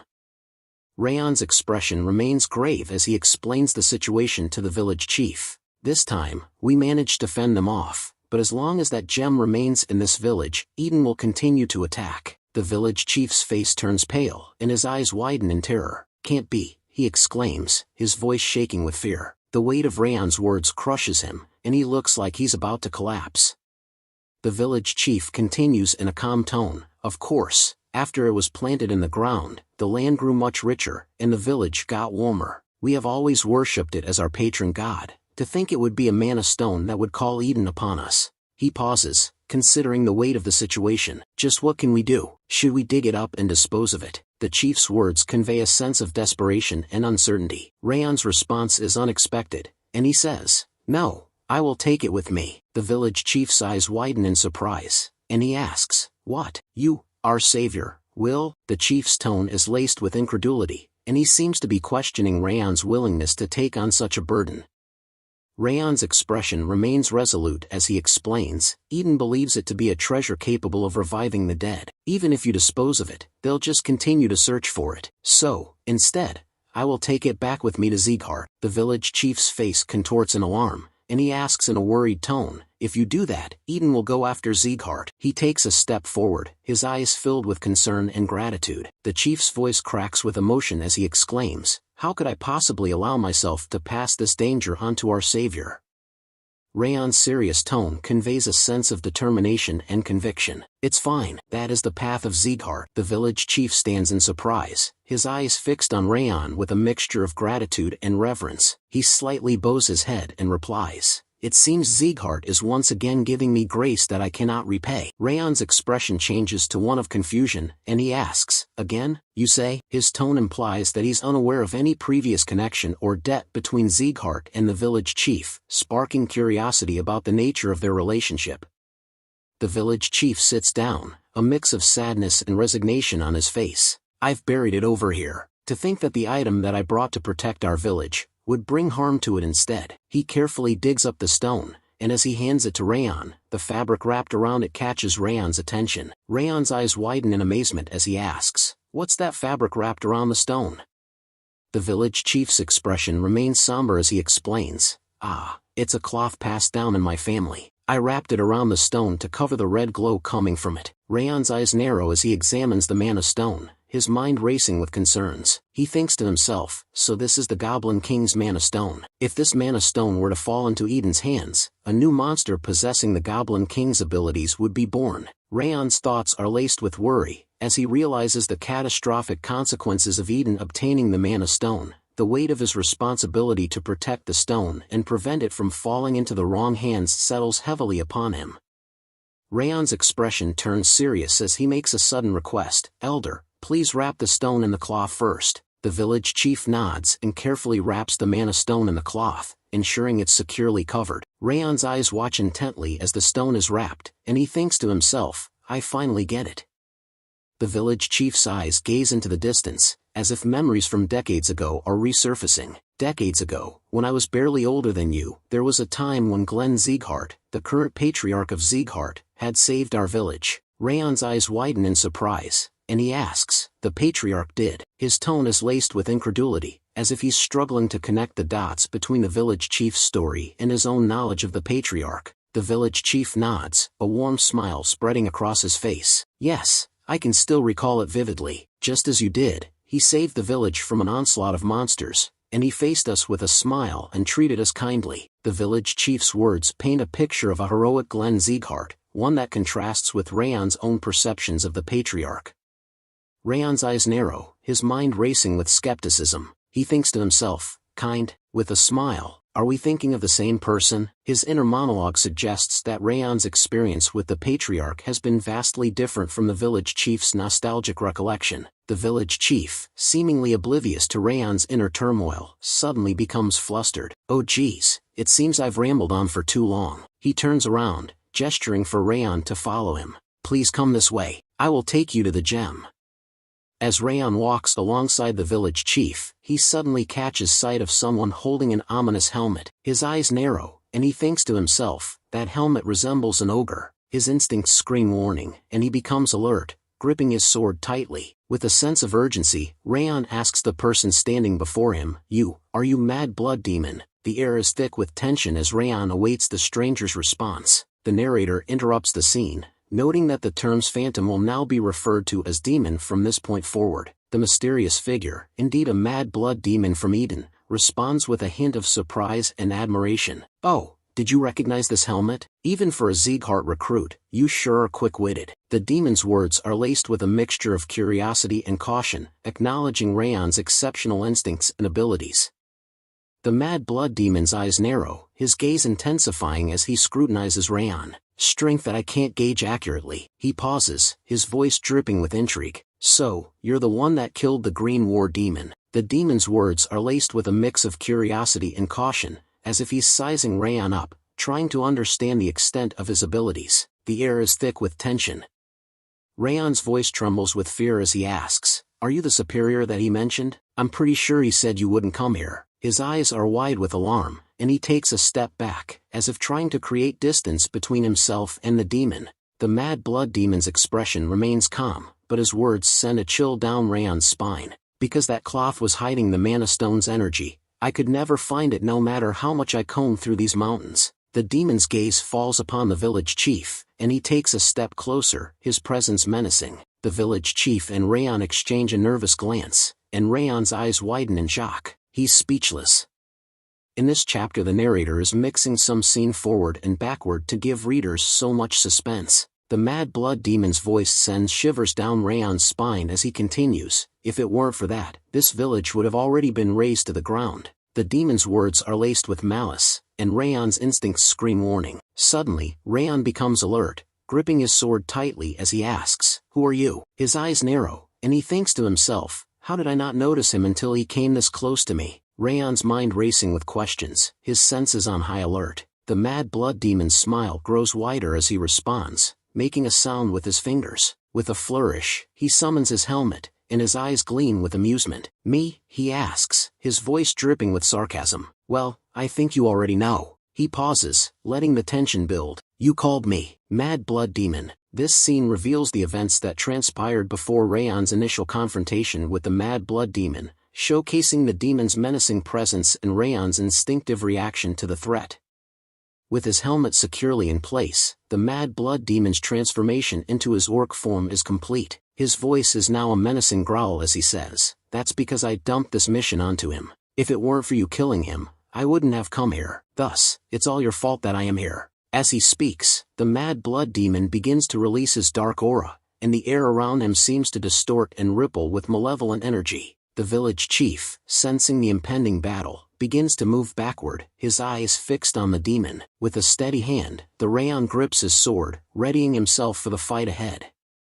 Raon's thoughts are laced with desperation as he acknowledges his own fear. My body's trembling from his presence. Forget me, even if all the recruits in Cebu village faced him, we'd lose. His mind racing with the impossibility of defeating the mad blood demon. Just as all hope seems lost, Wrath's voice echoes in Raon's mind, offering a grim ultimatum. Raon Sieghart, frankly, you cannot win against him. You have two choices available. Wrath's words are devoid of emotion, yet they carry a weight that makes Raon's heart sing. Wrath continues, his voice relentless. The first is to die to him while putting up a useless resistance. The mad blood demon takes a step closer, his presence causing the ground to crumble beneath his feet. As the demon looms over him, Wrath presents the second option, his tone dripping with an unsettling enthusiasm. The second is to grant me control of your body. The words hang in the air like a dark promise, leaving Raon to ponder the horrific choice before him. With the mad blood demon mere inches away, Wrath's voice echoes once more, driving home the desperation of Raon's situation. Those are the only two choices you have. As the scene shifts to Raon's group, we find them hard at work, rebuilding the village's fences. Ben turns to Martha and asks, "Why did you come here?" His tone is neutral, but Martha's response is laced with a hint of sarcasm. Martha inspects the fence, her eyes scanning the wooden barriers before she responds, "I heard you were repairing the wooden barriers, so I came to check if you were doing it properly. Nice work." Her words are dripping with condescension, and Ben's eyes narrow, sensing her mocking tone. Martha continues, her voice laced with amusement, "Don't you think you might be better suited for woodworking than sword fighting?" Ben's face darkens, his anger rising to the surface. In a sharp tone, Ben retorts, "If you're done checking, then shut your mouth and scram." Martha's expression remains calm, but her eyes sparkle with mischief as she responds in a mocking tone, "Hey, you ought to respect your elders. If you want something, you should politely request it." Martha's words are laced with sarcasm, and she concludes with a hint of arrogance, "There's only one person who can give me orders." The air is thick with tension, and Ben's anger is palpable, but Martha's calm demeanor suggests she's not intimidated by his outburst. Runan's arrival with a selection of fresh fruits catches Martha off guard, and she spins around, asking, "What are you doing here?" Her tone is laced with surprise, and Runan's calm demeanor provides a stark contrast. Runan holds out the fruits, explaining, "I picked some fruits." Martha's curiosity gets the better of her, and she presses for more information. "The villagers already put out some stuff, so why?" Runan's response is simple and straightforward, "They're for Raon. These are fresher, so I picked them." Her words are devoid of any ulterior motive, but Martha's teasing nature gets the better of her. In a mocking tone, Martha speaks up, "Wow, well, aren't you devoted? Anybody watching would mistake you for a married couple." Her words are laced with amusement, but Runan's expression remains calm. Unfazed by Martha's teasing, Runan begins to walk away, saying, "I'm leaving." Suddenly, the explosion catches everyone off guard, and for a moment, they're frozen in shock. Runan is the first to react, turning to look in the direction of the blast. Her thoughts immediately turn to Raon, and a sense of urgency takes hold. Without hesitation, Runan takes off in a sprint, racing towards the source of the explosion. As she passes Ben and Martha, she tosses aside the fruits in her hand and shouts out a warning. That's the direction that Raon and the village chief headed. Her voice is laced with concern, and she quickly adds, "Emergency, gather your weapons and call Kane and the training hall." As Martha and Ben follow Runan, they quickly arrive at the village chief's house. Martha's eyes widen in shock as she takes in the scene before her. That's the village chief's house. Just what happened here? Her voice is laced with concern and confusion. Ben's face is etched with worry as he calls out to his friend, "Raon, if you're okay, answer me." His voice echoes through the air, but there's only silence in response. The explosion catches Martha, Runan, and Ben off guard, sending them stumbling backward as they struggle to maintain their balance. As they look forward, they're met with a scene of utter chaos. Raon and the village chief are sent flying through the air, their bodies crashing into the wall mere feet away from Martha and Ben. Martha's eyes widen in shock as she tries to call out Raon's name, but her words are cut off mid-sentence. She's left speechless, her mouth agape, as she takes in the horrific scene before her. The mad blood demon's voice echoes through the air, "Raon Sieghart." The demon's words are laced with amusement, and Raon lies on the wall, holding the village chief in his hand. Raon's face is a mess of blood, and he's breathing heavily, his chest rising and falling with each labored breath. Raon, despite his injuries, summons the strength to push the village chief into Ben's hands, shouting, "Catch!" Ben, caught off guard, instinctively grabs the village chief, his eyes wide with surprise. "Village chief!" Ben exclaims, stunned, as he cradles the village chief's limp form in his arms. Raon's determination is palpable as he orders his friends to retreat. "Everyone, get away from here." Despite his obvious pain and injuries, he begins to stand up, his eyes fixed on the mad blood demon. As he reaches for his sword, Martha, Ben, and Runan exchange worried glances, their faces etched with concern. They watch in amazement as Raon prepares to face the mad blood demon alone. Suddenly Raon shouts, "Take the village chief somewhere safe and run." Raon's furious shout is met with Martha's incredulous response, "What are you saying?" But before she can react further, the mad blood demon's aura surges, unleashing an overwhelming pressure that strikes fear into the hearts of Martha, Ben, and Runen. The three friends are instantly incapacitated, their bodies forced to kneel on the ground as they struggle to cope with the crushing pressure. Ben, still clutching the village chief, gasps for air. "I can't breathe." Runen echoes his sentiment, "It's like, my lungs are collapsing." Martha's voice trembles with horror as she asks, "Just what is this presence?" The weight of the mad blood demon's aura is suffocating, leaving them all breathless and paralyzed with fear. As the demon begins to walk towards Ben, Martha, and Runen, his voice drips with sadistic amusement, "Quite the cute bunch we've got here." Ben, still struggling to breathe, manages to stammer out, "That appearance. Ogre armor." His eyes are fixed on the mad blood demon's intimidating form. Runen's voice trembles as she asks, "Is he an officer of Eden?" Her eyes widen in terror as she gazes up at the demon looming over them. The demon's voice is laced with disdain as he asks, "You can't even handle my mere presence? You're quite weak." Despite bearing the Sieghart name, his words are a harsh jab, exploiting their fears and insecurities. Ben, Martha, and Runen are consumed by terror, their bodies trembling uncontrollably. Runen's fear is palpable as she lets out a faint, terrified whimper, "Ah." Just as the mad blood demon's presence seems to be crushing their spirits, Raon's thunderous voice shatters the air, "Do you all want to die? Snap out of it." His words are a wake-up call, snapping his friends out of their terrified trance. Ben, Martha, and Runen are shocked to hear Raon's voice, their eyes widening in surprise. Raon's commanding tone brooks no argument, "He'll kill you all if you just stand there doing nothing. Focus your aura to withstand his spirit and then get out of here." Raon's words are a call to action, urging his friends to tap into their inner reserves of strength and courage.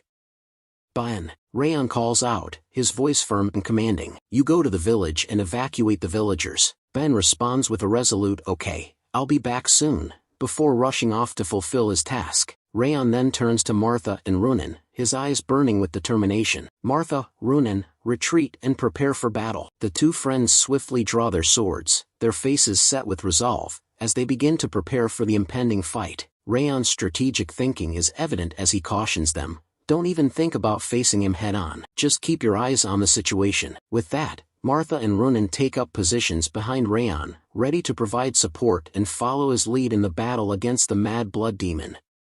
Raon's words are a powerful reminder, echoing the wise teachings of Instructor Limer. Instructor Limer said it a lot, right? That you have to surpass your limits. This is that time. Now is the time to surpass the limits of your mind and body. With these inspiring words, Raon, Martha, and Runen steel themselves for the battle ahead. They take a deep breath, focus their minds, and prepare their bodies for the ultimate test. The three friends stand united, ready to face the mad blood demon and push beyond their limits.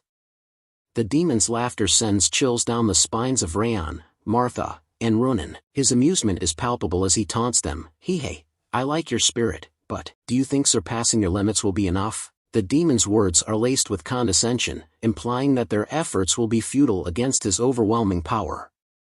Raon's thoughts are a jumble of determination and desperation. He knows that he must protect the recruits and the villagers of Cebu, and that turning back is not an option. He's resolute in his decision to find a way to defeat the mad blood demon, no matter the cost. However, as he gazes out at the demon, he's struck by the overwhelming sense of hopelessness. The task ahead seems insurmountable, like staring into an endless abyss. Even with his past life experiences, Raon doubts his ability to take down the mad blood demon. Just as Raon is consumed by these thoughts, the mad blood demon's voice cuts through the air, his tone laced with curiosity. You were acting like you'd attack me at any moment, but now you're saying you'll stand back and watch the situation?" The demon's words are a stark contrast to Raon's inner turmoil, and they serve as a harsh reminder that the demon is still waiting for him to make a move. Not that any of that matters. Mad blood demon exclaims with a fierce battle cry, The demon prepares to dash forward, his feet pounding the ground with incredible force. The earth beneath him crumbles, sending rocks and debris flying in all directions. As he charges towards Raon, the mad blood demon declares, "If you won't attack, then I will." He raises his hand, ready to strike, and Raon is caught off guard. Raon's eyes widen in shock as he takes in the mad blood demon's blistering speed. He's speechless, his mind racing to process the demon's sudden acceleration. His thoughts are a jumble of alarm and desperation as he realizes, he's faster than before. Raon unleashes his Thousand Flames technique, 10 flames revolving sky, that revolve around the mad blood demon in a dazzling display of fire and fury. The demon's eyes widen in surprise, and he lets out a grunt of astonishment. But the mad blood demon's surprise is short-lived, as he quickly regains his composure and charges forward through the flames. His voice rings out, "At least the force is decent." He tightens his fist, and with a powerful punch, he shatters through Raon's Thousand Flames technique. The mad blood demon's counterattack is relentless, and he pushes back Raon with incredible force. Raon stumbles backward, his eyes wide with shock and alarm, as he struggles to maintain his footing against the demon's overwhelming power. Raon's thoughts are a jumble of alarm and urgency as he realizes the mad blood demon has pierced through his Thousand Flames technique and is now pushing forward with relentless force. Kook! I have to redirect his attack. With lightning-quick reflexes, Raon leaps away from the mad blood demon's fist, narrowly avoiding the blow. However, the demon's fist still crashes into the ground mere inches from Raon, shattering the earth and sending rocks flying in all directions. The impact is tremendous, and the ground trembles beneath Raon's feet. He struggles to maintain his balance, his eyes fixed intently on the mad blood demon as he prepares for the next attack. Raon's thoughts continue to racing with a mix of relief and trepidation. I just barely managed to divert his attack. If I hadn't managed to read his attack's flow with the ring of fire, then I'd be dead. He can't help but shudder at the thought of how close he came to disaster. Despite the narrow escape, Raon knows he can't afford to retreat just yet. His determination and sense of responsibility drive him to press on, no matter the danger. I want to retreat here, but I can't do that yet. The weight of his responsibilities, particularly protecting his friends and the villagers, keeps him anchored to the battlefield. With a deep breath, Raon focuses his mind and prepares for the next challenge. His eyes locked onto the mad blood demon, he thinks to himself, I have to give the guys watching this fight even just one more thing to observe. With that, our chances of survival will go up 10, no, even just 1%. With renewed determination, Raon charges forward, his flame aura blazing around him. The mad blood demon greets him with a maniacal smile, clearly relishing the opportunity to toy with Raon. Yes, that's it, he exclaims, pushing off the ground with one leg to launch himself into the air. As the mad blood demon soars towards Raon, flames that go out with one punch are no fun at all, he declares, his voice dripping with sadistic pleasure. Raon covers his face to avoid the force of the mad blood demon's jump, but he knows he can't keep dodging forever. As the demon raises his hand to punch Raon, he lets out a blood-curdling cry, "Entertain me more." Raon's eyes widen in surprise as he gazes up at the mad blood demon, who is mere moments away from delivering a crushing blow. With lightning-quick reflexes, Raon springs into action, jumping away from the punch at the last possible instant. The mad blood demon's fist slams into the ground, mere inches from Raon's face, sending shockwaves through the earth. The force of the punch is so immense that it creates a massive hole in the ground, causing the surrounding soil to crumble and sending debris flying in all directions. The sound of the punch echoes through the forest, a deafening boom that sends birds fleeing in terror. The air is filled with dust and debris, reducing visibility to near zero. Raon, still reeling from his narrow escape, struggles to catch his breath and regain his footing.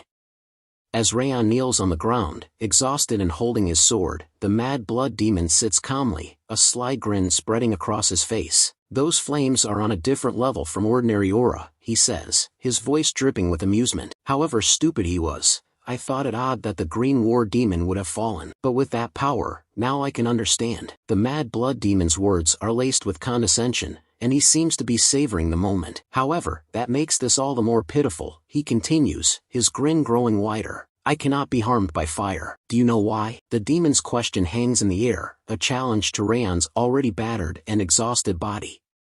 Raon's voice trembles as he responds, his exhaustion and fear evident in his words. Of course, the helmet you're wearing, it has the trait of the ogre.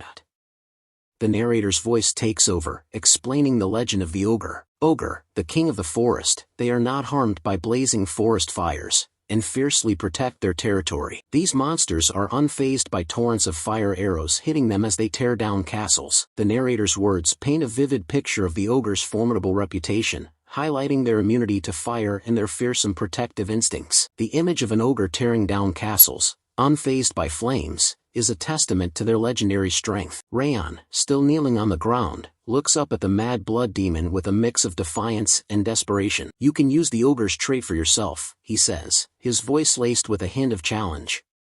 The mad blood demon's voice drips with condescension as he speaks. "Then you must be well aware that however much aura you use, it will still be useless against me." "What a pity." Raon's eyes narrow, his jaw clenched in determination. Raon's voice rings out, filled with a newfound sense of determination. "If fire doesn't work, then I can just use something else." The mad blood demon's grin falters, his eyes widening in surprise. He takes a step back, his voice tinged with curiosity. "What?" he asks, his tone dripping with skepticism.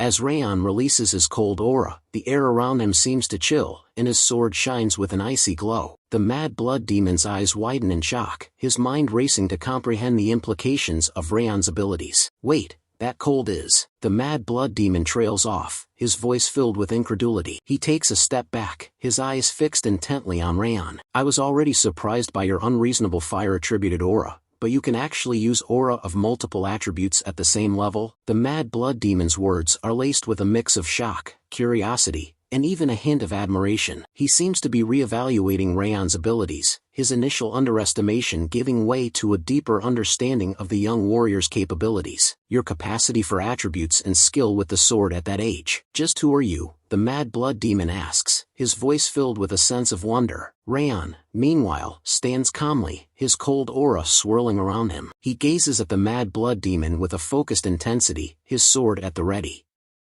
Raon's voice is firm and resolute as he responds, "Is there any need for you to know? You'll die soon at my hand either way." His words are laced with a quiet confidence, a sense of determination that he will emerge victorious. The mad blood demon's laughter echoes through the air, a deep, menacing sound. "Hee, how arrogant," he says, his eyes glinting with amusement. With a fierce battle cry, Raon leaps off the ground, his sword flashing in the dim light as he channels the cold aura. The air around him seems to shimmer with icy energy, and his sword shines with a frosty glow. The mad blood demon, undaunted by Raon's sudden attack, raises his massive fist, dark aura swirling around it like a vortex. His eyes blaze with malevolent intent as he speaks, his voice dripping with malice. "Let's see how long you can keep that attitude."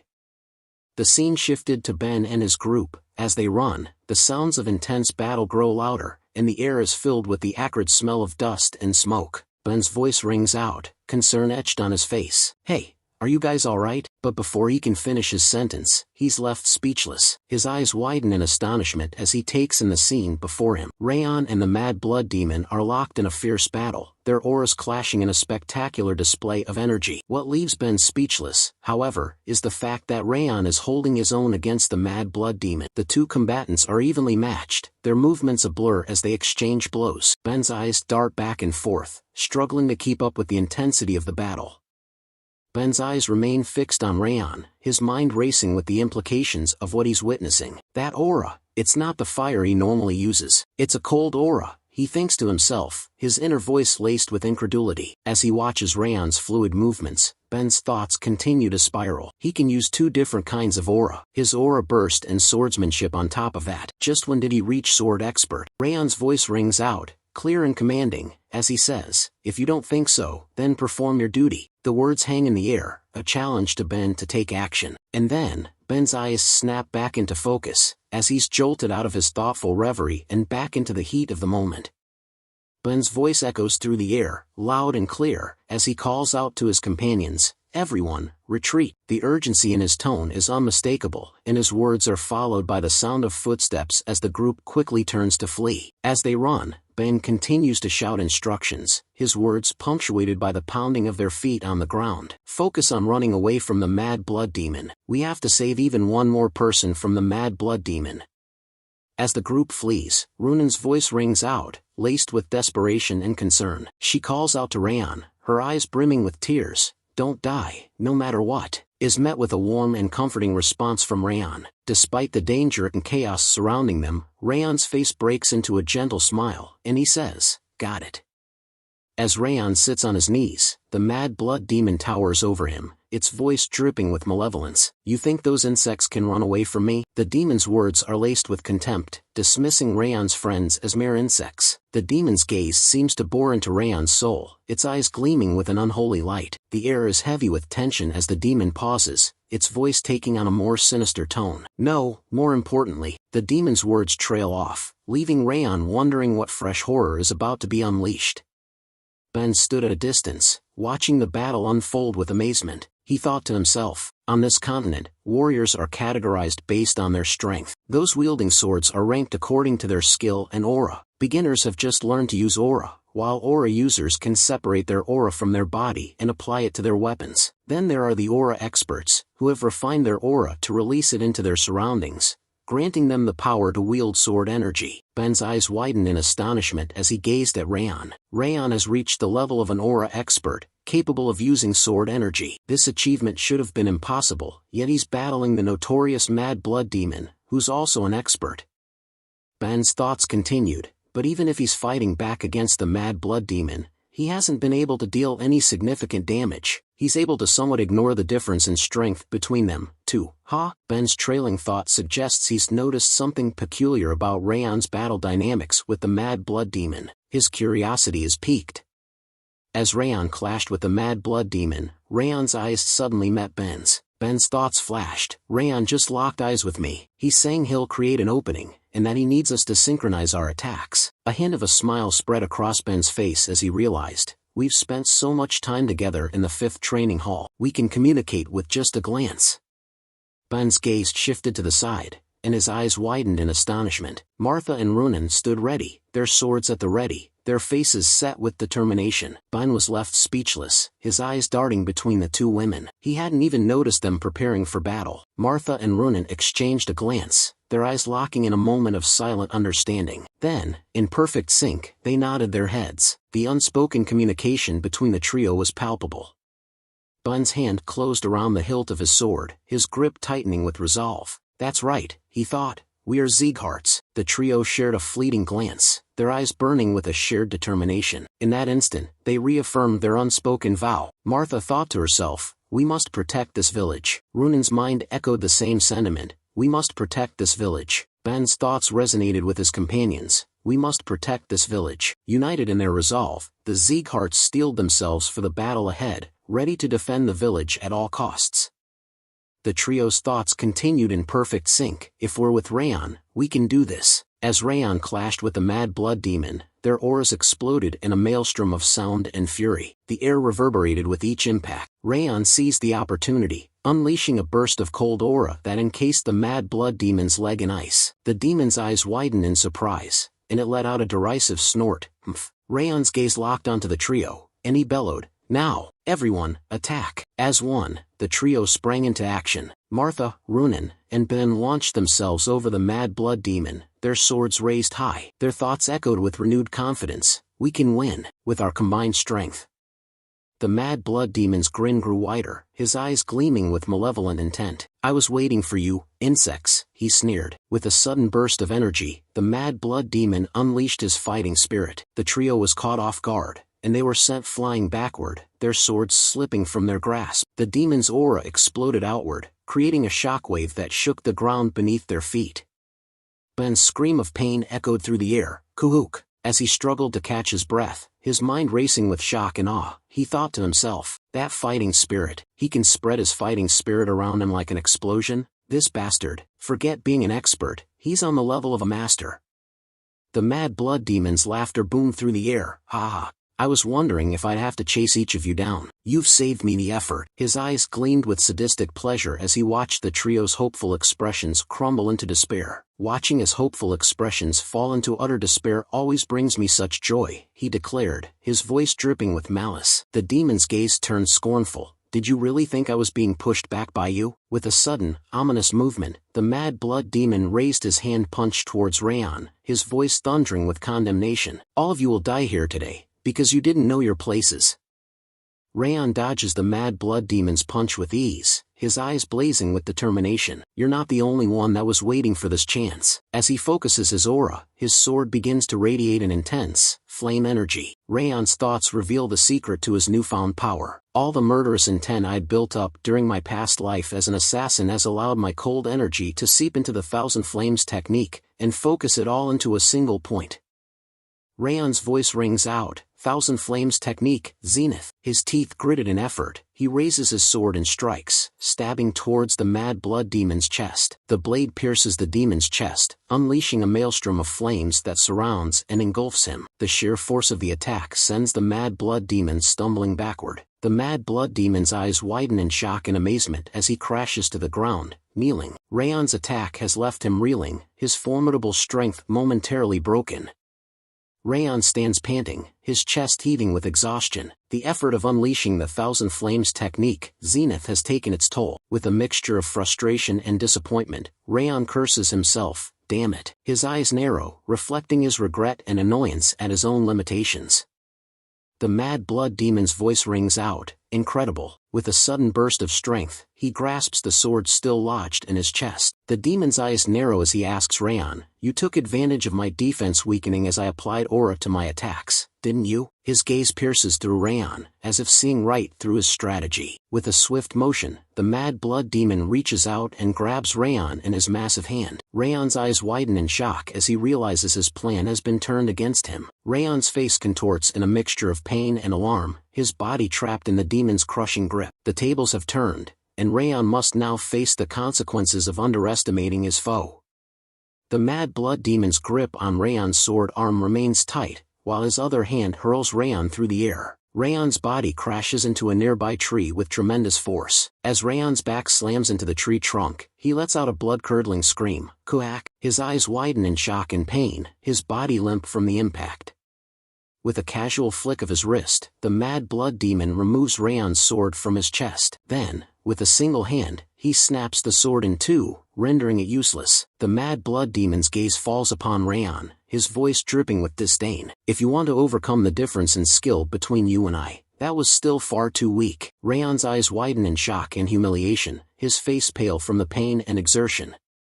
Raon clutches his stomach, wincing in pain as he thinks to himself, "I thought I would be able to make it if his aura weakened, but I wasn't able to pierce his muscles." He strengthened his skin and muscles to block my sword. Raon's eyes narrow, his mind racing with the implications. He realizes that the mad blood demon's physical strength and resilience far surpass his own, making his previous attack futile.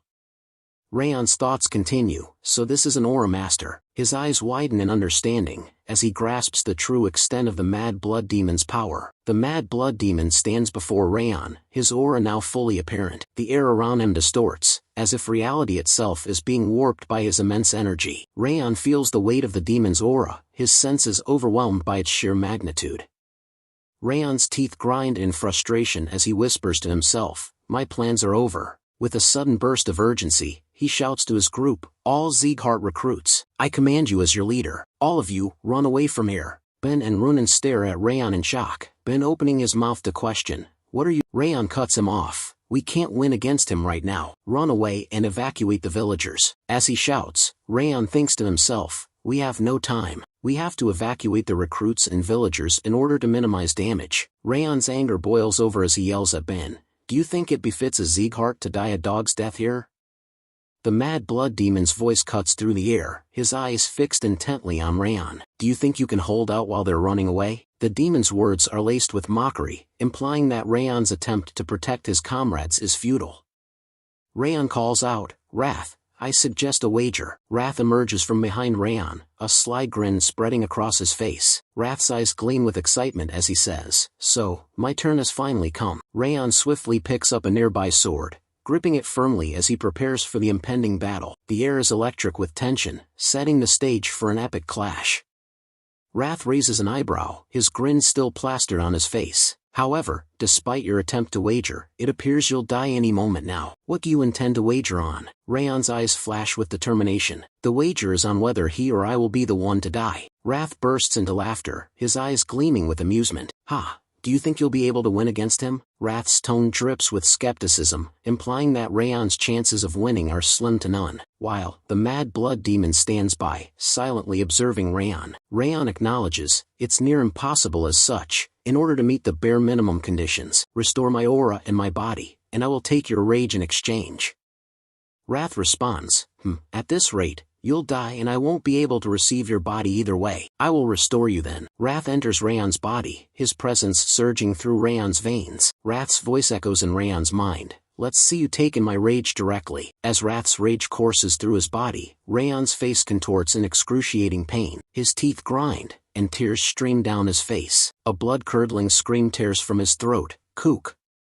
As Raon screams in agony, the Mad Blood Demon's expression changes from indifference to curiosity. He takes a step closer to Raon, his eyes narrowing in scrutiny. The Mad Blood Demon asks, what is that? You didn't drink the blood of an ogre or a troll. I don't understand how you recovered like that. That exceeds reason. The Mad Blood Demon's tone is laced with skepticism, his words implying that Raon's rapid recovery defies the laws of nature. His gaze intensifies, as if searching for answers behind Raon's transformation.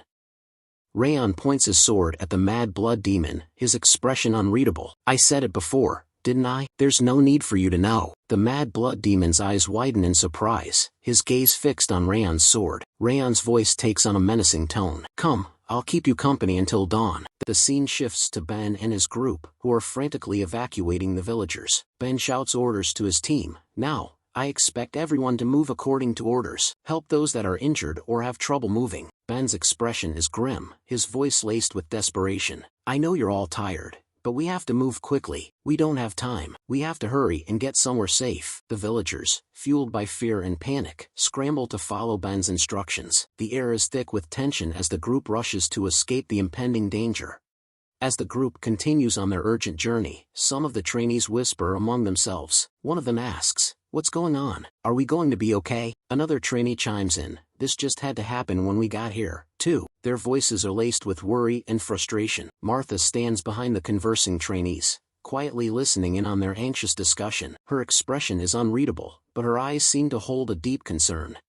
Martha's expression turns stern, her voice laced with frustration. Raon is. She pauses, her eyes blazing with intensity. The trainees, alerted by Martha's tone, turn to face her. One of them calls out in surprise, Lady Martha. Martha continues, her voice rising in anger. Facing that monster alone for all of our sakes. Even though his arm and ribs are broken, he's still fighting. Martha's anger boils over, her voice echoing through the air. So what's with your attitude right now? You've all done nothing. Are you planning to die a foolish death here?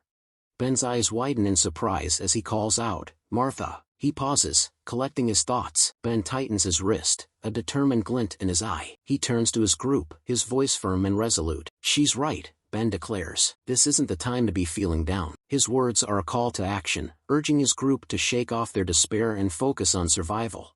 Ben shouts to his group, everyone, hurry up. He quickly briefs them on the situation. Crane has gone to a branch near here to request aid. Reinforcements from the family should be on their way. We have to act as quickly. Just as Ben finishes speaking, one of the trainees exclaims, isn't that an ogre? The trainee's voice trembles with fear. Why is it here? Ben suddenly spins around, his eyes scanning the surroundings. His expression changes to one of shock and surprise. He thinks to himself, why did an ogre, the king of the forest, come for us? Another trainee's voice trembles as they exclaim, wait, there's one over here too. The group's eyes widen in alarm as they realize they're surrounded. Another trainee's voice cracks as they announce, we're surrounded by ogres. The group's anxiety reaches a boiling point. A group member quickly assesses their situation. The ogres are pincering us. They realize the ogres' tactics are a deliberate attempt to trap them. A stunned group member asks, is something like this even possible? The implication is clear. This level of coordination and strategy is unprecedented for ogres. Martha's eyes widen in shock as she thinks to herself, it can't be. Her mind racing, she pieces together the sinister plot. Martha's thoughts burn with indignation. Those Eden bastards are capable of controlling monsters. She recalls the earlier encounter. The reason that Mad Blood Demon didn't ignore Raon to rush at us was because. Martha's eyes narrow, her voice silent but resolute. He had already released ogres, expecting that this would happen. The full weight of the enemy's plan settles in, and Martha's determination to counter their strategy intensifies.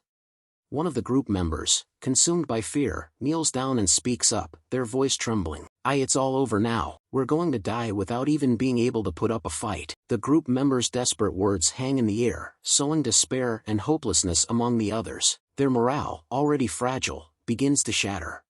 Ben's voice thunders through the air, shattering the group's despair. "Don't give up. Raon is still fighting too. If we die in vain here, then I'd never be able to face Raon, who's fighting the mad blood demon on his own." Ben's eyes blaze with determination, his jaw set in a resolute line. He takes a step forward, his presence commanding attention. The group's eyes, previously downcast, slowly rise to meet Ben's, a spark of hope rekindled within them.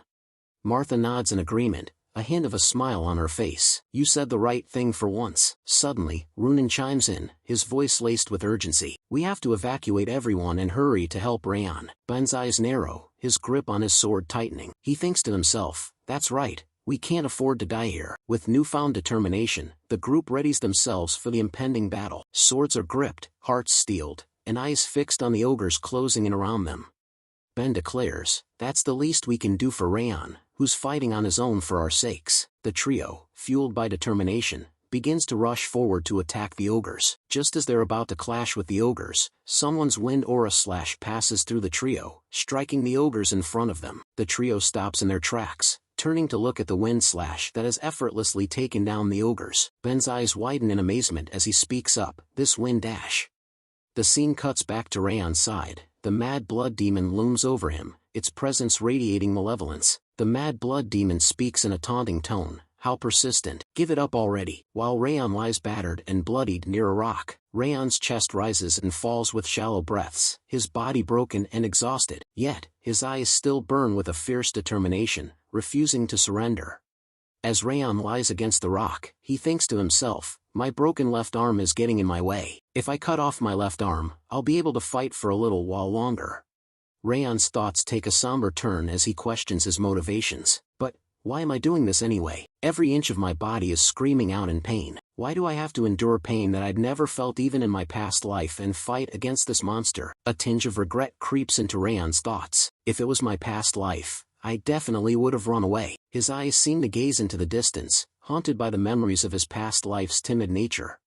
Raon's thoughts are interrupted by a vision of Sylvia, her gentle voice calling out to him. Raon. He feels her warm embrace, and her words echo in his mind. "I'd like it if you could become a proud warrior, a Sieghart swordsman of old." Raon's eyes snap back into focus, his determination reignited.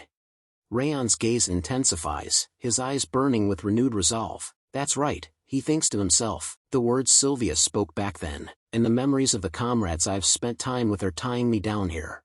Raon's thoughts continue, filled with warmth and appreciation for his comrades. Runan, seemingly holding no interest in others, but kinder than anyone else. Runan. A gentle smile spreads across his face as he recalls Runan's quiet yet profound kindness. His thoughts then shift to Ben. He didn't get off to a good start, but he's running towards a respectable goal. Ben. Raon's expression turns thoughtful, acknowledging Ben's growth and determination. Finally, his mind turns to Martha. She's rough, but with an iron conviction. "Someone I can rely on, Martha." A sense of trust and admiration shines through Raon's thoughts as he reflects on Martha's unwavering resolve and unshakable loyalty. With a newfound sense of determination, Raon slowly begins to stand up, his battered body protesting the movement. Yet, he pushes through the pain, fueled by his thoughts. "It'd be a lie to say that they haven't grown on me," he thinks to himself. "I want to save them, who are slowly growing into Sieghart swordsmen." Raon's eyes burn with conviction, his mind made up. He's willing to risk everything to protect his comrades, to ensure they can continue growing stronger, and to fulfill their dreams of becoming true Sieghart swordsmen. Rath's gaze narrows, its voice laced with a mix of surprise and admiration. Did you buy time for those comrades of yours to get out of my range, all while withstanding my rage?" Raon nods in agreement, his expression serene. "So you noticed." Raon's eyes convey a deep-seated determination, his resolve to protect his comrades unwavering. Rath's expression twists in indignation, its voice dripping with venom. "How cheeky, Raon Sieghart. There is a limit to how much you can look down upon me." Rath's gaze pierces through Raon, its words laced with scorn. "Do you truly believe that you'd be able to regain control of your body while I kill this man and chase after your comrades?" Rath's voice drips with contempt. And how do you plan to do that when you're having trouble even staying on your feet? With a burst of rage, Wrath's energy surges back into Raon's body. Raon's eyes widen in agony as he loses his grip on his sword, the blade clattering to the ground. Raon's knees buckle, and he collapses to the ground, his body racked with pain. His scream echoes through the air. Ah! Wrath's voice rings out, its words dripping with victory. You failed the moment you took my rage. You may be able to withstand possession, but the moment you hand me your body, you will never be able to regain it. The Mad Blood Demon speaks up, its voice laced with amusement. It seems you've finally reached your limits. As Raon lies on the ground, writhing in pain, the Mad Blood Demon's eyes gleam with malevolence. I just had a good idea. The Mad Blood Demon's voice drips with sadistic pleasure as it walks away from Raon, heading towards Ben's group. I'll save you for last and go kill your comrades first. Now that sounds like it'd be much more entertaining. Just imagine it, the expression you'd make as I tear off your comrades' heads one by one, right in front of your face. Raon's eyes widen in horror, his mind racing with the terrifying image. Raon's thoughts are filled with a sense of urgency and responsibility. He knows that his comrades, mere recruits, are no match for the Mad Blood Demon's mastery. With a deep breath, he steels himself for the task ahead. I have to keep him busy while everyone else escapes, Raon thinks to himself, his resolve firm. Despite his battered body, he summons every last ounce of strength, preparing to face the Mad Blood Demon once more. The Mad Blood Demon's eyes widen in surprise as it turns to face Raon, who miraculously stands before it, despite his battered state. The demon's gaze lingers on Raon's broken sword, then shifts to his unwavering eyes. Raon's voice rings out, filled with conviction and determination. I am a descendant of the Northern King of Annihilation, Glenn Sieghart, and I will one day be the strongest swordsman on the continent, until my heart stops beating. With his broken sword still clutched in his hand, Raon declares, you will not be able to leave this place, Mad Demon of Eden. The air seems to vibrate with Raon's unyielding spirit, as he stands tall, ready to face the demon. The Mad Blood Demon's expression changes, its eyes gleaming with a mix of surprise and admiration. That's quite the spirit for your age. Calling you incredible wouldn't do you justice. Its voice is laced with a hint of respect, a rare sentiment from the demon. The demon clenches its right arm, its aura surging with increased power. Fine. I'll have to show proper respect towards such a warrior. I will remember your name, Raon Sieghart. With a fierce battle cry, the Mad Blood Demon unleashes its aura, preparing to deliver a crushing blow that will finish Raon in one swift strike. Raon's thoughts are filled with a sense of resignation as the Mad Blood Demon's punch nears. I don't have the strength to spare, to dodge this attack. He closes his eyes, preparing for the inevitable, thinking his life is about to end. Just as all hope seems lost, a familiar wind aura passes through, carrying the scent of a fierce warrior. Raon's eyes snap open in surprise. As he opens his eyes, he's met with the sight of a red-haired figure standing tall in front of him. The figure's long, crimson locks dance in the wind, and their aura radiates an intense, battle-hardened energy. Raon's eyes widen in shock as he takes in the familiar sight. Limer, the sword instructor of Raon, stands firm, his sword at the ready. With ease, he blocks the Mad Blood Demon's powerful punch, the blade biting deep into the demon's fist. The impact sends a shockwave through the air, as Limer's sword aura clashes with the Mad Blood Demon's dark energy. The sound of steel scraping against the demon's skin echoes through the surroundings, a testament to Limer's exceptional skill.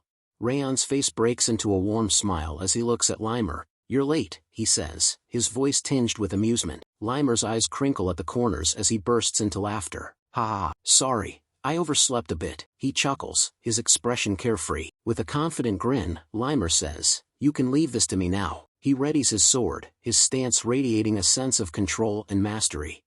The Mad Blood Demon's eyes lock onto Limer, a hint of curiosity sparking within. The brilliant sword of Sieghart, demon begins to ask. But before the demon can finish its sentence, Limer flashes a cheeky grin. Long time no see, Baldy, he says with a chuckle, his tone dripping with sarcasm. The Mad Blood Demon's expression darkens, its eyes narrowing at Limer's casual tone. What are you doing here? It growls, its voice low and menacing. Limer's eyes flash with intensity as he channels his aura into his sword. The air around him seems to vibrate with energy. I couldn't just stand by and watch his saplings were being crushed underfoot by trash like you, Limer declares, his voice dripping with disdain. The Mad Blood Demon's face twists in rage, his dark energy surging in response to Limer's provocation. The Mad Blood Demon's fist crackles with dark energy as he takes a step closer to Limer. His voice is laced with contempt. Who would have thought that someone on your level would be sent as an inspector for a trainee's duty? It sneers. The Sieghart sure have softened up. The air erupts in a frenzy of destruction as Limer and the Mad Blood Demon charge towards each other. Their clash is like a force of nature, shaking the very foundations of the earth. Limer's sword slices through the air, meeting the Mad Blood Demon's crushing fist in a shower of sparks. The impact sends rocks crumbling, dust flying, and smoke billowing around them. The ground shudders beneath their feet as the two warriors exchange blow after blow, their battle raging on with unrelenting ferocity. The Mad Blood Demon's fist crashes down, sending Limer stumbling backward. As they continue to exchange blows, the demon's voice rings out, laced with mockery. So you can barely deflect a punch like this, it sneers. Even your body's balance has completely given out. Were the rumors that your energy core had collapsed, leaving you crippled, true? Limer's smile widens, his eyes glinting with amusement. All false, he replies, his voice dripping with confidence. You should swap out your source. Whether it be past or even now, you're slow to get information. The Mad Blood Demon's expression falters, its confidence wavering for a moment. Limer presses his advantage, his words cutting deep. How long has it been since I've stepped down from the front lines for those kinds of rumors to be going around? Limer asks, his tone laced with mockery. The demon's face darkens, its anger and embarrassment simmering just below the surface. The Mad Blood Demon's eyes narrow, its gaze piercing as it responds to Limer's taunts. Your lies are quite obvious, it sneers. Your swordsmanship used to bear a horrifying amount of killing intent. However, now, your sword is akin to a light breeze. The Mad Blood Demon's voice rings out, its confidence booming. You will never be able to cut me like that. With a fierce battle cry, the demon raises its massive arms, ready to unleash a crushing blow. The air trembles with anticipation as the demon's fist hurls towards Limer. But Limer is no ordinary warrior. With lightning-quick reflexes, he skillfully dodges the attack, avoiding the demon's fist by a hair's breadth. The demon's blow crashes into the ground, sending rocks flying and dust swirling everywhere. Limer springs back to life, his agility allowing him to jump away from the Mad Blood Demon's attack with ease. As he lands gracefully on the ground, a mischievous grin spreads across his face. You brute, Limer teases, his voice dripping with amusement. The Mad Blood Demon's fierce expression twists in anger, his face reddening with rage. The battle between Limer and the Mad Blood Demon intensifies, their clashes sending shockwaves through the air. The area is quickly shrouded in a thick cloud of smoke, obscuring the fighters from view. Raon watches the battle unfold, his eyes shining with admiration. Instructor Limer, he's so nimble in the air, like a leaf floating in the wind, he whispers to himself. Raon's thoughts continue to unfold, his mind analyzing Limer's battle strategy. On top of that, the attacks he's launching intermittently are so perfect they're giving me goosebumps, he thinks, his eyes wide with awe. Raon's gaze remains fixed on the smoke-shrouded battlefield, his mind racing with questions. If Limer had used his strength, then this battle would have already been decided, he ponders. A faint smile plays on Raon's lips as he pieces together Limer's intentions. So why is he dragging this battle out, as if to have me watch?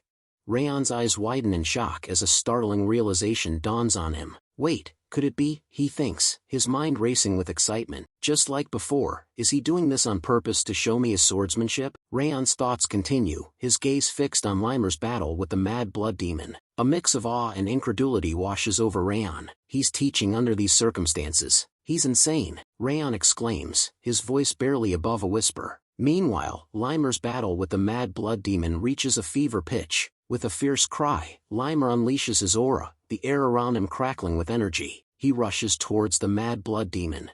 As Limer charges towards the Mad Blood Demon, his sword flashing in the dim light. As he closes in, he taunts the demon, his voice dripping with mockery. Despite acting so arrogant, you can't even take me down when I'm weakened, he asks, his tone laced with disdain. At this rate, you'll have that helmet stolen away from you, Limer declares. The Mad Blood Demon's anger boils over, its face purpling with rage. Shut up, it thunders, its voice like a crack of lightning. With a fierce battle cry, the demon swings its massive fist at Limer, aiming straight for his face. The air shudders with the force of the blow, and Limer's eyes narrow as he prepares to dodge. Limer drops to one knee, his agility allowing him to dodge the Mad Blood Demon's crushing blow by a hair's breadth. The demon's fist crashes into the ground mere inches from Limer's head. The impact is tremendous, causing the earth to shudder and tremble. The ground crumbles beneath the demon's fist, sending rocks and debris flying everywhere. The mad blood demon's face twists in frustration, its eyes blazing with anger. "Brilliant sword, stop fooling around and fight me properly," it thunders. Limer's expression remains calm, but his thoughts reveal a growing concern. "I'm reaching my limits and handling him lightly," he thinks to himself. A hint of a smile plays on Limer's lips as he continues, "Well, the teaching material has gone berserk, so I guess it's about time to wrap things up." Limer calls out to Raon, his voice clear and commanding. "Watch closely, Raon." Raon's eyes widen in amazement as he gazes at Limer, his expression a mix of awe and anticipation. He senses that Limer is about to unleash something extraordinary. As Limer's aura surges to new heights, his eyes blaze with intensity. "This is how a Sieghart fights," he declares, his voice dripping with conviction. Limer's gaze locks onto Raon, his expression stern. "And you will have to learn it." Limer's sword shines with an intense, piercing light as he holds it straight up, releasing his aura. His techniques converge, and he focuses his energy. Sword field realization. Limer begins, his voice low and steady. Limer's eyes gleam with intensity as he calls out the technique's name, Eye of the Storm. In an instant, his wind aura explodes outward, spreading across the vicinity like a tempest. The air distorts, and the atmosphere becomes electric with anticipation. The mad blood demon's eyes widen in awe and alarm as it gazes at Limer, its mind racing with shock. Is this a storm that rages on with its user at the center? The demon thinks to itself, its voice barely above a whisper. The demon's thoughts continue, its understanding of Limer's technique growing. On top of his aura crushing everything in its vicinity, he's made it so that I can't escape. The mad blood demon's face contorts in a snarl, its body tensing as it realizes it's been trapped by Limer's Eye of the Storm technique. The mad blood demon's eyes blaze with determination as it thinks to itself, then the only way forward is to crush it head-on. With a fierce battle cry, the demon crouches down, its massive legs coiling with energy. Then, with a mighty burst of strength, it pushes off the ground, launching itself forward like a human catapult. The mad blood demon's voice thunders through the air as it leaps towards Limer, its fury and determination palpable. "I'll crush you, brilliant sword of Sieghart," the demon bellows, its words echoing off the surroundings. The demon's enormous body shoots towards Limer, its fists glowing with dark energy, ready to unleash a devastating blow. Limer's eyes flash with intensity as he channels his aura towards his legs. With a sudden burst of speed, he jumps forward, his body shooting towards the mad blood demon like a bullet. The distance between them vanishes in an instant, and the two collide in midair, their auras clashing in a spectacular display of power. A massive explosion erupts in the area, unleashing a deafening roar that shakes the ground. The blast sends a plume of smoke and debris soaring into the air, obscuring everything from view. The shockwave from the explosion radiates outward, causing the air to distort and ripple. The smoke and dust churned up by the blast reduce visibility to near zero, making it impossible to see what's happening. As the smoke clears, the scene comes back into view. Limer and the mad blood demon are revealed, both standing with their backs to each other.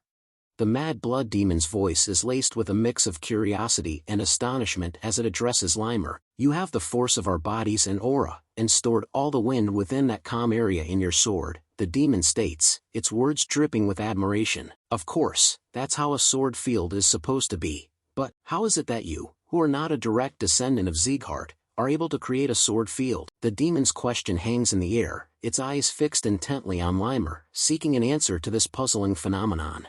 Limer's gaze drifts into the distance, a hint of a smile on his lips as he responds, "Actually, it wasn't a sword field, but something similar I created by borrowing nature's strength." The mad blood demon's eyes narrow slightly, intrigued by Limer's words. "Elves are quite friendly with nature," Limer continues, his voice filled with a sense of harmony and balance.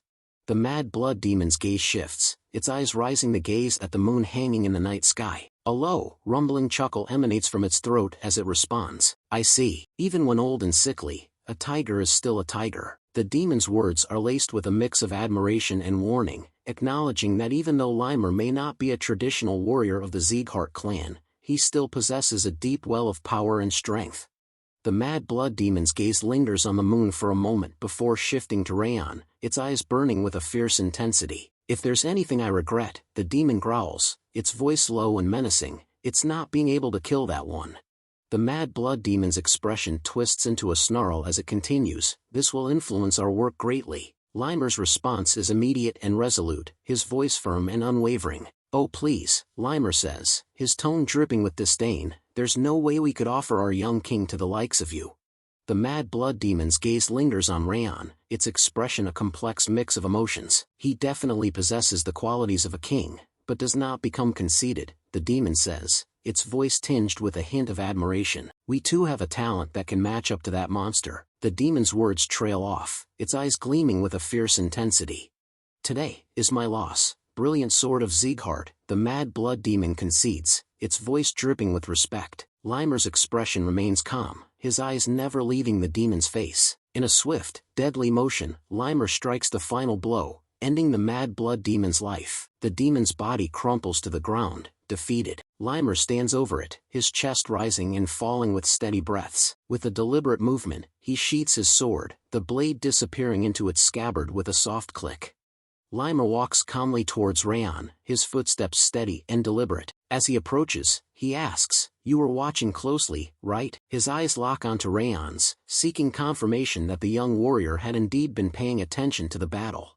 Limer's smile widens as he begins to explain about the technique he used in the battle. "That was something you must learn as a Sieghart, the sword field. Unlike mages, who spread a field with their mana, it is a field spread using one's spiritual growth and aura burst." Limer's eyes sparkle with enthusiasm, clearly eager to share his knowledge with Raon. Limer's expression turns serious, his voice filled with a sense of gravity. "A sword field is made up of all your experiences, achievements, aura, and even your future. You are a direct descendant, so you will be able to use it one day." Raon's eyes widen, his mind reeling from the weight of Limer's words. He's left speechless, unable to respond. Limer's expression softens, and he offers Raon some final advice. "Until that day comes, carve many experiences into yourself." Limer's laughter echoes through the air as he turns to address the others. "Martha, Runen, Buren, you all were watching too, right?" Raon's eyes widen in surprise as he turns around, taking in the sight of Martha, Runen, and Buren standing behind him. His voice filled with curiosity, Raon asks, "You guys, why are you here?" The trio rushes towards Raon, their faces etched with concern. Runen calls out Raon's name, Raon. But before Runen can reach him, Martha's voice rings out, her tone a mix of relief and exasperation. "You bastard, you're still alive!" Martha exclaims, her eyes fixed intently on Raon as she rushes towards him. The group gathers around Raon, sitting down beside him. Buren's face relaxes into a warm smile as he asks, "Raon Sieghart, it's a relief you're all right." Runen's eyes scan Raon's injuries, concern etched on her face. "Are your wounds okay?" she asks, her voice soft with worry. Limer watches the exchange with a smile, his eyes crinkling at the corners. He seems pleased to see the group reunited and concerned for Raon's well-being. Limer's smile falters for a moment, and he thinks to himself, "Geez, feigning being alright is taking its toll." His mind begins to wander, and he starts to ponder the complexities of the sword field. There are a number of conditions that must be met in order for someone that is not a direct descendant of Sieghart to use the sword field, he thinks. Experience is a given, their affinity for the attribute, and on top of stamina, life force. Limer's thoughts trail off, his eyes refocusing on the group surrounding Raon. Limer's thoughts continue, his expression grim. Thus, they actually consume their own lifespan. He pauses, reflecting on his own situation. "On top of my energy core being damaged, I used a sword field, so just pretending to be okay is hard enough." Limer's eyes seem to cloud over, his exhaustion and pain momentarily visible beneath his calm exterior. Limer's thoughts shift, his expression softening as he gazes at Raon. "Well, not that I have any regrets. What Raon showed me after I entered the battle late was itself the birth of a new king." A small, enigmatic smile plays on Limer's lips. "At that moment, I formed my resolve. I will serve this child as my new lord." Limer's thoughts drift back to his past, a hint of melancholy in his eyes. "With my damaged energy core, living didn't feel like being alive." His expression warms, memories of happier times flooding his mind. "But as those children brought meaning to my life."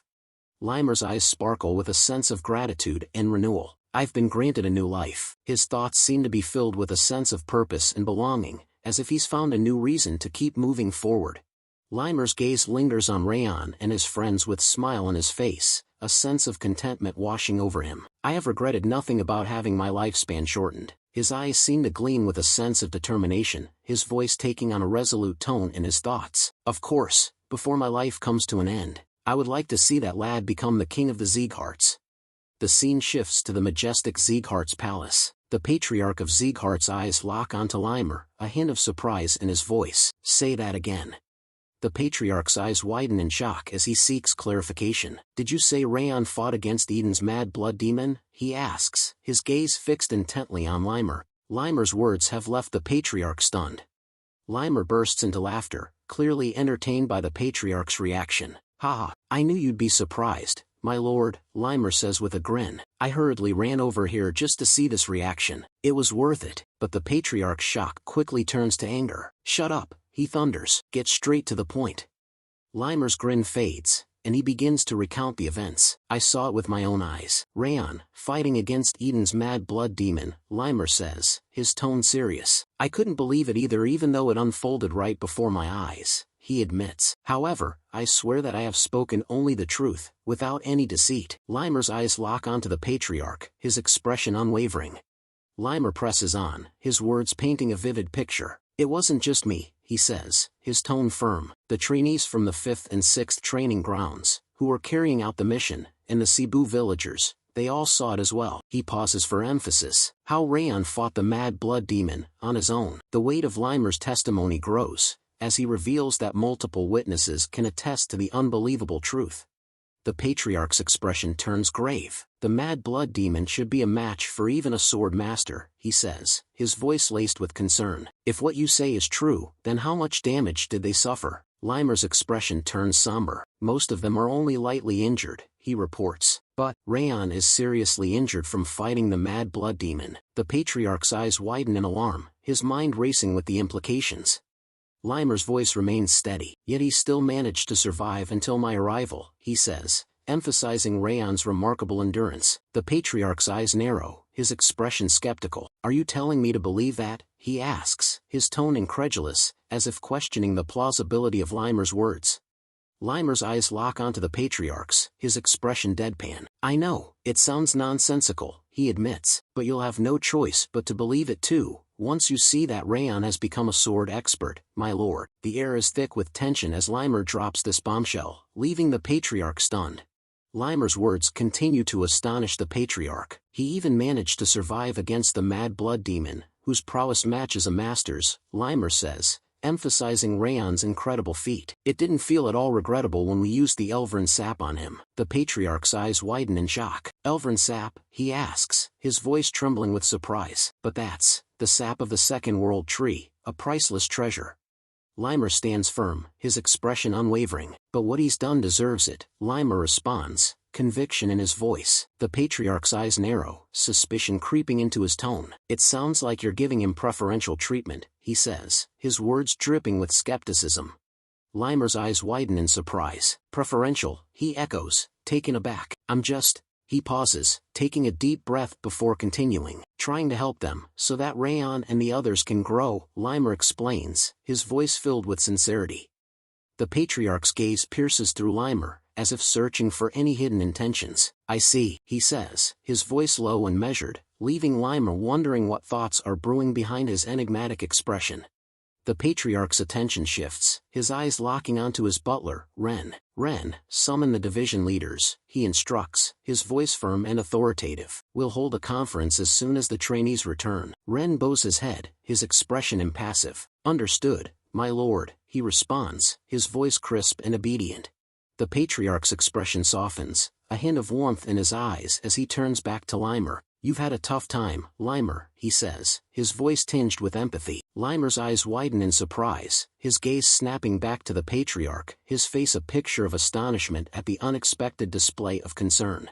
Limer's face breaks into a wide smile as he climbs the stairs. "Wow," he says, his voice laced with amusement. "When was the last time you complimented me?" "Almost 20 years ago?" The patriarch's expression turns irritated, his eyes narrowing. "Where do you think you're climbing?" he asks, his tone stern. The patriarch's expression remains stern, but a hint of dry humor creeps into his voice. "I would have offered you so many more compliments if you hadn't engaged in all that stupidity." His expression turns serious, and he asks, "So, when are the trainees scheduled to return?" Limer's expression turns thoughtful as he responds, As for the trainees, they should." He trails off, pausing for a moment. Then the scene show the trainees near the Sieghart's palace. Be about to arrive, he finishes, his eyes gazing into the distance, as if expecting their imminent return. The scene shifts to Raon, his expression contemplative as he reflects on their recent mission. The mission in Cebu village concluded successfully, he thinks to himself, a hint of relief in his mental tone. Even though it took more time than scheduled, because of Eden's intervention, he adds, a hint of frustration creeping into his thoughts as he recalls the unexpected complication. Raon's thoughts continue, a mix of responsibility and regret in his mental tone. Since the village ended up being damaged unexpectedly by the Mad Blood Demon's assault, we stayed a bit longer in order to restore the destroyed village, he recalls, his thoughts reflecting on the team's efforts to make things right. Raon's thoughts drift back to his recovery period in the chief's house. Since I was drastically injured, I stayed in the chief's house and focused on recovering. Raon's memories shift to the moment he regained consciousness. When I first opened my eyes, I checked the reward for winning my bet with Wrath. A hint of amusement crosses his mind. Of course, Wrath insisted that the bet should be nullified because Limer had slain the Mad Blood Demon, not me. Raon's expression turns slightly wistful. The stats I got from the bet were nice, but... Wrath's face contorts in frustration as he gazes at the system reward. Damn it, why did it have to be that one in particular? He exclaims in anger. Raon, meanwhile, is calm as he examines the system. His eyes scan the details before he asks, puzzled, what's this? The system reveals the reward for the bet, and Raon's eyes widen as he reads the details. A trait of Wrath's has been created as the second reward of the bet, the system announces. The trait is named Iron Will, and its effects are revealed. Iron Will reduces pain by momentarily increasing willpower upon receiving severe physical or mental damage. Raon's gaze lifts, and he looks at Wrath with a mixture of surprise and curiosity. Raon's eyes sparkle with intrigue as he thinks to himself, Iron Will, I didn't expect to obtain a trait through. A hint of a smile plays on his lips as he realizes the implications of this new trait. With this trait, I can resist like before even after receiving Wrath's wrath. Raon's thoughts are filled with a sense of anticipation and strategy, already thinking about how he can utilize Iron Will to his advantage. Wrath's gaze narrows as he looks at Raon, his thoughts seething with frustration. How could Iron Will go to a brat like him? He thinks to himself, disdain etched on his face. Wrath's expression twists in annoyance as he realizes the system's design is working against him. It's becoming an issue because the system is too well designed. The King of Essence's system is designed to prioritize creating the ability that the user needs most. Wrath's eyes flash with anger as he thinks about the implications. I'd be able to take over his body now if not for that trait. Wrath's thoughts continue, his anger simmering just below the surface as he grits his teeth. However, he takes a deep breath and attempts to calm himself. No. I need to calm down. I have plenty of time anyway. Wrath's expression turns calculating as he reflects on the current situation. The rate at which the King of Essence is recovering his abilities is steadily accelerating, even if just slightly. A hint of satisfaction creeps into his thoughts, and I even managed to plant the emotion of wrath in the brat. Wrath's eyes gleam with anticipation, his patience and cunning on full display.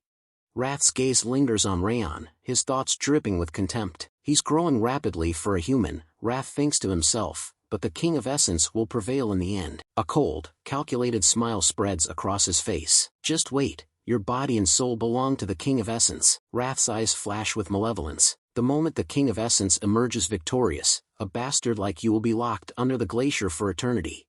The scene shifts back to the present, where the trainees are standing in front of Sieghart's external commander, Iliun. Iliun's gaze sweeps across the trainees before he speaks up. Welcome back.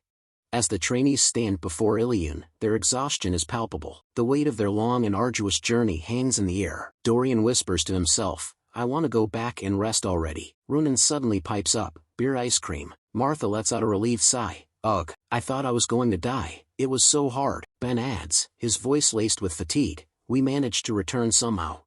Iliun's expression remains stern as he continues, you must be tired, but you can't rest yet. Raon's eyes widen in surprise as he asks, what? Iliun instructs, Raon and trainees, head to the manor. The group arrives at the manor, where they find the patriarch seated on his throne. Raon and the trainees immediately kneel down, showing their respect to the patriarch. Raon speaks up, his voice filled with deference, greetings, my lord. As Raon kneels down, the people around him begin to whisper among themselves. One of them asks another, is he that Raon Sieghart? The other person's eyes widen as they respond, I heard he slayed the Green War Demon and withstood the Mad Blood Demon's attacks. Another person chimes in, skeptical. Isn't that just a groundless rumor? He looks like he's only an advanced level sword user. Raon's thoughts turn inward as he kneels, his eyes cast downward. I was unsettled at first when the Lord's Manor summoned us, he thinks to himself, but it turned out to be an unexpected opportunity. His gaze sweeps discreetly across the room, taking in the gathering of high-ranking officials. All of Sieghart's executives are gathered here. Raon's thoughts continue, his mind racing with reflections on the recent mission. I learned something from this mission, he thinks to himself. At this rate, I'll have my hands full trying to survive in future battles. Determination fuels his resolve. That's why I need to get stronger even faster. Raon's gaze sweeps the room once more, taking in the assembled dignitaries. And right now, in this place, the squad leaders and division leaders are gathered, as are even the palace masters from the direct lineage. A hint of intrigue enters his thoughts. That means Glenn Sieghart is paying attention to this incident. Raon's thoughts continue, his understanding of Glenn Sieghart's character guiding his next move. Since Glenn makes a clear difference between public and private matters, he makes sure to reward contributions. Raon's eyes narrow, his determination solidifying. With that in mind, there's only one thing to do now. His thoughts clarify into a singular focus. I need to prove our achievement and obtain a new martial art to get even stronger. Glenn Sieghart's voice rings out, his words commanding attention. Raon Sieghart, I heard you were the central figure in this mission. Tell us the details here. Raon's head rises, his eyes meeting Glenn's. He responds with a simple, respectful affirmation. Understood. Raon begins his account of the events in Cebu village. It all started when I noticed a probing gaze as soon as we arrived in Cebu village. He recounts how his vigilance led to taking the Green War Demon by surprise. That's how I took the Green War Demon by surprise when he was looking for the Goblin King's magic stone in the village. Raon continues, describing the unexpected turn of events. We thought the mission was over, but the Mad Blood Demon suddenly attacked the village, supposedly because he'd lost contact with the others. He explains his decision to act as bait, prioritizing the safety of the village. And I volunteered to act as bait, worried that the damage would escalate if we faced him with only trainees. The room falls silent, with one of the higher officials looking stunned, unable to respond. The higher official's face turns red with rage as he shouts, "You bastard, where do you think you are to be telling such lies?" He turns to Glenn Sieghart, appealing to his lord's judgment. My lord, do you really believe he is telling the truth? The official's tone drips with disdain as he continues. The Green War Demon alone should have been enough to annihilate some 15-year-old teenagers. He sneers at Raon's claim about facing the Mad Blood Demon. Holding his ground against the Mad Blood Demon is a blatant fabrication. Raon's voice rings out, calm and collected. Dorian, take those out. Dorian's eyes widen in surprise, and he stammers, ununderstood. Despite his initial hesitation, Dorian carefully opens the cloth he's been carrying, revealing the contents to the higher official and Glenn Sieghart. One of the higher official's eyes widen in shock as he exclaims, "The Green War Demon and Mad Blood Demon's helmets." Another official's voice trembles with surprise. Does that mean his report is actually true? Raon's voice rings out, respectful and cautious. My lord, excuse me, but may I draw my sword? Glenn Sieghart's expression remains calm, his voice authoritative. You are allowed to draw your sword. Raon's hand moves swiftly, drawing his sword from its sheath. As he does, he releases his aura, unleashing a fierce energy. The air around him erupts in a dazzling display as his fire aura surrounds his sword, casting a fiery glow across the room. The room erupts in a chorus of amazed voices. Aura blade. It's such a powerful flame too. Someone else's voice is laced with incredulity. Is he really the same person whose mana wasn't even average during the judgment ceremony 10 years ago? Another person's eyes widen in realization. It's true that he could indeed defeat the Green War Demon with that. Raon's voice cuts through the murmurs, his gaze locked on Glenn Sieghart. Is that enough of an explanation? He asks, his tone calm and confident, seeking the patriarch's acknowledgement. The high-ranking official's face twists in a mixture of anger and shock as he thinks to himself, "You damned half-blood." His inner monologue continues, laced with frustration and admiration. He really reached the expert realm. The official's eyes narrow, recalling the evidence Raon presented. He even brought Eden's helmets. His thoughts conclude with a reluctant acceptance. I can't refute any further. Glenn Sieghart's voice fills the room, his tone authoritative and approving. Listen, Raon Sieghart, the top trainee. and all the trainees from the 5th and 6th training grounds. The patriarch's gaze sweeps across the room, his eyes meeting those of the trainees. You did an excellent job.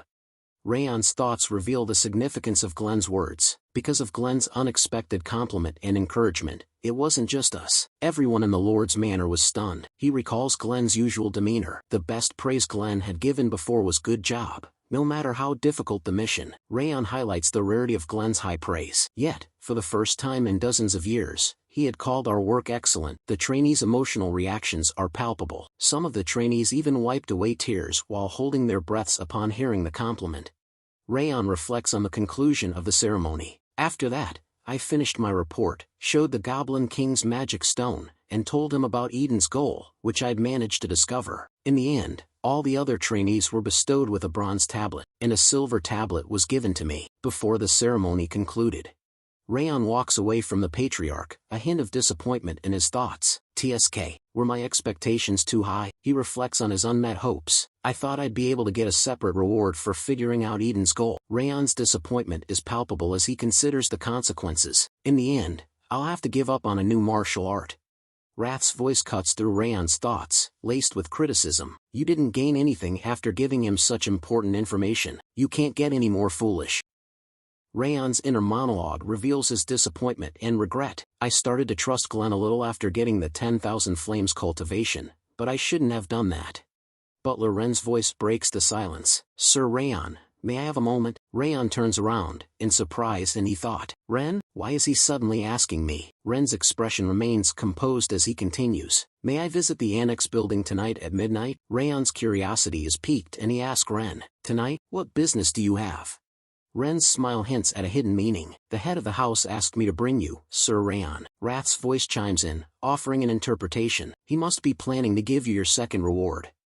The scene shifts to outside Raon's house, where Sylvia and one of her maids wait anxiously. Suddenly, the maid's voice rings out. Ma'am, the young master is back. As Raon comes into view, Sylvia's expression turns to one of deep concern. Raon, oh my goodness.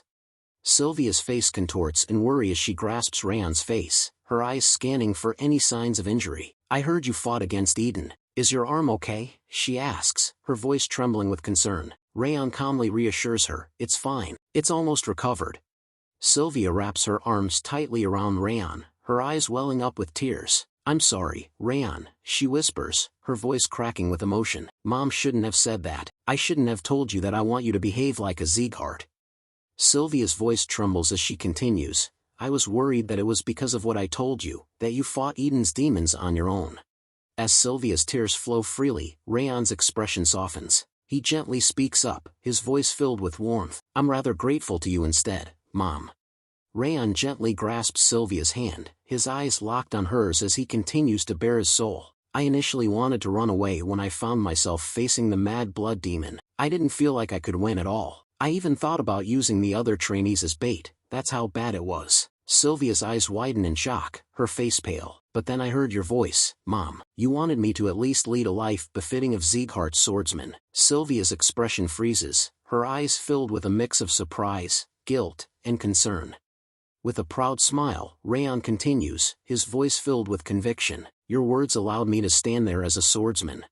The sole reason I can stand here as a proud swordsman is because you told me that back then, Mom. Raon's eyes shine with sincerity as he gazes at Sylvia. That's why I'm really grateful to you. Sylvia's face contorts in a mix of shock, guilt, and self-anger. She grits her teeth in frustration.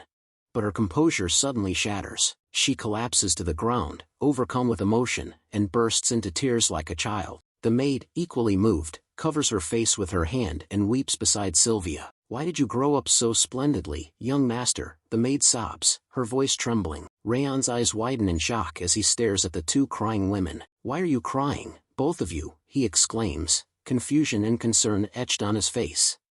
In the quiet confines of Raon's room, he turns to Maid Judiel with a curious expression. Did anything special happen while I was away on a mission? Raon asks. Judiel's eyes cloud over, her voice barely above a whisper. The Central Martial Palace ordered me to return. It looks like they are planning to dispose of me. Raon's eyes narrow, his gaze intensifying as he processes Judiel's ominous words.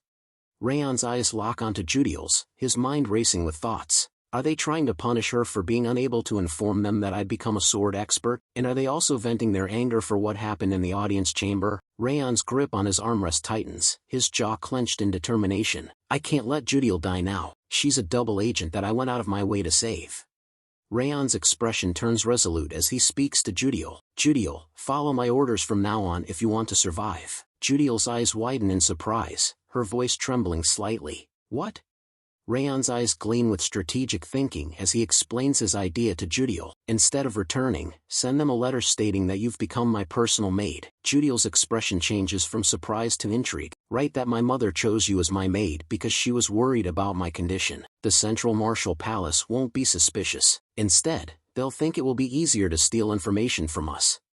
Raon's voice takes on a serious tone. If you ever think they're becoming suspicious of you, provide them with information that I've recovered significantly. The head of house and Instructor Limer are the only people who are aware of this fact. Judiel's eyes widen, her expression frozen in surprise. Raon continues, this should be enough to make them realize that you are still helpful to them. If you understand, go send the letter to the Central Martial Palace right now. Work harder on managing your expression to avoid being found out. Judiel's composure returns, and she nods curtly. Understood. With a swift turn, Judiel exits the room. As soon as Judiel departs, Wrath's voice cuts through the air, laced with venom. Every single word and action of yours is so pathetic. What even is the point in keeping a useless spy like her? Raon's eyes narrow, his expression unyielding as he faces Wrath's biting criticism. Raon's voice remains calm, but his words hold a hint of steel. She's not useless. Judiel will serve as a trap, to stab House Sieghart in the back. Raon's gaze drifts inward, his thoughts unfolding like a hidden script. And I don't want to leave her to be discarded after being used, like I was in the past. A flicker of determination dances in Raon's eyes, revealing the depth of his resolve. Gazing out the window, Raon's voice carries a sense of detachment. Well then, the last task for today. Raon's words trail off, leaving Wrath to wonder what the final instruction will be.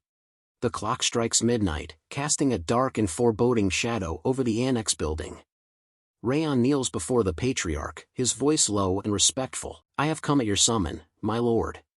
Patriarch Glenn's expression turns stern, his voice firm. That's enough for greetings, Raon Sieghart. I'll get straight to the point. Which footwork did you use most during this mission?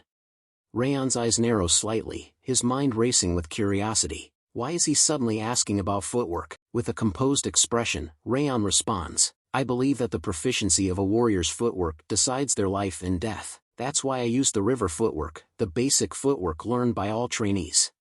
Patriarch Glenn's eyes seem to bore into Raon's soul, his voice laced with a hint of scrutiny. River footwork, I see. It is indeed good footwork that can still be used even after you've grown stronger, but the lines are too simple, creating clear limitations when fighting more powerful opponents.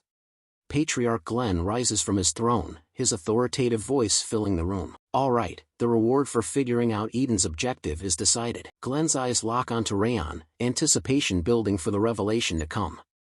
Patriarch Glenn descends from his throne, his footsteps echoing through the room as he approaches Raon. I'll personally teach you a footwork suitable for you. Glenn's words hang in the air, heavy with significance, as he stands before Raon, his eyes gleaming with a hint of expectation. Raon's eyes lock onto Glenn, his mind racing with incredulity. Impossible. Is Glenn really going to teach me himself? A mix of emotions swirls within Raon, shock, skepticism, and a hint of curiosity, as he struggles to comprehend the unexpected offer. Glenn's voice takes on a serious tone. Focus and watch. You shall only get a single chance. Glenn's leg begins to glow with aura, and Raon's eyes widen in awe. The footsteps of the strongest warrior on the continent. This is a huge opportunity. Glenn's footwork defies understanding, a paradox of contradictions. It's slow yet fast, hard yet soft, and it was vast and free, giving the impression that it could take him anywhere on the continent. Even though it lasted for an extremely short time, the footwork was so perfect that it was mesmerizing. Display leaves Raon breathless. Even with the enhanced perception granted by the Ring of Fire, the footwork's intricacies remain elusive. Glenn's voice breaks the spell, his words dripping with an air of reverence. Glenn said that this footwork was called the Supreme Harmony Steps. A holographic display flickers to life before Raon's eyes. Ring of Fire has observed the Supreme Harmony Steps in their perfect state. Learning the first of the Supreme Harmony Steps, Heavenly Advance, will be accelerated. The notification hangs in the air, its words glowing with an otherworldly light, as Raon's heart races with anticipation. Glenn's eyes narrow slightly as he asks Raon, "Did you watch closely?" Raon's expression turns sheepish. "I'm sorry, I couldn't follow it at my level. I only managed to witness the first step you demonstrated, my lord." Glenn's gaze lingers on Raon, his face inscrutable. "I see." Glenn turns to walk back to his throne, his voice authoritative. "You shall return now that our business is concluded. That was your reward for figuring out Eden's objective. Whether you will learn it is up to you." Raon bows deeply, his voice filled with gratitude. "Thank you. I'll take my leave now." After Raon's departure, Ren, the butler, approaches Glenn with a hint of curiosity. "Hoo-hoo, I didn't expect you to teach him the Supreme Harmony steps, my lord." Glenn's expression remains enigmatic, prompting Ren to continue. "But I'm worried. After all, the Supreme Harmony steps were created by none other than you. I wonder if young Master Raon will be able to learn such a difficult martial art." Glenn's eyes gleam with a hint of intrigue as he responds to Ren's concerns. "Ren, it was such a short demonstration, but he managed to follow the heavenly advance. That first step is the beginning. It composes half of the Supreme Harmony steps." Glenn's words hang in the air, implying a deeper significance to Raon's ability to grasp the initial step. Glenn's expression turns thoughtful, his voice filled with conviction. He instinctively realized it. The first step is the foundation of the Supreme Harmony steps. He doesn't realize yet how important that is, but he should be able to realize what he needs to incorporate in that first step. Glenn pauses, a hint of a smile on his lips. And one day, he will definitely be able to use the Supreme Harmony steps.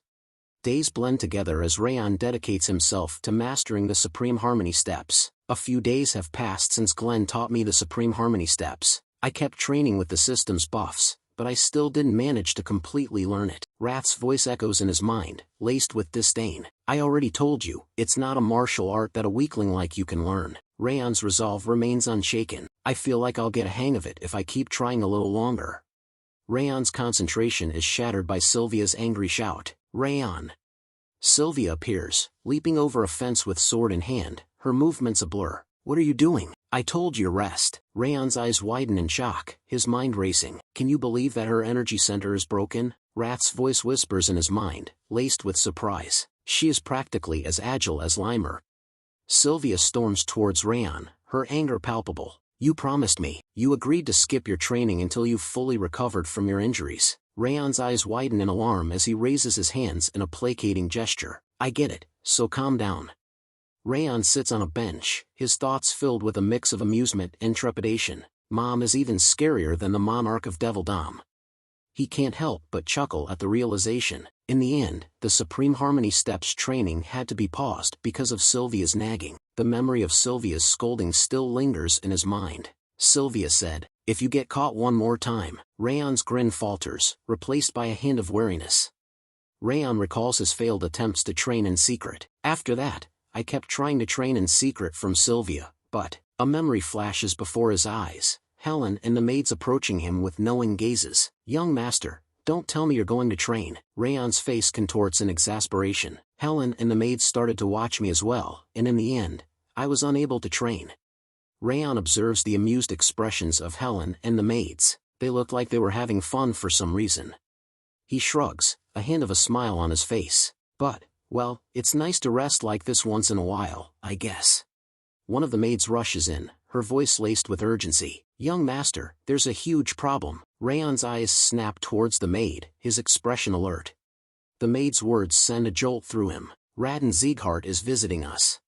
Raon's eyes narrow, his mind racing. "That's the son of Baldur Sieghart, Glenn's fourth son?" He turns to the maid, his voice firm. "He should have no reason to visit the annex building." "Why?" The maid's expression turns worried, her voice trembling. "We don't know the reason, but he became violent toward my lady and the maids as soon as he arrived." Raon's face darkens, his eyes flashing with anger.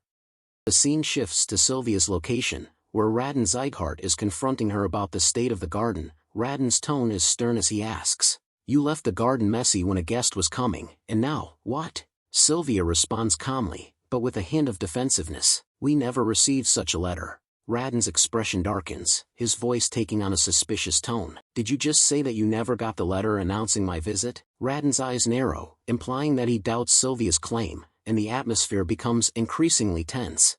Raden's anger boils over, his voice rising. Are you telling me that my butler made a mistake? Or are you trying to claim that I'm lying right now? Sylvia's expression turns worried, and she hastens to placate Raden. That's not what I meant. Please wait a moment, we'll clean up quickly. Sylvia's tone is conciliatory, and she seems eager to diffuse the tense situation. However, Raden's anger and skepticism linger, casting a shadow over the exchange. As Sylvia and her maid scramble to finish their work, Raden stands by, his expression a mask of frustration, his eyes narrow, watching the flurry of activity with a mixture of annoyance and displeasure.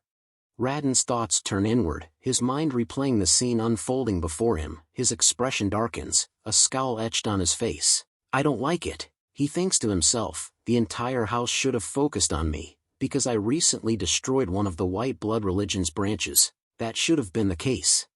Raden's ego seems bruised, his expectation of admiration and attention unmet, his thoughts take a bitter turn. But no one is even talking about what I did, the entire house is focused on that boy named Raon. Raden's jealousy and resentment simmer just below the surface, his gaze lingering on Sylvia and her maids as they work to clean the garden. Raden's thoughts seethe with indignation, his ego wounded by the perceived slight. How dare a paltry collateral make my achievement pale in comparison? His anger boils over, and he bellows. How long are you going to keep me waiting? Raden's sudden outburst startles everyone, and he takes a menacing step towards Sylvia. As he spits in anger, a glob of saliva lands on Sylvia's hand.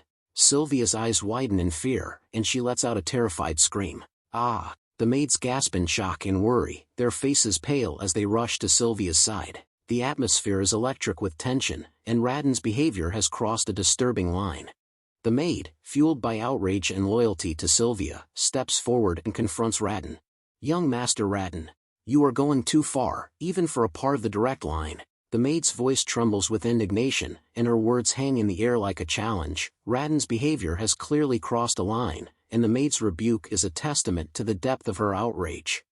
Raden's face twists in a snarl as he lashes out, slapping the maid across the face with a resounding crack. The maid's head jerks to the side, and she stumbles backward, clutching her cheek. Raden's voice drips with venom as he sneers. Who do you think you're shouting at? Sylvia's eyes widen in horror as she rushes to the maid's side, her face etched with worry. Raden's anger reaches a boiling point as he spits out the words. Hey, I'm part of the direct line of this household, making me your master. Even if I kill you right now, I'll only need to stay in my room for 2 days. His voice drips with entitlement and contempt, as if he believes himself to be above the law. Raden's eyes flash with fury as he raises his leg, ready to kick the cowering maid. The maid trembles with fear, her eyes fixed on Raden's raised foot. Raden's voice rises to a shout. But you dare to shout at me? The air is thick with tension, and it seems that Raden's rage may soon boil over into violence. Sylvia's voice cuts through the air, shrill with urgency. No, stop. The maid's eyes widen in alarm as she sees Sylvia step forward, putting herself between Raden and the maid. The maid's heart skips a beat as she thinks. Lady Sylvia, watch out. In a flash, the maid's instincts take over, and she thinks to herself, I can't let Lady Sylvia get hurt. I need to stop. Raon bursts into the scene, his sword at the ready, his eyes scanning the area for any signs of danger. His gaze falls on Raden, and his expression darkens. Raden's eyes light up with interest as he takes in Raon's appearance, his voice dripping with sarcasm. Huh, could it be? Are you Raon? Perfect timing. I want to see you anyway. Raden's tone is laced with malice, and his eyes gleam with a sinister intent. The air is charged with tension as Raden's gaze locks onto Raon, his words hanging in the air like a challenge. Raden's gaze lingers on Raon's sword, a mixture of curiosity and amusement dancing in his eyes. He asks, his voice dripping with mockery. But what's that thing you're holding in your hand? Don't tell me you're planning to swing that scary thing at me? Raden's tone is laced with disdain, his words infused with a sense of superiority. He takes a step forward, his eyes glinting with confidence. I'm part of the direct line, after all. You think a little sword like that could possibly harm me? Raden's voice is a studied blend of contempt and arrogance, designed to intimidate and belittle Raon. Raden's eyes narrow, a sly smile spreading across his face as he repeats in a mocking tone. Quietly sheath it before you aggravate the matter. Raden's voice is laced with sarcasm, his words dripping with disdain. He takes a step closer to Raon. Raden's laughter echoes through the air, his eyes gleaming with arrogance as he introduces himself. I am Raon Sieghart. I'm the son of Baldur Sieghart, the true martial palace master. Raon's words are meant to intimidate, to establish his superiority over Raon. But Raon's response is far from intimidated. With a fierce battle cry, Raon swings his sword towards Raon, the blade flashing in the light. His voice is cold, detached, and dripping with anger. So what? Just as Raon's sword is about to strike Raon, a figure bursts into the scene, positioning himself between Raon and Raon. It's Raon's butler, his eyes fixed intently on Raon as he raises a sword to block the attack. Raon's eyes widen in fear as he stares at Raon, his confident facade crumbling in an instant. For a moment, he forgets his arrogance, his gaze frozen on Raon's sword, which hovers mere inches from his face. Raon's gaze lingers on Raon's butler for a moment, his eyes narrowing in calculation. Raon's eyes go wide with shock and outrage as he shouts, "You crazy bastard!" Then, in a swift and brutal motion, he punches the butler squarely in the face. The butler's head snaps back from the force of the blow, his eyes glazing over as he stumbles backward. Raon's face is purpling with rage as he shouts at Raon, "Hey, do you even realize who you're attacking right now?" His voice echoes through the area, heavy with indignation and a sense of entitlement, but Raon's response is calm, collected, and menacing. Looking Raon straight in the eye, Raon replies in a low, even tone, "I do." Raon's sword continues its upward arc, the blade glinting menacingly in the light. His voice remains calm, detached, as he explains, "A robber who intruded onto my domain." Raon's face contorts in fear, his eyes wide with terror. He takes a step back, his hands raised in a futile attempt to ward off the impending attack. "What kind of nonsense is that?" Raon exclaims, his voice trembling with fear. He attempts to regain his composure, drawing himself up to his full height as he declares, "I'm the legitimate master of this household." Raon's kick connects with Raon's stomach, the force of the blow sending Raon crashing to the ground. Raon's voice is cold, detached, as he declares, "No, you're wrong." Raon's scream of pain echoes through the area as he clutches his stomach, his face contorted in agony. "ACH." Raon's voice is laced with pain and venom as he speaks up, still clutching his stomach. "You bastard, you'll pay, ack." Raon's expression remains unyielding, his eyes cold and detached. He regards Raon with disdain, his voice firm and authoritative. "You aren't anything like our master. Moreover, the annex building isn't your home." Raon's words are a stark reminder of Raon's transgressions, and the fact that he has overstepped his bounds. Raon's sword flashes in the light as he raises it once more, the blade poised to deliver the final blow. His voice is low and deadly, his words dripping with a sense of ownership and protectiveness. "This is my home, my family's home." The air is heavy with the weight of Raon's words, the implication clear. Raon is an interloper, a trespasser who has overstayed his welcome. The sword hovers, ready to strike, as Raon cowers in fear, his eyes fixed on the blade that will soon end his life. Raon's sword slices through the air, its trajectory unwavering as it hurtles towards Raon. Raon's eyes widen in terror, his face frozen in a mask of fear as he screams, "Aya!" The sound of Raon's scream echoes through the area, a desperate cry for mercy that falls on deaf ears. Raon's expression remains unyielding, his sword mere inches from Raon's trembling form. Just as Raon's sword is about to make contact with Raon's face, a voice rings out, cutting through the air with authority. "Stand back, Sir Raon Sieghart." The voice is firm, commanding, and unmistakable. Raon's sword freezes, mere inches from Raon's trembling face. Raon's eyes flicker towards the speaker, his gaze narrowing slightly as he hesitates, his sword still poised for the kill. Raon's eyes narrow as he takes in the sight of the newcomer, his mind racing with questions. He thinks to himself, that outfit, is he from the Heavenly Blade Division? His gaze lingers on the intricate design and emblem on the newcomer's uniform, his mind making the connection. He continues to think, he's a swordsman working directly under the head of House.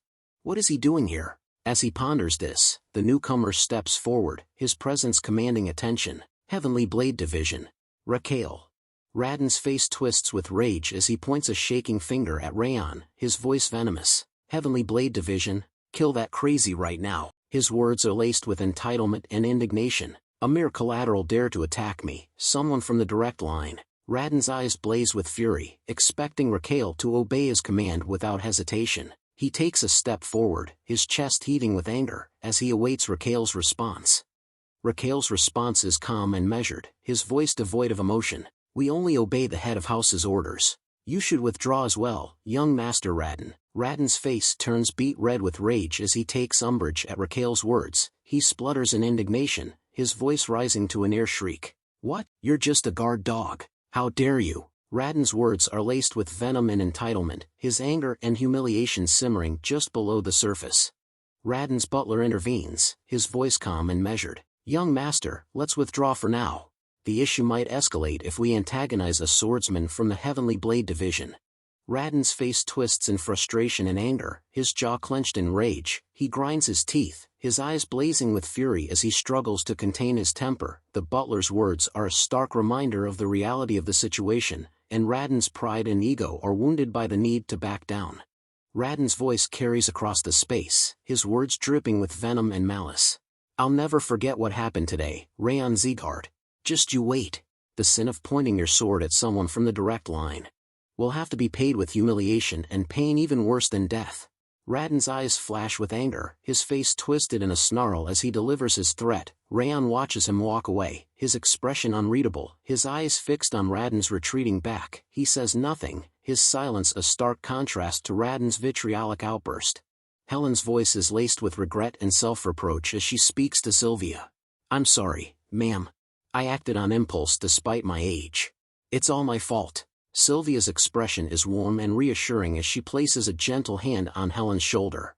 No, you gave me so much courage by stepping up. Helen, you did nothing wrong. Sylvia's words are a balm to Helen's frazzled nerves, and her eyes shine with gratitude as she looks up at Sylvia.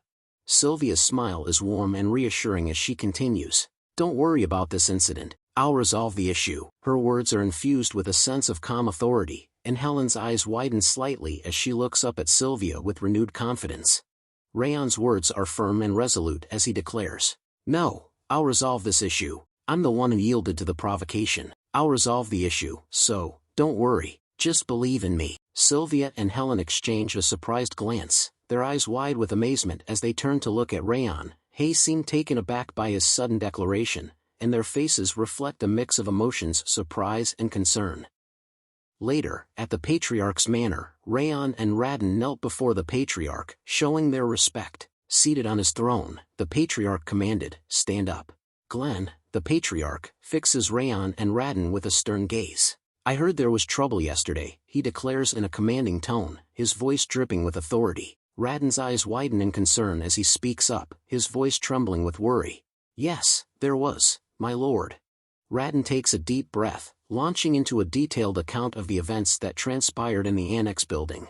I had sent a letter in advance, expressing my desire to speak with Raon, he explains, his voice laced with indignation. However, instead of receiving a warm welcome, Raon was met with cold indifference. The annex building's residents gave me the cold shoulder, he recounts, his expression incredulous. They didn't even bother to prepare for my visit. Raon's eyes narrow, his tone taking on a hint of outrage. And to make matters worse, Raon attacked me and my butler without even granting us an audience. His voice rises, conveying the shock and alarm he felt in that moment. If things had escalated further, I could have lost my life. Raon's words hang in the air, emphasizing the gravity of the situation.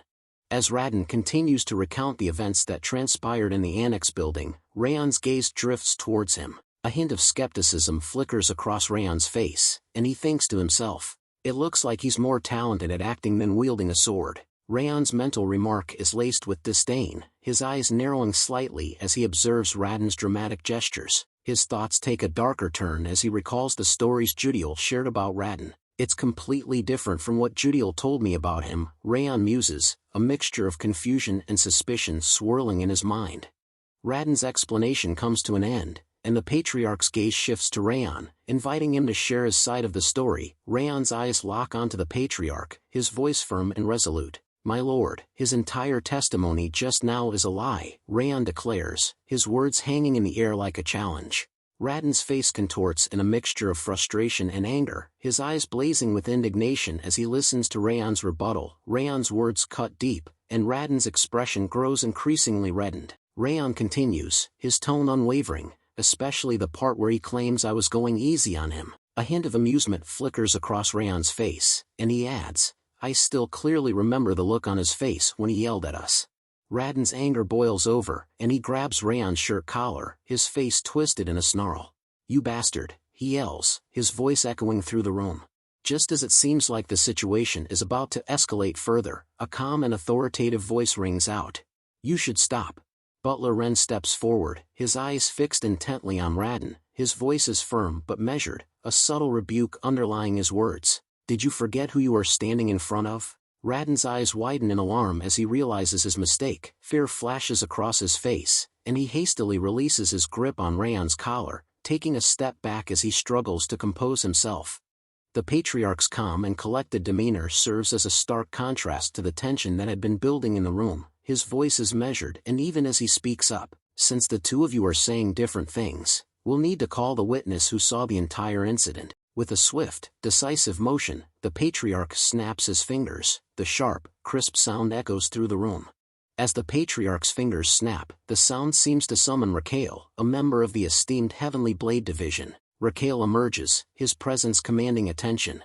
Raon and Raden's eyes widen in shock and worry as they gaze at Raquel, their faces reflecting their growing unease. Raquel's expression remains neutral, his voice steady as he greets the patriarch. "Greetings, my lord. I am Raquel, from the Heavenly Blade Division." The patriarch's eyes narrow, his voice firm.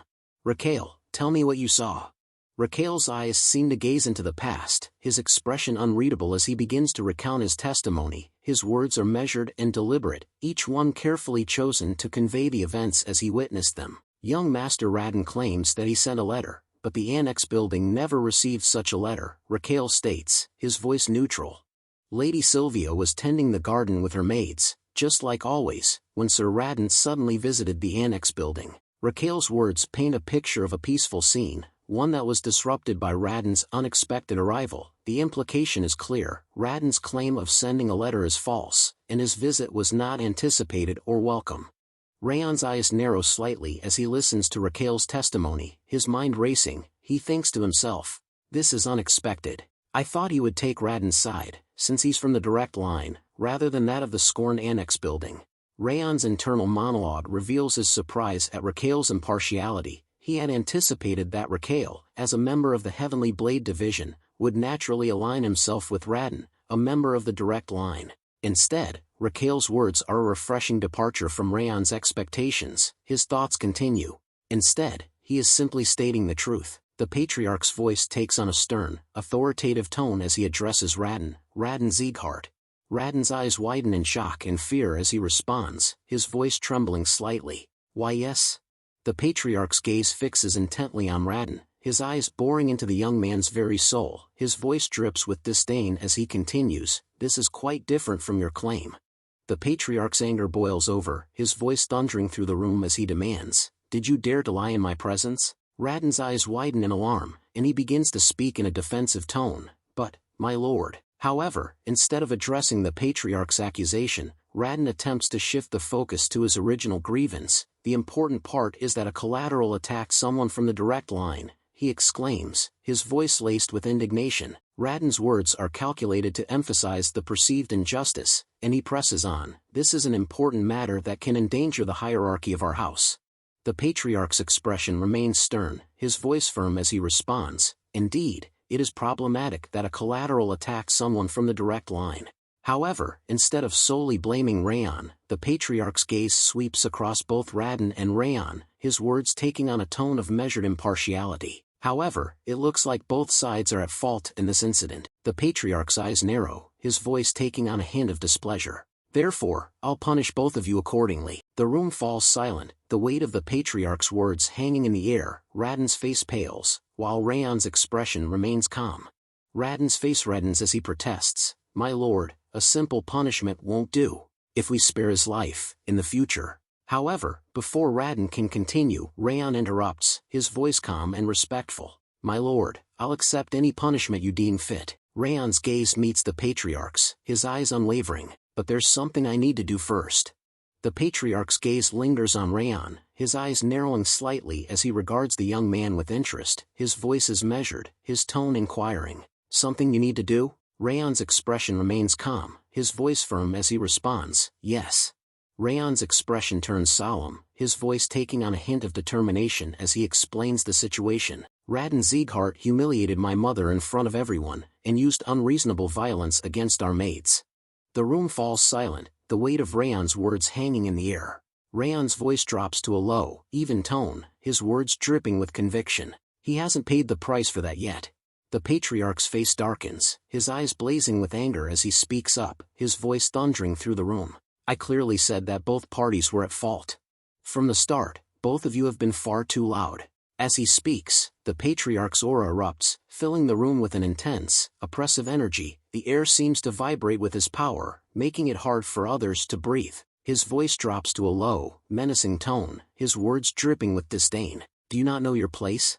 Raden's and Raon's eyes widen in distress as the patriarch's aura bears down on them, its crushing pressure forcing them to their knees. Raden struggles to breathe, his lungs feeling like they're being squeezed by an invisible vice. His thoughts are a jumbled mix of panic and desperation. I feel like my lungs are being crushed by his pressure.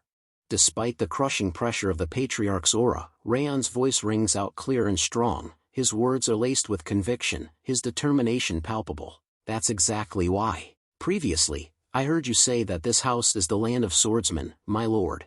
Raon says, his voice steady. I believe a swordsman's worth needs to be decided with their sword. Raon's gaze locks onto the patriarch, his eyes burning with intensity. Please allow us a sword duel. The patriarch's expression changes, a hint of amusement dancing in his eyes. He responds in a thoughtful tone. It could serve as a small bit of entertainment. All right. I'll allow a sword duel between the two of you. The patriarch's aura suddenly dissipates, releasing Raden and Raon from its crushing pressure. The two young men gasp, their lungs expanding as they breathe in deeply. The patriarch's voice rings out, his words formal and authoritative. The sword duel will be carried out in the great training ground, in a week. The room falls silent, the weight of the patriarch's words hanging in the air. The stage is set for a clash of swords, and only time will tell who will emerge victorious. In the tranquil surroundings of the true martial palace, Balder, Raden's father, sit with a contemplative expression. His eyes seem to bore into the distance, as if lost in thought. I see, Balder says, his voice low and measured. So, there will be a sword duel in the end. Raden, standing before his father, flashes a confident smile. That's right, father, he replies, his voice laced with determination. Raden launches into a detailed explanation of the events that transpired, his voice filled with a mix of emotions. He arrogantly requested a sword duel in front of grandfather, Raden says, his tone laced with disdain. Balder's expression remains stoic, his eyes narrowing slightly as he listens intently to Raden's words. Raden continues, his voice steady. The conditions we set state that if I win, we'll break his energy center. A hint of a smile plays on Raden's lips, his confidence evident. Raden's expression turns serious once more, his voice taking on a note of determination. And if I lose, my butler and I will apologize to the Annex Building's people. On top of that, the true martial palace won't approach the Annex Building anymore. Balder Sieghart, the master of the true martial palace, lets out a hearty laugh, his eyes gleaming with amusement. His voice is filled with confidence and a hint of arrogance as he speaks. No matter how talented he is just a son born between Sylvia and some unknown person, Balder says, his tone dripping with disdain. Show him the reason why you are from the direct line. Balder's gaze lingers on Raden, his eyes burning with expectation. He is clearly eager to see Raden prove himself, to demonstrate the superiority of the direct line.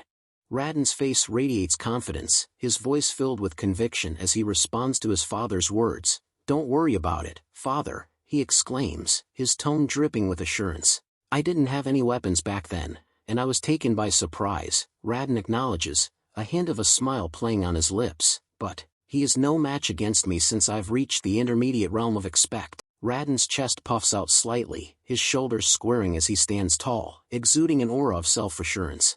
Balder's face creases with a wide, approving grin as he lets out a hearty laugh. Ha ha ha.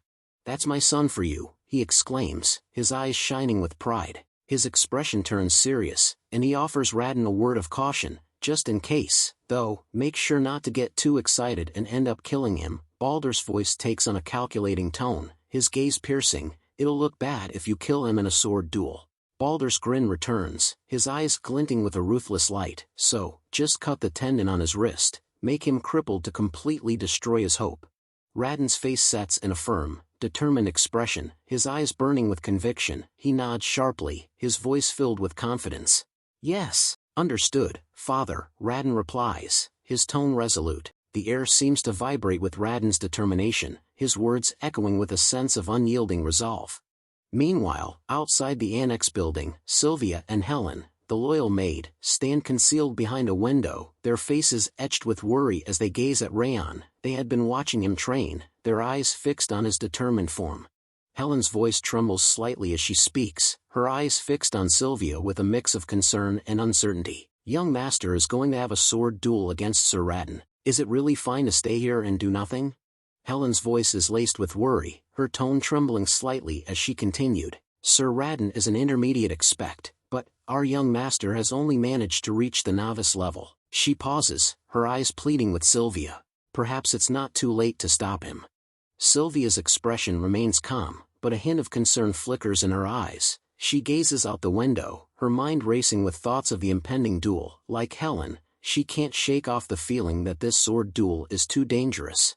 Sylvia's thoughts turn inward, her mind replaying the events that led to this moment. She thinks to herself, like Helen said, this sword duel is too dangerous. Raon wouldn't have ended up in that kind of situation with Raden if he hadn't panicked. Despite his imposing appearance, Balder is a master of the flexible sword, a style that is both intricate and unpredictable. His technique is full of variety, with each strike carefully crafted to target the enemy's opening. It's a subtle yet deadly approach that has earned him a reputation as a formidable swordsman. As Raden's mentor, Balder has imparted his knowledge and skills to his son, and as a result, Raden's fighting style is a reflection of his father's expertise. When he steps onto the battlefield, Raden transforms into an entirely different person, one who is focused, calculating, and ruthlessly efficient. Sylvia's thoughts drift back to Raon, her mind recalling the determined look in his eyes. However, Raon's gaze back then. She thinks to herself, a hint of a smile playing on her lips. Sylvia remembers the fire in Raon's eyes, the unwavering resolve that seemed to burn within him. Sylvia's expression transforms, her eyes shining with a newfound confidence. She turns to Helen, her voice firm and resolute. "Let's have faith in him," she says, a hint of a smile playing on her lips. Helen's eyes widen in alarm, her voice trembling with worry. "Pardon? Are you really going to let this happen?" she exclaims, her tone incredulous. Helen's gaze darts back and forth, as if searching for reassurance that Sylvia hasn't lost her mind. Sylvia's expression softens, her eyes gentle with understanding. "I'm actually nervous and worried about him too," she admits, her voice tinged with empathy. "But there must be a reason why Raon confidently asked us to believe in him." Sylvia's gaze drifts off, her thoughts introspective. "That's why, for now, let's just believe in Raon." Helen's face remains etched with concern, but she nods slowly, seeming to grasp Sylvia's perspective. Judiel, the double agent, emerges from the shadows, a hint of a smile playing on her lips. "Young master, I've brought lunch," she calls out, her voice carrying across the training grounds. Raon stops his training, his sword hovering in mid-air as he turns around, his eyes narrowing slightly. "Judiel," he says, a hint of surprise and wariness creeping into his voice. Judiel replies, "Yes, I've brought some sandwiches to make it easy to eat. Since you've been using your body thus far, please eat slowly to avoid upsetting your stomach." She hands Raon a neatly wrapped package containing the sandwiches. Raon takes the package, his eyes meeting Judiel's for a brief moment. "Understood, thank you," he says, his voice sincere as he nods in appreciation. As Raon opens the food pack, his eyes widen in surprise, and for a brief moment, he becomes speechless. His gaze is fixed on the contents of the pack, his expression frozen in a mixture of shock. Raon's eyes scan the book in his hand, his expression incredulous. "This is..." He pauses, his voice laced with confusion and a hint of annoyance. As Raon flips through the pages of the book, his eyes widen in surprise. He can't believe his luck. The book contains detailed information about the flexible sword technique that Raden practices. Raon's mind racing with excitement, he thinks to himself. Ion's eyes scan the pages, impressed by the clarity and organization of the information. His thoughts continue. Moreover, it's nicely put together to make it easy to read at a glance. Did she really manage to gather all this information in a single day and compile it into a book? Raon's mind is filled with a mix of amazement and curiosity, wondering how Judiel had managed to accomplish such a feat in such a short amount of time. As Raon looks at Judiel, his expression softens, and his thoughts turn introspective. "She even stepped up back then to protect my mother," he thinks to himself, recalling the past event. A sense of gratitude and appreciation washes over him as he continues to think, now she even brought me the information about Raon without being asked. As Raon gazes at Judiel's tranquil expression, a sense of sincerity fills his heart. He whispers a silent thank you, his thoughts conveying his genuine appreciation. Thank you, Judiel, he wishes to himself, the words echoing in his mind as a heartfelt expression of gratitude. As the days turned into weeks, Raon's determination only grew stronger. He trained tirelessly, honing his skills and perfecting his technique. Every spare moment was devoted to preparing for the impending duel, his focus solely on emerging victorious. In stark contrast, Raon's confidence in his own abilities led him to become complacent. He slacked off in his training, relying on his natural talent and past successes to carry him through. His days were filled with leisurely pursuits, his mind distant from the looming duel. As the two parties spent their time in their own distinct ways, the air was electric with anticipation as the day of the sword duel finally arrived. The entire household was abuzz with excitement, everyone's attention focused on the impending clash between Raon and Raon. Servants and guards alike whispered among themselves, speculating about the outcome and placing silent bets. Raon's eyes gleamed with a malevolent intensity as he thought to himself, I've been waiting for this day. You don't realize how much I've been looking forward to cutting you down after that day. His mind replayed the memory of their previous encounter, and his anger and resentment simmered just below the surface. With a self-assured smirk, Raon grasped the hilt of his sword, feeling its familiar weight and balance in his hand. Raon's eyes blazed with a fierce intensity as he thought to himself, I'll crush your body, and make you unable to wield a sword ever again. His mind was consumed by a desire for dominance and a need to prove his superiority over Raon. He sneered inwardly, convinced that his opponent was no match for his skill and strength. Meanwhile, Raon's movements were deliberate and measured as he slowly grasped the hilt of his sword. His eyes never left Raon's face, his gaze steady and unwavering. The referee's voice echoed through the arena, combatants, come forth when you are ready. With a confident smirk, Raon strode into the center of the arena, his sword held at the ready. Raon followed, his movements calm and deliberate, his eyes fixed intently on his opponent. As they faced each other, Raon's voice dripped with arrogance, I'm looking forward to seeing your face after the sword duel. He seemed to relish the idea of Raon's defeat, his eyes gleaming with a malevolent intensity. Raon's response was measured and calm, his tone devoid of emotion. I'm curious if you will ever manage to see that, he replied, his words laced with a subtle hint of challenge. The referee's voice boomed through the arena, well then, start the sword duel. As soon as the words left his lips, the air was filled with the thunderous sound of drum, echoing off the stone walls of the arena. The beat was primal and intense, seeming to match the racing hearts of the two combatants. With a fierce battle cry, Raon charged towards Raon, his sword held high and his eyes blazing with confidence. As he closed in, he sneered at Raon, his voice dripping with mockery. Your bluffs aren't going to work anymore, he taunted, his words meant to unsettle and intimidate. Raon's sword thrust forward with precision and power, aimed directly at Raon's chest, but as he looked forward, expecting to see the impact of his attack, his eyes widened in confusion. Raon had vanished from his sight. Raon's mind reeled as he stumbled forward, his sword slicing through empty air. He quickly regained his balance, his eyes scanning the surrounding area frantically. But Raon was nowhere to be seen. He disappeared. Raon thought to himself, his confidence wavering for a moment. Raon's thoughts were still reeling from Raon's sudden disappearance when he felt a presence behind him. Before he could react, a cold, metallic sensation pressed against the back of his neck. Raon's eyes widened as he realized that Raon had somehow managed to move behind him undetected. Raon's mind was racing with shock and anger as he thought to himself, this bastard. When did he get behind me? He tried to process how Raon had managed to move so quickly and stealthily, but his thoughts were cut short. Raon's voice was calm and collected as he spoke up. This is the first time. His words were enigmatic, but they seemed to carry a deeper meaning, as if he was referencing something more than just the current situation. Raon's words were laced with a cold, calculated intensity. You're going to die 8 times today. His eyes seemed to bore into Raon's very soul, as if daring him to try and escape his fate. With a swift and deadly motion, Raon raised his fist and punched towards Raon's face with full force. The impact was tremendous, and Raon's head snapped back as he stumbled backwards, his body crashing to the ground. Raon's scream of pain echoed through the arena. Gah! Raon's mind reeled as he struggled to process the sudden and devastating attack. He was still trying to catch his breath, his head spinning from the force of the blow. As he stumbled backwards, he couldn't help but think to himself, what just happened? I couldn't see his movements at all.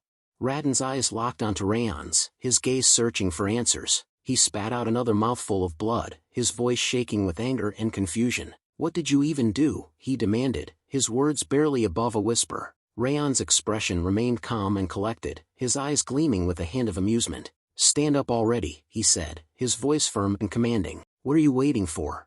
Raden's eyes blazed with determination as he stood tall, his sword at the ready, but before he could launch a counterattack, Raon continued to speak, his voice dripping with venom. I told you, you're going to die 8 times today, Raon repeated, his eyes glinting with a cold intensity. 1 for the price of your lie about sending a letter. Raden's face twisted in a fierce snarl as he unleashed a determinate battle cry. You arrogant bastard, he bellowed, his voice echoing off the walls of the arena. I'll make you regret that you didn't finish me off with that blow. With a fierce war cry, Raden and Raon charged forward, their swords at the ready. The air was electric with tension as they clashed in a flurry of steel and movement. But in an instant, Raon vanished, leaving Raden stumbling forward, his sword slicing through empty air. Raden's eyes widened in shock, his mouth hanging open in stunned silence. He stood there, frozen in place, his chest heaving with exertion. Raden's face contorted in worry, his eyes scanning the surrounding area frantically. He thought to himself, he disappeared again. I thought I cut him down for sure this time though. His mind was racing with confusion and frustration, unable to comprehend how Raon could vanish into thin air once more. Suddenly, Raden felt a presence behind him, and before he could react, Raon's voice whispered in his ear, I'm on your left. Raden's eyes widened in alarm as he tried to turn around, but it was too late. With a swift and deadly motion, Raon punched Raden's face with the hilt of his sword, the impact sending Raden stumbling forward. Raon's voice was low and menacing as he spoke up, his words dripping with venom. This is the price for spitting on the flower raised by my mother. His eyes seemed to bore into Raden's soul, filled with a deep-seated anger and hurt. Raden, still kneeling on the ground, clutched his face in agony, his eyes screwed shut in pain. Raon's fist connected with Raden's face once more, the impact sending Raden's head snapping back. This is for trampling on my mother's flower, Raon declared, his voice cold and detached. Raden's eyes were glazed over, his face a mess of blood and bruises. But Raon wasn't finished yet. With another swift punch, Raden's head jerked back again. And this is for hitting Helen, Raon spat, his anger and contempt evident in every word. Raden's body crumpled to the ground, his limbs splayed out at awkward angles. As Raden lay on the ground, receiving punch after punch from Raon, his mind reeled in shock and confusion. This can't be right, he thought to himself. This can't be right. This can't be happening. He couldn't understand why he was losing so badly, why Raon's attacks seemed so effortless and devastating. Raden's eyes narrowed, his mind racing with questions. He's only using star-connecting sword and river footwork, he thought. Raden's thoughts flashed back to his own training, his own mastery of the ancient arts. I am higher realm expert, a master of the subtle and intricate techniques that only a select few could hope to achieve, and yet, despite all his training and experience, he was losing to Raon, a novice expert who was supposedly inferior to him. Raon's eyes blazed with anger, his face twisted in a snarl, and his fist connected with Raden's face once more, the impact sending Raden's head snapping back. As Raden thought continued, so why am I losing against him? Helen's voice trembled with amazement as she spoke up, young master. She and Sylvia watched in amazement as Raden struggled to defend himself against Raon's relentless attacks.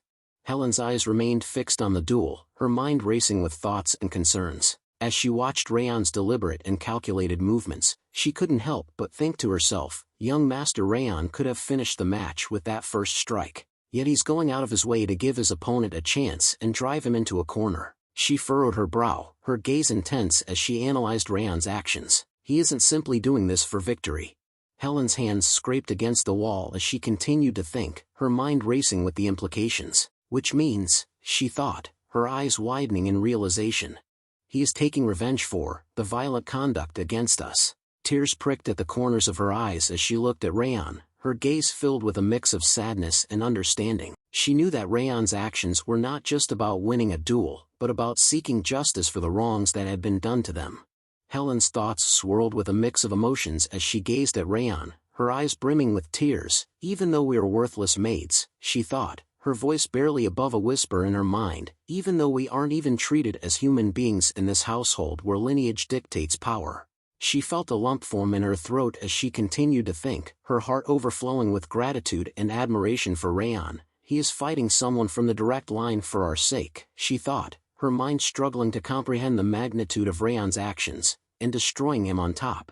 Sylvia's eyes were wide with amazement as she watched Raon duel, her voice barely above a whisper as she spoke up to herself, Raon. She couldn't believe what she was seeing.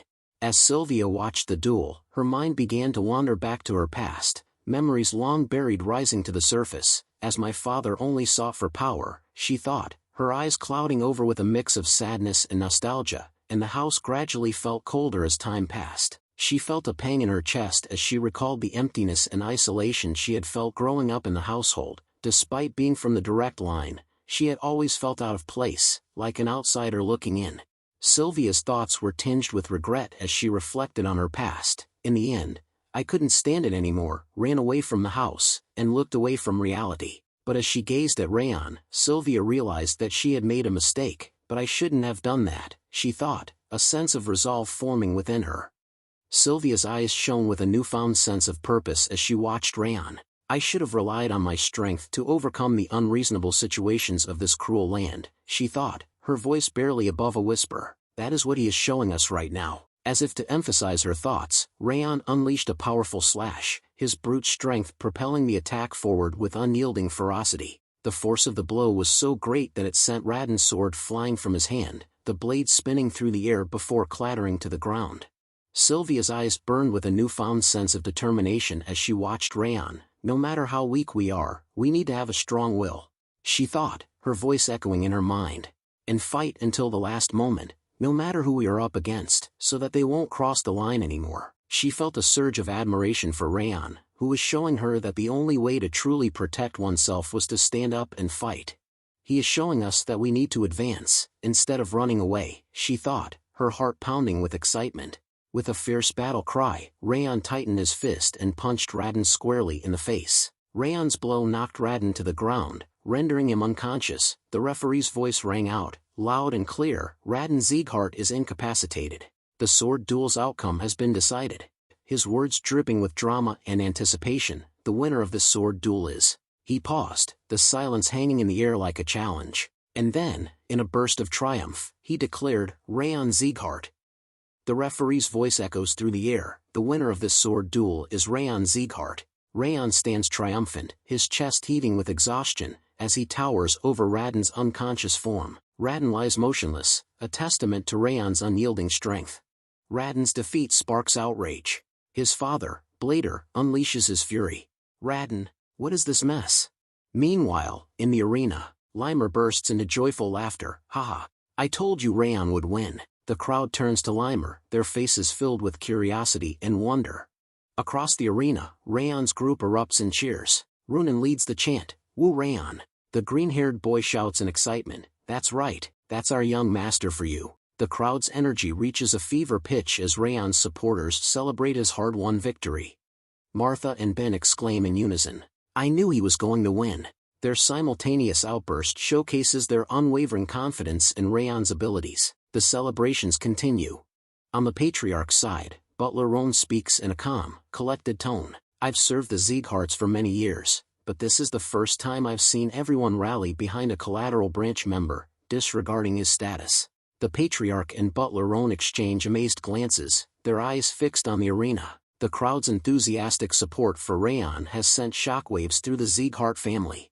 The patriarch's eyes narrow in contemplation as he reflects on his butler's words. It's indeed surprising that his companions would cheer for him despite his status as a collateral branch member. However, the patriarch's thoughts take a deeper turn. However, what surprised me was what happened during the sword duel. He was still inexperienced, but... The patriarch's thoughts come to an abrupt halt as a specific detail resurfaces in his mind. Raon's footwork. It was unmistakable. A hint of surprise flickers across the patriarch's face as he realizes he actually managed to utilize the Supreme Harmony steps. The patriarch's eyes gleam with a hint of nostalgia and awe as he recalls the origins of the Supreme Harmony steps. Those are a type of footwork I personally developed after overcoming the darkness within my own mind and achieving transcendence. A faint smile plays on his lips as he acknowledges the extraordinary difficulty of mastering this martial art. It's an art form that an ordinary warrior wouldn't be able to learn, even if they dedicated their entire life to it. The patriarch's gaze lingers on Raon, his eyes filled with a mix of surprise and intrigue. His thoughts continue, tinged with a hint of astonishment. And yet, Raon managed to master it in a mere 2 weeks. The patriarch's thoughts trail off, his eyes narrowing as he scans the crowd cheering for Raon. The air is electric with chants of Raon. Raon, as the crowd erupts in fervor. The patriarch's gaze lingers on the sea of faces, his mind racing with the implications. At his age, he's already garnered this level of popularity. A tinge of introspection crosses the patriarch's face, his eyes clouding with the weight of past choices. Because I once craved power, strength has become the ultimate value in this household. A hint of resignation creeps into his voice, acknowledging the legacy he's built. And now, I'm too old to change that fact. The patriarch's gaze drifts back to Raon, a glimmer of hope flickering in his eyes. As a direct descendant, he's witnessed firsthand the unfair treatment of our collateral relatives. A hint of a smile plays on his lips, as he contemplates the possibilities. Maybe, just maybe, he'll be the one to change the ways of this household. The patriarch rises from his throne, his movements abrupt yet deliberate. He turns to Ren, his voice firm and authoritative. Now that the sword duel has concluded, it's time to uphold the agreed-upon conditions. The patriarch's words trail off, his expression suddenly shifting to one of recollection. A soft ah escapes his lips, as if forgotten. The patriarch's eyes gleam with a hint of mischief as he instructs Ren. Reduce the True Martial Palace's budget this year by half. Use anything as an excuse if you have to. Ren's face breaks into a knowing smile as he responds with a low chuckle. Haha, understood. Raon begins to recount the events that transpired in the arena, explaining how the sword duel's conditions were carried out afterwards under Glenn's supervision.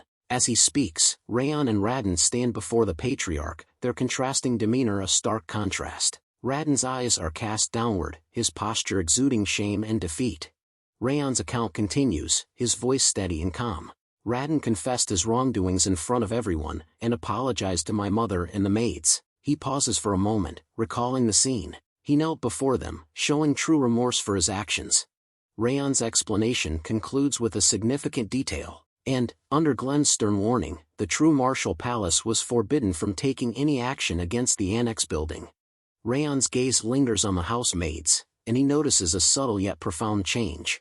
Their rigid expressions, once etched with worry and fear, now relax, replaced by tears of joy and relief. The weight of the incident finally lifts, and a sense of closure washes over them. With renewed happiness, they begin to exit the arena, ready to return home together, leaving the turmoil behind. As they walk away from the arena, Sylvia turns to Raon with a mix of surprise and concern etched on her face. My son, when did you become so strong? I was really surprised, she asks, her voice tinged with wonder. Raon's expression turns slightly sheepish, and he responds with a hint of embarrassment. I'll explain it to you, so don't stick to me so much.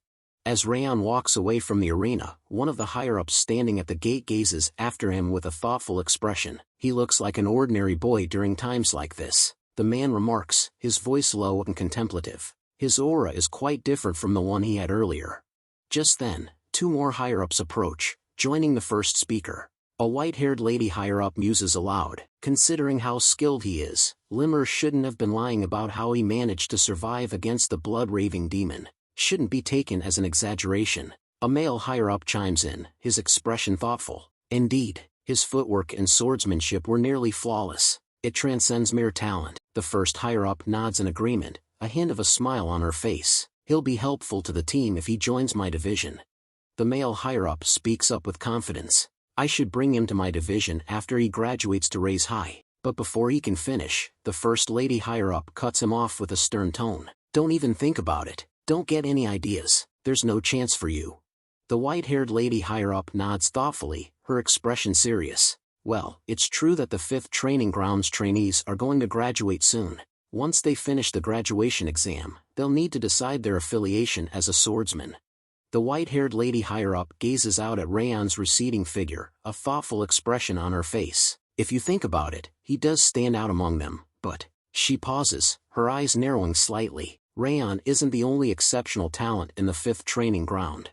Martha, Ben Sieghart, and Runan Sullian, the white-haired lady higher up lists, her voice measured and deliberate. Those three possess more than enough power and talent to reach the pinnacle of success, regardless of where they start. She pauses. The next selection ceremony will be quite interesting.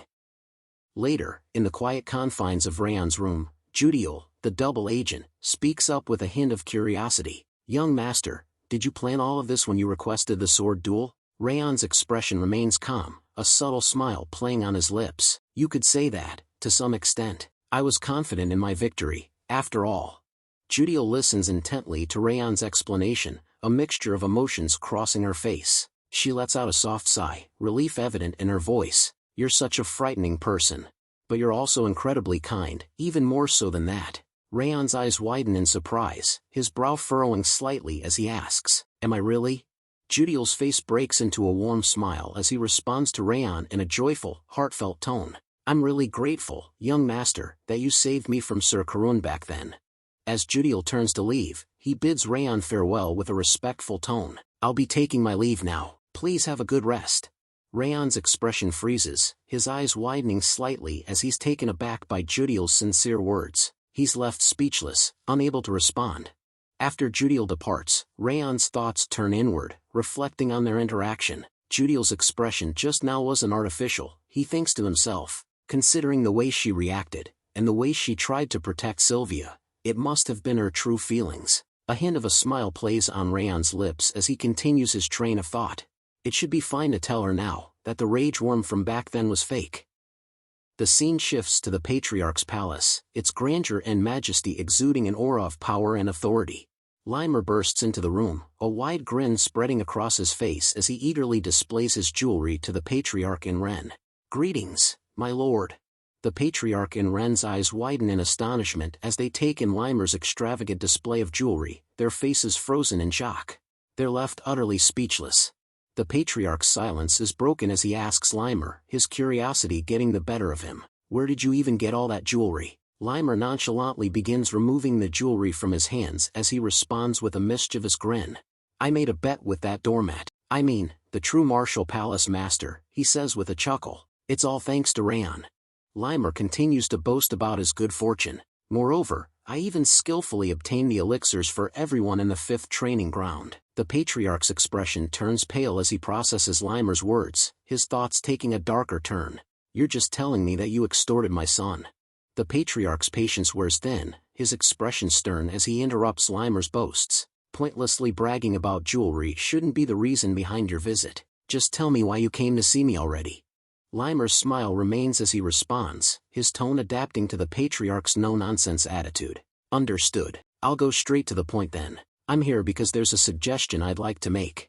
The Patriarch's curiosity is piqued, his brow furrowing in wonder. A suggestion? I believe I've already fully entrusted their training to you.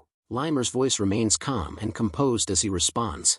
It's because this isn't about their training. Limer's words hang in the air for a moment before he continues, his tone unwavering. Please allow me to alter the trainee's graduation exam. The Patriarch's eyes widen in surprise, his voice laced with curiosity and a hint of skepticism. Alter the exam? Tell me more about it. Limer launches into a detailed explanation of his idea, his enthusiasm evident. The current graduation exam either consists of being acknowledged by instructors, or having a spar between trainees. However, those children have already faced incredible challenges, Limer emphasizes, his expression serious. They've had matches against the Owen Kingdom's knight trainees. And during their second mission, they overcame a treacherous mountain through a life-or-death battle. They've completed countless trials already, despite still being trainees. Limer's voice rings with conviction as he drives home his final point. That's why the 5th training ground needs a new trial. The Patriarch's curiosity is piqued, and he begins to ask, which means? But before he can finish, Limer interjects with a sense of excitement and gravity. Yes, the graduation exam that I'm thinking about is survival. Limer elaborates on his reasoning, his eyes shining with conviction. If they manage to survive outside without anyone's help and without benefiting from the great name Sieghart, they should be able to reach an even higher realm, even if they can't become a swordsman right away. Limer's expression turns hopeful as he seeks the Patriarch's approval, a hint of optimism in his voice. What do you think? It's a pretty good suggestion, isn't it? The Patriarch's gaze lingers on Limer, his expression unreadable. The The room falls silent, the only sound the weight of Limer's words hanging in the air. The patriarch's eyes narrow slightly, his face a mask of contemplation. He remains speechless, lost in thought. The silence is broken by the patriarch's sudden utterance, his voice low and introspective. "You've changed." Limer's eyes widen in surprise, his brow furrowing in confusion. "Pardon?" The patriarch's expression turns thoughtful as he elaborates on his previous statement. "Your face has always been shadowed, ever since your energy center was ruined that day, and you had to withdraw from the line. The spark in your eyes had dimmed, and your presence felt lethargic." He pauses, studying Limer's reaction before continuing. "However, you don't look lethargic anymore. Ever since you met those from the 5th training ground, there's been a change in you. Your eyes seem brighter, your posture more confident." The patriarch's eyes crinkle at the corners as a warm smile spreads across his face. "Your face is full of passion now, just like the trainees." Limer's face flushes with embarrassment as he protests. "Wait, that's so embarrassing." Ren, standing nearby, chimes in with a nod of agreement. "I agree, sir." Sir Limer's expressions have become a lot better recently. Limer's hand rises to rub the back of his head, a sheepish grin spreading across his face. "Well, it's just..." He pauses, a look of introspection crossing his features before he continues. "I realized I was talented in teaching children, and not just in swordsmanship." Limer's eyes sparkle with determination and a hint of pride. "Moreover, I might be able to create the next king who will succeed you, my lord, with my own hands, soon enough." The patriarch's eyebrows shoot up in surprise, his voice tinged with curiosity. "Are you talking about Raon?" Limer's expression turns enigmatic, a hint of a smile playing on his lips. "Who knows? It might be Ben, Martha, or even Ronan." The patriarch's expression turns thoughtful, his eyes narrowing slightly as he nods in understanding. "I see." The patriarch rises from his chair, his movements deliberate and dignified. As he turns to leave, he pauses and speaks over his shoulder, a hint of a warning in his tone. "Make a report about their graduation exam in a week. I'll pretend this conversation never happened if you can't do it." Limer's response is immediate, his voice ringing out loudly and confidently. "Why, of course." As he speaks, he gestures emphatically, holding up a sheaf of papers. The patriarch's eyes widen in surprise, his gaze fixed on the papers in Limer's hand, a look of astonishment crossing his face. Limer's face breaks into a wide smile, his eyes sparkling with pride and efficiency. "I've already prepared it." The scene shifts to the next morning, at the 5th Hall's training area. Ben and his group stand gathered, engaged in conversation. Ben speaks up, a hint of annoyance in his tone. "Why is he not here? He's the one who told us to gather." One of the group members shrugs, a knowing glint in their eye. "It happens every time, but Instructor Limer never arrives on time." Another group member chimes in, a teasing tone in their voice. "Maybe he played to his heart's content in a gambling house or a pub again yesterday, and returned home at daybreak." Suddenly, the door bursts open with a kick, and Limer strides into the training area, a bright smile on his face. "My bad. I'm a bit late because I dropped by the orphanage on my way here." Ben's face twists in anger and frustration. "If you're going to lie, at least make it believable." Limer's smile never wavers, and he replies in a mocking tone. "It's not a lie. I'm telling the truth." As Limer walks towards the trainees, his tone undergoes a sudden shift, turning serious and solemn. "Anyway, I have an important announcement for you today. I've thought about it a lot, but I made my decision when I saw you all today." Limer's calm voice fills the training area as he begins to explain. "In short, your graduation exam is going to start soon.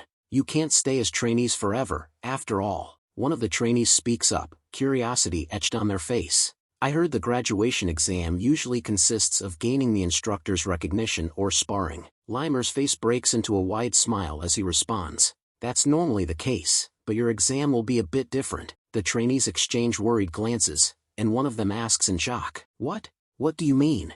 Limer's expression turns serious as he begins to explain their situation. "You've already gained plenty of experience. The spars against Owen, battle experience with the South-North Union, even if they were just grunts. Moreover, you even managed to survive Eden's unexpected attack during your previous mission."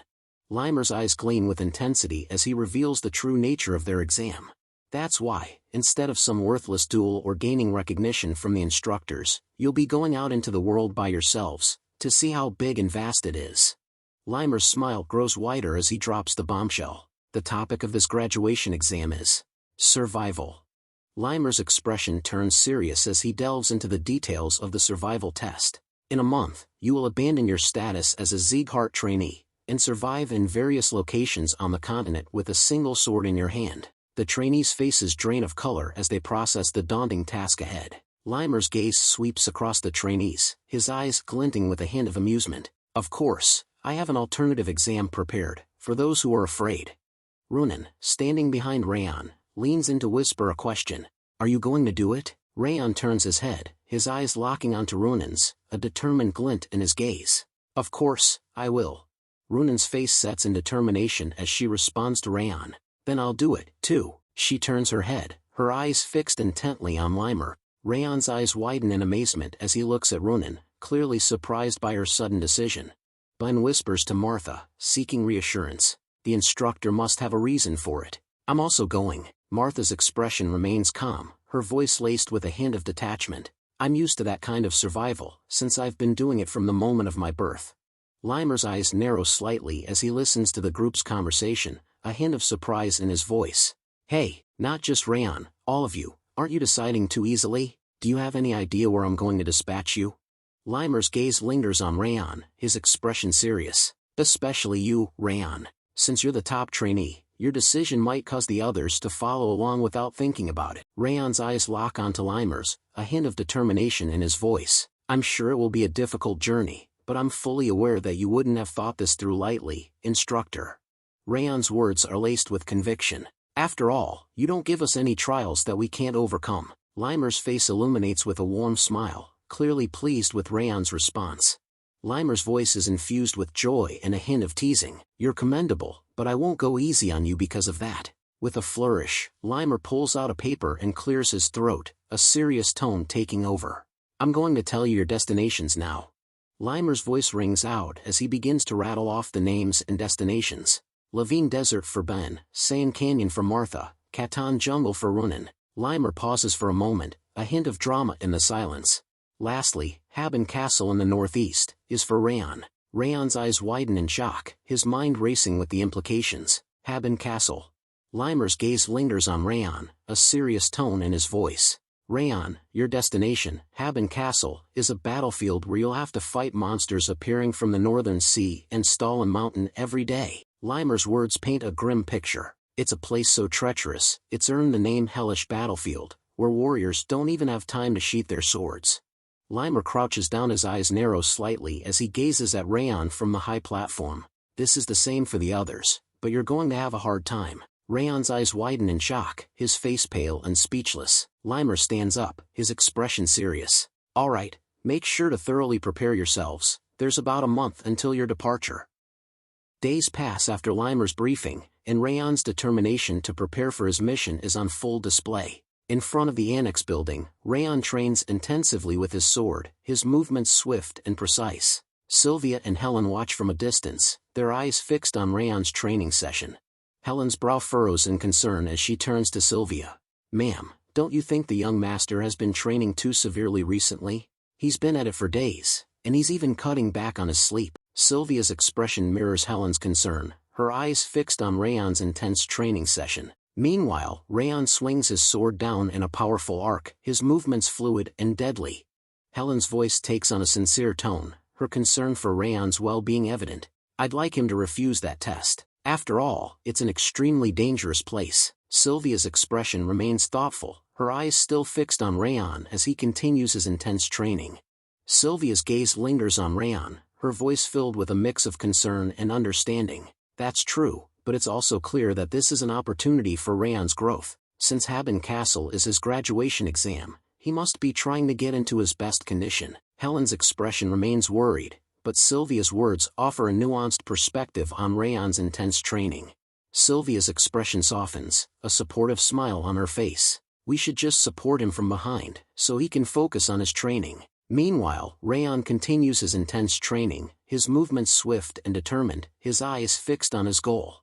Raon's sword slices through the air, his movements a blur as he pushes himself to his limits. His thoughts echo in his mind, a mix of determination and self-doubt. I'm getting tired. I've increased the intensity of my training even further this week, after hearing the details of the exam, but I still can't get rid of this feeling that it's not enough. Raon's mind wanders to the formidable foes awaiting him at Haben Castle. His thoughts take on a serious tone, acknowledging the monster's formidable strengths. The monsters at Haben Castle have tough skins and massive bodies that are hard to cut, even with a blade. Since attack and defense are well balanced in Sieghart's swordsmanship, I'm bound to be at a disadvantage. Raon's eyes narrow, his mind racing with the daunting prospect of facing multiple monsters at once. And to make matters worse, they'll be attacking me in groups, non-stop. Raon's hand tightens around the hilt of his sword, his mind focused on the challenges ahead. He contemplates his options, considering the powerful techniques at his disposal. I can use the 10,000 Flames cultivation sword techniques, but since they're such powerful techniques, their aura consumption is also huge. That makes them dangerous in an extended battle. Raon's hand instinctively rises to touch his chest, his thoughts turning inward. He reflects on the strengths that have carried him this far, but also acknowledges their limitations. The Ring of Fire has been making up for this so far, but I can't rely on the 10,000 Flames cultivation and the Ring of Fire forever. As he raises his sword, his eyes gleaming with determination as his thoughts press on. Time is of the essence, and he knows he must make the most of the remaining weeks. I have 3 weeks left until departure. I need more information about Haben Castle, and a technique that can complement the 10,000 Flames cultivation. Raon's thoughts crystallize into a clear goal, and with a fierce battle cry, he unleashes a powerful strike. An offensive swordsmanship. His sword slices through the air, a blur of steel and fury as he slashes downward with all his might. Raon stands still, his chest heaving with exhaustion as he brings his intense training session to a close. His mind transitions from the physical demands of training to the strategic planning required to achieve his goals. In order to get what I need, he pauses, a calculated glint in his eye. I'll need to make an investment. The next morning, within the opulent confines of the Patriarch's palace, Raon stands before the Patriarch. The Patriarch's eyes narrow slightly, his expression a mixture of curiosity and scrutiny. So, you want to acquire a new sword technique, by spending silver tablets? Raon responds in a calm, measured tone. Yes, my lord. The Patriarch's expression turns thoughtful, his eyes clouding with a hint of memory. It's up to you how you use the silver tablets, but didn't you tell me before that you were going to spend them on something else? Raon's expression remains resolute as he responds. Indeed, I was planning to use the tablets to restore my mother's status to the direct line. The Patriarch's gaze lingers on Raon, his voice measured and calm. You're using the silver tablets, despite that fact? Raon's eyes lock onto the Patriarch's, his voice filled with conviction. I've realized something from the Cebu village and the previous sword duel. The Patriarch's expression turns attentive, his voice low and encouraging. I'm listening. Raon's hand rests on his chest, his eyes gleaming with introspection. My accomplishment during the mission was rather amazing for my current state, but the reward was just a silver tablet, instead of a golden tablet. His gaze drifts downward, as if recalling a distant memory. That's when I remembered my lord's words, that it would be difficult to achieve. Raon's voice fills with conviction, his words spoken with unwavering confidence. Since golden tablets are needed to restore her status to the direct line, rather than collecting the silver tablets that won't really make any difference. His eyes lock onto the Patriarch's, shining with determination. It would be better to get stronger by spending the silver tablets in my possession, to gather golden tablets afterward. The Patriarch's expression remains serene, his movements economical as he retrieves a technique. He regards Raon with a discerning gaze, his voice measured and calm. That is correct. With a fluid motion, the Patriarch tosses the technique book towards Raon. His voice follows the book, his words imbued with a sense of expectation. This should be appropriate, if you are heading to Haben Castle. You can pick something else if you don't trust me. The Patriarch's words trail off, leaving Raon to his own devices. Raon's hands close around the book, his eyes widening in astonishment as he reads the cover. His voice is barely above a whisper, awe and trepidation mingling in his tone. Fangs of insanity. Raon's eyes remain fixed on the technique, his mind racing with thoughts. A hint of a smile plays on his lips as he thinks to himself, Glenn made sure to reward me accordingly, at least. His gaze lingers on the technique, a sense of reassurance settling in. Since it was picked by him, its effectiveness should be guaranteed.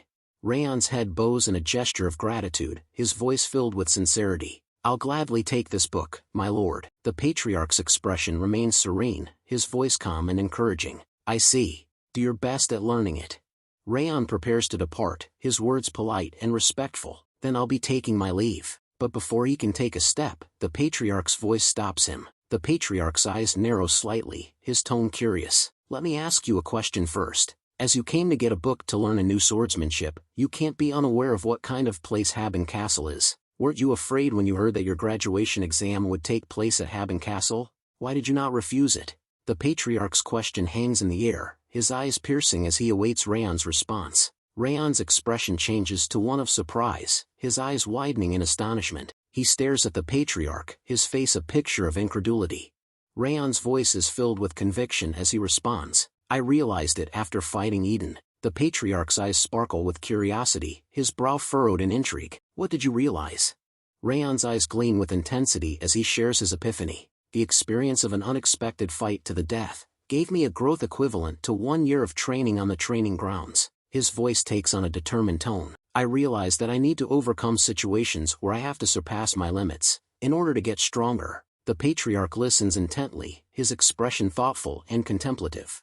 Raon's face sets in determination as he speaks. Moreover, Instructor Limer would never give us a trial that we can't overcome. He places a hand on his chest, his voice filled with conviction. I'm sure it will be a difficult and painful journey, but I think it will make me strong enough that I'll be grateful for the experience later. His eyes shine with a fierce resolve, as if he's steeling himself for the challenges ahead. The Patriarch's gaze lingers on Raon, a hint of a smile on his lips. The Patriarch's eyes narrow slightly, his gaze piercing as he responds, I see. The Patriarch's expression turns solemn, his voice taking on a serious tone. Raon Sieghart, let me tell you one last thing before you leave. Raon's eyes widen in curiosity, his gaze locked onto the Patriarch's as he awaits the impending revelation. The Patriarch's words are laced with wisdom, his eyes gleaming with a deep understanding. There are more than one ways of using a sword technique. Broaden the range of your thoughts. His declaration hangs in the air, a profound truth that resonates deeply, as if challenging Raon to think beyond the boundaries of conventional wisdom. Raon's face breaks into a grateful smile as he bows deeply. Thank you for your advice. His words are sincere, his demeanor respectful, as he acknowledges the Patriarch's wisdom and guidance. As Raon leaves the Patriarch's room, Limer emerges from the shadows, a hint of a smile on his face as he approaches the Patriarch. This is why I can't stop cherishing Raon. His voice is low and introspective, his eyes gleaming with a deep affection for his student, as if Raon's potential and character have touched his heart. Limer settles into a crouched position, sitting on the ground near the throne as he speaks in a contemplative tone. He is fully aware of my intentions already. A warm smile spreads across his face. As an instructor, there's nothing more gratifying than when he understands my intentions. His eyes sparkle with satisfaction, his expression radiating pride and fulfillment as he reflects on Raon's growth and understanding. Limer's voice trails off as he says, he is definitely different from that nag, Ben, or that foul-mouthed Martha. But before he can continue, the Patriarch's voice cuts in, his tone dripping with amusement. What a terrible teacher, insulting your disciples behind their backs. Limer's eyes widen in shock, his face freezing as he realizes his mistake. Limer swiftly attempts to change the subject, his voice taking on a more formal tone. By the way, I didn't expect you to give him the fangs of insanity. After all, that's worth a golden tablet. He tries to divert attention from his earlier faux pas, instead focusing on the Patriarch's unexpected decision to bestow the valuable fangs of insanity upon Raon. Limer's eyes sparkle with amusement as he teases the Patriarch. Your love for your grandson is as boundless as always. The Patriarch's expression turns stern, his voice taking on a warning tone. You talk too much, Limer. Limer's grin widens as he responds with a hint of mischief. I've actually been talking less recently. His tone is laced with sarcasm, and he seems to be enjoying the verbal sparring match with the Patriarch. Limer's expression turns serious, his brow furrowed in concern. But the fangs of insanity is a rather violent swordsmanship. I'm worried about whether Raon will manage to control it. The Patriarch's response is nonchalant, his voice tinged with a hint of detachment. Since I gave him the book, my job is done. His words imply a sense of relinquished responsibility, as if he's washed his hands of the matter, leaving Raon's fate to unfold on its own. The Patriarch's words are final, his tone leaving no room for debate. It's up to him whether he learns it or not. Meanwhile, Raon walks outside of the Patriarch's room and Wrath fly beside Raon, their eyes scanning the pages of the ancient book. Raon's gaze lingers on the intricate illustrations, his mind absorbing the complex technique. The fangs of insanity. His voice is barely above a whisper, his eyes gleaming with a mix of curiosity and trepidation as he contemplates the powerful and volatile swordsmanship. Limer's eyes sparkle with amusement as he begins to tease the patriarch once more. Despite your claims, you gave him an important piece of advice. It's a grandfather's love for his grandchild. His voice is laced with a hint of playful sarcasm, and he seems to be enjoying the opportunity to poke fun at the patriarch's attempts to maintain a detached demeanor. Limer's words strike a chord, and the patriarch's expression falters for a moment. The patriarch's demeanor changes in an instant, his eyes flashing with a hint of energy. He raises his hand, and a subtle yet powerful force erupts from his fingertips, binding Limer in place. It can't be helped. The patriarch's voice is calm, but firm, as he restrains Limer with his energy. Limer's eyes widen in surprise, his voice caught in his throat as he utters a startled, "Ha!" The patriarch's eyes narrow slightly as he approaches Limer, his voice taking on a hint of dry amusement. "Since you can still run your mouth, you must be fully healed from your previous battle's aftereffects." Limer's expression changes from surprise to alarm, and he raises his hands in a placating gesture. "Wait, calm down, my lord. I haven't fully recovered yet." His voice is tinged with a hint of desperation, and he seems to be trying to deflect the patriarch's attention, fearing that he might be in for a stern lecture or worse. The patriarch's eyes gleam with a hint of stern amusement as he declares, "Since you look like you've recovered somewhat, I'll teach you a lesson." With a swift motion, he raises one hand, and with the other, he grabs Limer's head, holding it in a firm grip. Limer's eyes widen in fear as he tries to apologize. "My lord, I apodash." But before he can finish, the patriarch's hand comes down, and a loud smack echoes through the palace halls. Limer's pain yelp rings out, "Agh!" The sound startles Raon and Wrath, who are walking nearby, and they exchange worried glances. The patriarch's stern expression remains unchanged as he continues to scold Limer. Sometimes later, inside Raon's room, Raon's eyes skim the pages of the ancient book once more, his brow furrowed in contemplation. He speaks to himself in a hushed tone. Is this swordsmanship really worth a silver tablet? His voice trails off, lost in thought as he weighs the value of the Fangs of Insanity technique. Raon's eyes widen, and his voice takes on a note of conviction. But this swordsmanship must be. He pauses, as if searching for the right words. Raon's eyes gleamed with a mix of fascination and reverence as he thought about the sword's technique. Fangs of Insanity, just like the name implies, it's an intuition sword's technique of the highest degree, Raon thought to himself, his mind racing with the possibilities. He envisioned the technique in action, relentlessly attacking its opponent with a frenzied intensity, poised to tear into their throat like the fangs of a savage beast. Raon's expression turned introspective, his eyes clouding over with a hint of self-awareness. He knew that mastering the Fangs of Insanity wouldn't be a matter of simply studying techniques or reading manuals. However, an intuition sword isn't learned by theory, Raon thought to himself, his mind acknowledging the harsh reality. It can only be mastered through battle experiences. He understood that the only way to truly wield the Fangs of Insanity was to immerse himself in the chaos of battle, to feel the rush of adrenaline and the weight of his opponent's attacks. It was a path that would require him to confront his own limits, to push himself to the edge of sanity and beyond. Raon's eyes gazed into the distance, his mind replaying memories of his intense training sessions. He recalled the countless hours he spent sparring against his fellow trainees. "That's why I kept sparring against the trainees in order to learn the Fangs of Insanity," Raon thought to himself, his mind reliving the exhaustion and the thrill of those battles. He remembered the relentless drive that pushed him to wield the sword without rest, day after day, until the day before the graduation exam. Raon's eyes blazed with intensity as he recalled the unyielding passion that drove him to push beyond his limits. His voice was low and resolute, his words dripping with conviction. More precisely, and more fiercely, "I didn't stop until I reached a higher realm." His voice took on a contemplative tone, as if he was reliving the moments that had defined his journey. By the time none of the trainees were in a condition to spar anymore, I finally got closer to understanding the meaning of the Fangs of Insanity, Raon reflected, his words dripping with a sense of hard-won insight. He paused, lost in thought, as the memories of his intense training sessions flooded back. Time had seemed to blur together, with each day blending into the next, until the night before the graduation exam. Inside Raon's room, Judiel's slender fingers moved with a gentle touch, carefully applying a soothing balm to Raon's bruises. Her eyes, filled with a mix of concern and affection, gazed up at Raon as she spoke in a soft, melodious voice. "You're getting bruised a lot more nowadays, Judiel observed, her brow furrowing slightly as she worked on patching up Raon's injuries.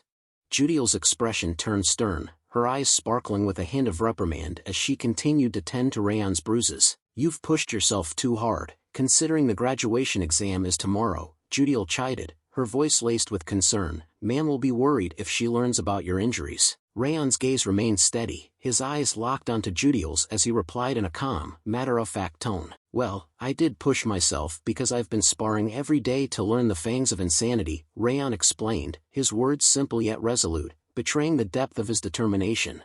Judiel's hands moved with a gentle precision, cleaning Raon's brushes with a soft bristled brush as she spoke in a teasing tone. "That's why you're getting treated by me," Judiel replied, a hint of a smile playing on her lips. Raon's expression remained calm, his eyes cast downward as he acknowledged Judiel's words with a quiet simplicity. "That's true," Raon replied, his voice low and even, a hint of gratitude underlying his tone.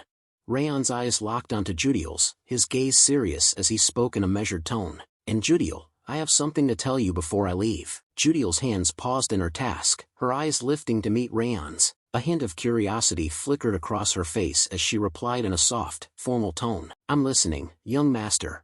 Raon's eyes closed, his voice taking on an introspective tone as he began to speak. "I was lying about feeding you the rage worm back then." Judiel's hands froze, her eyes widening in shock as she stared at Raon. Her face, normally a picture of calm composure, was now etched with surprise and a hint of confusion. She looked at Raon as if seeing him in a new light, her gaze searching for answers to the questions that were surely racing through her mind. Raon's eyes remained closed, his voice low and introspective as he continued to speak. "So you knew about it already, judging from your silence." The air was heavy with unspoken words, Judiel's silence speaking volumes about her awareness of the truth. Raon's statement hung in the air, a gentle prod that invited Judiel to confirm or deny her knowledge, but she remained still, her silence a palpable force in the room. Judiel's voice was soft and measured as she broke her silence. "I wasn't exactly sure, I just suspected it." Raon's eyes snapped open, his gaze locking onto Judiel's with a hint of surprise and curiosity. His voice rose slightly as he asked, "Suspected?" Judiel's eyes drifted downward, her gaze becoming introspective as she delved into the past. "Yes, I thought at first that it really was a rage worm," Judiel began to explain, her voice tinged with a hint of nostalgia. She paused, collecting her thoughts before continuing. Judiel's voice took on a vulnerable tone, her words revealing a glimpse of the fear and desperation she had felt in that moment. "I couldn't afford to think of it as a lie either," Judiel admitted, her eyes still cast downward. "I was afraid, and all I could think about was my desire to live." Her voice barely above a whisper, Judiel's words conveyed the raw emotion and primal fear that had driven her actions, and the depth of her will to survive. Judiel's voice softened, a warm smile spreading across her face as she continued to speak. "However, I gradually felt at ease with the warmth of the people in the annex building," Judiel said, her eyes lighting up with a sense of gratitude. "And the young master treated me as a human being, without asking anything in return," Judiel added, her gaze shifting to Raon, her expression filled with a deep appreciation for the kindness he had shown her. Her words spoken with a sense of awe and gratitude. "You even prepared a measure for me to avoid the Central Martial Palace's suspicion. To save me," Judiel said, her eyes locked onto Raon's, shining with a deep appreciation for the young master's thoughtfulness and protection. She gazed at Raon with a newfound understanding. "And I realized after a few other things happened afterward. That face you were making toward Lady Sylvia, and those eyes when you were warning me." Judiel's eyes narrowed slightly, her expression a mixture of curiosity and insight, as if she had finally pieced together a puzzle that had been eluding her. Judiel's voice was barely above a whisper, her words spoken with a sense of wonder and realization. "You were just trying to protect this annex building," Judiel stated, her eyes locked onto Raon's, filled with a deep understanding and appreciation for the young master's selfless actions. "That's why I started to think that you might not have used a rage worm, but I wasn't sure about it, since it was just a suspicion." Judiel's expression shifted, her eyes narrowing slightly as she asked the question that had been lingering in her mind. "Why did you tell me?" Judiel asked, her voice tinged with a hint of curiosity and a touch of vulnerability, as if she was seeking to understand the motivations behind Raon's revelation.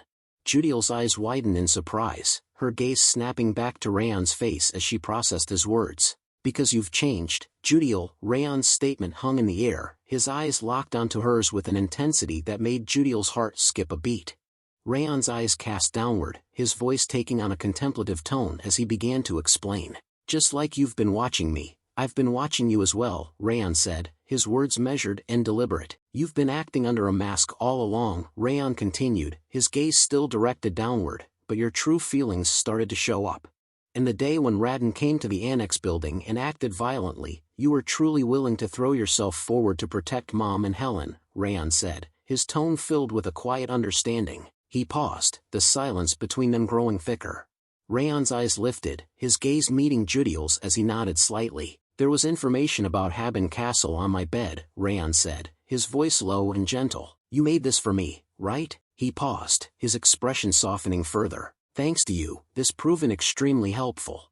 Raon's voice was filled with genuine gratitude as he spoke up, his eyes locked onto Judiel's. Thank you, Judiel, Raon said, his words sincere and heartfelt. Judiel's eyes dropped, her face clouding over with a mix of emotions, guilt, shame, and regret. Judiel's voice cut through the silence, her words unexpected and intriguing. I have a younger brother, Judiel said, her eyes still cast downward, her voice barely above a whisper. Judiel's voice cracked with emotion, her eyes welling up with tears as she spoke, her face etched with a deep sadness. I don't know where he is, nor what he is doing, Judiel said, her words barely above a whisper, because we were separated when we were sold. Her shoulders slumped, her body language conveying the weight of her sorrow, as if the pain of being torn from her brother still lingered, a fresh wound that refused to heal. Judiel's eyes glazed over, her gaze drifting into the past as she recalled the promise that had been made to her. But because they said they'd allow me to see him one day, Judiel's voice was laced with a mix of longing and desperation, I had to obey their orders. Her face contorted in anguish as she bowed her head, her voice cracking with emotion. I'm sorry, young master, Judiel whispered, her words barely audible through her tears, as she apologized for secrets kept and loyalty tested. Raon's voice cut through Judiel's sobs, his words firm and resolute. I'll save him, Raon said, his eyes locked onto Judiel's, his gaze burning with determination. Judiel's tears paused, her body freezing in shock as she gazed up at Raon, her eyes wide with incredulity. She stared at him, her face wet with tears, her expression a mix of hope and disbelief, as if she dared not believe the promise he had just made. Raon's eyes narrowed, his jaw set in determination as he began to explain, his voice low and resolute. As long as Karun is going after me, we'll have to clash eventually, Raon said, his words measured and deliberate. He paused, his gaze intensifying as he continued, and once we settle the matter with Karun, I'll find your brother, by any means, as long as he is alive. Judiel's eyes remained fixed on Raon's, her tears slowly drying as she listened to his promise, her expression a mix of hope and gratitude.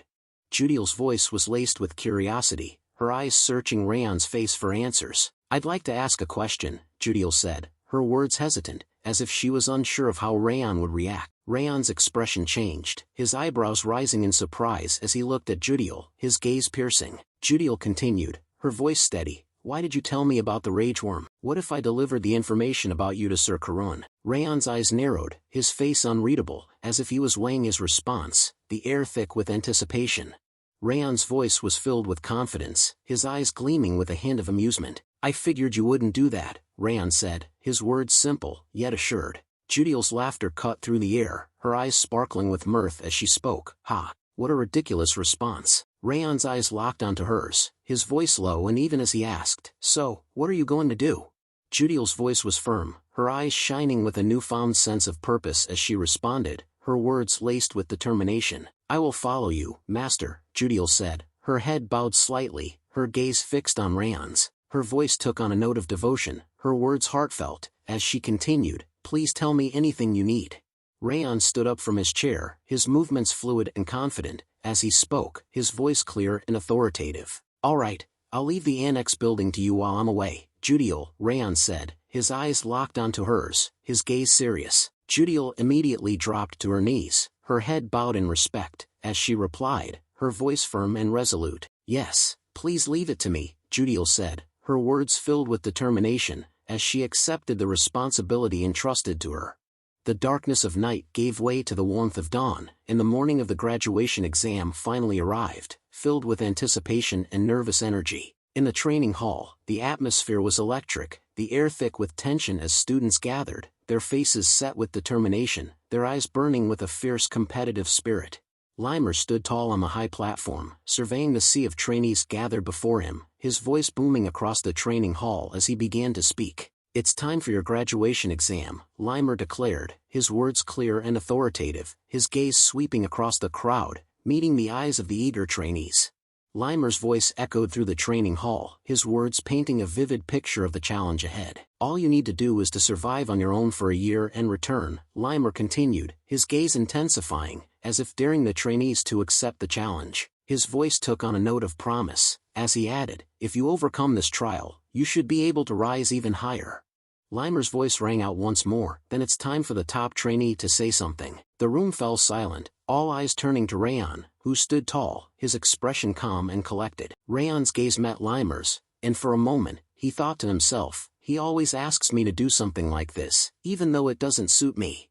Raon walked calmly to the high platform, his footsteps echoing through the silent training hall. He stood tall, surveying the crowd of trainees before him, his eyes gleaming with a hint of intensity. "There's a saying that warriors who survive their first battle don't easily die," Raon began, his voice clear and strong, carrying across the hall. He paused, his gaze sweeping across the crowd, as if meeting the eyes of each trainee. "And you've already experienced your first battle, even though it was a coincidence."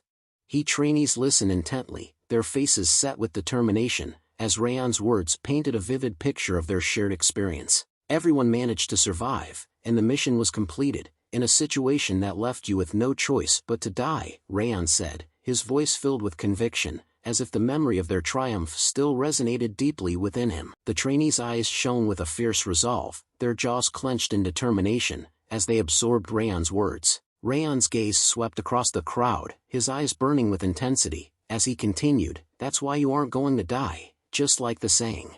Get stronger and return, to be worthy of the 5th training ground's name." The training hall fell silent, the only sound the quiet murmur of resolve, as the trainees internalized Raon's words, their hearts filled with a newfound sense of purpose.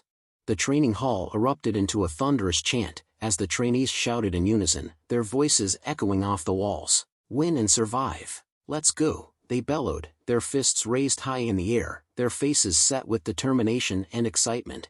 Limer's eyes crinkled at the corners as he gazed at Raon, a warm smile spreading across his face. As he looked at Raon's back, a thought flickered through his mind.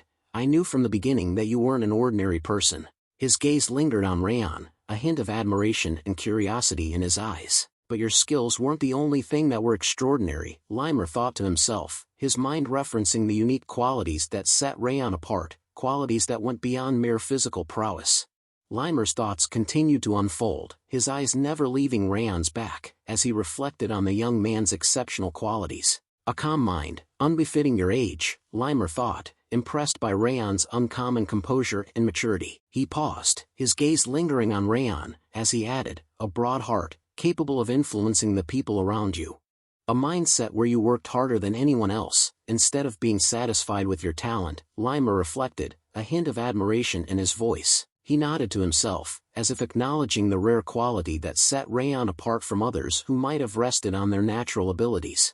Limer's eyes narrowed slightly, his gaze intensifying as he recalled the details of their previous encounter. "Moreover, during the last spar against me," Limer's thoughts continued, a hint of surprise and admiration creeping into his expression.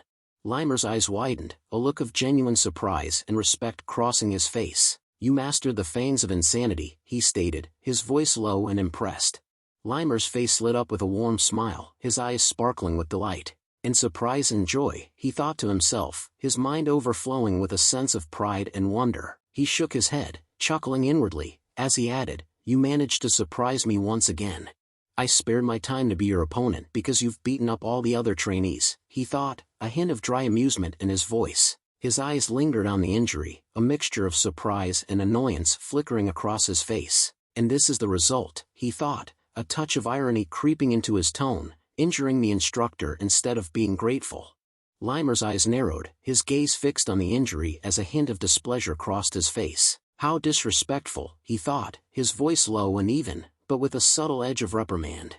The trainees gathered around Raon, their faces beaming with excitement and admiration. One of them, his voice filled with emotion, spoke up, "Come back alive, Raon." The others nodded in agreement, their eyes shining with a mix of concern and encouragement, as if willing Raon to return victorious and unscathed.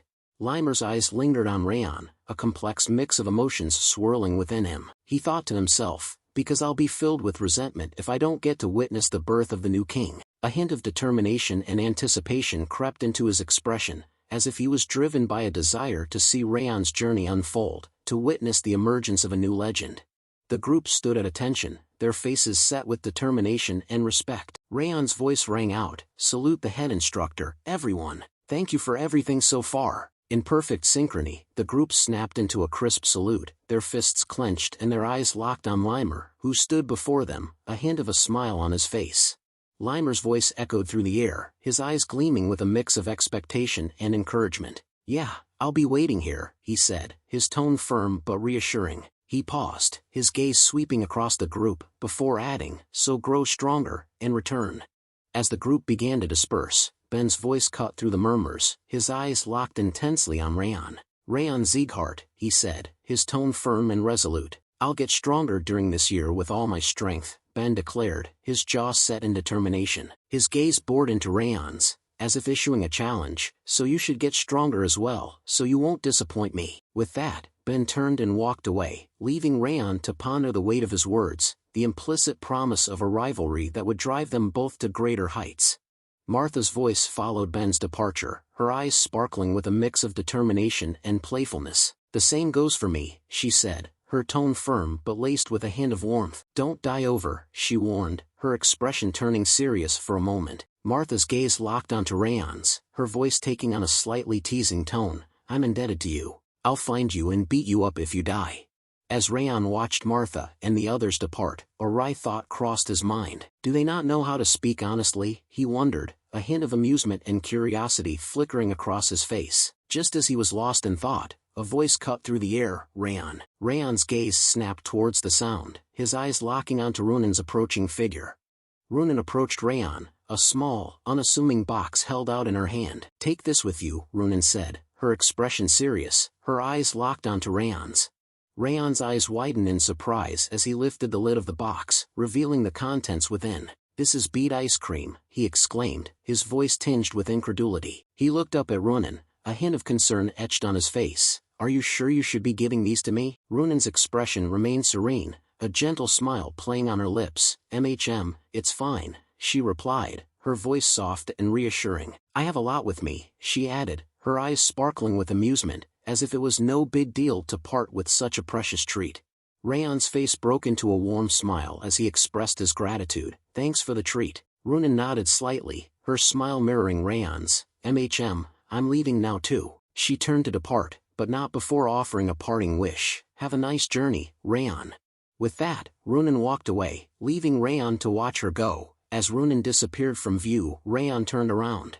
As Raon turned, his eyes landed on Dorian, the green-haired boy sitting in fear nearby. Raon's expression turned resolute, and he spoke up. "We should get going, Dorian." "Why do I have to go to Haben Castle with him?" He trailed off, his words laced with anxiety and apprehension. As Raon walked, he reached out and grasped Dorian's bag, dragging the reluctant boy along with him. Dorian stumbled, struggling to keep up with Raon's long strides, his eyes fixed on the ground as he muttered under his breath. Raon, seemingly oblivious to Dorian's distress, spoke up in a casual tone. We have somewhere to visit beforehand."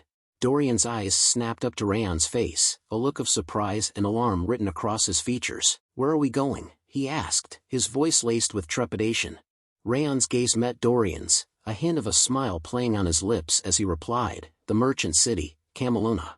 Let's get some equipment before the fight." His voice was filled with a sense of purpose, his words implying that their visit to Cameluna was a necessary step in preparing for the challenges that lay ahead. The sun beat down on the bustling streets of Cameluna's central market, casting a warm glow over the vibrant stalls and shops. Dorian and Raon navigated through the crowded alleys, weaving past merchants and traders hawking their wares. As they walked, they took in the sights and sounds of the market, the aroma of exotic spices, the clang of hammering on metal, and the hum of lively chatter. Dorian's eyes widened as he scanned the stalls, taking in the dazzling array of goods on display, from rare magical artifacts to finely crafted armor.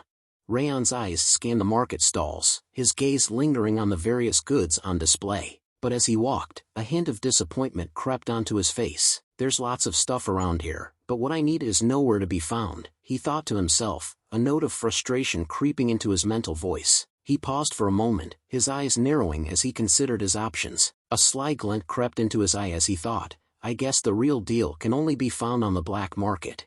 Dorian's voice cut through Raon's thoughts, and he turned to face the younger boy, a hint of surprise on his face. Young master, what you're looking for isn't here, right? Dorian asked, his eyes locked onto Raon's. Raon's gaze narrowed slightly, as if he hadn't expected Dorian to notice his disappointment. Dorian continued, his voice steady, you've been just walking without stopping. Raon's expression remained neutral, but a flicker of interest danced in his eyes. Then, in a voice that was almost casual, Dorian asked, then are you going to head down?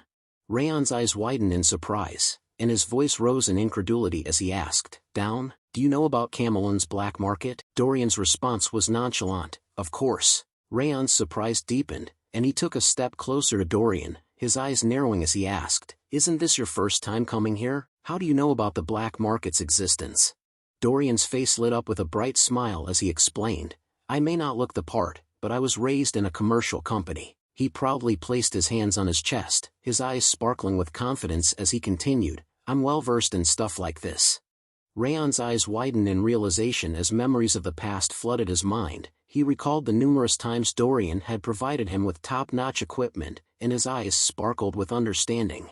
Ah, that explains everything that's happened so far, Raon thought to himself. Raon's thoughts clicked into place as he realized that Dorian's merchant background explained his surprising knowledge and skills. I had an inkling, but I didn't think he was really from a family of merchants, a hint of amusement dancing in his eyes. He mentally noted that he wouldn't need to beat around the bush with Dorian, since the green-haired boy had openly acknowledged his background. With a decisive nod, Raon spoke up, his voice firm and resolute, all right, then let's head to the black market right now.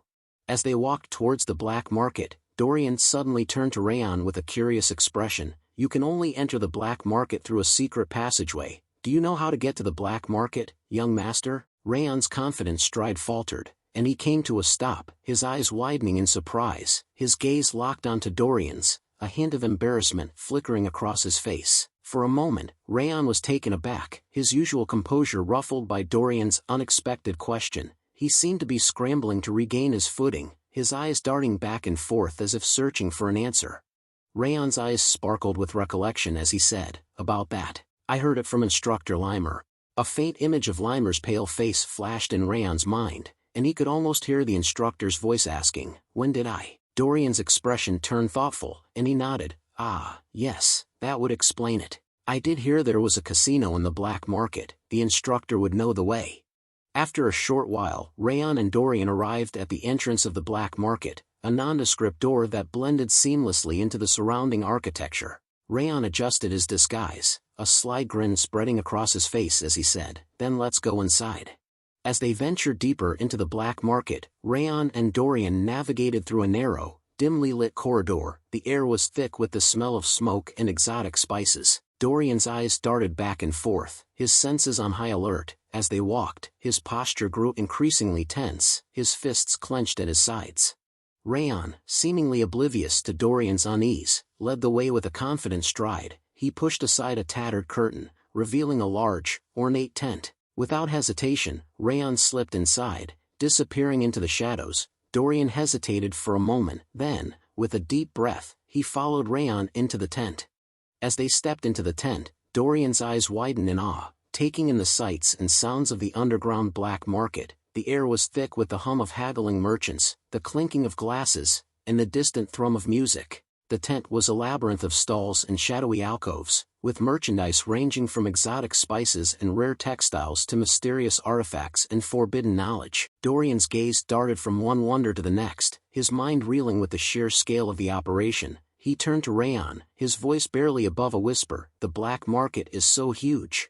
Dorian's eyes continued to widen as he took in the sights and sounds of the black market. He shook his head, still trying to process the sheer scale and organization of the underground market. I can't get used to it, he breathed, his voice full of wonder. What's more, it's even cleaner than the marketplace on the surface. As Dorian spoke, Raon's gaze swept their surroundings, his eyes scanning the stalls and the people milling about. He seemed to be searching for something. Raon's attention snapped back to Dorian, and he asked, his voice low and even, "Do they have what you're looking for?" Raon's eyes narrowed as he reached into his pocket and pulled out a sleek, leather-bound auction catalog. "I need to check the auction catalog to find out," Raon replied, his voice focused on the task at hand. As he scanned the pages, his eyes scanned the listings, searching for the item he was looking for. Dorian watched with interest, curious about what Raon was searching for. Raon's eyes locked onto a specific listing in the auction catalog, a small smile spreading across his face as he muttered to himself, "Found it, the black butterfly." He nodded to himself, his mind racing with the implications. "I knew it, it's being auctioned." Raon's gaze scanned the listing, his eyes narrowing as he took in the details. "The auction will be held in the evening today, and the bid starts at 10 gold coins. Dorian's curiosity got the better of him, and he leaned in to peer at the page Raon was studying. His eyes widened as he took in the details, and he asked, "Are you planning to buy this? This is rather expensive." Raon's gaze remained fixed on the page, his mind racing with calculations. He thought to himself, "It's true, I could probably buy it by using all the traveling funds we have on hand, but it's too risky." A hint of concern crept into his thoughts as he weighed the pros and cons. "I guess I should find a pawn shop or something to add to what we have." Raon's eyes snapped back into focus, and he stood up, his movements swift and decisive. "Follow me, Dorian," he said, already striding away. Dorian's eyes widened in surprise, and he hurried to catch up. Where are you going, young master?" he asked, his voice tinged with curiosity. Raon didn't slow down, his gaze fixed on some point ahead. "To the pawn shop," he replied, his voice firm. "I'll need to sell some stuff that can be traded for money before the auction." 1 hour later, Dorian's curiosity got the better of him, and he asked, "Did you finish selling them, young master?" He glanced around, expecting to see Raon preparing to head to the auction house, but instead, he found Raon intently examining the various items on display. Dorian's brow furrowed in confusion. "But why are you checking things out instead of heading to the auction house right away?" he asked, his voice tinged with puzzlement. Raon's eyes scanned the shelves, his fingers trailing over the various items as he replied, "I'm trying to see if there's anything useful." As Raon continued to browse the shelves, his mind wandered to the task at hand. He thought to himself, "I'm browsing because we have some time left until the start of the auction." He nodded mentally, feeling a sense of relief wash over him. "Plus, I have some spare money for the auction now." However, as he scanned the items on display, his enthusiasm began to wane. He thought, "Even then, though, there's nothing good to buy." Raon's eyes sparkled with a hint of optimism as he thought to himself, "There are usually undervalued treasures lying around, waiting for the right buyer to come along." A faint smile played on his lips, but it quickly faded as he realized he wouldn't be finding any such treasures here. "What a shame," he murmured to himself. With a resigned sigh, Raon thought, "All right, well, we should head to the auction house now." As Raon turned to leave, his eyes scanned the surrounding area one last time, and that's when he saw it, a faint sparkle emanating from a small, unassuming box tucked away in a corner. Raon's footsteps faltered, and he paused, his gaze drawn to the box like a magnet. "That's..." he began, his voice trailing off as he took a step closer to the box, his curiosity piqued.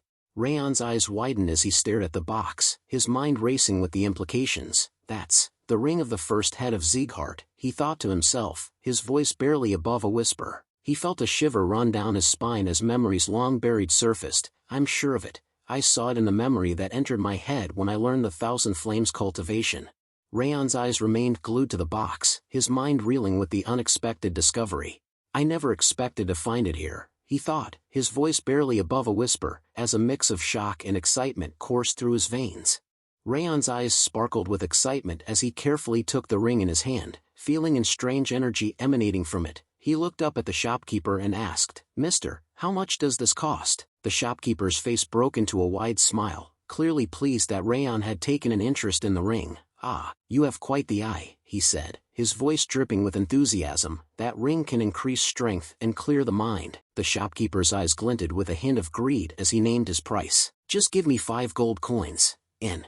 Just as the shopkeeper was about to conclude the sale, Dorian's angry voice cut through the air, making everyone pause. 5 gold coins? Dorian shouted, his face reddening with indignation. "Who do you think you are, trying to rip us off?" He took a step forward, his eyes blazing with accusation. "It's clear that you bought it with silver coins," Dorian declared, his voice dripping with disdain.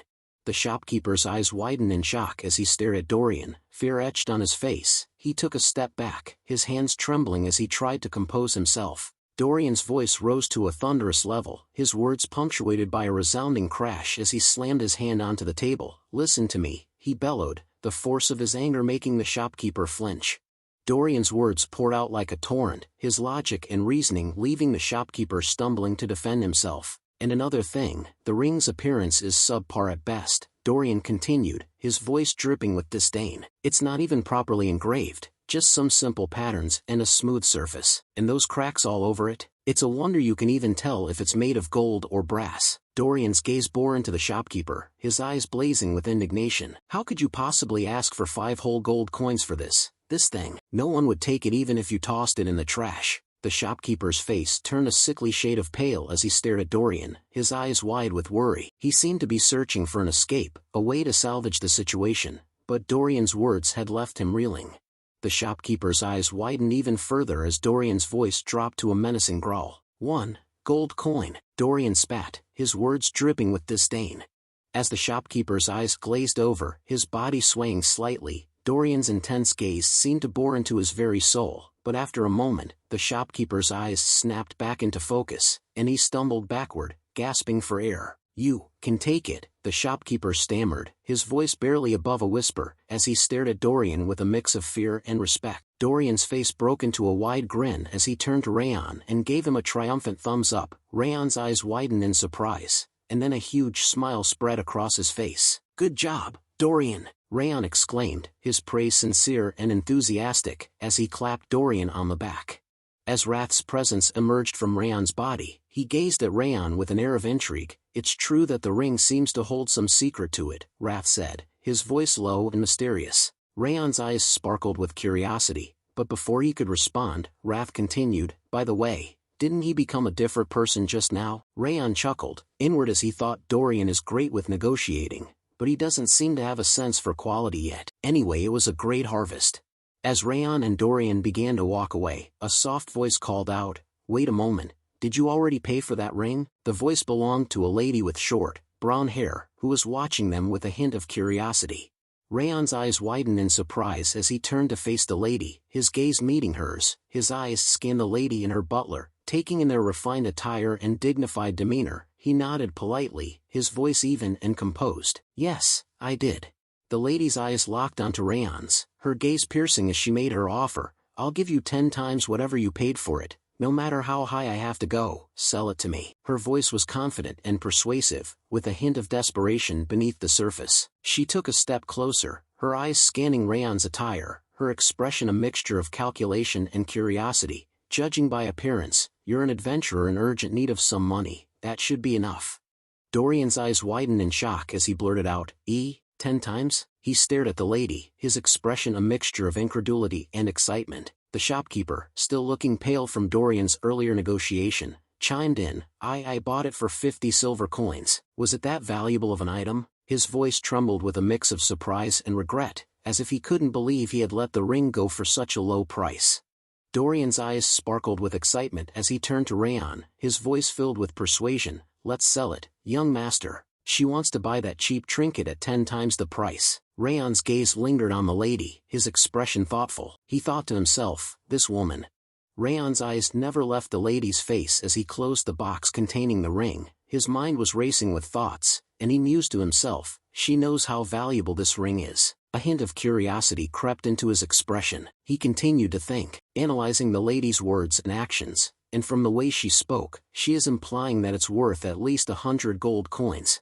Raon's expression turned resolute as he replied to the lady, "I'm sorry, but I'd like to decline." His voice was firm, leaving no room for negotiation. The lady's eyes sparkled with determination, and she countered with an even higher offer. "Then I'll pay 20 times. No, 30 times the price." Her voice was laced with a hint of desperation, as if she was willing to do whatever it took to acquire the ring. Raon's expression remained unwavering, his gaze locked onto the lady's. "I'm still not going to sell it," he said, his voice calm and collected. The lady's face fell, but she refused to give up. She named a specific price, 50 gold coins. Raon's response was simple and direct. "I said no." His voice was firm, leaving no room for further negotiation.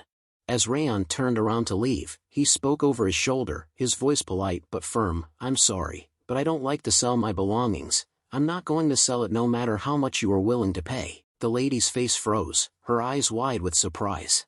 The butler's voice was low and menacing as he spoke up, his eyes narrowing slightly as he gazed at Raon's retreating back. "Hey, I don't know where you're from, but you'd better behave yourself." His tone was laced with a subtle threat, as if warning Raon of the consequences of crossing his mistress. The butler's voice dropped to a whisper, but his words carried clearly. "You will make things hard on yourself if you defy her." Raon's stride didn't falter as he heard the butler's words. Instead, he stopped and turned around, his eyes flashing with a hint of annoyance. He spoke up, his voice firm and unwavering. "Am I supposed to change my mind just because of who she might be?" Raon's tone was laced with disdain, as if he couldn't care less about the lady's social status or influence. He took a step forward, his gaze locked onto the butler's. "I don't care about anything like that, so stop bothering me and leave already." The brown-haired lady's face turned red with rage as she shouted, her voice echoing through the air. "Hey, who do you think I am, acting so arrogantly?" Her eyes blazed with indignation, as if she was outraged that someone would dare to defy her. She took a step forward, her hand extended imperiously. "Stop defying me and hand it over while I'm still acting cordial." Raon's expression remained calm, but his words were laced with a subtle sharpness. He spoke up, his voice even but firm. "How abrasive, and all because I just didn't want to sell the item." Raon's tone was tinged with a hint of disdain, as if he was disappointed but not surprised by the lady's behavior. He raised an eyebrow, his gaze locked onto the lady's. "Did you want to flaunt your privileged upbringing before I go, or shall we leave it at that?" The lady's expression turned cold and menacing, her voice dripping with malice. "You have no idea how scary the world can be." She took a step closer, her eyes glinting with a sinister light. "You should think carefully about why people always bow to others, if you don't want to end up dead in the streets, forgotten and unnoticed." Raon's expression remained unruffled, his gaze never wavering from the lady's. He nodded curtly, his voice firm. "If that's all, I'll be taking my leave, then." With that, Raon turned on his heel and walked away, leaving the lady and her butler standing alone.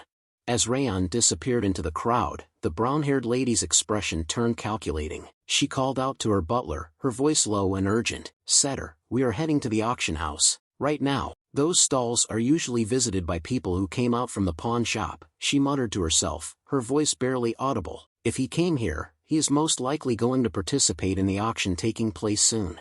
The brown-haired lady's eyes blazed with determination as she declared, her voice dripping with venom. "I'm going to take away what he is trying to buy, no matter what."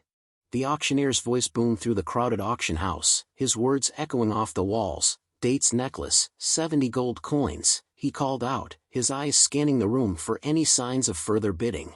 "Next up is the silver mana stone," he declared, holding up the glittering stone for all to see. After some time, he declares next up is the Ring of Raging Flame. After Ring of Raging Flame sold out, he shouted, "Alright, next up is." Raon's eyes scanned the auction room, his gaze lingering on each item as it was presented, but despite the excited chatter of the crowd, he couldn't help but feel a sense of disappointment. "Nothing is piquing my interest so far," he thought to himself. "Is the black butterfly not going to appear yet?"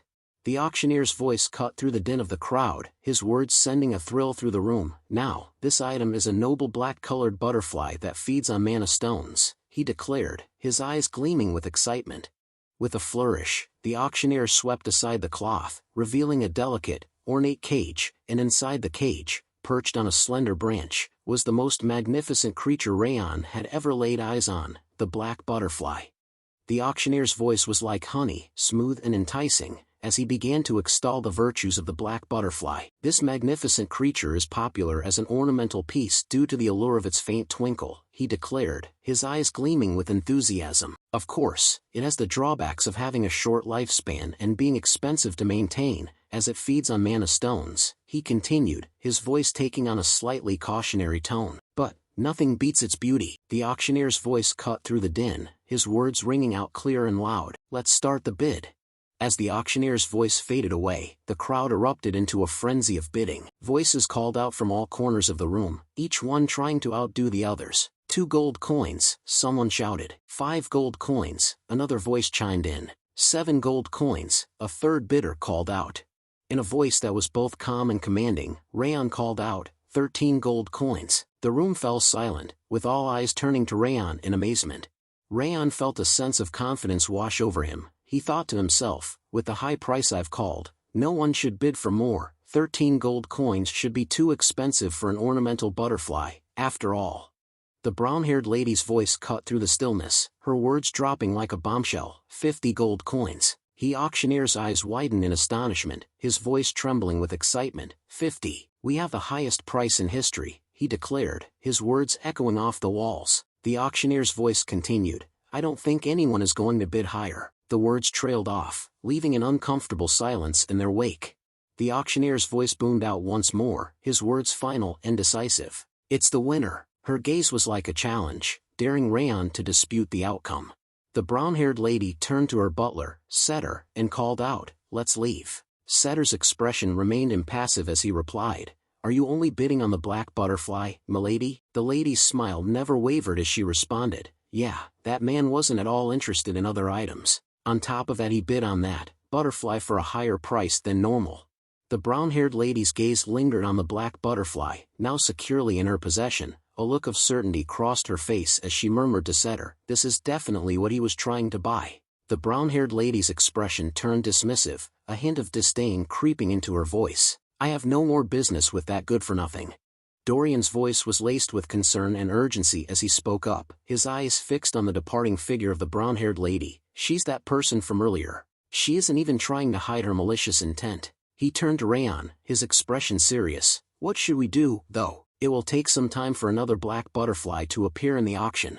Raon's response was calm and collected, but it caught Dorian off guard. Dorian, don't worry about it. Go outside and get some attire for night travel. Dorian's eyes widened in surprise, and he took a step back, his voice laced with confusion. What? Raon's words were spoken in a low, matter-of-fact tone. I'm going to steal the butterfly that she's purchased. Dorian's eyes went wide with fear as he stared at Raon, his voice trembling. What? Why would you suddenly ask for night traveling outfits? As Raon moved to steal the black butterfly, he couldn't help but think back to his past life as an assassin. Each of the best assassins in the continent had their own characteristics, Raon thought to himself. Speed, smoothness, or sharpness were the advantages for some of them. But I was famous for being the stealthiest of them all. As he reached the destination, his eyes fixed on the black butterfly. With a deep breath, Raon melted into the darkness, hiding behind a nearby wall. As Raon watched the guards, his mind continued to wander back to his past life. He thought about the techniques that had made him a formidable assassin, and one method in particular came to mind. The key was the main footwork that I used in my previous life, the shadowless steps. Raon thought to himself, a hint of nostalgia in his mental voice. I thought I wouldn't really need to use it in this new life, because I'd learned the Supreme Harmony steps, but surprisingly, I have to use it. 10 minutes ago, Dorian appeared beside Raon, holding out a neatly folded bundle of dark clothing. Here's the night traveling outfit that you asked for, young master. Raon's eyes flicked towards Dorian, a hint of approval in his gaze. Good job, you managed to acquire a pretty decent one in such a short time. Did you figure out anything about that masked woman? He asked, his voice low and cautious. Raon's expression was neutral, but a hint of intrigue flickered in his eyes. Dorian's hand paused mid-scratch, his eyes darting towards Raon with a mixture of hesitation and trepidation. Actually, about that. Raon's eyes narrowed, his voice taking on a slightly sharper tone. What? Why are you hesitating? Dorian's voice trembled slightly as he spoke, his eyes wide with concern. Young master, I think we should stop. I heard from people around here that she's actually Princess Jaina, of the Balker Kingdom. Dorian's voice was laced with a mix of awe and trepidation as he continued to share what he knew. Her talent in magic has been exceptional since childhood, but on top of that, she possesses an outstanding ability to appraise magic items, making her especially favored by Balker's king. Dorian's voice was laced with a hint of resignation as he spoke. It's unfortunate, but we should give up this time and wait for the next. Raon chimes in, which implies, she is most likely the black market's VIP. Raon's smile grew wider as he spoke, his voice taking on a hint of excitement and calculation. They should still be conducting an additional appraisal for the auction item, and unlike other ordinary participants, the princess's item shouldn't have reached her personal room because she's a VIP. Raon's eyes gleamed with a mischievous spark. Now would be the safest time to steal it, while the black market still has possession rights for the auction item. I'll be back. Dorian, wait a moment. Young master. Dorian's voice was laced with panic as he called out to Raon, but it was too late. Raon had already sprinted out of the room, leaving Dorian to worry and fret. As Raon ran, he tossed a casual reply over his shoulder, "Just wait a moment." Sometimes later, Raon stood motionless behind the walls, his eyes fixed on the scene unfolding before him. A small, satisfied smile crept onto his face as he thought to himself, as expected, the princess's auction item hasn't been delivered to her guest room yet. The two auction house guards sat lazily, their eyes fixed on the cards in their hands as they played a game to pass the time. One of them gazed over at the black butterfly, its delicate wings glimmering in the dim light. "To buy a useless ornamental butterfly like this for 50 gold coins, the guard muttered, shaking his head. "No matter how I try, I just can't understand what rich people are thinking." The other guard chuckled and replied, "They must have needed it for whatever reason. Stop caring about that and show your cards already." Raon's eyes remained fixed on the black butterfly, his gaze burning with intensity as he thought to himself, "The black butterfly is over there, there are staff members next to it, but they're distracted by their game." Raon's eyes never left the black butterfly as he thought to himself, in this case, his mind worked quickly, calculating the best course of action. After a moment, he manipulated his mana, sending it out like an invisible thread towards the black butterfly. His eyes followed the thread, his focus solely on the delicate, ornamental creature. A black butterfly is casually stored in a bird cage, Raon thought, his eyes taking in the details of the scene, because it dies if it stays in an enclosed space. Raon's thoughts continued to unfold as he observed the black butterfly. Since this butterfly tends to stick to magic stones in order to absorb the high-purity mana, the moment it senses the 10,000 Flames Cultivation's mana, which has an even higher purity than mana from a magic stone, it's bound to escape from the birdcage on its own. A hint of anticipation crept into Raon's expression as he awaited the butterfly's reaction, his mana thread still subtly influencing the surroundings, ready to capitalize on the opportunity that was about to arise. As the black butterfly followed the thread of Raon's mana, it gently landed on his outstretched finger, its delicate wings fluttering softly. Raon's eyes gleamed with satisfaction as he thought to himself, just like that, the butterfly's calm demeanor, as if it had indeed been trained to obey Raon, was a testament to the subtle yet powerful influence of his mana. The guard's eyes lingered on the empty birdcage for a moment, a flicker of confusion crossing his face. His companion, focused on the card game, looked up at him with a hint of annoyance. "What? Why are you distracted? Pull a card already, it's your turn." The guard's eyes widened in alarm as he stared at the empty birdcage, his face pale with panic. "What? Where did the butterfly go?" he shouted, his voice echoing through the room. The other guard, who had been focused on the card game, looked up in shock, his eyes darting towards the empty cage. "What? The butterfly disappeared," he exclaimed, his voice laced with incredulity and concern. The first guard's face turned red with urgency as he yelled, "Damn it!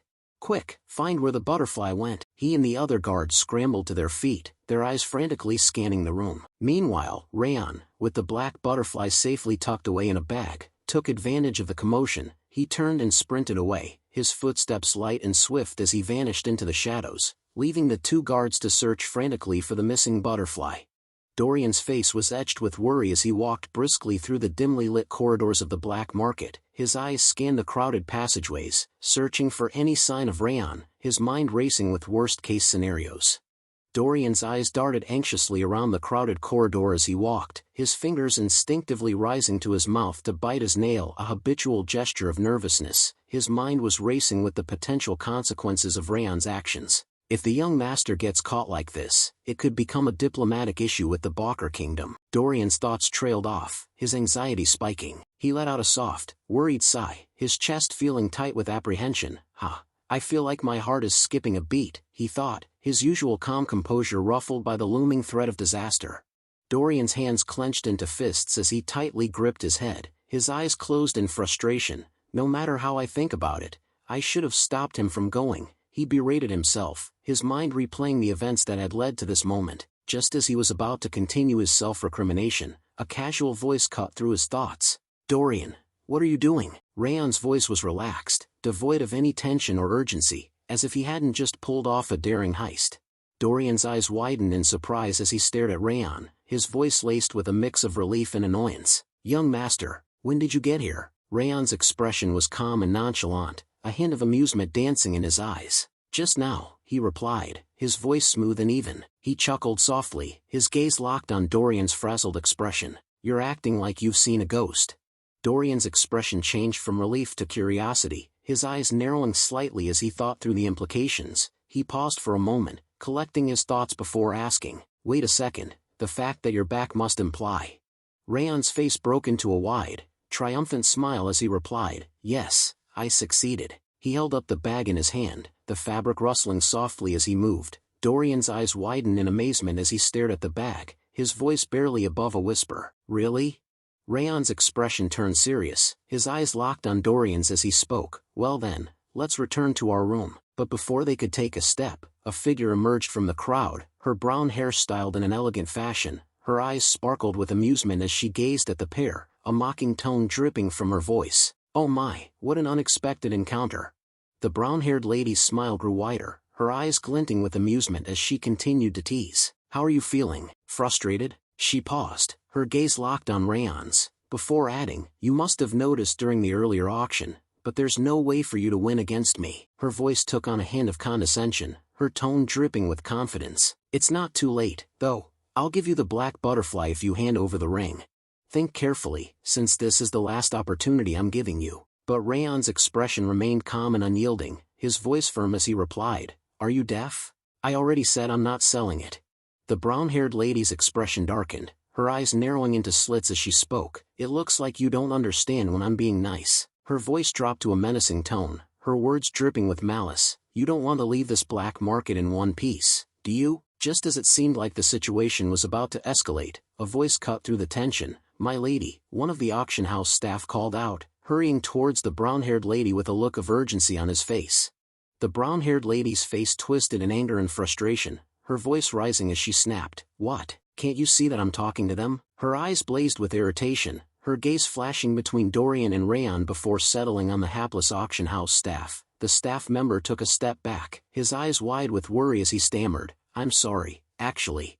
The auction house staff's words tumbled out in a panicked rush. "The black butterfly has disappeared. Someone must have stolen it." The brown-haired lady's eyes widened in shock, her gaze snapping towards the staff member as if she couldn't believe what she was hearing. Just as she seemed about to erupt into fury, Raon's voice cut through the tension, his tone dripping with amusement. "Oh no, it looks like you're in trouble," he teased, a mischievous glint dancing in his eyes as he watched the brown-haired lady's reaction.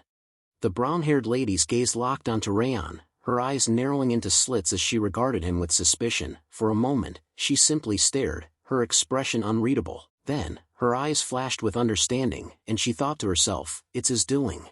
The sarcastic remark just now and that mocking smile, those are the same mannerisms I usually have towards others. A realization dawned on her, and her eyes narrowed further. "I don't know what he did, but he's definitely the one who stole the black butterfly." Her mind was made up, and she was convinced that Raon was the thief. The brown-haired lady's voice dripped with venom as she spoke, her tone mocking and disdainful. "I thought you were just prideful, but you're just a wicked thief." Her eyes flashed with indignation, her gaze blazing with fury. "Do you even realize who I am?" she demanded, her words echoing through the air. Raon's expression remained calm and unyielding, his voice laced with a hint of amusement. "Do I even need to know that?" With a swift motion, the brown-haired lady removed her mask, revealing her striking features. Her eyes sparkled with a mix of anger and haughtiness as she declared, "I am Princess Jaina from the Balker Kingdom." Princess Jaina's face reddened with rage, her eyes blazing with indignation as she took a step closer to Raon. Her voice trembled with anger, her words dripping with venom. "How dare you show me that arrogant attitude?" Princess Jaina's eyes flashed with determination, her voice cold and menacing. "I'll make it so that you're unable to steal anything else from now on." As she spoke, the butler standing beside her subtly shifted his stance, his eyes locked onto Raon with a hint of warning. His hands, previously clasped behind his back, now hung loose at his sides, poised and ready for action. "Take care of him." With Princess Jaina's command still echoing in the air, the butler sprang into action. With a fluid motion, the butler rushed towards Raon, his eyes blazing with a fierce determination. His fists were clenched, his arms coiled and ready to strike, as he prepared to mete out punishment to the perceived thief. Raon's expression remained serene, his eyes glinting with a hint of amusement. With a slight, almost imperceptible smile, he spoke in a voice that was both calm and commanding. "Balker's princess or whatever." "So what?" Raon clenched his fist. The butler, charging forward with a fierce determination, was caught off guard by Raon's sudden counterattack. Raon's fist connected with a solid crunch, striking the butler squarely in the face. The butler's head snapped back, his eyes widening in shock and pain as he stumbled backward, clutching at his nose. A trickle of blood began to seep from his nostrils. Princess Jaina's face turned red with rage as she shouted at the top of her lungs, "What are you doing? Why can't you even defeat a trash mercenary like him?" Her voice echoed through the room, filled with disdain and disappointment. As Raon continued to exchange blows with the butler, a voice echoed through the corridor, halting the fight momentarily. "Wait a second, over there. Is that you, Raon?" The voice was loud and clear, carrying a hint of surprise and familiarity. Princess Jaina's gaze shifted away from the fight, her eyes scanning the corridor to locate the source of the voice. Her eyes widened in recognition, and she thought to herself, "That voice." As the speaker came into view, Princess Jaina's eyes widened in astonishment, her mind racing with the unexpected connection. Greer, she thought, her eyes locked onto the familiar figure of Prince Greer, the Prince of Owen Kingdom. Prince Greer, with his chiseled features and piercing blue eyes, flashed a charming smile as he took in the scene before him. His gaze shifted from Raon to Princess Jaina, and he exclaimed, "Oh, Jaina is also here." His eyes sparkled with curiosity as he turned to Jaina and Raon, asking, "Do you know each other?" Princess Jaina's voice was laced with concern as she asked Prince Greer, "Do you know this person?" Her eyes darted between Raon and the prince, her brow furrowed in worry. Prince Greer's smile broadened as he replied, "Of course I do." He chuckled, his eyes crinkling at the corners. "I told you before that there was a real swordsmanship genius in Sieghart, didn't I?" He paused for a moment, his gaze locked onto Raon. "That's him. Raon Sieghart." The prince's words were infused with a sense of pride and admiration, and Princess Jaina's eyes widened in surprise. As Prince Greer's words hung in the air, Princess Jaina's eyes clouded with concern, her mind racing with the implications. She thought to herself, "Sieghart, that's the faction under the destructive king of the north." Princess Jaina's eyes remained fixed on Raon, her mind racing with the possibilities. She thought to herself, "Now that I think about it, I heard that the destructive king of the north has the same blonde hair and red eyes." Her eyes widened as she made the connection. A shiver ran down her spine as she considered the implications. No way, is he actually part of that bloodline? Raon's eyes seemed to gleam with anger as he repeated the princess's earlier words, "A wicked thief?" In a panic, Princess Jaina stumbled over her words. "About that." She pauses. Raon's voice took on a slightly sharper edge as he spoke, his eyes glinting with a hint of warning. "I think I've endured enough, don't you think?" He paused, his gaze locked onto Princess Jaina's face. Then, his tone dripping with subtle menace, he continued, "Can I consider it as an accusation from Balker towards Sieghart?" Raon's eyes narrowed, his voice taking on a slightly menacing tone as he issued his ultimatum, "This is your last chance. Apologies now, and I'll overlook it as a mistake from a childish princess." Princess Jaina's face paled, her eyes wide with worry as she realized the gravity of the situation. Her voice trembled slightly as she spoke, her words tumbling out in a desperate bid to placate Raon. "I didn't know who you were." Raon's expression remained unyielding, his voice firm as he delivered his warning. "If you don't, I'm going to make an official protest to the Balker Kingdom, for you treating me like a thief, picking a fight with me, and all the rudeness so far." Princess Jaina's face reddened with frustration, her eyes flashing with anger. The tension in the air was palpable, but then, in a sudden and unexpected move, Princess Jaina's demeanor changed. She took a deep breath, and her shoulders sagged as she blew out a stream of air. Her voice was laced with humility as she spoke. "I'm sorry. I beg your pardon." As Princess Jaina's apology hung in the air, Raon's expression softened ever so slightly. He nodded curtly, his voice firm but measured as he spoke. "All right. I don't want to aggravate the issue either, so let's stop here." He turned to leave, but not before casting a parting glance at Princess Jaina. His eyes seemed to bore into her very soul as he added, "Watch how you behave in the future, you don't want to embarrass your kingdom." Princess Jaina's face burned with a mix of shame and anger as she watched Raon walk away. Raon's long strides carried him away from the tense scene, but he slowed to a stop as Prince Greer fell into step beside him. The third prince of the Owen Kingdom asked, his voice tinged with curiosity, "Did I arrive at a bad time?" Raon's smile, a rare sight, transformed his features, making him appear more approachable. He said, his voice tinged with gratitude, "Not at all. I was able to avoid false accusations thanks to you." Prince Greer's face lit up with a warm smile as he replied, "I'm glad to hear that." As they sat sipping their tea, Prince Greer's expression turned thoughtful, and he asked Raon, if you're concerned about Jaina, don't be, I'll gently admonish her. Raon's eyes met Prince Greer's, and he nodded graciously, his voice low and sincere. Yes, thank you for your consideration. Prince Greer's curiosity got the better of him, and he asked Raon, by the way, what brings you to Camelun? I'm here for a mission, but Sieghart is quite far from Camelun, isn't it? His eyes sparkled with interest, and he leaned forward slightly, awaiting Raon's response. Raon's expression turned matter-of-fact as he replied, we were heading out for our graduation exam and dropped by here to get some equipment. He sipped his tea calmly, his eyes never leaving the prince's face. Prince Greer's eyebrows rose in surprise, and he asked, you're in the middle of your graduation exam? What equipment are you looking for? Raon's voice remained calm and composed as he replied, I'm looking for a sword. What I have right now isn't too bad, but I've been using it for too long. He set his teacup down, his eyes never leaving the prince's face. Prince Greer's expression turned thoughtful, and he nodded slowly. Then I'll introduce you to a nice shop. Prince Greer's eyes gazed off into the distance, his brow furrowed in thought. After a moment, he nodded to himself and turned back to Raon. There's a workshop on the corner of the Western Craft District of Camelun. It's a small shop, but the blacksmith is extremely skilled. He smiled wistfully, as if regretting his inability to accompany Raon.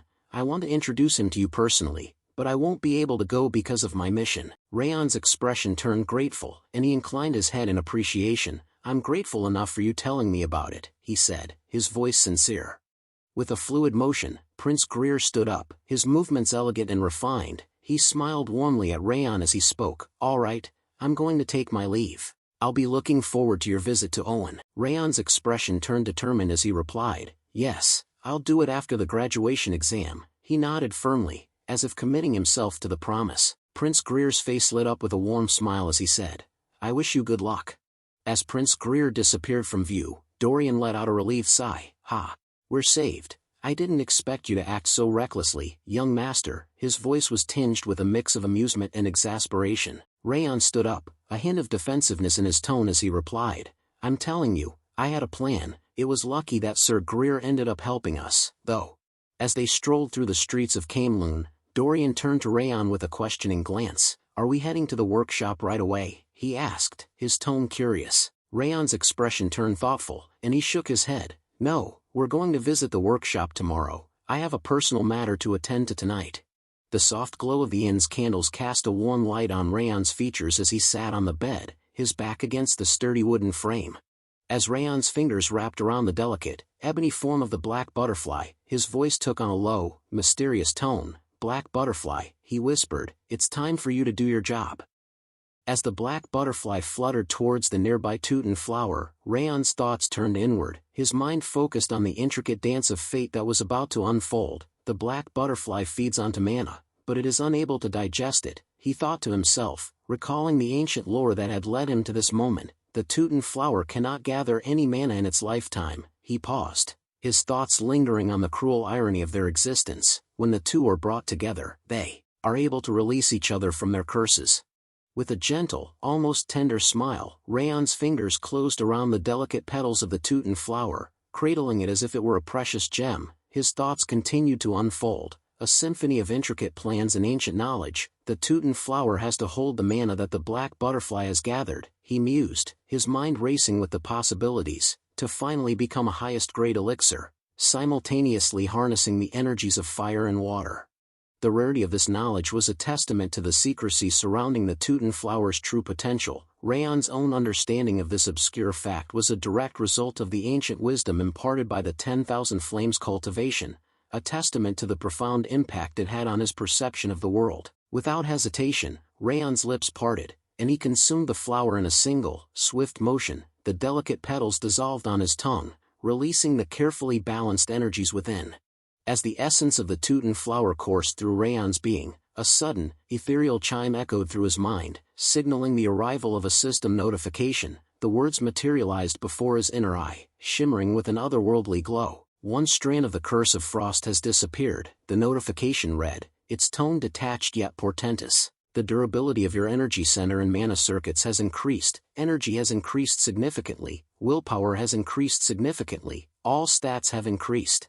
With a deliberate slowness, Raon's gaze shifted inward, and his status window unfolded before him like a shimmering veil. The first section displayed his identity, name, Raon Sieghart, followed by his title, Indomitable, which seemed to resonate with an aura of unyielding determination. His current state was listed as Curse of Frost, for strands. The traits section revealed a complex array of attributes, each one a testament to his growth and experiences. Wrath, Ring of Fire, 5 stars. 10,000 Flames Cultivation, 3 stars. Fire Resistance, 3 stars. Coldness of the Frost, 3 stars. Perception of the Snowflower, 3 stars. Water Resistant, 4 stars. Bleeding Curse, 1 star. Backstab, 1 star. And Iron Will, 1 star. As his gaze drifted to the stats section, the numbers sprang to life. Strength, 72. Agility, 73. Stamina, 66. Energy, 70. Perception, 79.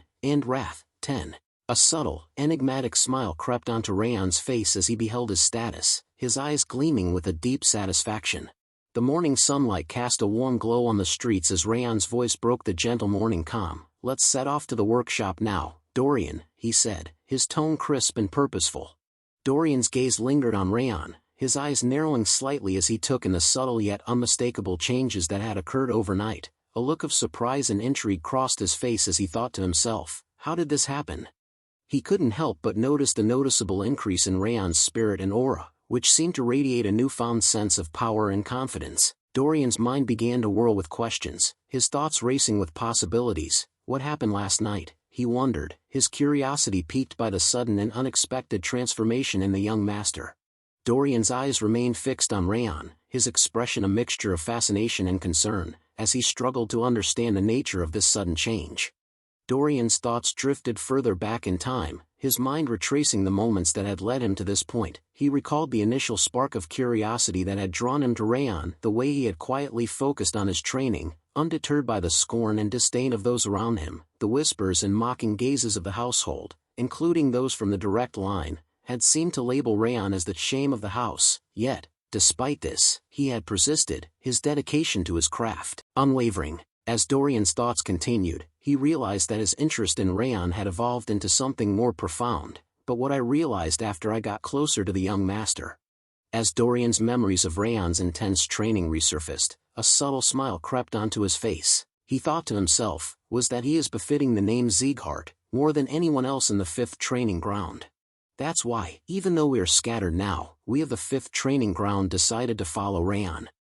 As Dorian's gaze followed Raon's retreating figure, his thoughts turned to the potential benefits of his household. He mused to himself, if I can borrow the young master's strength, it should be possible to solve that problem from my house. However, Dorian's train of thought was interrupted by a hint of hesitation, as he acknowledged the uncertainty that lay ahead. However, that's not why I'm following the young master. Come back to your senses, Dorian. Dorian's thoughts were snapped back into focus as Raon's voice called out to him, Dorian. Raon's eyes narrowed slightly as he watched Dorian lagging behind. What are you doing over there? Raon's gaze never wavered, his eyes fixed intently on Dorian. We need to leave immediately after getting the sword from the workshop, he said, his tone firm but controlled. With a hint of impatience, Raon added, follow me already, we have a long way to go. A warm smile spread across Dorian's face as he thought to himself, yes, I should focus on getting stronger while following the young master. The decision seemed to bring him a sense of clarity and purpose, and he felt a renewed sense of determination wash over him. With a surge of enthusiasm and confidence, Dorian's face lit up with a bright smile as he thought to himself, because everything will be fine as long as I'm with him. His feet seemed to move of their own accord, and before he knew it, he was running towards Raon with a newfound sense of purpose. Yes, I'm coming, Dorian called out, his voice filled with excitement and eagerness. As they strolled towards the blacksmith shop, Raon's gaze drifted to Dorian's posture, his eyes narrowing slightly in assessment. And I'm going to fix your posture with the star-connecting sword, until we reach Haben Castle. It looked like there's a lot to fix. The comment was made with a straight face, but a hint of amusement danced in Raon's eyes. Dorian, however, seemed unfazed by the prospect of correction. A gentle smile spread across his face, and he replied, it'll be fine, right? As they arrived at the blacksmith shop, the sound of clanging metal and the smell of hot iron filled the air. Raon stepped forward, his eyes scanning the workspace until they landed on the blacksmith. With a polite smile, he approached the craftsman and said, excuse me, I'm here at Sir Greer's recommendation. As the blacksmith worked on the sword, his hands moving with a practiced ease, and asked, his voice laced with curiosity, "Are you talking about Owen's third prince?" Raon's gaze remained fixed on the blacksmith, his eyes studying the man's skilled hands as they worked on the sword. Raon's response was measured, his voice calm and deliberate. "Indeed," Raon said, his words carrying a sense of confirmation, "I decided to come because I judged that I could trust this shop with Prince Greer's recommendation." The blacksmith's voice boomed with confidence, his words laced with a hint of incredulity. "He recommended the shop? There's no way," he said, his voice filled with a sense of wonder. The blacksmith's eyes narrowed, as he found Raon's aura. A sudden realization seemed to dawn on him, and he let out a soft ha. His attention was riveted on Raon's youthful appearance, and yet, something about the young man's aura seemed to contradict his age. As he looked at Raon, the blacksmith's thoughts turned inward, and he couldn't help but think to himself, this kid, he's still young in appearance, but he'd reached a realm that surpasses Greer's. The blacksmith's thoughts continued to swirl, his assessment of Raon becoming more nuanced. "It's not perfect yet," he thought to himself, "but his pressure is massive and sharp, just like a sturdy sword."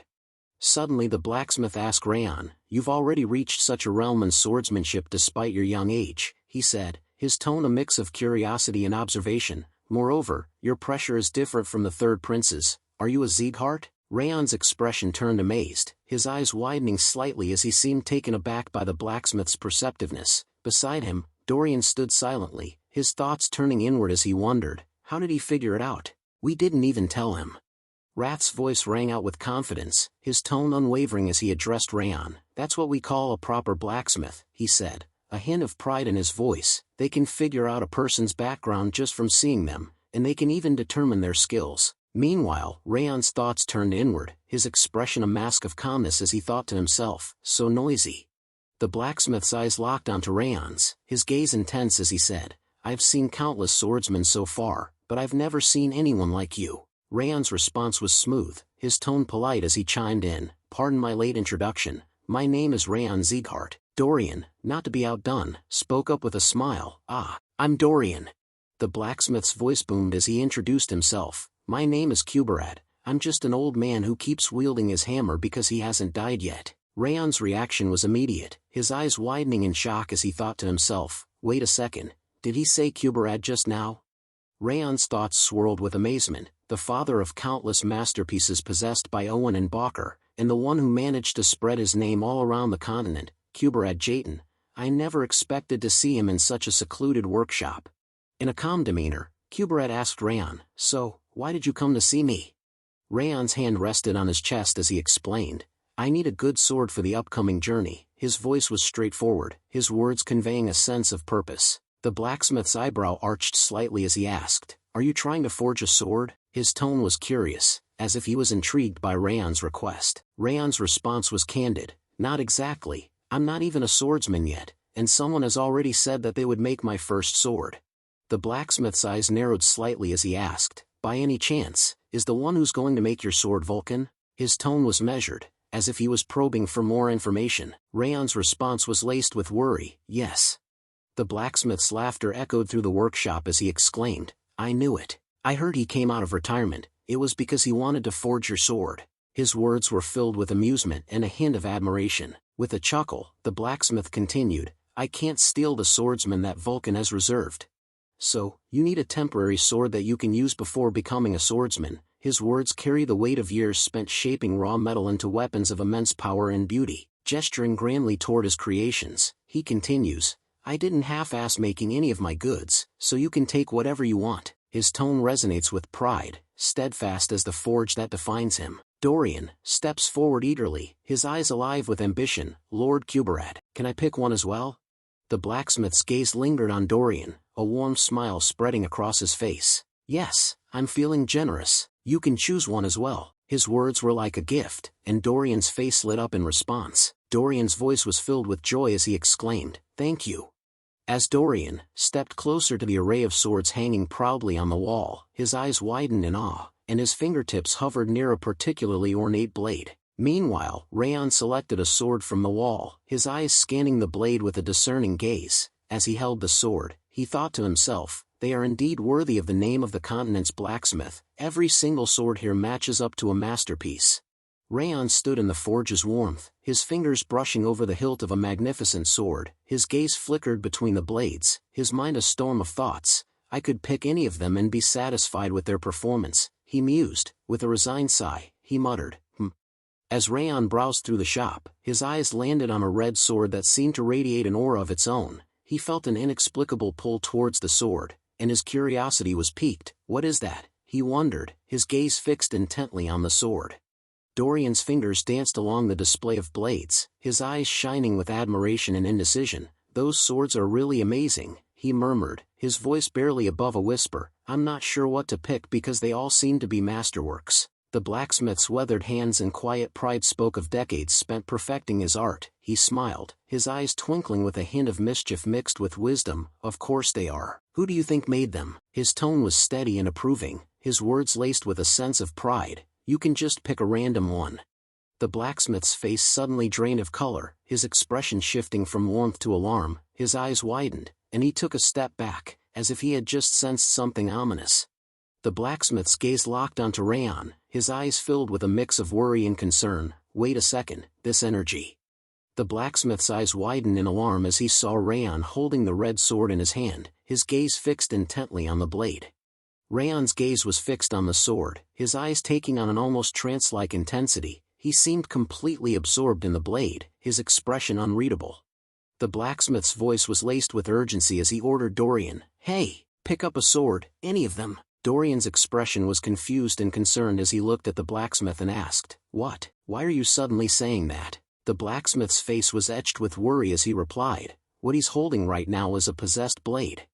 The blacksmith's voice was laced with urgency and concern as he exclaimed, We need to take that sword off him right now before the ghastly energy takes him over. But Dorian, after glancing at Raon, seemed unfazed, responding with a calm tone, I don't think we need to do that, though. The blacksmith's worry turned to confusion, and he asked incredulously, What are you talking about? The blacksmith's voice was laced with concern as he told Dorian, Look, such dangerous energy is emanating from him. The blacksmith's eyes narrowed as he analyzed the situation, and a look of surprise crossed his face. He thought to himself, Wait, how did that happen? Even though so much ghastly energy is emanating from the blade, it can't get close to that boy's body. Meanwhile, in Raon's mind, a dark presence stirred, its voice like thunder, You lowly vermin. The words echoed with malevolent intent, as if the entity within Raon was awakening, its wrath and power surging forth.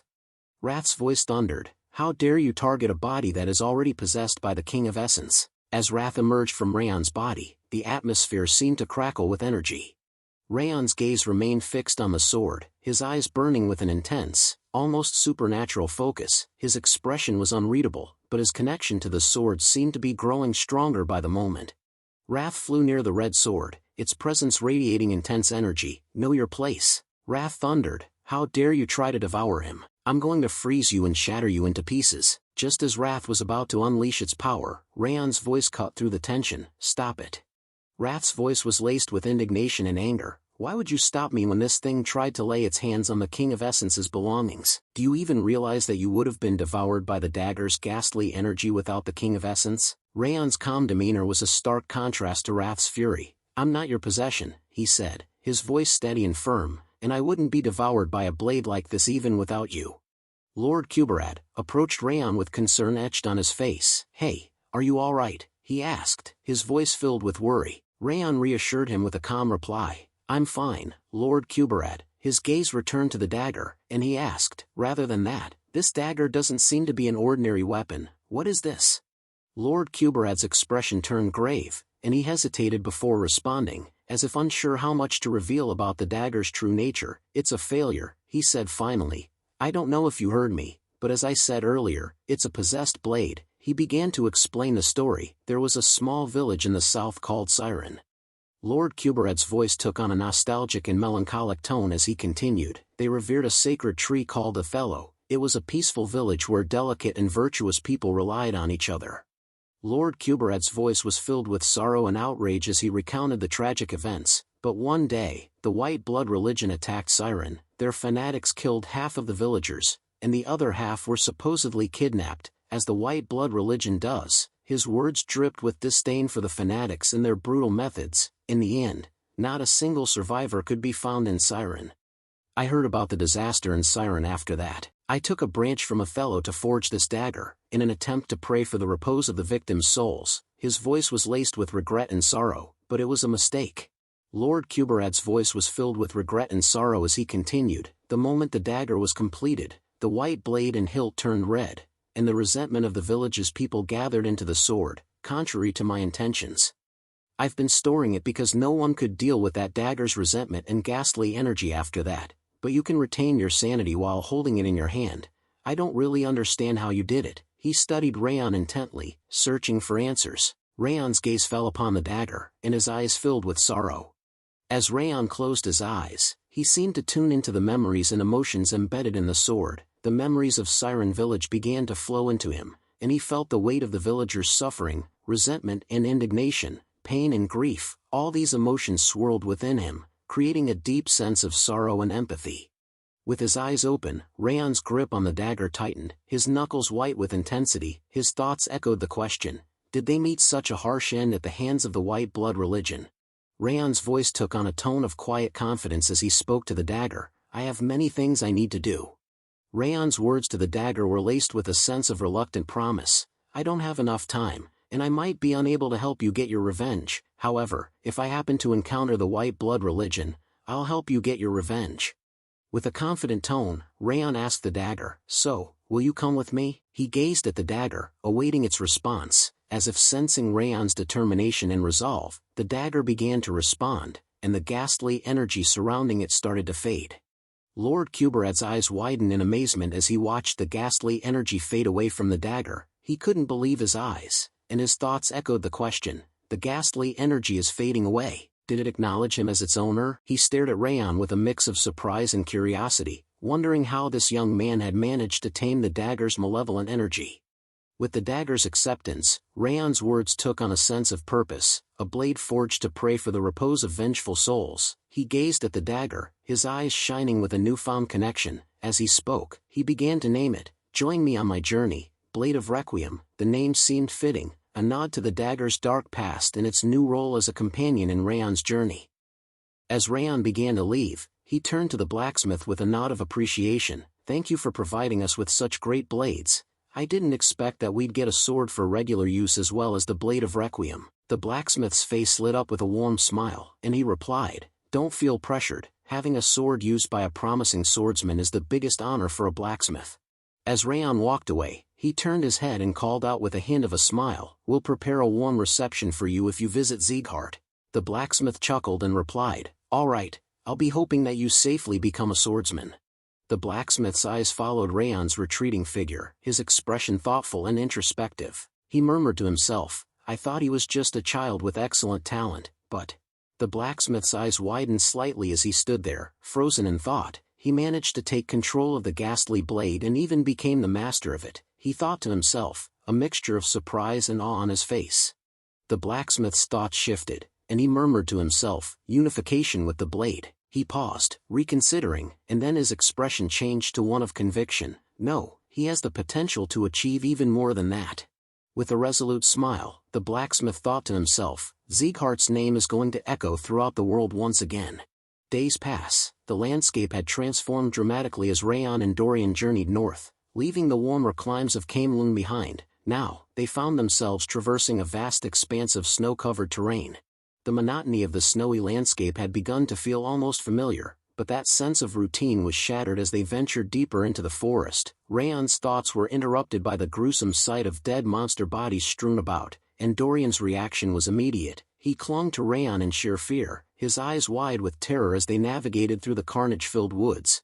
As they emerged from the forest or traversed the final stretch of their journey, Raon's voice carried a mix of relief and accomplishment. Ha! We've finally arrived. As Raon gazed up at the imposing structure before him, he thought to himself, we finally reached Haben Castle, the place of our graduation exam.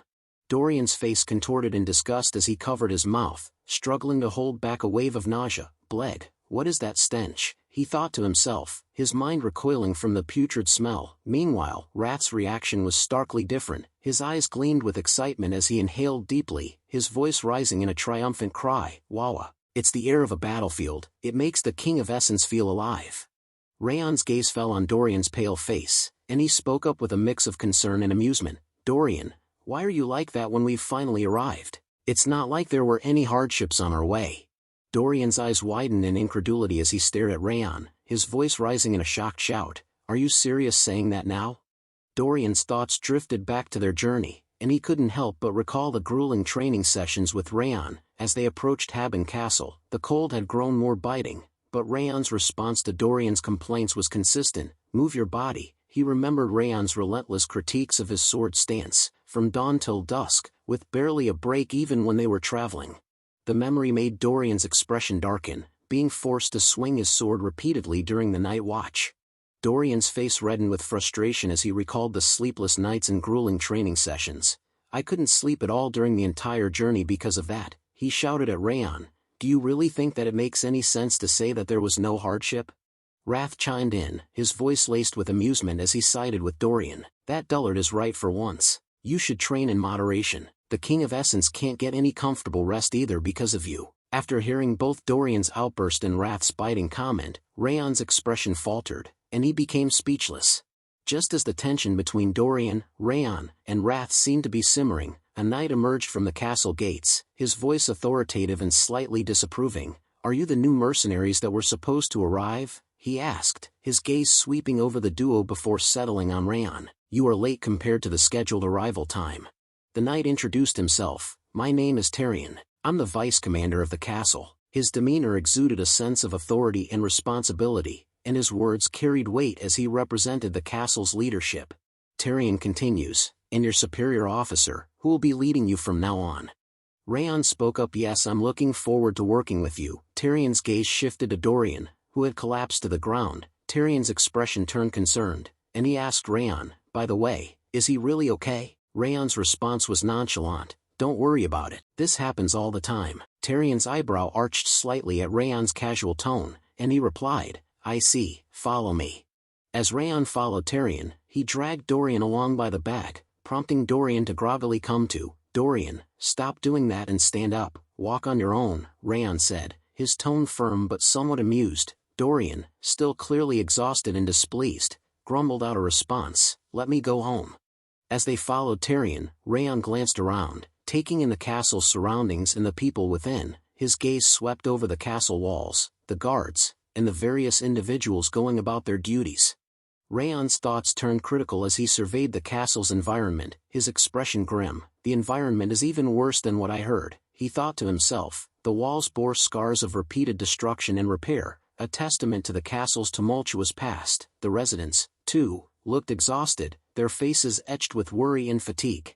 As Raon's gaze wandered, it landed on a tombstone, and he paused for a moment, his eyes lingering on the somber reminder of loss. The air was heavy with the stench of blood and the acrid smell of burning corpses, a grim reality that seemed to have seeped into every aspect of the castle's atmosphere. Raon's thoughts turned to Judiel, and he couldn't help but feel a sense of admiration for her perceptive abilities. This all matches with the information that Judiel told me before, he thought. Despite likely never having set foot in the castle, Judiel had seemingly pieced together an accurate picture of the situation in a remarkably short amount of time.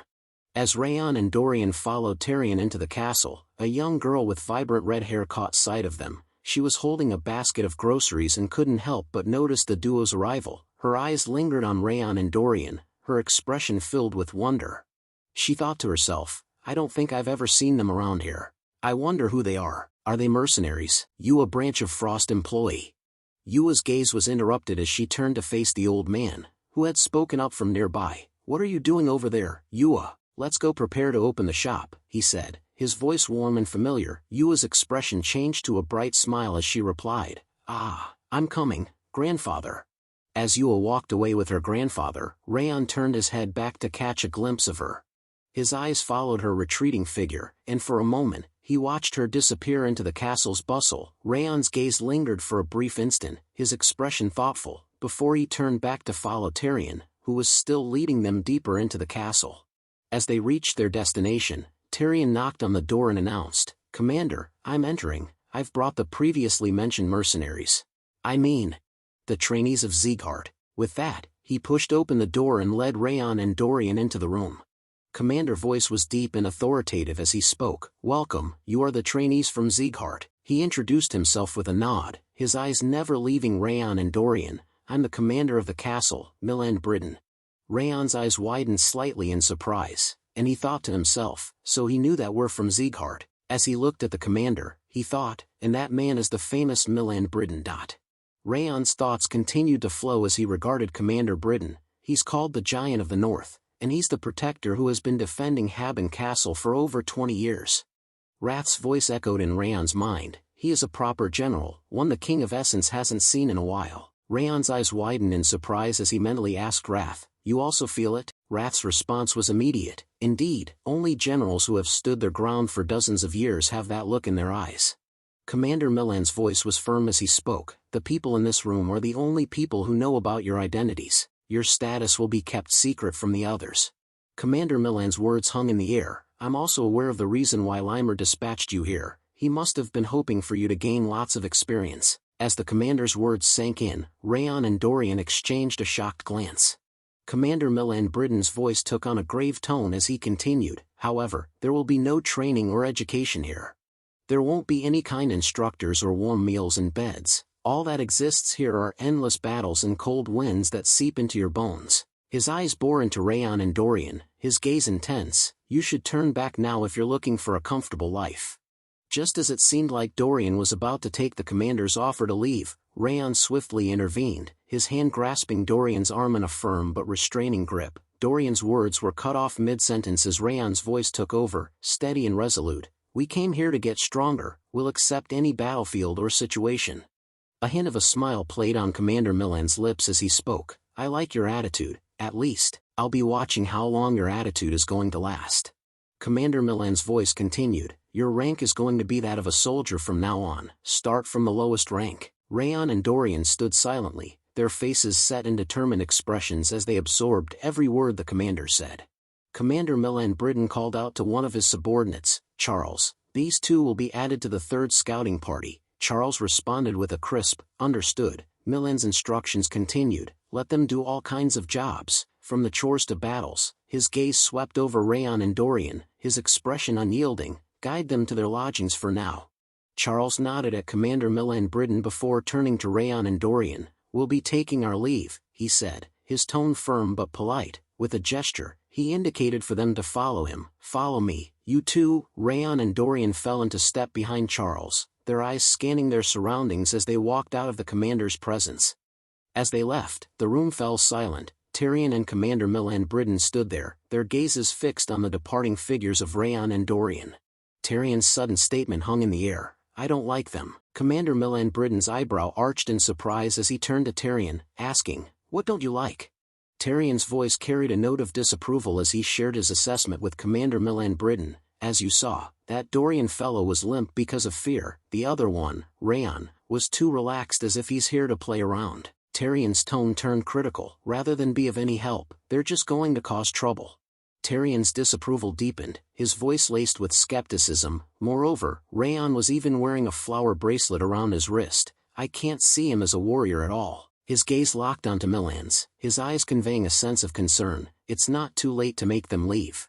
Commander Milan Britain's voice cut through the air, his tone firm but measured. "I understand what you are saying, but you shouldn't judge people by their appearance." Milan's voice carried a hint of conviction. "They passed all of Sieghart's training, which is notorious for its difficulty. Before they came here, they aren't as naive as they look." Commander Milan Britain's expression remained firm, his voice calm and authoritative. "It won't be too late to decide after observing their behavior, so just watch them for now." His words were a clear directive, leaving Tyrion no room for argument. Tyrion's response was laced with a hint of guilt. "Understood." Commander Milan Britain's brow furrowed in puzzlement as he continued, "Rather than that, I don't understand why they asked me to send them information about those two every 2 weeks. Tyrion's eyes lit up with curiosity, and he asked, "Was that in the letter sent by head instructor Lemmer?" Commander Milan Britain's response was straightforward. "No, the letter was sent from Sieghart's Lord's Manor." Tyrion's eyes widened in shock and surprise as he repeated, "The Lord's Manor?" Tyrion's voice was laced with a mix of awe and trepidation as he continued, "That means did the Northern Conqueror personally make that request?" Commander Milan Britain's nod confirmed Tyrion's suspicion. "Yes, Milan's expression turned serious. He asked me to tell him everything about what they did and how they acted. His tone conveyed a sense of unease. This is my first time getting a request like this. Milan's words hung in the air, heavy with implication, as he added, he even asked me to describe it in detail. Milan's expression deepened into a frown, his voice laced with confusion. I don't understand what the Northern Conqueror is thinking. Raon's eyes widened in surprise as he took in the newly decorated room. Dorian, you. He paused, his gaze scanning the space, before focusing on Dorian with a questioning expression. When did you decorate the room so much? Dorian's face lit up with a warm smile as he pointed towards the room. I did it while you went to the restroom, young master. Raon's eyes scanned the room, and his expression turned thoughtful as he recalled the space's previous state. To himself, he thought, I'm pretty sure this was a gloomy room until a moment ago. Raon's hand grasped the golden curtain, and he turned to Dorian with a questioning expression. Where did you even get those from? And what's this golden curtain? Dorian's face lit up with joy as he replied. I prepared them in advance in the bag. Raon's eyes widened in surprise. Don't tell me you bought them in different colors. Dorian's playful smile grew wider as he replied. Of course I did. They're necessities. Red, yellow, green. Just tell me what you prefer. Dorian's enthusiasm continued. Do you need anything else? Raon's eyes widened in shock as he thought to himself, what the hell is that bag? The man's sudden entrance caught Raon and Dorian off guard, and they turned to him in unison, their expressions a mix of surprise and curiosity. The man's question, recruits, have you finished unpacking your luggage? Raiden's introduction was brief and to the point. My name is Raiden, the leader of the 3rd Scouting Party, which you've been assigned to. His gaze swept over Raon and Dorian, his expression serious. It must be hectic since you've only just arrived, but get ready to head out. Raiden's smile seemed to soften the abruptness of his words. We've been ordered to move out. His tone was firm, but the smile added a hint of warmth, as if to reassure them that this was just part of their duties. Despite the smile, the gravity of the situation was clear, and Raon and Dorian likely understood that their mission or task was not one to be delayed. The scene shifted to the opulent surroundings of the Sieghart Palace, where Patriarch Glenn sat in a grand, high-ceilinged hall. With a measured tone and a hint of curiosity, he addressed Limer. So, what brings you here today? His eyes narrowed slightly, betraying a sense of caution. Limer's face lit up with amusement as he spoke. I heard about it, my lord. You ordered the shadow agents to investigate what Raon has been doing, to cherish your grandson so much. How unexpected. His tone was playful, with a hint of teasing, as if he found the situation intriguing or even amusing. Glenn's expression turned incredulous as he placed his hand on his head, his thoughts racing with surprise and annoyance. To himself, he thought, Ren must have told him about it. He's been whispering with that gambling addict behind my back recently. A scowl formed on his face as he pieced together the likely sequence of events. His eyes narrowed. This is why I secretly ordered them to investigate. Limer's voice was filled with amusement as he said, Isn't it interesting? He bloomed and absorbed the Teuton flower that he obtained during the mission against the Snow Tiger bandits, and he even taught a lesson to the Blacker Princess, the one notorious for her haughty attitude. Glenn's expression turned stern, and he asked in a calm, measured tone, Should you really be entertained by your disciple committing theft and causing a dispute with a princess of an allied country? Limer's response was immediate, his voice full of joy. Theft might be an issue, but a dispute? Limer's voice swelled with pride as he continued, It was the princess who picked a fight. He simply returned it fair and square. His tone was vindicated, as if he found great satisfaction in Raon's actions. He leaned in slightly, a glint in his eye. Moreover, even the shadow agents were unable to figure out how he stole the black butterfly, which makes it entertaining to look forward to the next bit of news. Glenn's expression was firm, his voice resolute. I'm sorry, but it's not going to happen. I already ordered the shadow agents to retreat. The Patriarch's words were like a splash of cold water, and Limer's eyes widened in shock and surprise. What? He asked, his voice tinged with incredulity. But why? His eyes locked onto Glenn's, searching for answers, as if trying to read between the lines to understand the sudden change in plans. Limer's eyes sparkled with intrigue as he continued, Are you not curious about what Raon is going to do next? I heard until the part where he obtained a ghastly blade forged by Kuberad. His voice trailed off, leaving the question hanging in the air. Glenn's response was firm, his tone brooking no argument. I only dispatched the shadow agents as a precaution to prevent unfair interference from the house. I've already ordered them to return. Limer's voice took on a teasing tone as he asked, Then you must have asked Haben Castle to send reports. The patriarch's face suddenly drained of color, his complexion turning pale. The silence that followed was telling, and it seemed that Glenn's reaction had inadvertently confirmed Limer's suspicions. Glenn's eyes blazed with anger and frustration as he turned to Ren, his voice low and menacing. "Ren, don't tell me it was you." Ren's face contorted in panic and fear. "It really wasn't me who told him about it this time." His words tumbled out in a rush, as if he was desperate to clear his name and avoid the patriarch's wrath. Limer's voice rang out, filled with amusement and pride. "Ha, you're blaming the wrong person. It was as clear as day that you must have messaged Haben Castle. Why won't you just call him and tell him, 'You are the best, my grandson,' instead of keeping up with that dignified act for no reason?" The room fell silent, with Ren's eyes fixed on the patriarch in worry and fear, as if anticipating a volcanic eruption. Limer's voice continued to flow with enthusiasm. "If you do that, the misunderstanding with the annex building will be resolved, which will make you happy and also improve the relationship with Sylvia, making everyone happy." His eyes seemed to sparkle with anticipation, as if he was envisioning a perfect outcome. The patriarch's voice was laced with anger and frustration. "It looks like my education from last time wasn't enough." Limer's expression suddenly changed, and he seemed to recall a painful memory. His voice trembled slightly as he spoke up. I had an appointment. I need to go. I'm taking my leave now." The words tumbled out quickly, and Limer's eyes darted towards the exit, as if he was desperate to escape the patriarch's wrath. The patriarch's aura erupted into a fiery blaze, his eyes blazing with determination as he clenched his fist. "I'll make sure to engrave the lesson into your body this time." The sound of flesh meeting flesh echoed through the room, followed by Limer's pained scream. The Sieghart household resonated with the echoes of Limer's cries, a stark contrast to the usual calm and collected atmosphere. Meanwhile, Raon's eyes widened in wonder as he looked behind him, his mind processing the faint echo of a scream. "I feel like I heard a scream just now," he thought to himself, his brow furrowed in concern. Sometimes later, Raiden's voice broke the silence as they arrived at their destination. "This is Stalin Mountain." His words were laced with a sense of foreboding. "Since the monsters from the northern sea and the snowy mountain appear together, we call it hell on earth, even at Haben Castle." Raiden's words flowed smoothly. "It has a marvelous view, though, making it a great spectacle." Raon's eyes widened as he took in the breathtaking scenery, and he nodded in agreement. "It's definitely nice." Raiden's expression turned serious. "Then let's start the test before heading out to scout. We need to know roughly how good you are, right?" His eyes narrowed slightly, assessing Raon's capabilities. The tone was professional, with a hint of expectation.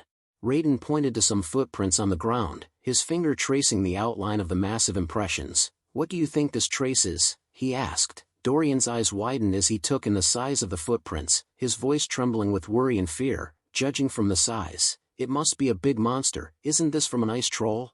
Raon's brow furrowed in thought before he spoke up. "It doesn't seem to be a troll, at least." Dorian's face turned pale, and he looked shocked, his voice barely above a whisper. "It's not." Raon's explanation flowed smoothly. "A troll's footprints are similar to a human's, and they're bigger and deeper than this. Moreover, these footprints belong to an animal that walks on 4 feet. He paused for a moment, his eyes studying the tracks before concluding. "That implies that these footprints were made by a Kerry mountain goat." Raiden's gaze turned to Raon, his expression a mix of surprise and admiration. He thought to himself, did he really get it right immediately? Raiden's eyes lingered on Raon, assessing his abilities and wondering if this newcomer might be more capable than he initially thought. Raiden's eyes narrowed slightly as he asked Raon, "Then can you tell when those footprints were made?" Raon paused for a moment, his mind processing the details of the tracks. After a brief moment of thought, he replied, "Considering the fact that the ground under the footprint isn't that hard, they were likely made less than half a day ago. We should be able to catch it if we head west."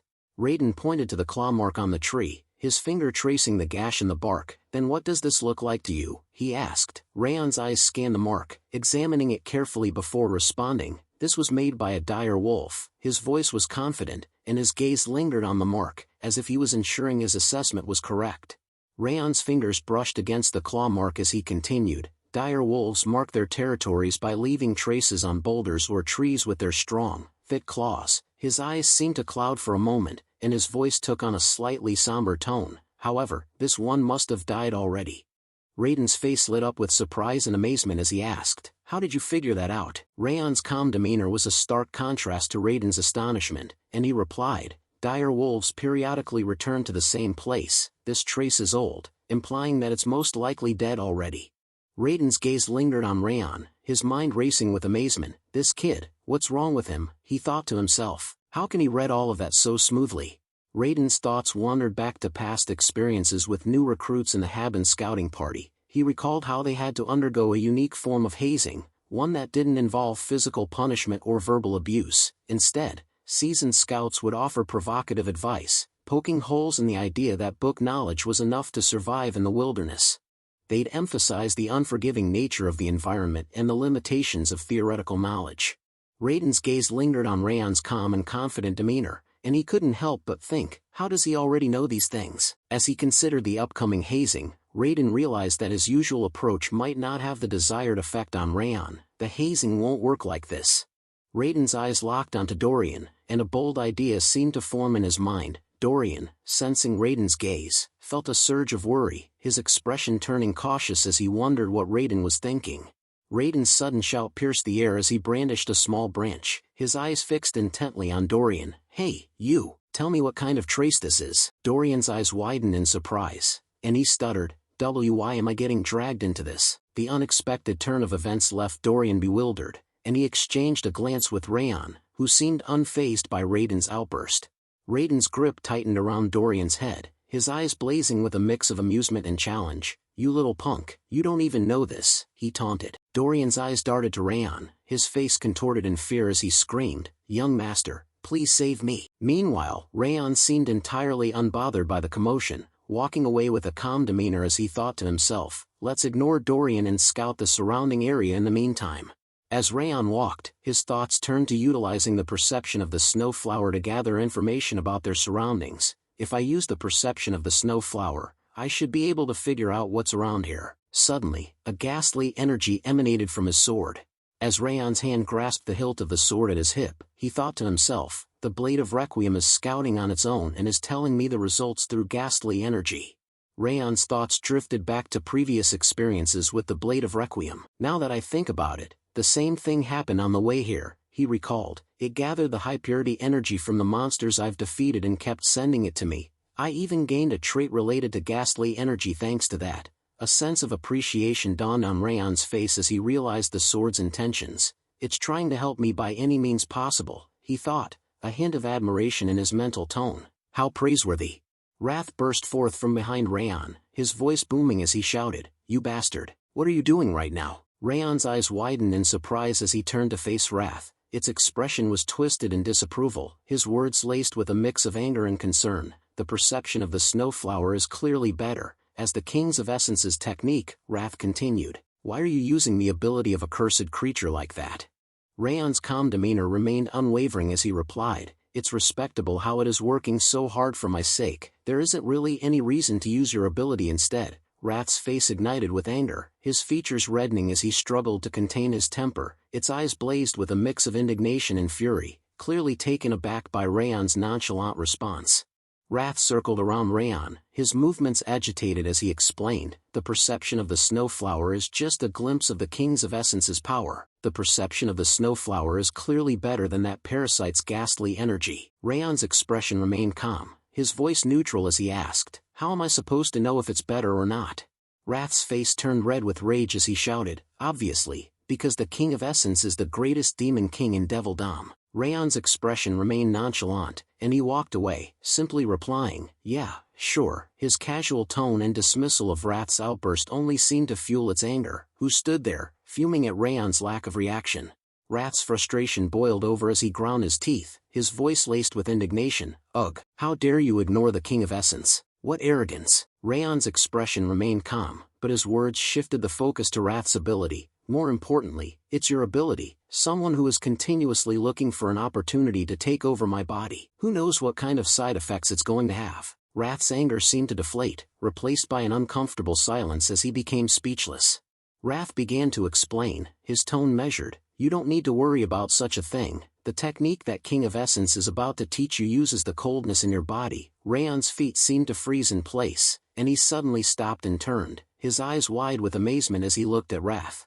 Wrath flew over Raon's head, his movements swift and agitated. As he continued, the King of Essence will personally teach you how to use the coldness which is incomparable better than an evil trick like that.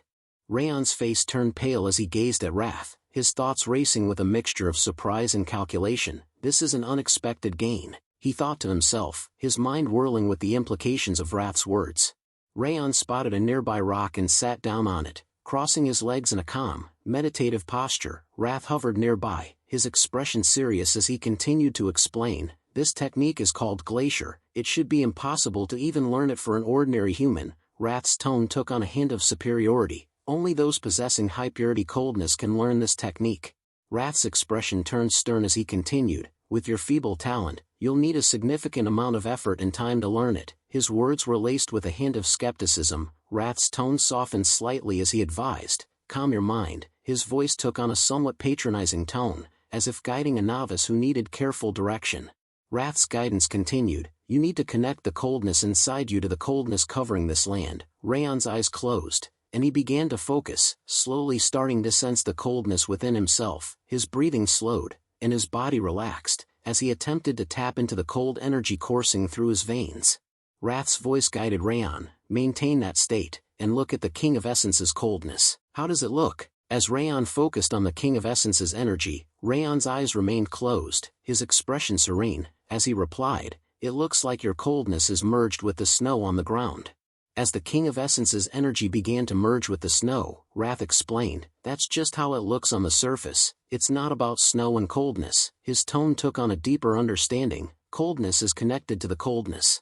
Wrath's guidance continued, the important thing is to harmonize your coldness with the coldness dwelling in this land. Raon's eyes opened, and he gazed at Wrath with a thoughtful expression. To himself, he thought, this is difficult. I've never even thought about connecting coldness to coldness. He seemed to be acknowledging the challenge ahead, thinking to himself, it does indeed look difficult to learn. His expression conveyed a mix of determination and doubt, as he faced the prospect of mastering the glacier technique. The important thing is to imagine them being connected instead of connecting them yourself. Raon closed his eyes once more, sinking into a meditative state as Wrath's words resonated within him. Wrath's voice wove a hypnotic spell. Once you manage to do it, you'll be able to feel even the faraway scenery as if it were right in front of you. All of the coldness on this land will serve as your eyes, ears, and skin. As Raon focused, his senses began to blur, and he started to feel a sense of unity with his surroundings. He began to fall into his surroundings as one, his consciousness merging with the cold energy that permeated the land. As Raon merged with the surrounding coldness, his perception shifted, and he thought to himself, the world is slowing down. Time seemed to stretch and compress, and the world around him took on a dreamlike quality. As Raon opened his eyes, understanding dawned on him. No, I'm the one who is becoming slower. He attempted to move his legs forward, but his body felt heavy, as if rooted to the spot. Raon's thoughts trailed off with a hesitant but. Raon's thoughts continued, my senses are getting sharper to a frightening extent. The world around him seemed to be coming alive, and his senses were expanding, allowing him to perceive details he had never noticed before. As Raon probed his surroundings, his expanded senses revealed a vivid scene. Dorian was being hazed by scout leader Raiden.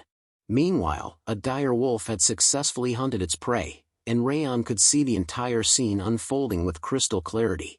Raon's thoughts continued, instead of recognizing their presence, I can even tell what they're doing. He was amazed by the depth of information he was receiving, as if his senses had become omniscient. Raon's mind reeled, this is absurd. Raon's thoughts continued, but the range is too short, and I can't maintain it for long. It must be because this is my first time. Suddenly, an ominous aura began to move behind Raon, making him speechless. As he turned to look at it, Raon's eyes narrowed, and he muttered, this presence. Raon sprinted towards Dorian and Raiden, his urgency palpable. Scout leader Raiden, he shouted, his voice carrying across the landscape. Raiden turned to face Raon, a hint of curiosity in his expression. What's the matter, Raon? He asked, his tone measured and inquiring. Dorian, still being taught a lesson, looked up at Raon with a mix of surprise and hope, his eyes asking silently if Raon had come to intervene. Raon's urgent warning cut through the air. Shark moles are coming this way from underground, right now. Raiden's expression changed from curiosity to alarm as he recalled the fearsome creatures. Shark moles are coming. Raiden began to reassure the group, ocean monsters like shark moles wouldn't approach us here. This is the territory of Stalin Mountains monsters. The characteristic tremor caused by their movement hasn't happened either. But Raon stood firm, his confidence unwavering. It's true, they're definitely heading this way. His conviction was clear, and his words carried a sense of certainty that commanded attention. Raiden's frustration boiled over as he began to say, "What nonsense are you?" But before he could complete his sentence, a massive explosion erupted behind him, sending shockwaves through the air. The ground shook beneath their feet, and Raiden's words were lost in the deafening roar. Raiden and Dorian turned to face the source of the sound, their eyes widening in shock as they took in the sight. What the hell, they thought to themselves, stunned by what they saw. The explosion had seemingly torn open the earth, and shark moles were bursting forth from the ground, their razor-sharp teeth and glowing eyes visible in the chaos. The creatures' twisted, shark-like bodies were perfectly adapted for underground hunting, and they seemed to be pouring out of the ground in a nightmarish tide. Raiden's mind reeled as he thought, shark moles really came all the way here. The sheer impossibility of it all struck him, and for a moment, he was paralyzed by the unexpected turn of events. Raiden's gaze locked onto the shark moles, their sharp teeth and glowing eyes sending a surge of adrenaline through his veins. He gripped his sword tightly, his mind racing with a newfound sense of determination. "I have to focus, it's just me and the newbies here," he thought to himself. "I need to get us out of here so we can alert the squad." Raiden took a step forward, but his legs suddenly slipped on the uneven ground, sending his balance off kilter. His eyes widened in shock as he felt himself losing stability. The shark moles charged towards Raiden with a ferocious roar, their jaws wide open. Raiden raised his sword, bracing for impact, as he thought in desperation, "Damn, why did my foot have to slip in the worst moment?" Fear and adrenaline coursed through his veins as the creatures closed in. In a blur of motion, Raon charged forward, his sword flashing in the light. With a swift and deadly strike, he cut down the shark mole that was about to attack Raiden. The creature's body crashed to the ground, its twisted form lying motionless at Raiden's feet. Raon turned to Raiden, his voice firm and commanding, "I will block the shark moles, so Captain Raiden, you should call the other members over." Raiden's eyes locked onto Raon's, a mix of shock and surprise etched on his face. Raon continued, his voice steady, "I understand you can't trust me yet." He paused, his gaze meeting Raiden's, and for a moment, Raiden's worry and uncertainty were palpable. Raon's voice took on a note of quiet confidence as he continued, "But at least trust my sword." His eyes locked onto Raiden's, a fierce determination burning within them. As he spoke, Raon tightened his grip on his sword, the muscles in his hand and arm tensing with anticipation. Suddenly, Raiden grabbed Dorian and took off in a sprint, shouting back to Raon, "Ku, be careful, Raon, just avoid them and stay alive until help arrives." Raiden's voice was laced with concern and urgency as he pulled Dorian along, his eyes darting back to Raon for a brief moment. Raon's gaze locked onto the shark moles, a confident smile spreading across his face. "Now, let's see." He raised his sword, the blade glinting in the light, as the shark moles charged towards him. With a raised eyebrow, Raon continued, "Shall we get started?" The shark moles closed in, surrounding Raon from every angle, and sprang towards him in unison. For a moment, Raon stood frozen, his eyes locked onto the snarling creatures. Then, with a sudden burst of intensity, he began to radiate an aura from his body, infusing his sword with a fierce energy. The air around him seemed to vibrate with power as he gazed at the shark moles with unwavering confidence, his eyes burning with determination.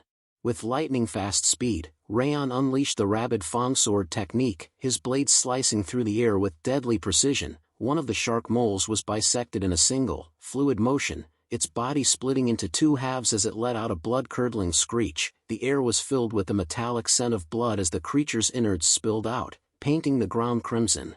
As Raon prepared for the next wave of attackers, a hint of a smile played on his lips. "The Rabid Fang's performance is better than I expected," he thought to himself, his mind momentarily shifting from the battle at hand to an assessment of his sword technique's effectiveness. They're normally opponents I would need to use aura against, but before he could further ponder, a shark mole suddenly sprang from behind, its razor-sharp claws extended in a vicious swipe. As Raon jumped away, he continued to assess the situation. "But right now, I can hold on with just sword techniques." The shark mole's claws slammed into the ground, mere inches from where Raon had stood, sending rocks and snow flying in all directions. The impact created a cloud of debris, and the sound of crunching earth and scraping stone filled the air.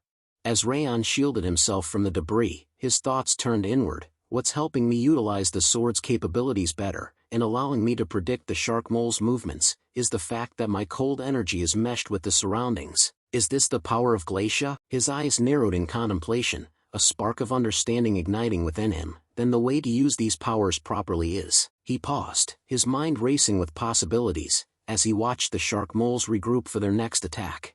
With a newfound sense of clarity, Raon's thoughts concluded, honing my senses through real-life experience. His eyes locked onto the shark moles, now mere feet away, and with a fierce battle cry, he charged forward to meet them. With swift and deadly precision, Raon dispatched the remaining shark moles, his sword slicing through their twisted bodies with ease. As the last shark mole fell to the ground, its lifeless form joining the others in a gruesome tableau, Raon stood tall, his chest heaving slightly with exertion. He gazed down at the carnage, his thoughts reflective. I'm slowly getting used to both the rabid fang sword and Glacia, he mused. A hint of confidence crept into his voice as he continued, I feel like I can take on any opponent of this level now.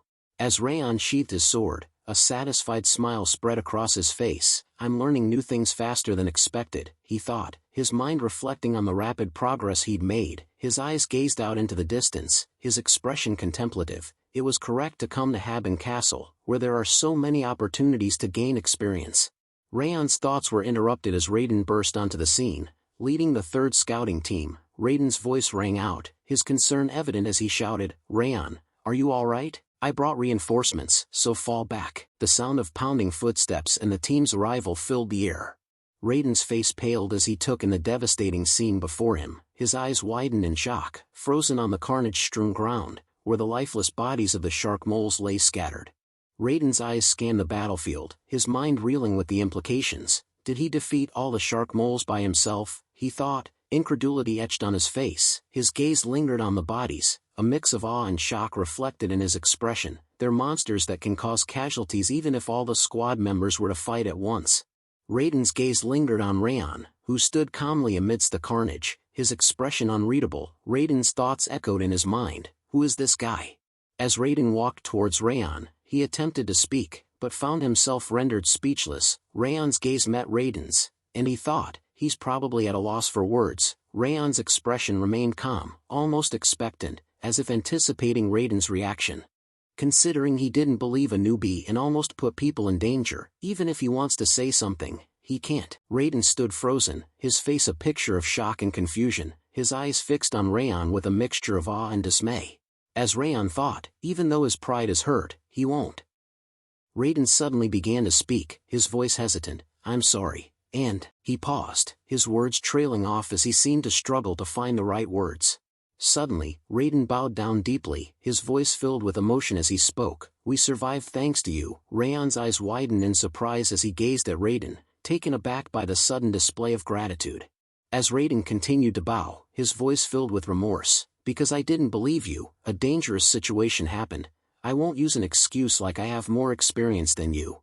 Raiden's voice was filled with genuine gratitude as he said, Thank you, Raon. Raon's eyes widened in surprise, and he thought, I didn't expect him to quickly apologize like that. The sincerity in Raiden's apology and gratitude caught Raon off guard, and for a moment, he seemed taken aback by Raiden's humility. Raon's expression softened as he placed a reassuring hand on Raiden's shoulder, his voice calm and understanding. It's all right, Captain Raiden. I wouldn't have been able to believe someone who just joined for the first time and act. Raiden's eyes widened in surprise, taken aback by Raon's words. Raiden's gaze locked onto Raon's, his voice filled with a newfound understanding as he spoke. Now I finally get who you are. Raon's expression shifted to one of concern, and he asked, Pardon, what are you? His words trailed off as he paused, his thoughts racing with worry. Did he find out that I'm Sieghart? Raiden's face lit up with joy as he grasped Raon's hand, exclaiming, You're an angel from heaven who has come to save us. Raon's eyes widened in surprise, and he looked taken aback by Raiden's words. His worry and concern about being discovered seemed to dissipate, replaced by confusion and embarrassment. Raon's response was hesitant. Sorry, no. Raiden's enthusiasm was contagious as he raised his hand in the air, declaring, To commemorate our newbie's first mission, tell everyone to return and gather at the tavern. It's all on me. The group erupted in surprise, with one member exclaiming, Our cheapskate captain is doing what? Another group member chuckled, responding, We have no reason to reject free alcohol, let's go. Sometime later, inside the Branch of Frost Tavern, laughter echoes through the room as one of the group members bursts out, You're too much. Raiden's eyes widened in excitement as he exclaimed, "No, I'm telling the truth." He slashed them all and then turned around to tell me to trust his sword. The group member teasingly raised an eyebrow, chuckling, "Hey, if he was that strong, why would he enter a place like this as a newbie?" The group member chuckled, "And if you just look at him, he doesn't even look 17. How does that make sense?" Raiden's face reddened as he snapped, "Are you doubting my words and our newbie, you bastard?" Meanwhile, Raon and Dorian sat back, calmly enjoying their meals. Wrath's eyes lit up as he enthusiastically praised the dish. The combination of the cheese's greasiness and the pineapple's acidity is truly the peak of taste. Raon's gaze fell upon the food, his expression turning skeptical. He thought to himself, "Is there a reason we need to eat it this way? Something's off."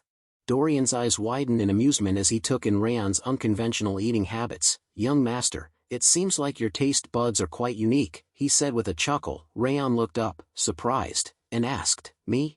Dorian continued, "I ate that pizza earlier and I couldn't stand it." Before he could finish, Wrath's face turned red with indignation, and he shouted, "What? You pig who doesn't know anything about taste, how dare you?" Raon, on the other hand, heard Wrath's comment but didn't bat an eyelid, continuing to eat his meal with an air of calm detachment. The tavern's atmosphere shifted as Yua, one of the waiters, burst in with a lively grin. "Wow, the rumors were true. Big Sisters said the new guy in the reconnaissance squad has a face that outshines his sword skills." Yua's gaze locked onto Raon, her eyes sparkling with excitement and curiosity. Yua's face lit up as she suddenly remembered, "Ah, I haven't introduced myself. I'm Yua." Yua held up a book, its pages fluttering as she spoke. "We have other items on the menu. Would you like to see them?" Her eyes sparkled with a friendly smile as she presented the menu to the group. As Raon took the book from Yua, he nodded and said, "Sure, thanks." Wrath's eyes widened as he flipped through the menu, his expression transforming from skepticism to amazement. "Whoa, considering it's in such a remote place, the menu is so diverse." As they flipped through, Wrath's eyes landed on a specific item, and he exclaimed, "Wait, this king wants to eat that mint chocolate chip ice cream." His voice was filled with excitement and anticipation. Meanwhile, Raon's gaze fell upon the same item, and he thought to himself, "I don't really want to eat that." Yua's eyes sparkled as she noticed Raon's intense gaze on the menu. "Ah, are you perhaps interested in the mint chocolate ice cream? Our restaurant has a better version than most." Raon's eyes widened slightly in panic as he began to speak. "No, I just..." But before he could finish, Yua chimed in, "The mint that grows near Haben Castle has a more fresh taste than others." Wrath's face reddened with anger as he barked at Raon, "You thankless bastard, this king even taught you a secret technique. Is this how you repay kindness?" Raon's expression turned worried as he tried to placate Wrath, speaking in a calming tone. "I get it, so calm down." Meanwhile, Raon's inner monologue wandered. "Why does a tavern have mint chocolate chip ice cream?" Raon raised his hand and began to order. "I'll have one mint chocolate then." Just as he was about to continue, one of the scouting members suddenly called out, "Hey, newbie!" The shout cut through the tavern's atmosphere, drawing attention to Raon.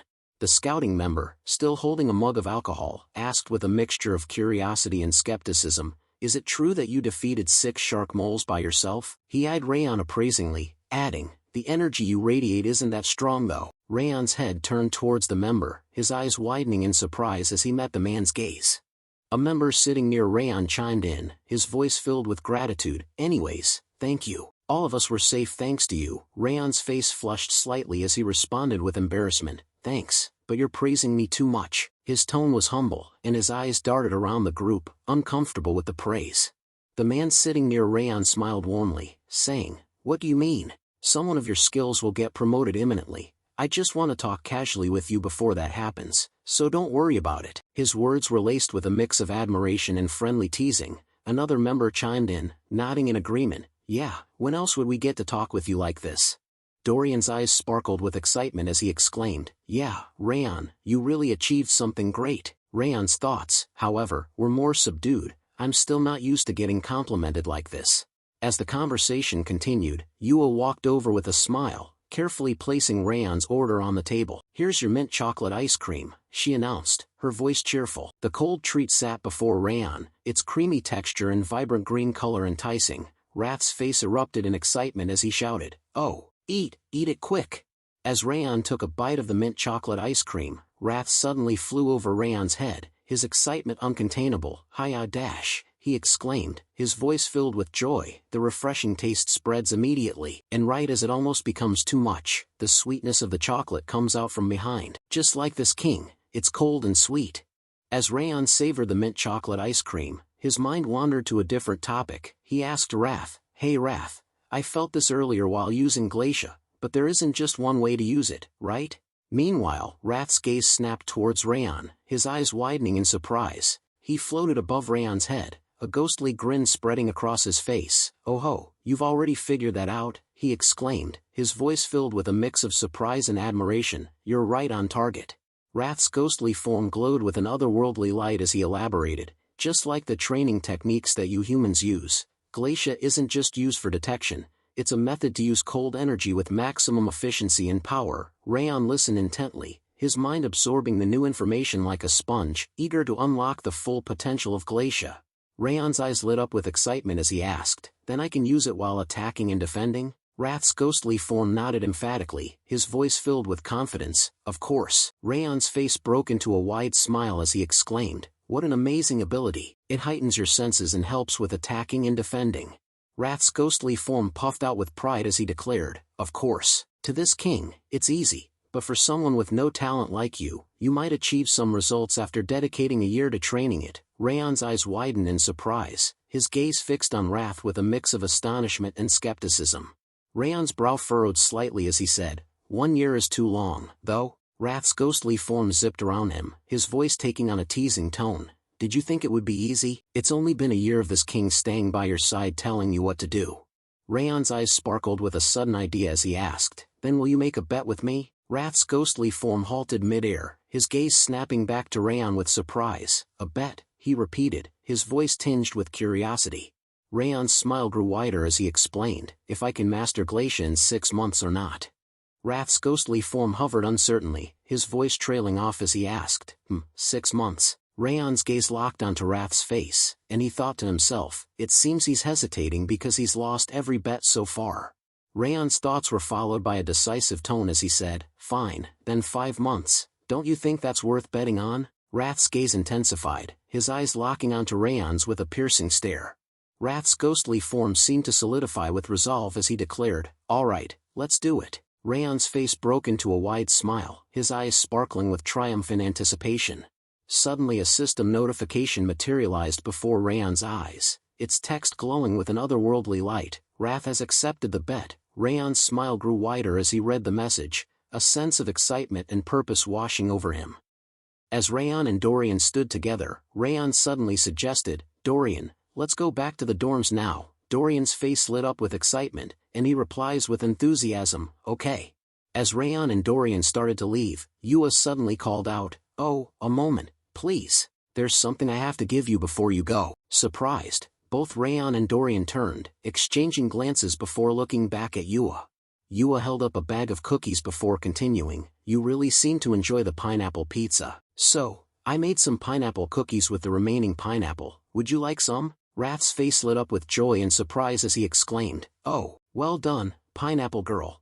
As Raon accepted the cookies from Yua, he said with gratitude, "Thanks, Yua." Yua's face broke into a warm smile as she replied, "I hope you like it."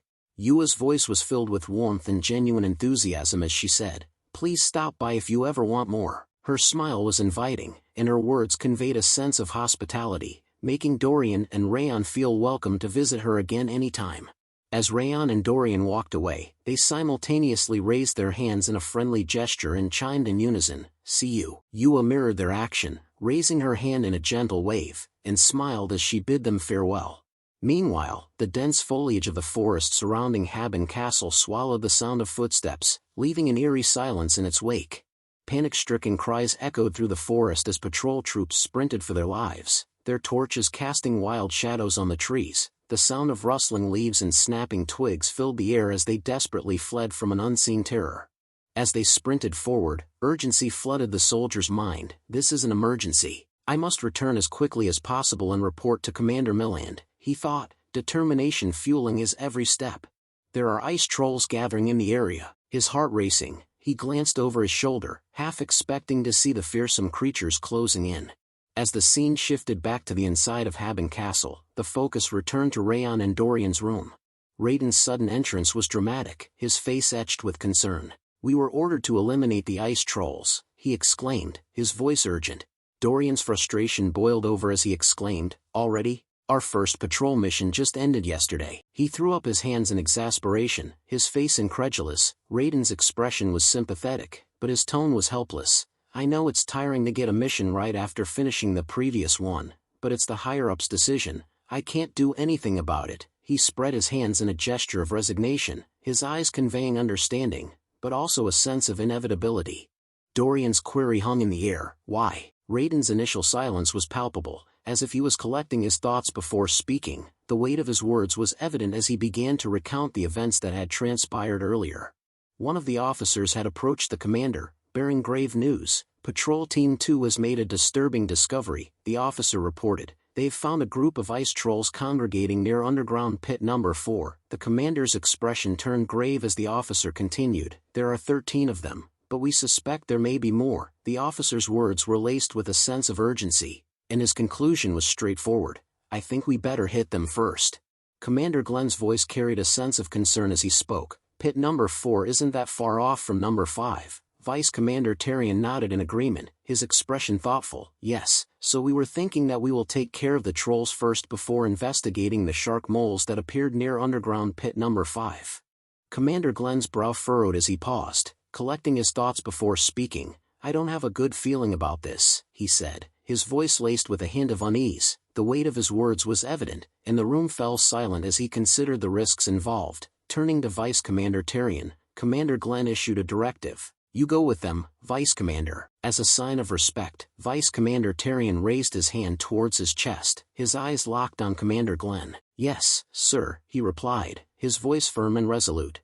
Commander Glenn's finger traced a path on the map, his eyes locked on the terrain as he issued his orders. "Take the commanding team and the Wolves mercenaries, kill the trolls and investigate the regions around the Northern Sea before coming back." His voice was firm, the mission parameters clear. Just as he was about to assign a team for patrol duties, Vice Commander Tarion interjected. "I'll take Patrol Team 3. Commander Glenn's surprise was evident in his raised eyebrow. "Why?" he asked, curiosity getting the better of him. Vice Commander Tarion's explanation was straightforward. "We received reports that Raon took care of all the shark moles on his own in his first mission."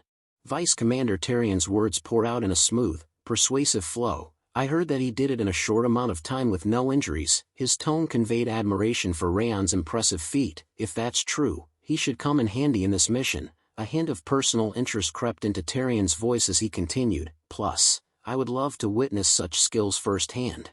Raiden's thoughts swirled as he processed the conversation, his mind racing with the implications. "All right," he thought to himself. "He said that he is willing to fight on any kind of battlefield, so take him." The words echoed in his mind, and he felt a sense of trepidation wash over him.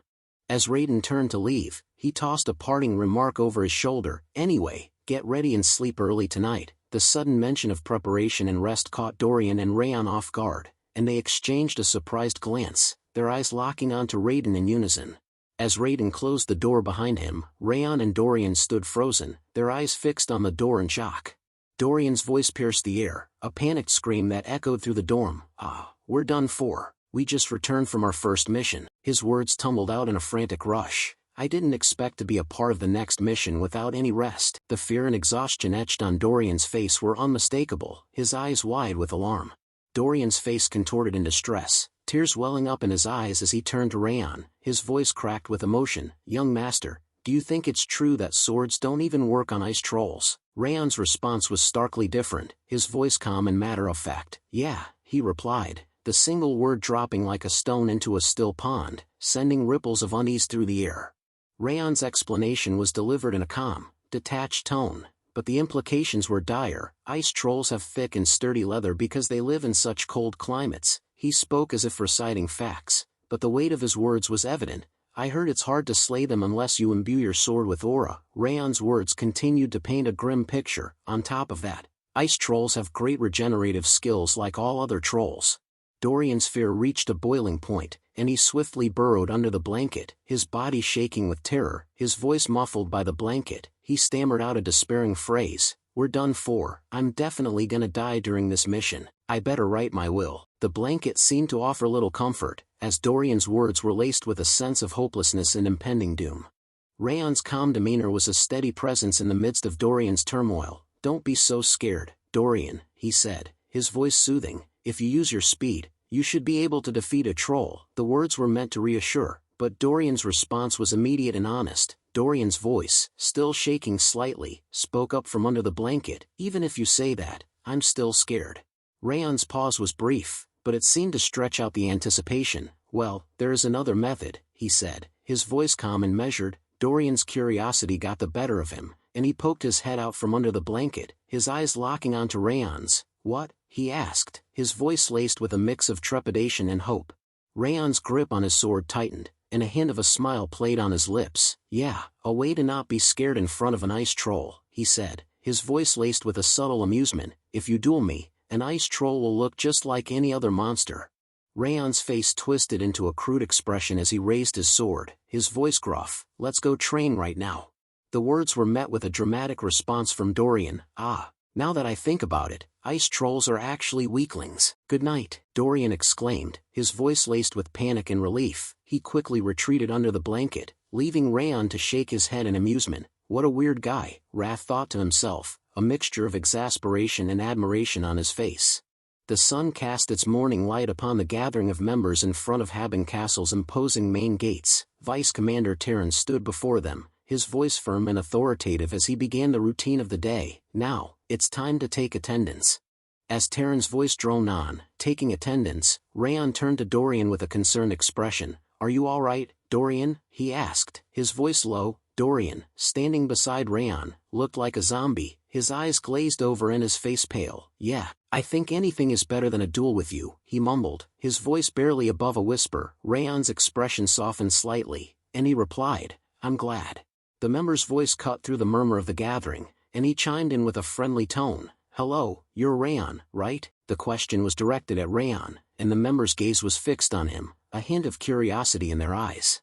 Beto's stride was confident as he walked towards Raon and Dorian, a warm smile on his face. "I'm Beto, the captain of the Wolves Mercenaries," he said, extending a hand in greeting. "It's nice to meet you." His eyes sparkled with a mix of admiration and challenge as he added, "My mercenaries always say that they would love to duel you." Beto's words flowed smoothly as he continued. "I didn't know you were a part of the patrol team." His hand remained extended, awaiting Raon's handshake. Raon took Beto's hand, his grip firm as he replied, "It's nice to meet you as well." The handshake was brief, and as they parted ways, Beto smiled and said, "I'm looking forward to working with you today." His tone conveyed a sense of camaraderie and shared purpose. Raon nodded slightly, his expression mirroring Beto's friendly demeanor. "Likewise," he replied, his voice courteous and professional. Beto raised his hand and waved in a friendly gesture, his smile still in place. "Now, allow me to excuse myself," he said. "I have to check on my mercenaries. I only wanted to introduce myself." With that, he nodded at Raon and Dorian, then turned to leave, his movements relaxed and confident. As Beto walked away, Wrath's voice emerged, low and menacing. "I don't like him, take his eyes out." The words were chilling, and Raon's head snapped towards Wrath in surprise. "What?" Raon asked, his voice incredulous. Wrath's gaze remained fixed on Beto's retreating figure. "You shouldn't trust people who have the eyes of a snake," he said, his tone dripping with malice. Wrath's expression remained dark as he spoke. "In my experience, people that looked like him were usually backstabbers, like 8 times out of 10. His voice was laced with a hint of conviction, born from past encounters. Raon's eyebrow arched in surprise as he asked, "So you're 20% unsure?" Raon's gaze lingered on the direction where the man had gone, his thoughts turning inward. "But I'll keep that in mind," he thought to himself. "I do feel a bit off when I look into his eyes. I better keep an eye on him while we're here." A voice interrupts his thoughts, saying, "Mister." Raon's eyes snap open, and he turns to face the speaker, his expression neutral. Yua's face lit up with a bright smile as she carried the food that the soldiers had ordered. "Sorry I'm a bit late," she exclaimed, her voice filled with a cheerful tone. "I prepared all the food you ordered." She proudly presented the dishes, her eyes sparkling with joy. As she approached, one of the soldiers' faces lit up with a warm smile. "Oh, Yua," he exclaimed, his voice filled with delight. "How are you getting cuter every time we see you?" he asked, his voice filled with amusement. "You're getting better at cooking, too." Yua's face grew even redder as the soldier playfully ruffled her hair. Another soldier chimed in, Patting Yua's head gently, "You're the pride of Haben Castle," he exclaimed, his voice filled with warmth. As Raon watched the scene unfold, he couldn't help but think to himself, Yua, was it? She's loved by the soldiers. He observed the way the soldiers interacted with Yua, their faces filled with warmth and affection. I'm guessing she's like a mascot of Haben Castle, he thought, a hint of a smile on his face.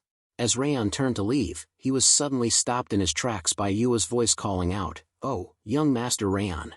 Yua held out a pouch, a warm smile on her face as she said, "This is beef jerky that my grandfather and I made. It's really good, so please take it." Raon's eyes widened in surprise as he took in the offering, and he asked, "Why are you giving me this?" Yua's face lit up with excitement as she explained, "Because it's your first expedition. Please buy from us next time." Raon's expression softened, and he replied, "Thanks, I'm sure it's good," as he gently patted Yua's head. Yua's eyes sparkled with hope, and she said, "If you appreciate it, then please buy from us later." The sudden interruption by Vice Commander Tyrion's stern voice cut through the light-hearted moment between Raon and Yua. "Get in line if you're all ready. We're gonna brief you for a bit before we leave." The atmosphere shifted from casual to formal, and Raon's expression turned serious as he fell into line, his eyes fixed on Vice Commander Tyrion. Tyrion's voice was firm and clear as he outlined the mission objectives. "We have 2 objectives," he began. "One is to take down the ice trolls, and the other is to patrol the areas between Mount Sterling and the Northern Sea." He paused for emphasis, his gaze sweeping across the soldiers. "Our goal is to make sure no one is hurt." Wrath's expression remained stoic, his eyes fixed intently on Vice Commander Tyrion as he listened to the mission briefing. Raon's question broke the silence, and Wrath's gaze shifted to Raon. "What? You're looking really serious right now," Raon said, his tone light-hearted.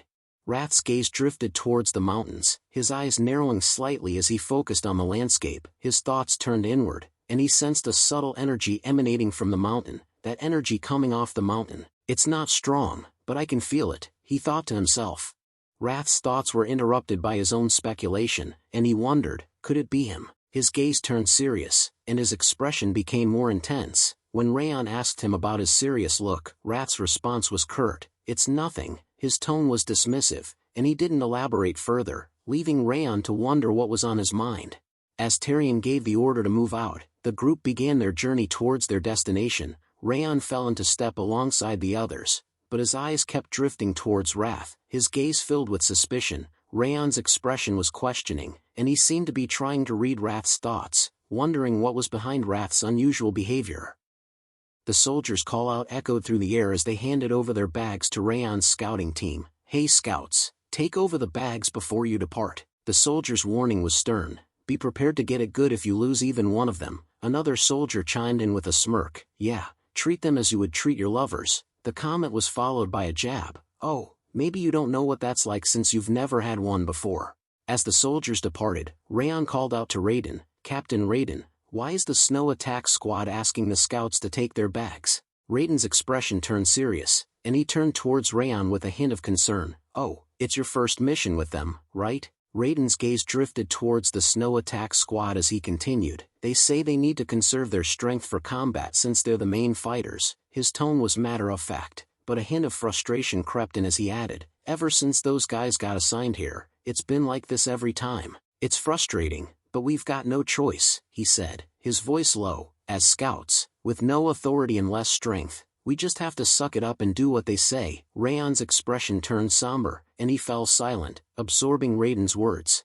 Raiden's words painted a picture of their past experiences. "Still, this is better than last time. Last time, even after the battle ended, they made us carry all the gear back. They even dumped the entire post-mission cleanup on us." His tone was tinged with bitterness. Meanwhile, a stark contrast unfolded on the other side, where Dorian's scouts surrounded him, lavishing praise. One scout exclaimed, "Oh, how did it all fit into that bag?" Dorian's face lit up with joy as he declared, "Leave all your gear with me."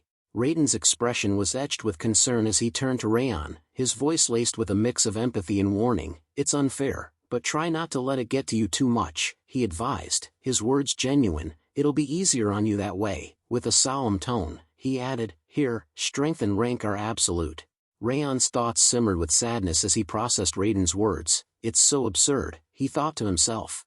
As he reflected on the scouts' duties, his internal monologue continued. "While they prepare for combat, we're the ones risking our necks scouting ahead. his mind seethed with injustice. To scout means we're the first to encounter traps or enemies, and yet we're the ones being mistreated. Raon's question hung in the air, laced with a hint of disappointment.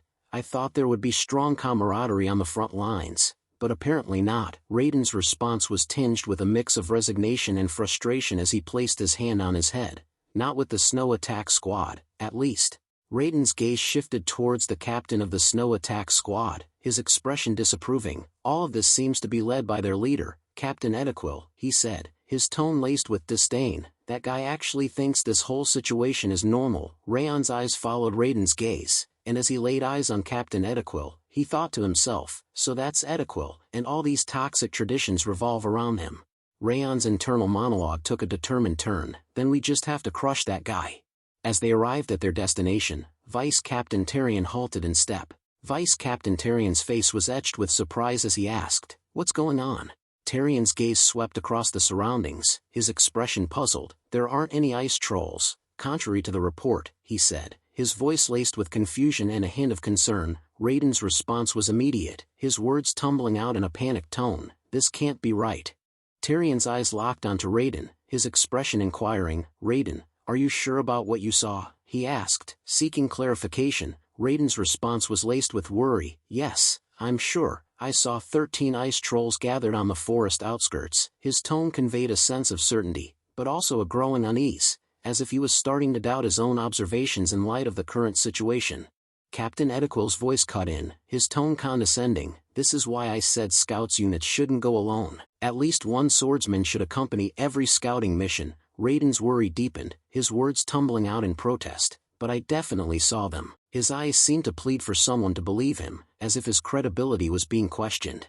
Tyrion's voice cut through the tension, decisive and commanding. "Let's talk later, everyone. Spread out and search for troll tracks. Expand your senses to the limit and scour the area." The group's response was immediate and unified, their voices ringing out in unison. "Yes, sir."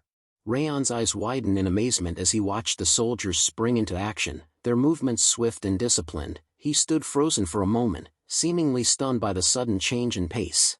Raon's internal monologue continued, his thoughts racing with concern. "It's been hours, but we haven't found a single trace. These people have lived here a long time and are skilled. Even if ice trolls leave fewer tracks than usual, they shouldn't leave absolutely nothing." His mind began to wander to alternative explanations. Could there be someone else behind this again? A sense of unease crept in. This won't do, at this rate. Raon's eyes met Tyrion's as he spoke up. "Deputy Commander, may I try looking?" Tyrion's response was tinged with surprise. "You?" Raon nodded, his expression determined. "Yes, I just want to confirm something briefly." Ediquil's voice cut in, dismissive and condescending. "Hey, don't stick your nose into this. Just go help set up camp or something. The sun's almost down already. Do you want to embarrass yourself like those guys?" His tone was mocking, clearly implying that Raon wasn't capable of contributing to the search. But before Ediquil could further undermine Raon, Tyrion intervened, his voice firm but measured. "That's enough, Ediquil, let him try, just this once." As Raon began to track down the tracks of trolls, Ediquil's voice dripped with disdain as he spoke to Tyrion. "Deputy Commander, are you seriously trusting that clueless brat? He's just wasting everyone's time." Ediquil's tone conveyed a mix of frustration and incredulity, as if he couldn't believe Tyrion would give Raon a chance. Raon's eyes fluttered closed, and he took a deep breath. Focusing on activating the glacier technique, as he did, his senses seemed to expand, allowing him to connect with the surrounding environment on a deeper level. Ediquil's voice carried over from a distance, laced with disdain and impatience. "What are you staring at? If you can't do it, don't waste our time, get up and go." His words were clearly meant to undermine Raon's efforts and belittle him in front of the others. Raon's eyes snapped open, and he exclaimed, "I found them." Ediquil's expression shifted from skepticism to surprise, and he took a step forward, his voice incredulous. "What?" The sudden change in Raon's demeanor had caught Ediquil off guard, and for a moment, his dismissive attitude faltered, replaced by a glimmer of curiosity and perhaps even a hint of surprise. Still in a crouched position, Raon's words dropped like a bombshell. "They're near the frozen valley northeast of Mount Sterling." The soldiers' faces reflected their shock, their eyes widening in unison as they exchanged disbelieving glances. Ediquil's face reddened with frustration and anger as he shouted at Raon, "You brat, do you think this mission is some kind of joke? Are you telling me you pinpointed their exact location?" His voice echoed through the area, the words laced with venom and incredulity. Raon nodded in agreement, his voice steady. Yes, I'm sure. Is there a problem? Ediquil's face twisted in anger, his teeth gritted. As he began to shout, do you think it's funny to mess around in this kind of situation? Can you take responsibility for your words? Raon's calm demeanor was unwavering. I'm not foolish enough to joke around under these circumstances. Just as Ediquil's anger seemed to be escalating, Tyrion intervened, his voice a calming presence. Ediquil, calm down, you're getting too emotional. Tyrion turned towards Raon, his expression curious. How exactly did you find the trolls? Raon explained. I used a method I learned from someone who moves through forests and mountains like it's his own backyard by expanding my energy detection. Ediquil's voice trembled with incredulity. Energy detection? Do you realize how far it is to the frozen valley? You can't possibly confirm that with just that. His tone was laced with skepticism, as if Raon's claim was absurd. Ediquil turned to Tyrion, seeking validation for his doubts. Tyrion, did you hear that? Do you really believe what he said? Tyrion's gaze lingered on Raon, his thoughts a mixture of skepticism and fascination. He thought to himself, he's right, given the distance, relying on energy detection alone isn't convincing, especially for a rookie who's barely seen a year of field duty. Yet, as he looked into Raon's eyes, something about their piercing intensity stayed his doubts. Tyrion's pause was momentary, but it spoke volumes. Those red eyes seemed to hold a depth, a conviction that was hard to ignore. Tyrion's inner thoughts continued. Besides, there's only one person in Sieghart who's known for moving through the forests and mountains like home. A name flashed in his mind, brilliant sword Limer Diaz. If he learned from that man, then perhaps he is trustworthy. Beto's voice chimed in from behind Raon. Now that I've heard more, I'm interested too. Raon slowly turned to look at the newcomer, his gaze meeting Beto's with a calm, inquiring expression. Beto, the mercenary captain, flashed a smile as he asked Raon, how long will it take to get there? Raon paused for a moment, calculating the distance and terrain, before responding, 30 minutes to reach the target, and maybe 10 more to find an advantageous position. Beto's thoughts were a mixture of surprise and admiration, so he's already figured out where to ambush them. He turned to Tyrion, his voice filled with a sense of urgency and excitement. Deputy Commander, we have 2 hours until sundown. It seems we have enough time. How about we go check it out? Ediquil's eyes widened in shock as he stared at Beto, his expression a mix of incredulity and alarm. Ediquil's frustration boiled over as he shouted, Beto, not you too. Did that rookie bribe all of you or something? His words hung in the air, laced with desperation and anger. Beto and Tyrion turned to face Ediquil, their expressions a mix of surprise and amusement. Without minding Ediquil, Tyrion's voice cut through the tension. Prepare to move. We're climbing Mount Sterling. Ediquil's eyes widened in shock as he spluttered, Deputy Commander. His words trailed off, unable to form a coherent protest in the face of Tyrion's decisive order. Tyrion's voice was firm and resolute. If night falls, monsters might attack. It'll be even more dangerous. If what Raon said is true, this is our chance to prevent that danger in advance. Ediquil's face twisted in anger, his teeth gritted in frustration, as he struggled to contain his discontent. Slowly, Raon walked towards Ediquil, his voice calm and measured as he spoke from behind, still not convinced. Ediquil turned to face Raon, his expression a mixture of anger and skepticism. Face to face with Ediquil, Raon spoke with a serious tone. Then how about this? Let's make a bet, so we can accept the outcome without takebacks. Ediquil's eyes widened in surprise as he asked, a bet? What kind of bet? His tone was cautious, but a spark of curiosity had been lit, and he seemed intrigued by the prospect of a wager. Raon's eyes gleamed with a hint of challenge as he explained, if I find the trolls, then from now on, the snow attack squad will speak respectfully to the scouts team. Also, you'll carry not just the gear you dump on us, but also our gear and help with our chores. Ediquil's face twisted in consideration, his eyes narrowing as he asked with a skeptical tone, and if you're wrong? Raon slowly raised his hand to his chest, a confident smile spreading across his face as he replied, then I'll do whatever you want. His words were laced with a sense of assurance, as if he was utterly certain of his own abilities. Ediquil turned away, walking off with a swagger in his step, his voice dripping with arrogance as he spoke over his shoulder. Fine, I accept your bet. You'd better be ready for your loss. You won't be running your mouth again after this. The words were laced with a mixture of confidence and menace. Suddenly, Tyrion turned towards the group, his voice firm and commanding as he ordered, all right then, let's move out to the frozen valley. The group sprang into action, their movements swift and precise. As they move, unaware of the unseen observer watching their every move, a figure, clad in black, stood motionless in the distance, his eyes fixed intently on the group as they walked towards their destination. The black hooded figure's voice was edged with frustration as he muttered under his breath, "Why are they climbing up?" Though barely audible, the tone carried an unmistakable mix of annoyance and concern. The black hooded figure's frustration deepened as he continued to mutter to himself, "This wasn't part of the plan." His eyes narrowed, and he crouched down, his movements fluid and deliberate. From his new vantage point, he watched the group's every move, his gaze darting between them as they climbed upwards. His voice was low and venomous as he growled to himself, "Those bastards are deliberately circling around to where it's easy to ambush the ice trolls. They clearly know exactly where the trolls are." His glare darkened, suspicion tightening in his chest as he watched their movements unfold. He thought, "But I erased all the troll tracks. How did they know the trolls were hidden in the valley?" He gritted his teeth. In a blizzard like this, even a scout who's lived here their whole life wouldn't be able to find them. At this rate, they'll run into the ice trolls sooner than expected. That would be a problem. I need to delay them longer so my plan can be completed. But it's too late to move the trolls now. What do I do? After placing his hand on his chin, he thought for a moment. With a smirk, he spoke, "Wait." A sly grin spread across his face as he recalled his control over the ice trolls, a plan beginning to form in his mind. Yes, this could work perfectly, he thought, his eyes gleaming with malevolent intent. Ediquil's eyes widened in shock as he gazed out at the scene before them, his voice laced with incredulity. How did this happen? He trailed off, stunned. Tyrion's expression mirrored his, both men taken aback by what they saw. As they took in the ice troll group gathered around them, Ediquil's tone shifted from surprise to astonishment. "There were actually trolls here," he exclaimed, his words barely above a whisper. Ediquil's jaw clenched as he gritted his teeth, his mind racing with incredulity. "No way," he thought to himself, "how did he find these trolls from that distance?"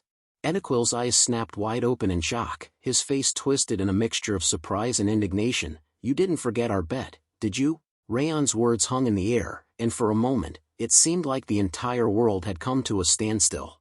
Raon slowly walked towards Ediquil from behind, his voice dripping with confidence as he spoke. "After this battle, the snow attack squad will handle all the chores." Ediquil silently turned towards Raon, his eyes narrowing slightly as he processed the words. Raon's gaze locked onto Ediquil's, his expression unwavering as he continued, "You're the captain of the squad.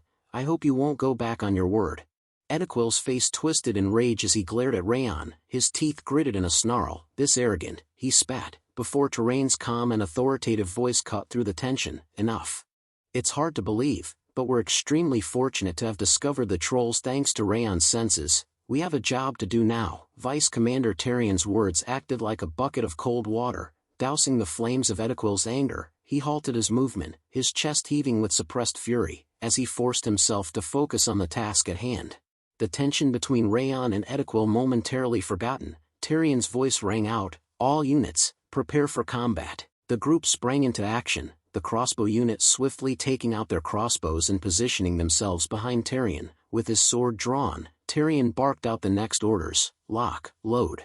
Tyrion's voice thundered through the forest, "Fire at will." As he shouted, he slashed his sword downward, signaling the start of the attack. The crossbow unit responded with precision, unleashing a hail of bolts that shot towards the ice trolls with deadly accuracy. One arrow shot out, flying straight and true, piercing the troll's massive body with a sickening thud. The troll's painful scream echoed through the forest, a chilling sound that sent shivers down the spines of even the most seasoned warriors. As the arrows found their mark, Tyrion bellowed out the next order. "Their movements have been hampered. Don't give them a moment to recover." With a fierce battle cry, he charged down the slope, his sword at the ready. The group followed close behind, their swords drawn and gleaming in the fading light. "Trolls will regenerate if you leave them be. Aim for their necks and hearts." Beto sprang into action, climbing up a troll's body with agility and precision, and striking down with his sword, slicing through the troll's neck with a deadly blow. Ediquil fought fiercely alongside, his sword flashing in the dim light as he struck down troll after troll with fearless abandon. The sound of clashing steel and the troll's pained roars filled the air. Tyrion's voice rang out once more, "Don't leave any survivors. Left side, maintain formation." Raon watched the intense battle unfold, his eyes scanning the movements of the warriors. He thought to himself, seeing how they move as one, they're definitely veterans. They're using formations effectively to suppress the ice trolls. Raon's gaze lingered on Tyrion, impressed by the commander's tactical prowess. Raon's gaze shifted to Beto, and he thought to himself, Beto, that person is quite different when he fights. Just a moment ago he was quite calm, but now there's a different light in his eyes. Raon's expression turned contemplative as he paused for a moment, his mind working to connect the dots. He wondered, was the ominous feeling I had before the sort of thing, because that tendency was leaking out? Dorian's sudden call pierced through the air. Raon. Why are you standing still? Raon was jolted out of his thoughts, his gaze snapping towards Dorian in surprise. Dorian's eyes widened in surprise as he asked, normally, you wouldn't have been able to stop yourself and have jumped in already. You're too calm today. Raon replied calmly, our mission is to protect the scouts. We should stand by at our current location, and, he paused for a moment. Before continuing, I have a separate opponent. Dorian's expression transformed from curiosity to shock and surprise, his eyes locking onto Raon's with concern. What? He asked worriedly, his voice barely above a whisper, as if sensing that something intense was brewing. Raiden's voice rang out, Scouts, don't approach. Just provide support from the rear. The scouts swiftly responded, falling back to a safe distance. Raiden continued to issue orders, those with swords, block the trolls from the front, and those with crossbow, scatter the trolls' attention. The scouts moved with practiced precision. Raiden's face lit up with a triumphant smile as he thought to himself, the battle is going a lot better than normal. We were able to overwhelm them from the start by ambushing them. The trolls still haven't recovered their momentum and are confused. His eyes gleamed with satisfaction as he surveyed the battlefield, where the scouts and soldiers were fighting fiercely against the ice trolls. Raiden's thoughts wandered to Raon's contribution, and he thought to himself, this is all thanks to that newbie Raon. Once we get back, I should buy a... But before he could finish his thought, he became speechless, his mind snagging on a sudden, unsettling feeling. A shiver ran down his spine as he sensed something ominous brewing. His head jerked around, eyes scanning the battlefield, searching for the source of the unease. His eyes widened in alarm as he spotted two towering ice trolls emerging from the trees, their massive bodies radiating an aura of fury. An ice troll warrior and shaman, he thought, his mind racing with concern. The trolls' eyes blazed with rage as they beheld the group, their faces twisted in snarls. The warrior troll unleashed a deafening roar, charging down the cliffside with incredible speed and agility. It launched itself into a powerful jump, hurtling towards Raiden with its massive stone axe raised high. Raiden's eyes widened in surprise as he thought, how did they?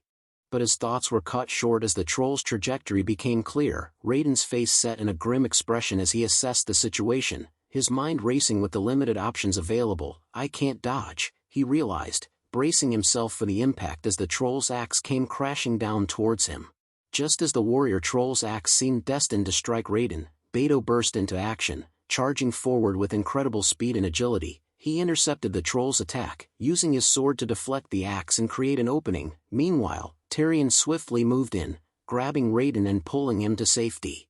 Focus, Raiden, Tyrion ordered, his voice firm and urgent. If you don't, you'll die. Raiden's gaze snapped back to the battle, his eyes locking onto Tyrion's intense expression, and he replied, right, understood.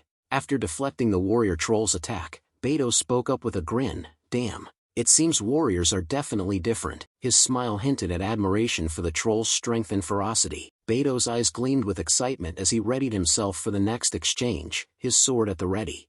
A blast of ice magic hurled towards Beto and Tyrion, prompting both to leap back in a swift, synchronized motion. The air was torn apart by a fierce explosion as the magic crashed into the ground, sending shards of ice and debris flying everywhere. The forest echoed with the blast's aftermath, the trees trembling from the force of the impact. Tyrion's gaze locked onto the shaman, his eyes narrowing in anger as he gritted his teeth in frustration. As Tyrion's gaze locked onto the shaman, who was rapidly casting another spell, he thought to himself, the shaman is supporting with magic from the high ground. If I also need to account for him while fighting, it'll be difficult. Tyrion's voice rang out, crisp and commanding, as he ordered, all units, don't let your guard down. Edequil and the snow attack squad, suppress the warrior Beto is fighting. The scout squad will disrupt the shaman's incantations. The units sprang into action, responding to Tyrion's directives with precision. Edequil and his squad grouped together, their movements fluid and synchronized. Yes, sir. Edequil shouted back, his voice echoing through the battlefield as he led his squad towards the warrior troll Beto was fighting. Raiden ordered his scouting team, who readied themselves to attack the shaman and disrupt the incantation. Scouts, understand? Raiden shouted, reload your crossbows and dash. But before he could finish his command, a black hooded figure suddenly appeared, its presence seeming to draw the very light out of the air, and cast Ice Bolt. The figure raised its hand, and a bolt of ice shot towards the group with deadly precision. Raiden's eyes widened in alarm as he watched the ice bolt hurl towards them, his mind racing to react to this new and unexpected threat. As the ice bolt hurtled towards the group, Raon suddenly burst into action, rushing forward with his sword at the ready. With a swift and precise motion, he swung his sword, slicing through the air and striking the ice bolt with perfect timing. Raon, still standing tall after deflecting the ice bolt, locked eyes with the black hooded figure and spoke in a firm tone, "You finally came out." Raiden's eyes widened in shock as he thought to himself, "Raon? What was that just now?" Raiden's mind reeled with surprise and confusion, struggling to understand how Raon had reacted so swiftly and precisely to the sudden threat. The black hooded figure slowly walked towards the group, his footsteps deliberate and measured. As he walked, he spoke up with a laugh, "The little child that blocked my magic." He paused for a moment, his gaze shifting to Tyrion, and continued, "And the vice commander who understood the situation and made good strategic orders. You're both amazing." His words were laced with a mixture of surprise and admiration. After paying his compliments, the black hooded figure came in front of the shaman and the warrior troll. Tyrion's face twisted in anger as he shouted, "I was thinking that the troll's movement were weird, but it was you bastards. Eden!" His voice echoed through the battlefield, his tone venomous. The black hooded figure, Eden Blue Spirit, turned his gaze towards Tyrion, a hint of a smile playing on his lips. Eden's Blue Spirit spoke up with a laugh, "Don't get so worked up." Suddenly, a dark, ominous aura erupted from Eden as he cast a curse towards the group. "Sorcery, Cold Shadow Demon Curse," he declared, his voice dripping with malevolence. "I won't leave a single one of you alive." Tyrion, Edequil, and Beto were shocked and panicked by the sudden turn of events, their eyes fixed on Eden's Blue Spirit as it seemed to grow in power. A massive, crushing pressure descended upon the group, forcing them down to the ground. As they knelt down on the ground, Beto struggled to speak, "This is..." But before he could finish, Edequil chimed in, his voice laced with alarm, "I'm suddenly getting chills and my body won't move." The three of them tried to stand, but their bodies seemed rooted to the spot, refusing to obey their commands. Tyrion's face contorted in frustration and anger as he gritted his teeth, his eyes blazing with fury. Eden's Blue Spirit spoke in a cold, calculated tone, "For our most noble restoration plan." Tyrion's gaze locked onto the Blue Spirit, a look of worry etched on his face as he sensed the gravity of the situation. The Blue Spirit continued, its voice devoid of emotion, "I shall take your lives today." With a wave of its hand, Eden began to cast out a spell, his voice dripping with malice as he uttered a single, chilling word, "Die." The air seemed to respond to the command, dark energy swirling around the group as if eager to obey Eden's deadly decree. Just as Eden was about to complete his incantation, Raon burst forward, his sword flashing in the dim light. With a swift motion, he shattered the curse that had immobilized the group, freeing them from its grasp. Before Eden could react, Raon's sword sliced through the air, striking down the Blue Spirit and disrupting the incantation. The Blue Spirit recoiled from Raon's blow, its ethereal form wavering in surprise. "What? How can you move under my curse?" it exclaimed, its voice laced with incredulity. Raon's expression remained calm, his eyes locked onto the Blue Spirit as he announced, "You wouldn't know. I've lived my whole life." He paused for a moment, his gaze never leaving the Blue Spirit, before readjusting his stance, preparing for the next strike. As he rushed towards the Blue Spirit, his voice took on a resolute tone, with a stronger curse and stronger cold energy. With a swift and deadly motion, Raon unleashed his rabid Fang sword technique, employing the savage Fang dance to devastating effect. The sword sliced through the Blue Spirit with precision and ferocity, leaving a trail of dissipating energy in its wake. After delivering the strike, Raon landed smoothly on the ground, his movements fluid and controlled. As he stood tall, he offered a critique, "Relying on curses too much leaves your close combat capabilities way too weak." His gaze turned to the Blue Spirit, his eyes piercing as he awaited the spirit's response. Edequil's eyes widened in shock and surprise as he exclaimed, "The curse was lifted. That guy, how did he break through the curse that even got the vice commander to?" His words trailed off as he stared at Raon in awe, struggling to comprehend the extent of Raon's abilities. Beto, on the other hand, wore a knowing smile as he gazed at Raon. With the curse lifted, Tyrion's voice rang out, sharp and commanding, "We're still in combat. Suppress the remaining trolls before they can reorganize. His words snapped the group back into action, and they quickly refocused on the battlefield. Tyrion's order was a call to capitalize on the momentum shift, and the group sprang into motion, ready to take down the remaining trolls and gain the upper hand in the battle. After clearing out the trolls, the group stood before Eden's blue spirit, its form now weakened and lying near a rock. Tyrion's voice was laced with a mix of satisfaction and mockery as he spoke. "You must be displeased. After all that, you weren't even able to kill one person." His words dripped with sarcasm, highlighting the blue spirit's failure despite its elaborate plans and powerful curses. Tyrion's voice rose to a commanding tone as he ordered the blue spirit, "Now tell me why you ambushed us, then I will give you mercy and end your life painlessly." The blue spirit, however, responded with a laugh, its voice filled with defiance. "Mercy? I don't need something like that," it said, pausing for a moment before continuing. "In fact, you all should want to kill me quickly." Tyrion's expression shifted to one of surprise as he spoke. "What?" The blue spirit's voice dripped with mockery as it continued. "My motive from the beginning was just to split up Haben Castle's troops." While a scout, after pointing out at Haben Castle, spoke to Raiden, "Over there, at Haben Castle." Raiden's gaze followed the scout's pointing finger, his eyes locking onto the castle in the distance. The blue spirit's tone remained taunting. "Since we're here already, I'll give you a present. Thanks to your pathetic mercy." Its voice then shifted to a fierce tone. "Haben Castle shall fall in this battle." Just as the blue spirit finished speaking, a loud explosion rocked Haben Castle, the shockwave echoing through the forest and catching Tyrion off guard. Tyrion's voice took on a serious tone, laced with a growing sense of unease. "What do you mean we should have killed you already?" The blue spirit's reply was delivered with a smug tone. "Thanks to your pathetic mercy, Haben Castle shall fall in this battle." It let out a mocking laugh, continuing, "Even if you don't like it, you'll see soon enough." Tyrion's eyes widened in shock as he asked, "What?" Edequil's sudden exclamation cut through the tension. "Sir Tyrion, please look behind you." Tyrion's gaze snapped towards Edequil, his expression shifting from intensity to surprise and worry.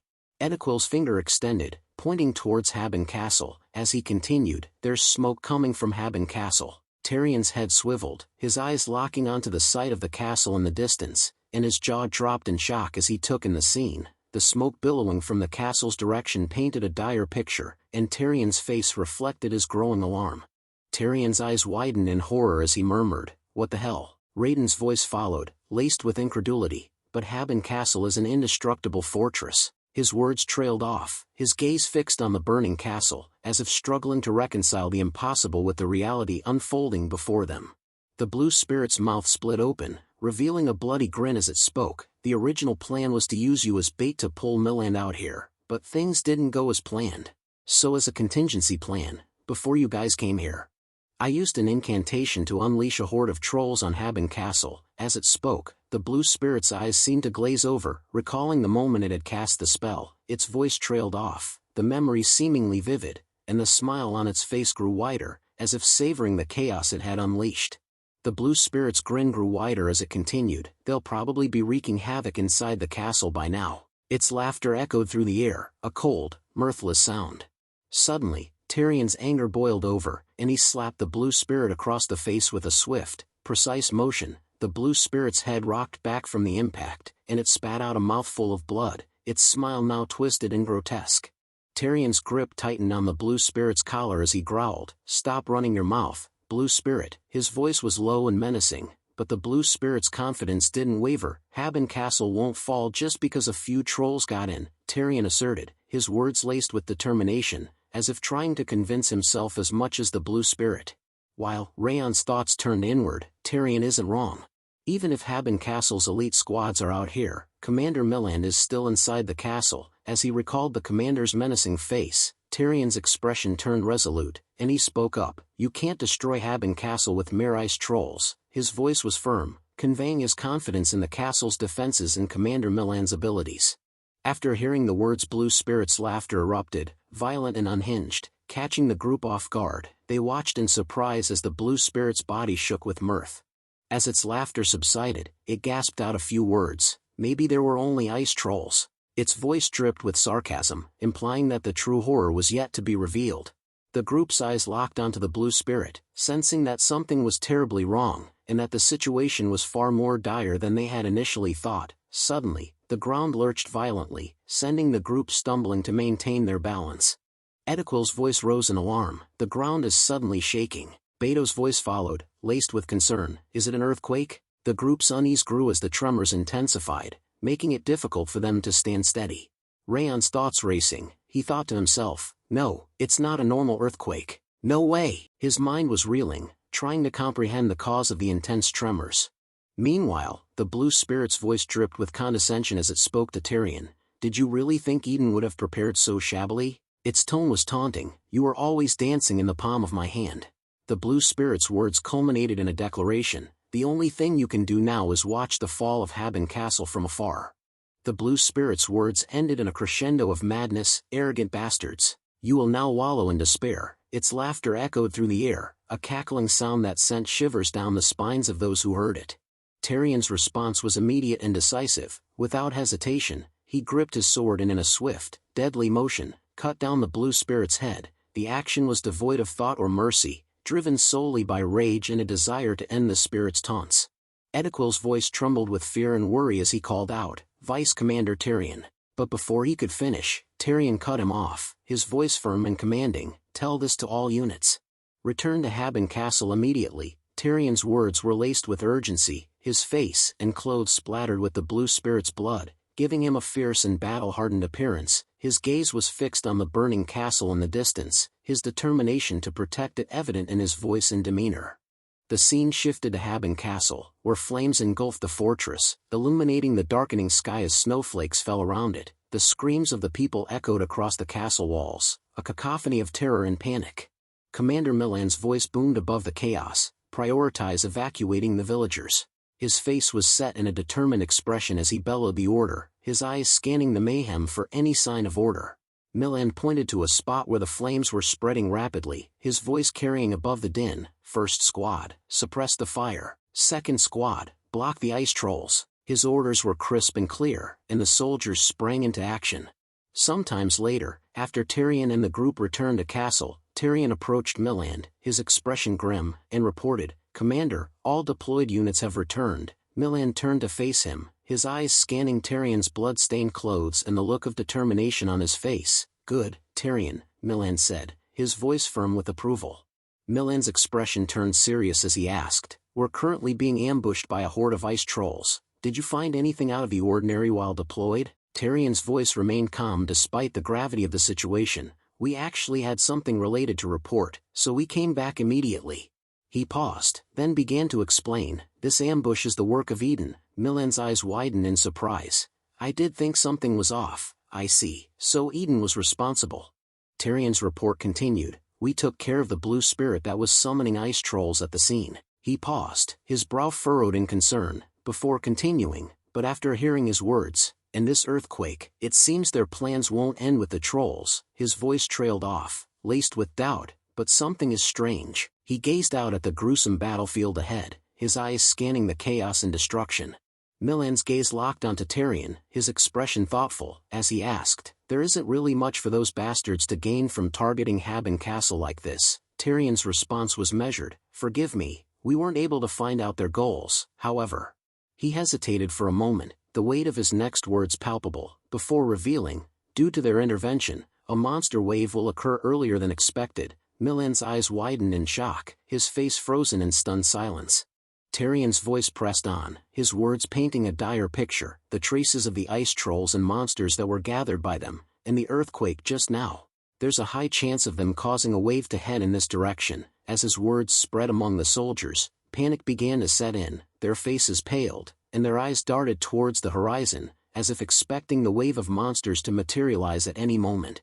The soldiers' murmurs grew louder, their panic palpable. The inside of the castle is a mess because of the ice trolls, and now a wave on top of that, one of them said, his voice laced with desperation. Another soldier gripped his head tightly, his voice trembling with fear. We're finished, we're all going to die. The atmosphere was thick with dread, and Raon's eyes scanned the scene, his face etched with worry. Raon's thoughts turned grim as he assessed the situation. The soldiers were on the brink of panic, their irrationality slipping away with each passing moment. A battle against a monster wave would be daunting enough, but with his troops in this state, it would be nearly impossible. Commander Milan's voice boomed across the courtyard. All of you, calm down. How dare you become cowards so quickly? The soldiers' murmurs and panicked whispers ceased abruptly, replaced by an uneasy silence. The soldiers' eyes snapped towards Milan, their faces pale and fearful. Milan's voice thundered on, his tone manic and unyielding. Have we ever fallen to a monster wave? This is Haben Castle, the iron castle that protects the continent from afar. If we fall, what will happen? He paused, his gaze sweeping across the soldiers' faces, before settling on the castle's flag. His eyes blazed with determination as he continued, the people of the continent, our families and friends, who will protect them? Milan's voice rose to a crescendo. We can do it, we have done it so far, and we will do it now. He gripped his sword tightly, his knuckles white with determination, as he continued, collect yourselves and hold your swords, not for yourselves, but for those you hold dear. With a mighty roar, he raised his sword towards the sky. The soldiers, infused with newfound confidence, responded in unison, their voices thundering across the courtyard. We will follow your command. The air vibrated with their collective shout, and for a moment, the fear and doubt were replaced by an unshakable resolve to defend their home and the people they loved. Raon's eyes widened in shock as he gazed at Milan, his mind reeling with amazement. Amazing. He breathed, his thoughts barely coherent. He paused, still trying to process what he had just witnessed. He completely turned the soldiers' morale around with just a few words. A mixture of awe and reverence filled his voice as he thought to himself, is this the battle experience of the Lord of Haben Castle? The depth of Milan's leadership and command was laid bare in that moment, and Raon couldn't help but feel a sense of respect and admiration for the man who had just rallied his troops with such fervor. Then Milan barked out orders. Outside of squads who have received orders to protect the civilians and clean up the scene, all other forces will follow me and head to the castle walls. He then turned to Raon and Dorian. Raon, Dorian, help the squads who are staying back. But before he could finish, Tyrion interrupted. Commander, how about bringing those two to the wall as well? Milan's expression turned incredulous as he turned to Tyrion. Tyrion, are you serious? Milan's concerns were clear. The walls will have to face the wave head-on. No matter how talented those children are, if they misstep once, they will die. Tyrion nodded understandingly. I understand your worries, Commander. However, he countered with a pointed observation. Raon defeated the Blue Spirit in one strike. Milan's expression faltered, and he became speechless, his thoughts momentarily stuck on the implications of Tyrion's words. Tyrion's gaze shifted to Dorian, and he continued, and Dorian returned from this incident with no injuries as well. Even if those two gave a bad first impression, there is no reason to underestimate their abilities. So, please trust me this time. Tyrion's eyes, along with Milan's, turned to Dorian and Raon, who stood a short distance away. After some thoughts, Milan's gaze settled on Raon as he spoke. I will give you two a command. Raon's eyes locked onto the commander, listening intently. Milan's voice was firm as he continued, come to the top of the castle walls and protect Haben Castle with us. The words hung in the air, a direct order that left no room for hesitation. With a resolute tone, Raon replied, yes, sir, I will receive your command. His words were laced with determination, and he stood tall, his eyes locked onto Milan's. The scene shifted towards the castle wall's top. Commander Milan's voice cut through the din. Scout, how are the movements of the enemy? Have you seen anything new? The scout's face turned ashen as he gazed out at the approaching horde, his voice barely above a whisper. Commander, this is big, the wave situation. He trailed off, his words hanging in the air like a death knell. Milan's gaze followed the scout's line of sight, and as he took in the sight before him, his expression transformed from inquiry to alarm. What could have caused you to speak like this? He asked, his voice laced with a mix of curiosity and concern. But as his eyes landed on the scene unfolding below, his words trailed off into a worried whisper. This is... He paused, his eyes wide with a dawning realization of the enormity of the situation. The sheer scale of the monster wave must have been breathtaking, and Milan's face reflected the gravity of their predicament. Beto's voice was laced with concern as he turned to Edequil. Have you seen a wave like this before? Edequil's response was tinged with worry. No, this is a first for me as well. The uncertainty in his voice was palpable, and the weight of their situation hung heavy in the air. Raon's eyes widened in awe as he took in the sight before him, his curiosity giving way to stunned silence. The sheer magnitude of the monster wave was breathtaking, and he stood frozen, unable to find the words to describe the horror unfolding before his eyes. As Raon's gaze fell upon the monstrous horde, Instructor Limer's words echoed in his mind. And Raon, you're going to the north, Haben Castle, the eternal battlefield, where you will fight monsters that come from the North Sea and Mount Sterling every day. They call it Hell's Battlefield because you will never have a chance to put your sword away. Everyone else will struggle as well, but you'll have it a bit rougher." The memories seemed prophetic now, and Raon's eyes snapped back to reality as he took in the countless monsters marching towards the castle. The weight of Limer's words settled upon him, and he steeled himself for the battle ahead. Milan's voice was firm as he asked one of his subordinates, "What's the scale of the wave?"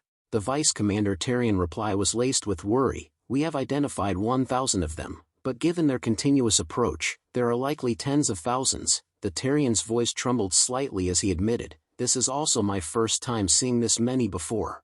Raon's eyes widened in horror as he thought to himself, "Those words are correct. I can't even count them with my senses." The sheer scale of the monster wave was numbing, and he became shocked still, his mind reeling from the implications. The words "this is a wave on Haben Castle" echoed in his mind, and he felt like he was staring into the abyss. Suddenly, Commander Milan turned sharply to Raon. "Raon, do you know about waves?" Commander Milan's sudden question caught Raon off guard, and he turned to face the commander with a look of surprise. After a moment's hesitation, Raon's expression turned worried as he replied, "Yes, I know at least a bit about them." His voice was tinged with a mix of apprehension and uncertainty, as if unsure how much he really knew about the monster waves or what the commander was getting at. Raon took a steady breath and began explaining to Commander Milan, "In the process of stopping a wave, there are always countless casualties. The reason there are endless reconnaissances and expedition missions is to prepare for waves and reduce the damage by even a little." As he spoke, memories of his training and past experiences flooded back, and he recalled the countless stories of bravery and sacrifice that had been drilled into him. His words were laced with a sense of grim resignation, as if he knew that the upcoming battle would be a brutal and unforgiving test of their mettle. Destroyed castle walls can be rebuilt, and new castle gates can be made again. However, his expression turned grave as he added, "But dead people do not come back." The weight of his words hung in the air, a poignant reminder of the true cost of their battles against the waves. With a serious expression, Milan ordered Raon, "So please, protect as many soldiers as possible. That is your mission." Raon's face set in determination as he replied with a confident tone, "I understand." His voice was firm and resolute, conveying his commitment to fulfilling his duty and doing everything in his power to safeguard his comrades. As the thunderous roars of the monsters echoed through the area, Raon and Milan gazed out at the battlefield. The air was electric with tension, and Milan's voice was laced with a sense of urgency as he spoke to Raon, "It looks like we no longer have the time to talk." Commander Milan turned to the soldiers, his voice ringing out across the battlefield, "All of you, lift your swords. I understand that everyone is scared of this wave scale." The soldiers stood in silence, their faces set with determination. Milan's gaze shifted towards the battlefield, and as he saw the monsters charging towards the castle, his voice grew urgent. "However, this is a trial anyone who has trained at Haben Castle can overcome." With confidence, he shouted, "Like always, we will endure and conquer." His words echoed across the battlefield, a rallying cry that seemed to steel the soldiers' resolve.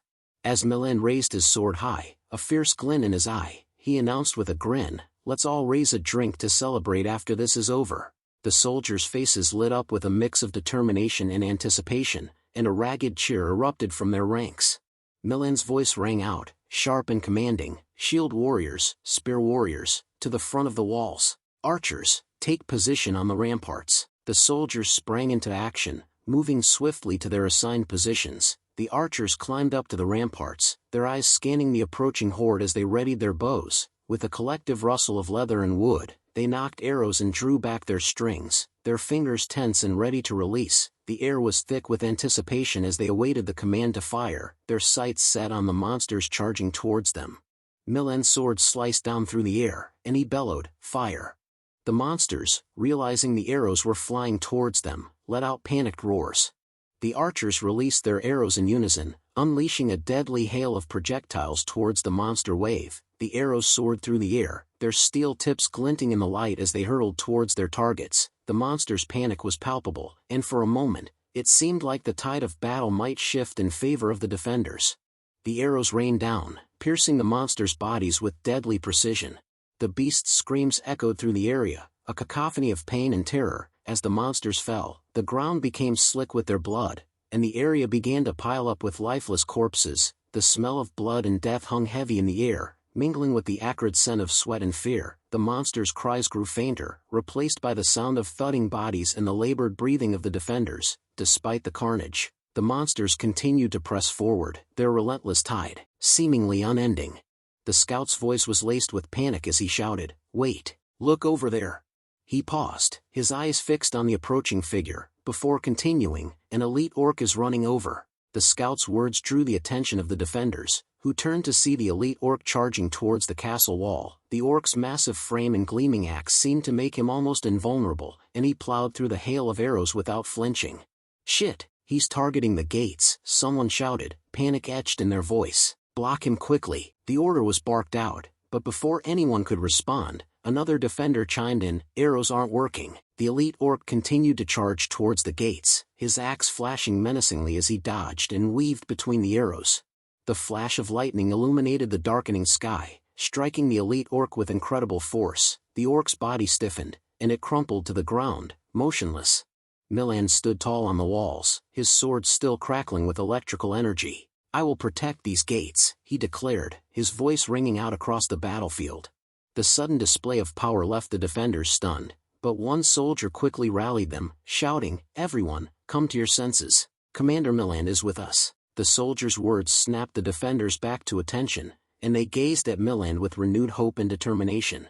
The scout's warning cry echoed across the castle walls. "They're climbing the castle walls. Block them. We can never let them climb over." The orcs, fueled by their ferocity, began to scale the walls with their daggers, showing no signs of fear. Milan's voice rang out, calm and authoritative, "As soon as they reach the top, fire your aura to drop them." As the orcs crested the wall, the defenders sprang into action, charging towards them with a fierce determination. The soldier's cry of pain echoed through the castle walls as he fell. "Whack! An orc got over. Save me!" The orc, having successfully climbed over, charged towards the fallen soldier, its blade raised high. But before it could strike, Raon burst forward, his movements swift and deadly. With a precise strike, he finished off the orc. Raon's expression was etched with concern as he asked the soldier, "Are you hurt anywhere?" The soldier, still in awe of Raon's strength, shook his head and replied, "No, thanks." His eyes lingered on the massive body of the orc, a testament to Raon's incredible prowess. Raon's gaze swept across the battlefield, his eyes taking in the seemingly endless horde of monsters. He thought to himself, "This truly is hell, even though I feel like I've already killed a few hundred. It doesn't look like I've even made a dent to their numbers." His gaze fell upon the front lines, where wave after wave of monsters continued to surge forward, their numbers showing no signs of dwindling. The scout's voice rang out across the castle walls, "All units, prepare for impact. A boom skull is approaching on the right side of the castle." Raon's expression turned grave. Before Raon could react, a deafening explosion erupted behind him. Boom! The explosion sent Raon flying, and he crashed to the ground, dazed and disoriented. As he struggled to sit up, clutching his head in pain, he thought to himself, "Cook, there's even a suicide bomber monster boom skull. Are soldiers all right?" The blast had caught him off guard, and Raon's concern for his comrades' safety immediately took priority over his own injuries. He winced in pain, his ears ringing from the explosion, and quickly scanned his surroundings to assess the damage and check on the soldiers nearby.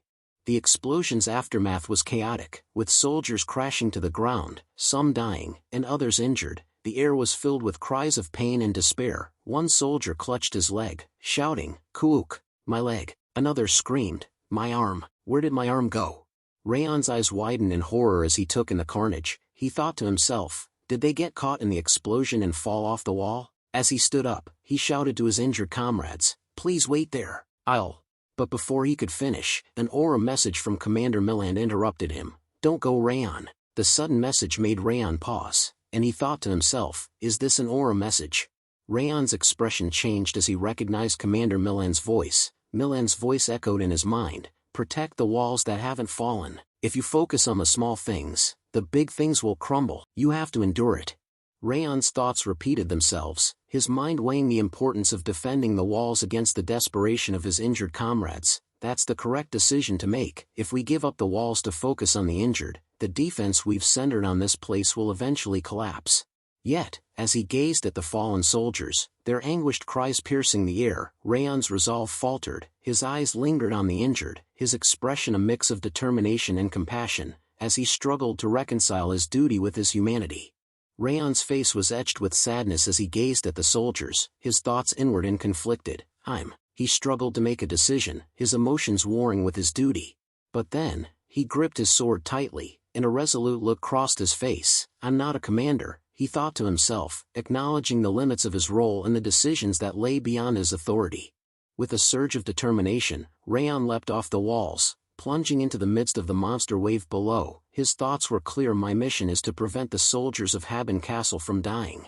Without hesitation, he charged forward, his sword flashing in the sunlight, driven by his desire to protect his injured comrades. Raon's actions were a testament to his bravery and selflessness, as he put himself in harm's way to safeguard the lives of others.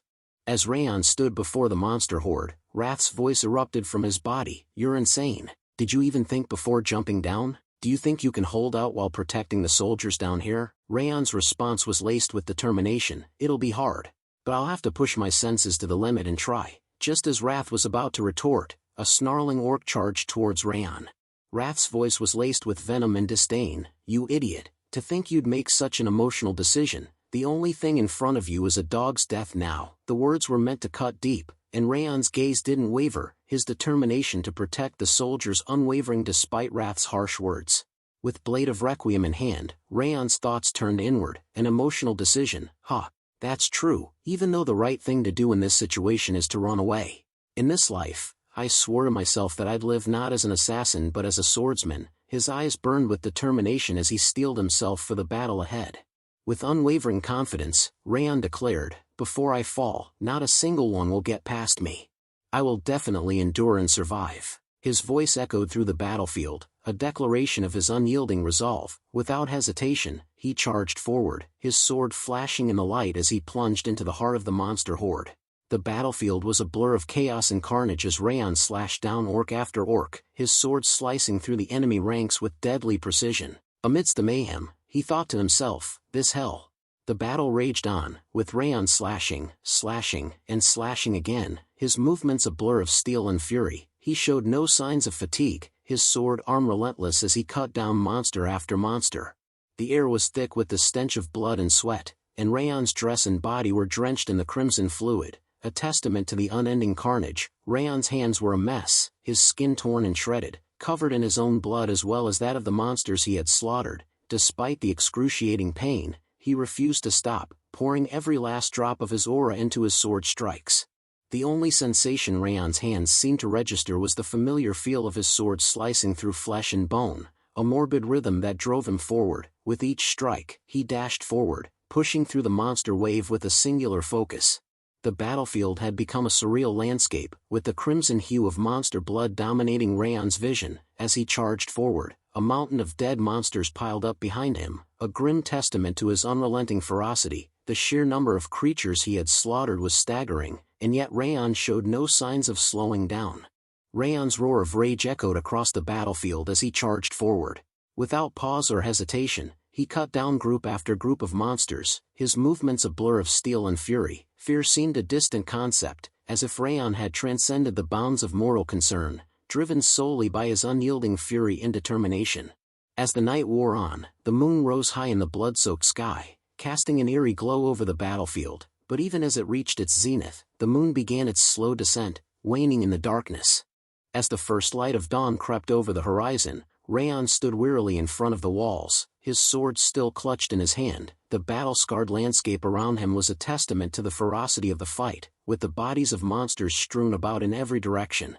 The aftermath of the battle was a grim reminder of the carnage that had unfolded. Raon's gaze swept across the battlefield, and he saw that the monsters had been vanquished, but at what cost? The ground was littered with the bodies of the fallen, and the air was heavy with the stench of death. Raon's expression was somber, his eyes filled with a mix of sadness and exhaustion as he took in the devastation. Meanwhile, a lady's eyes gleamed with intrigue as she gazed at Raon's face in her crystal ball. A sly smile spread across her face as she thought to herself, Raon Sieghart. Her thoughts drifted back to her original objective, the destruction of Haben Castle and the acquisition of the incarnated body. Her long nails clicked softly as she placed her hand on her face, her mind whirling with calculations and schemes. The lady's masked face gleamed with an otherworldly intensity as she gazed at Raon's visage in the crystal ball. The hood that shrouded her head seemed to absorb the light around her, making her eyes sparkle like stars in the darkness. Her smile grew wider, a cold, calculated smile that hinted at secrets and schemes. "But I've gotten an unexpected harvest," she murmured, her voice barely audible. The crystal ball seemed to glow with an eerie light, illuminating the shadows on her masked face. As she contemplated the possibilities that Raon's presence presented, the scene shifted in Haben Castle in a room. Raon's eyes fluttered open, and he was met with an unfamiliar ceiling. He sat up with a start, his mind foggy from the sudden wakefulness. As he looked around, he took in the opulent decor of the room, the lavish furnishings, and the large window that let in a flood of sunlight. His gaze lingered on the unfamiliar surroundings, and a hint of confusion creased his brow. Raon's eyes narrowed as he replayed the events in his mind. The castle walls came down, and I was hanging in there until the cave was open, he thought to himself, his brow furrowed in concentration, trying to recall what happened.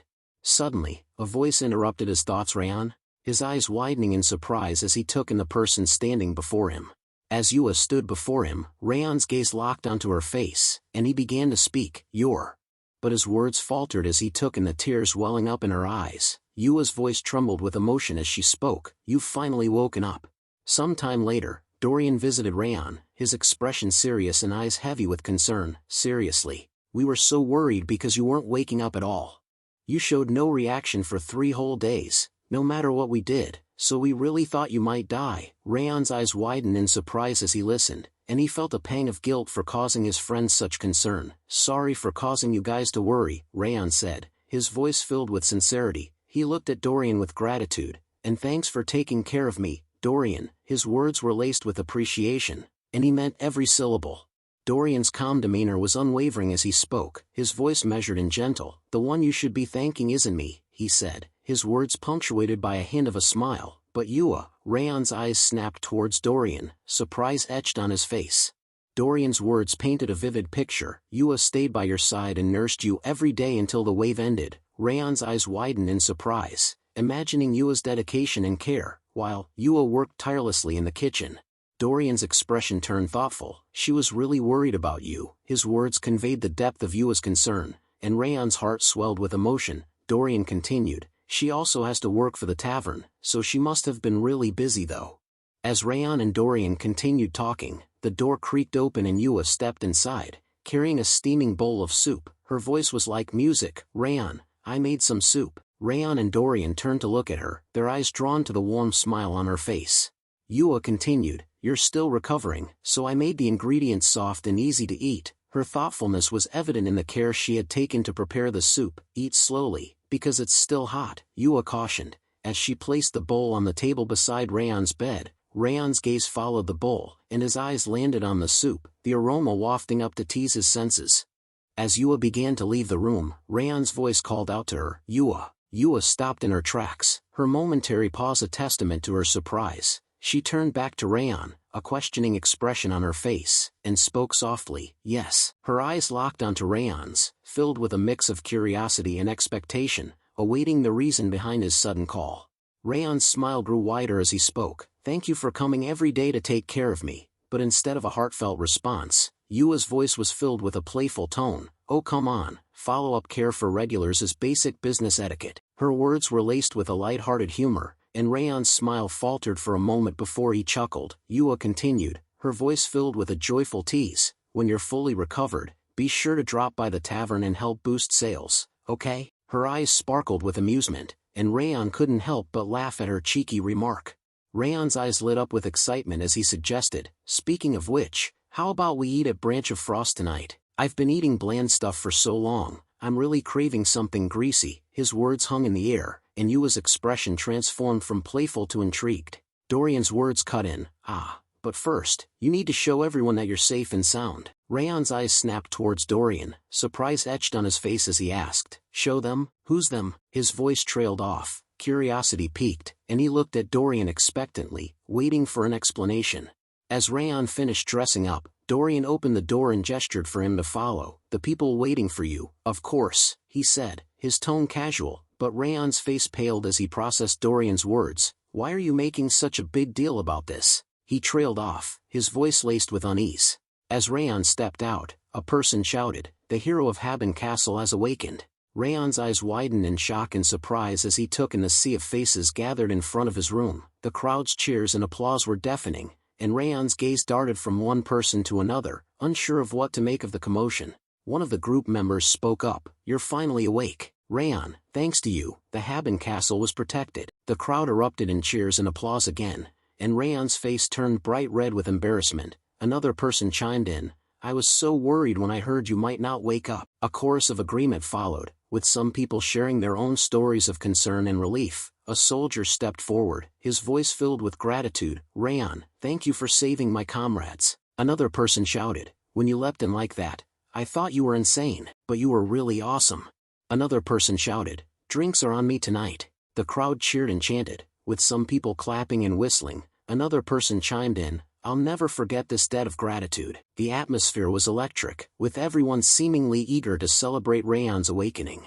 Just as the soldier was speaking, Commander Milan joined the group, his face etched with concern. "I'm glad you're safe, Raon," he said, his voice sincere. Raon's eyes widened as he saw Milan, and he spoke up in worry, "Commander Milan." Milan's expression turned somber as he continued, "This wave was unlike any that had been seen before. It happened earlier than expected, and the scale was much larger than usual." His voice was filled with a mix of awe and gratitude. "Normally, we would have seen a high number of casualties. But you didn't hesitate and jumped off the wall without a second thought." Milan's eyes locked onto Raon's, his gaze intense as he recalled the moment. "Thanks to the determination and bravery you showed there wasn't a single casualty in this wave. It's all because you stood at the front and protected us." Milan's words were filled with sincerity, and the crowd's murmurs of agreement and appreciation filled the air. Milan's expression was solemn as he placed his hand on his chest, his voice filled with genuine gratitude. "You came here as a mercenary, but we are all deeply indebted to you." His words hung in the air, and the crowd's murmurs of agreement and appreciation grew louder. Milan continued, his voice sincere, "On behalf of Haben Castle, I offer you our sincerest thanks." Suddenly, Tyrion spoke up, "And Edequil also has something he wants to say to you." Raon's eyes widened in surprise as he processed Tyrion's words, and he thought to himself, "Edequil has something to say to me?" A mix of curiosity and wariness crossed his face, and he wondered what Edequil could possibly want to say to him.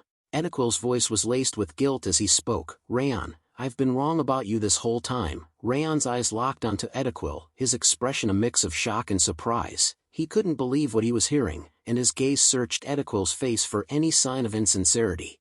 Edequil continued, his words pouring out like a confession, "I thought you were just a rookie mercenary, so, even when I saw your skill, I looked down on you." His voice was tinged with regret, and his eyes seemed to hold a deep apology. Edequil's words were laced with a deep sense of admiration and respect as he spoke, "But the way you jumped down the wall to protect our comrades, that was the very image of a true swordsman." His voice was filled with conviction, and his eyes shone with a newfound appreciation for Raon's actions. As he continued, his fist clenched tightly, "It was the noble, resilient ideal of the swordsman we all strive to become." The crowd watched in stunned silence as Edequil's demeanor transformed from one of guilt to reverence. And then, in a shocking display of humility, Edequil bowed down, his voice filled with sincerity, "I sincerely apologize for how I've acted until now." Commander Milan's voice boomed out, "You've worked hard holding back the wave. To celebrate this unprecedented achievement, we'll hold a festival. We'll provide food and drink at Branch of Frost, and for 3 days, you may eat, drink, and enjoy yourselves to your heart's content." The crowd erupted in cheers and applause, with soldiers and guards alike grinning from ear to ear. One of the soldiers spoke up, his voice filled with joy, "Commander, when did you prepare all this?" Another soldier chimed in, laughing, "Ha ha ha, this is the first time something like this has happened since I came to Haben Castle." The crowd's laughter and chatter filled the air, with everyone excitedly discussing the upcoming festival. One of the soldiers shouted with joy, "Come on, everyone, let's go to the Branch of Frost." The soldiers began to run towards the tavern, their laughter and shouts filling the air. As they ran, one of them exclaimed, "For the next 3 days, drink like you've died and come back to life." Their enthusiasm was infectious, and the scene was chaotic with excitement. One member, who hadn't run with the others, called out, "Wait for me, where do you think you're going without us?" His voice was laced with mock annoyance, but a smile played on his lips. Raon watched the soldiers' joyful departure, a smile spreading across his face. He gazed after them, looking at their retreating backs without saying a word, his expression soft and contemplative. Milan turned to Raon, a hint of a smile on his face. Raon, you should go along too. I'll catch up after a meeting with the officers. He then turned to the officers, his voice taking on a more authoritative tone. Deputy Commander and Corps leaders, follow me. The officers, including Tyrion, Beto, and Edequil, exchanged surprised glances, their eyes flicking to Milan with a mix of curiosity and expectation. Dorian hurried up to Raon, a grin spreading across his face. Young master, what are you doing? We need to grab a seat and start partying too. His eyes sparkled with excitement, and he gestured enthusiastically towards the branch of frost. Raon looked at Dorian, a hint of amusement dancing in his eyes. Meanwhile, inside Commander Milan's office, Milan's expression was serious as he spoke to the officers. You're not planning to just shower Raon with praise and be done with it, are you? His tone implied that more substantial recognition was needed. Vice Commander Tyrion nodded in agreement. Of course not. We need to grant him the greatest reward and appropriate compensation. Raon saved countless lives. The other officers murmured in agreement, their faces reflecting their gratitude and admiration for Raon's bravery. Milan's words hung in the air. I'm thinking of giving him something more valuable than gold. The officers looked at him in surprise, their eyebrows raised in curiosity. Tyrion's voice was laced with skepticism. Something that's more valuable? Milan's expression was resolute. I plan to give him the Haben Castle's artifact. The officers' eyes widened in shock, their faces pale with astonishment. The room fell silent, with the weight of Milan's words sinking in. Raiden's voice trembled with shock. Are you really giving him the Snowhorn sword, the symbol of the castle? Tyrion's eyes widened in incredulity. Don't tell me you're planning to name Raon the next Lord of Haben Castle. Milan's expression turned stern. Don't be ridiculous. That sword is a symbol, not an artifact. Raon will be receiving something else. Raiden let out a relieved chuckle. Milan revealed a box, his voice filled with significance. What I plan to give Raon is this. Tyrion's eyes widened in surprise. This is.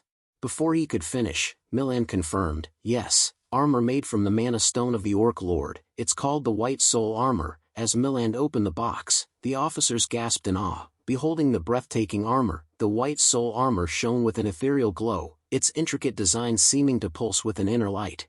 Milan's voice was filled with conviction as he continued, it's said to be more valuable than the Snowhorn sword, the castle's symbol. But when you think of what Raon's done, this is the least we can offer. His eyes shone with a deep sense of gratitude and admiration for Raon's bravery.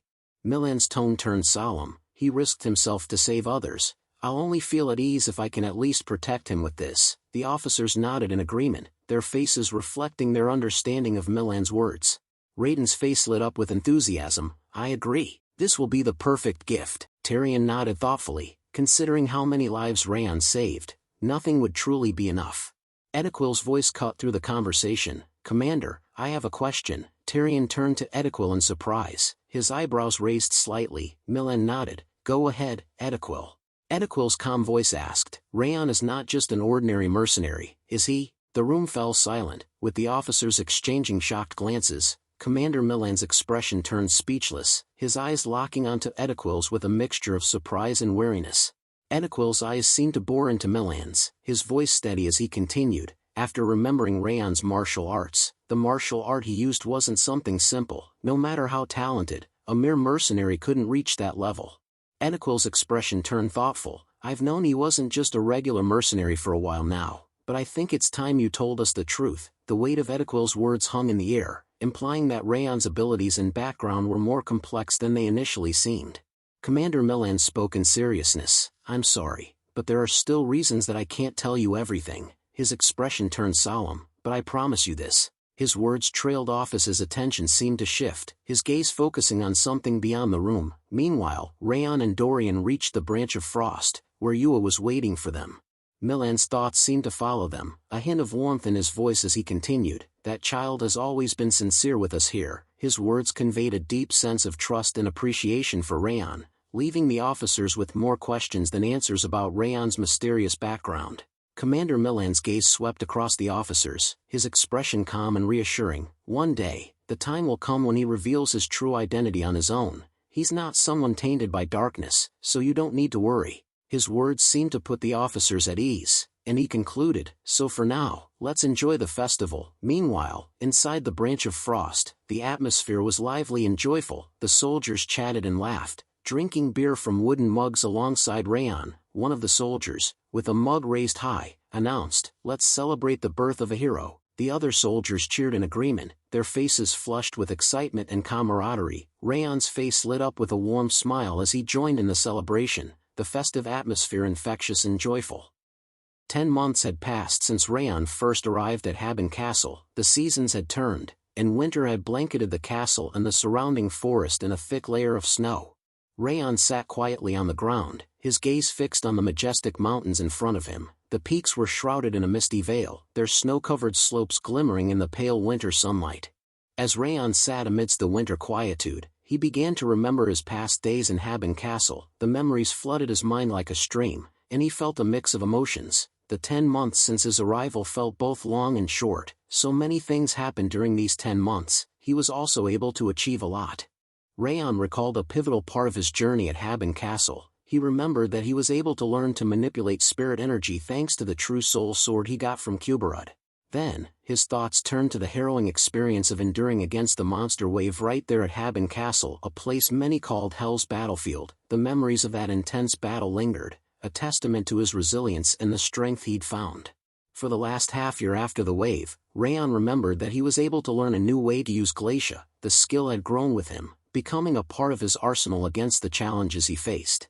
Through all of that, the battles, the growth, the trials, the people of Haben Castle became his trustworthy comrades. The thought brought a sense of warmth to Raon as he sat amidst the winter quietude. With a smile, Raon thought maybe it was because he managed to successfully fend off a monster wave, but people began to call him by a new nickname. He hadn't sought out the recognition, but it seemed to have found him nonetheless. Without his knowledge, stories of his heroic battles were being passed throughout the continent. The scene shifted towards the northwest of the continent, to the vast and unforgiving expanse of the Levine Desert. The landscape transformed abruptly from the snowy mountains and forests of Haben Castle to the endless dunes of sand and rock that characterized the desert. Ben's voice cut through the dry desert air as he asked someone in surprise, "The hero of Haben Castle?" His eyes widened with a mix of astonishment and curiosity. A tall man with long green hair stood beside Ben, his voice calm and confirming as he spoke. "Yes, I heard that he fought until dawn while protecting those who were injured. People call him the hero of Haben Castle or the Sword Demon." The man's words painted a vivid picture of Raon's actions at Haben Castle. "I heard that he's a blonde swordsman your age, a title already at his age, pretty impressive." Ben, after hearing the green-haired man's words about Raon, thought to himself, "Raon Sieghart, he's getting stronger." The thought sparked a mix of emotions in Ben. The green-haired figure, looking at Ben's emotion evident on his face or in his posture, became speechless. After sitting near Ben, the green-haired man asked Ben, "Is he the one you're trying to surpass?" Ben, in surprise, replied, "Yeah, that's right." His confirmation was straightforward, acknowledging Raon Sieghart as the person he was trying to catch up to or surpass. Hearing Ben's confirmation, the green-haired man asked, "Then why do you look excited? Shouldn't you be angry or sad that the person you're trying to catch up to is even stronger than before?" The man's question probed into Ben's emotions, seeking to understand the reasoning behind Ben's reaction. Ben, after looking at the green-haired man, replied, "No, I'm actually happy. It'll be much more worth it when I catch up to him now that he's even stronger." With a joyful tone, Ben announced, "The stronger he gets, the stronger I can also become." His words were filled with a sense of challenge and motivation, indicating that Raon's growth was a spur for Ben's own ambitions. Hearing Ben's words, the green-haired man's face lit up with a smile. The man's expression changed from puzzlement to one of approval or admiration for Ben's attitude. Then the green-haired man teased Ben, "You two must be really close. I'm envious," and he laughed. His tone was playful, suggesting a closeness or a bond between Ben and Raon. With a blush, Ben replied, "Close? Not a chance, he's just a rival." The scene shifted towards the northwest of the continent, the unforgiving Saiyan Canyon. Martha, her armor battered, her breathing heavy from the toll of battle, sat on a jagged rock, her bloody sword plunged into the sand below, as if anchoring her to the harsh reality of the canyon. With a voice trembling between disbelief and fury, she demanded, "What? A blonde swordsman is being hailed as the hero of Haben Castle?" A man with light brown hair, his eyes filled with a mix of caution and empathy, replied in a low tone, "Yes. I heard he single-handedly halted a monster wave there. I thought you'd want to know, considering you've always had an interest in the battles of Haben Castle." Martha's face twisted in a dejected, almost tortured look. I did expect him to grow stronger. Her words were a strained whisper, then she paused, her gaze lost in the burning canyon horizon. But just how much stronger is he going to get? She spat, her voice rising to a curse. Damn bastard. Her anger seemed to shudder through the canyon air. The light brown hair subordinate, witnessing Martha's torment, stepped forward with urgency to calm her. Rumors, they are often exaggerated.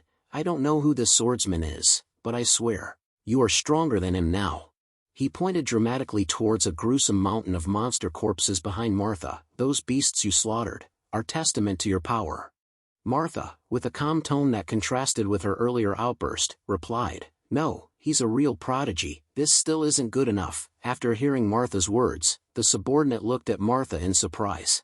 Martha continued, after gritting her teeth and clenching her fist tightly, she murmured, I can feel it. I can feel that he's getting stronger even now. Her voice was low, almost as if speaking to herself, but conveyed a deep sense of awareness and perhaps unease about this Raon's growth.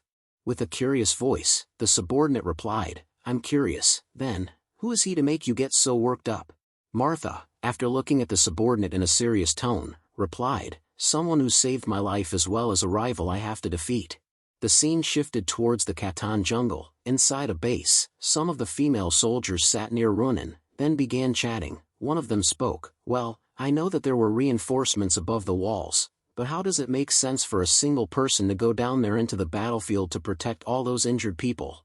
Another lady chimed in, I'm sure it's all just a rumor. How could a kid do all that? Her tone was skeptical about the tales of Raon's deeds at Haben Castle. Another female soldier asked Ronan, didn't you say that he's your friend? What do you think? The question directed at Ronan saw her perspective on the stories. Ronan slowly replies, I'm sure the rumors are true. He's definitely capable of such feats. Her words confirmed the validity of the stories about Raon's actions at Haben Castle.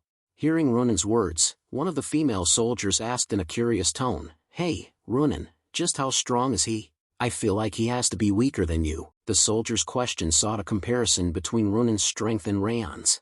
Ronan, after looking down, replied, no, he's stronger than me both physically and mentally. Her admission was straightforward, acknowledging Raon's superiority in both aspects. After hearing this, the female soldiers asked in shock, what? You're kidding? Their reaction was one of disbelief.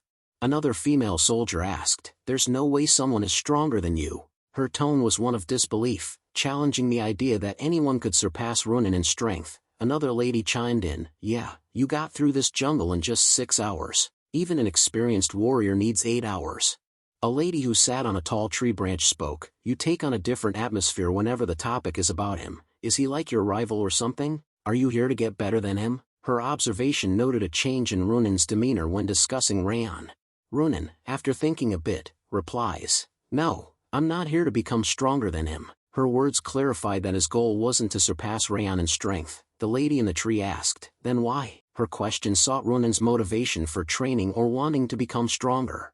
Ronan, who was sitting, explained, I want to become stronger enough to be able to aid him by his side, so that I'm not a burden, so that I can help him. Her words conveyed a desire to be strong enough to support Raon. While Raon sat in snow in meditation. After closing his eyes, Raon thought, all right, the more I use it, the more Glacia's sense feel more vivid.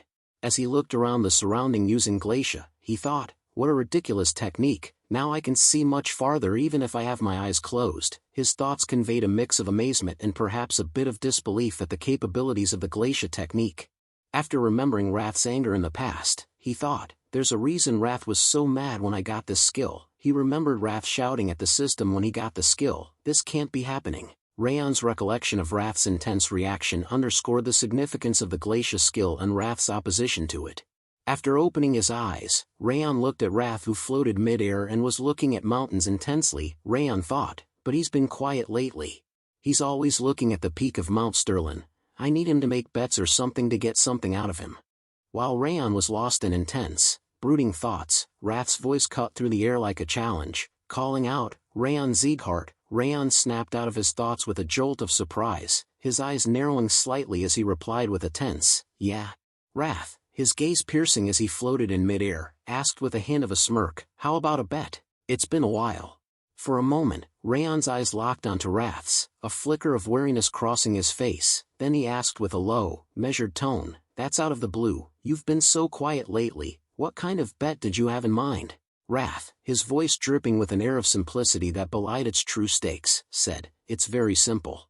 Then Wrath asked, his voice taking on a probing tone, "Was the test from that pointy-eared dude to survive in this place for a year?" Raon, his jaw tightening slightly in conformation, replied in a firm tone, "Yeah, I have less than 2 months left of that now." Wrath, after thinking, floated above Raon's head and spoke with a cold, challenging tone, "All right, we'll bet on that then. I'll bet that you won't survive the remaining 2 months." Raon, after hearing Wrath's words, asked Wrath in a teasing, provocative tone, "Are you serious?" Wrath, in a burst of anger, shouted, "I don't ever lie." After seeing Raon's doubtful gaze, he murmured with growing ire, "What's with that doubtful look on your face?" Raon simply replied with a calmness that contrasted with Wrath's anger, "You've lied tons of times though." Raon, after looking at Wrath, thought inwardly, is he really stupid? He considered his situation. I have less than 2 months left until graduation, and the wave is over too, there is less risk of Eden attacking too. After remembering the new reinforcement, Raon thought, after the death of the Blue Spirit, Balker and Norwin's forces have been dispatched here. If Eden has any kind of intelligence, they wouldn't try another attack. All I need to do is train and then return to Sieghart, and he thought, there's no reason for me to not accept this bet. After brief thought, Raon accepted the bet, saying, "All right, I'll accept your bet." Wrath, after hearing this, spoke with a joyful tone, "Now that's a wise choice." Wrath's reaction was one of satisfaction, pleased with Raon's decision to accept the bet regarding his survival in the remaining 2 months. 1 month passed after Wrath's bet against Raon. Raon stood in the market, looking at the evening sky, and thought, it's been 1 month since I accepted Wrath's bet, which leaves 1 month until my graduation exam is finished. As he gazed out, he noticed a man waving a hand towards him, and he waved back with a smile. The market was full of busy people doing their work and chatting, creating a lively atmosphere. While walking through the street, Raon's thoughts continued. Despite Wrath's ominous warning, the peace of Haben Castle continued. He recalled Wrath's outburst towards Mount Sterlin, where Wrath had screamed at the mountain, calling it a lazy bum. Things seemed to be going differently than he had thought. This memory of Wrath's unusual behavior added a layer of intrigue to Raon's understanding of the situation. "Well, that's good for me." With a sigh, Raon looked up at the sky in relief. He noticed a large number of crows flying away from the mountain range. A murder of crows? The sight of the crows fleeing the mountain range sparked Raon's curiosity and concern. He thought about the possibility of a monster or some other threat emerging, which might be causing the crows to flee in such large numbers. As he walked, Raon suddenly crushed something underfoot. Looking down, he murmured, "Ugh, what's this?" As he closely examined it, he lifted his leg and thought, "A frog." In a worried tone, he thought, "Why would a frog be here? This area is too cold for frogs to be around here until the summer." The unexpected presence of the frog in an area and time when it shouldn't be there sparked Raon's curiosity and concern. While Raon contemplated the situation, a gentle sound echoed through the air, tap, tap, like water drops falling into a basin. The scene slowed down, focusing on the serene atmosphere and the simple, repetitive sound of the water droplets. The ground beneath them suddenly began to shake violently, sending the people into a panic. People shouted and screamed as the earth trembled. "Kaya! It's an earthquake," one of the ladies cried out in horror. "What's going on?" an old man shouted while running for safety. The earthquake's intensity caught everyone off guard, causing widespread panic and chaos. The scene shifted from the chaos of the earthquake to the even greater alarm of a wave's arrival. The ringing of the castle bell and the soldiers' frantic shouts sent a wave of panic through the castle's inhabitants. Raon and the other leaders would have been immediately focused on responding to this new and potentially catastrophic threat. One of the soldiers asked in panic and fear, "What's going on?" Another soldier chimed in, "This isn't wave season?" A commanding voice cut through the chaos, "Everyone, get a hold of yourselves and get to the castle walls." Meanwhile, Raiden looked at Raon with a panicked expression and urged, "Raon, get ready. Let's go together." Raon replied firmly, "Yes, sir, let's go." As they ran towards the castle walls, Raiden continued, "We have to hurry and just inform the others on the way. We don't have time to wait for them." With worry etched on their faces, they sprinted towards the castle walls. The frog's dead body emitting smoke added an ominous and mysterious element to the unfolding crisis. On the castle walls, the soldiers began to fend off the monsters tirelessly. One soldier shouted, "They're coming this way as well. I need assistance here now." Another soldier, while slashing down a monster, spoke up. "Shit, it's as large as the previous wave." A different soldier cried out, "They've broken through our lines here. I need backup." After seeing countless monsters attack at once, Tyrion asked Milland, "Is Eden behind this as well? Otherwise, this situation doesn't make sense." As Raon slashed at the monsters, he thought to himself, "No, it's different from back then. I don't sense any murderous intent or madness from the monsters. It's more like..." He paused, looking down at the castle walls and seeing monsters climbing up fast. In fear, he thought, they're running for their lives from something more dangerous. As Raon fended off monsters, Wrath's voice echoed in his ears, "It's coming here now. I told you that you should escape from this place." Raon stood there in shock. Looking at Wrath who flew around him, Wrath continued, "This is your fate for not heeding my warning." Raon asked curiously, "What do you mean by it?" Raon demanded, "Tell me what you're talking about." Wrath replied in a mocking tone, "It's too late. You might have had a chance while I wasn't quite awake, but it's already noticed everyone here. It won't stop until it erases this castle from the face of the earth, and kills every single last one of you." Raon worryingly looks at the soldiers fending off monsters tirelessly. Wrath's words painted a dire picture, though, "Maybe something might change if you offer it a sacrifice that it deems to be sufficient." Raon asked, "A sacrifice? What exactly is coming here?" Wrath said with confidence, "Witness it with your own eyes. I am not obligated to tell you such a thing." Raon ground his teeth in frustration, at a loss for words to ask. Suddenly, Raon turned towards Milland, calling out, "Commander Milland." Milland asked seriously, "What do you need to ask in such an urgent time?" Raon inquired, "What plans are set if a foe we cannot defeat appears?" Milland looked at Raon in surprise. Milland's response, "It's not like you to ask such a question." Raon looked at Milland with worry. Milland continued, "Regardless, we will fight. Countless innocents will pay the price if we do not defend this castle, even if it means sacrificing ourselves. We need to buy time for them to evacuate. That is the reason Haben Castle exists." Raon's grip on his sword tightened, reflecting his resolve to stand by Milland's side and defend the castle, no matter the odds. Raon thought to himself, "That's right, when I don't even know what we're up against, we can't call for a retreat already." Just as he was lost in thought, a troll charged towards him. As the battle raged on, Raon thought that he needed to focus on stopping the wave of monsters. With a swift motion, he spotted a troll behind him and slashed it down. The sky grew darker, and the moon rose high in the night sky. Edequil's voice rang out, ordering the defenders to push back the monsters while they were still dazed and to shoot down the flying creatures with bows and crossbows. Meanwhile, Raon's gaze fell upon a ridiculous sight: animals fleeing from the forest. He became speechless, wondering if even the animals were evacuating like the crows had earlier. He couldn't recall this happening in the previous wave. Suddenly, after seeing animals also running, Milland ordered Tyrion, "Send some troops to evacuate the civilians." Tyrion asked in shock and worry, "What?" Milland continued, "Including the civilians outside the castle. Now. There's no time to waste." Tyrion, after hearing the order, ran and responded, "Understood." Milland's voice echoed in his mind as he sent an aura message to Raon, "Can you hear me, Raon? If things get dangerous, you need to get out." Raon was taken aback, wondering what Milland meant. The commander's words were laced with concern and trust. "I understand what you meant earlier now. You saw further than me. You are capable of a higher future. Keep your life safe, for your own future." Raon, in shock, gripped his sword tightly. Milland's words continued, "The efforts you have made for Haben Castle will never be forgotten." Raon's face twisted in anger, grinding his teeth. Memories of joyful moments with his comrades in Haben Castle flashed before him, and he thought, "I need to run away and leave these people to die." With high confidence, he thought, "No, that's not happening." A fiery aura began to surge around him, surrounding his sword. As his thoughts conveyed, "I won't run away alone."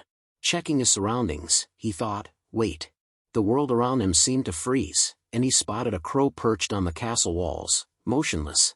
Just as he was about to charge forward, a high pressure fell upon him, pausing him midway.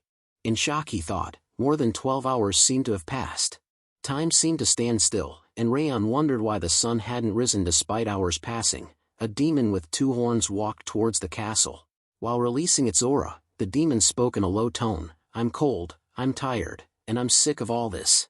Slowly walking towards castle it continued, but I woke up, so I have no choice."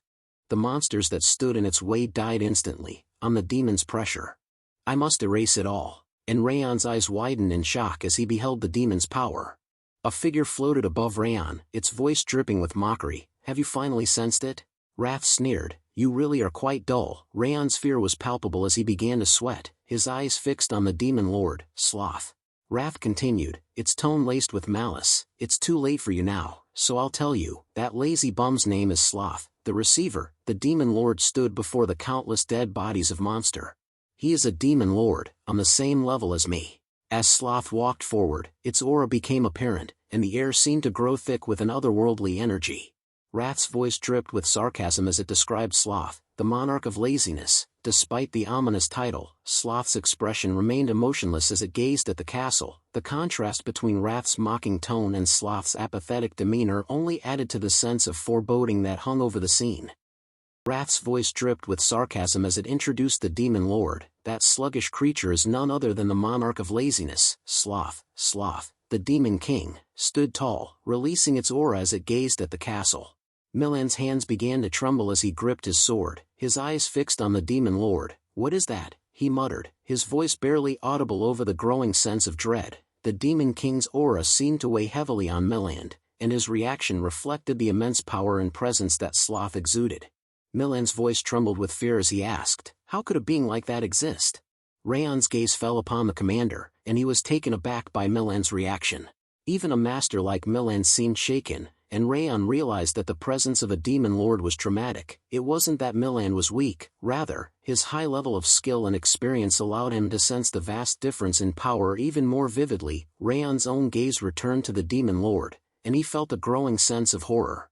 As Raon gazed at the demon lord, Wrath's voice cut in, "It's not as much as in the demon world, but it seems he's gathered a lot of energy. Pretty good for a lazy bastard who just sleeps." Raon's eyes snapped towards Wrath in surprise, and he asked, "Why is he here? You weren't the only demon lord who descended on the human world?" Raon's gaze lingered on Wrath, seeking an answer. Wrath's response was laced with smugness. "Even if I tell you, there's no point. At your level, you wouldn't be able to understand anyway." Raon's gaze returned to the demon lord, and he asked Wrath again, "Then why is he here?" Wrath's response was straightforward. "The reason he's here is quite simple." Wrath explained, "Over the past year, from the small-scale skirmishes to the attack from the masked bastards, and the scouting that occurred even after the wave ended, the countless disturbances and tremors reached all the way to the peak of the mountain. Because of that, Sloth, who was sleeping at the top, has awakened. He remembers all that happened in a flash moment." Wrath's explanation shed light on the events that led to Sloth's awakening, and the demon lord's arrival on the scene. Wrath continued, "Before, he was just falling in and out of sleep, but this time, he's fully awake." A sly grin spread across Wrath's face as he said, "This is a good time for me to tell you a fun story." Raon's eyes widened in shock as he listened to Wrath's words. Wrath began to tell the tale. "The demon world is a land of endless carnage and desire. Someone who falls asleep out in the open in that kind of world is basically begging to be killed. But somehow, Sloth just wouldn't stop sleeping." Wrath's voice took on a tone of amusement as he asked his own question. "How did someone like that become a demon king?" He answered, "It's because he indiscriminately slaughtered anything that disturbed his slumber." He remembered cruel behavior of Sloth. If you said something to him, or attacked him, he killed anyone who woke him up, for 1,000 years. Eventually, he ended up becoming a lord of the demon world. Wrath's gaze fell upon Sloth, his eyes gleaming with a knowing look, as if recalling the countless slaughter of monsters in the demon world that had led to Sloth's rise to power. The story Wrath told painted a vivid picture of the demon world and Sloth's place within it. Raon's eyes widened in amazement as he began to piece together the implications. "Wait, but that means..." Before he could finish, Wrath chimed in with a smug tone, "Yeah. That guy came here to erase the people who disturbed his sleep." Wrath's face twisted into a smirk as he gazed at Raon, a mocking laugh escaping his lips. Raon's face twisted in worry as he exclaimed, "Shit. Is there no way to stop him?" Wrath's voice took on a calm and collected tone. "There's no way for you to stop him here. If there was an existence like me or your grandfather, he would try to avoid a fight, but there's nobody like that here." Raon's eyes widened in surprise as he spoke. "I thought he always killed everyone who woke him up." Wrath replied, "Win or lose, if a fight becomes long, it means he won't be able to sleep, so he hates that even more." Sloth's desire for sleep and aversion to prolonged battles added a layer of complexity to his character. Raon's thoughts were consumed by the demon lord's motivations, and he thought to himself, "He's completely crazy. So his sleep is the only thing that dictates every decision he makes. Wrath's voice turned serious. There are only two choices available to you. Either give me control of your body so I can stop him, or keep going and get annihilated. Raon's gaze fell upon the injured and tired soldiers who sat on the ground, their faces etched with exhaustion and fear. Wrath's words hung in the air. Outside of that, there's no way for you and those humans to survive this.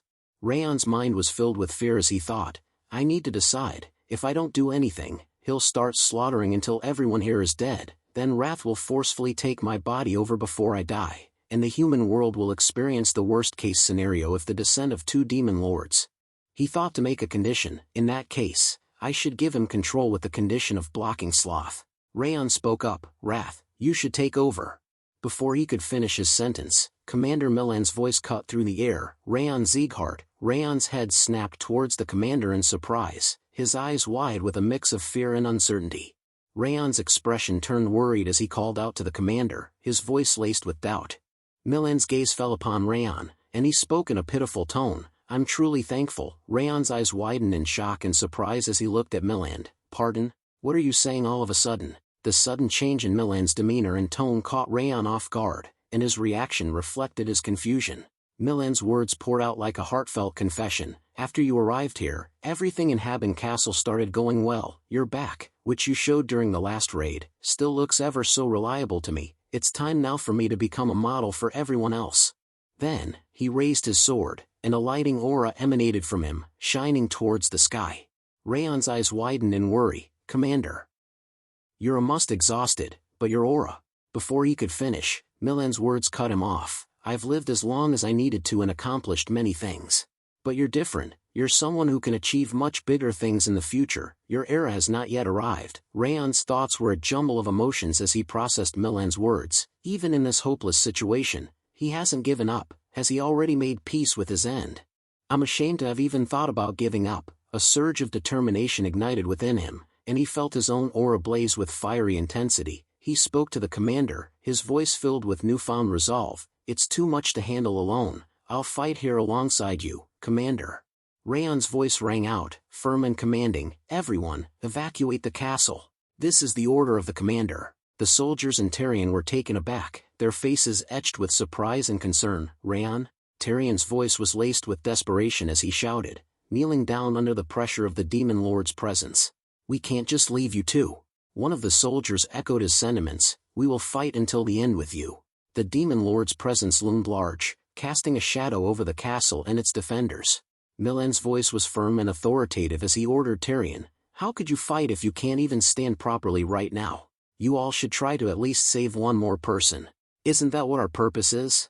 Tyrion's face twisted in frustration, and he clenched his teeth, rendered speechless by the commander's words. Tyrion's sudden turn towards the soldiers was a testament to his determination. All units, descend the castle walls and open the south gates. The longer we waste time here, the greater a burden we will be on those two people.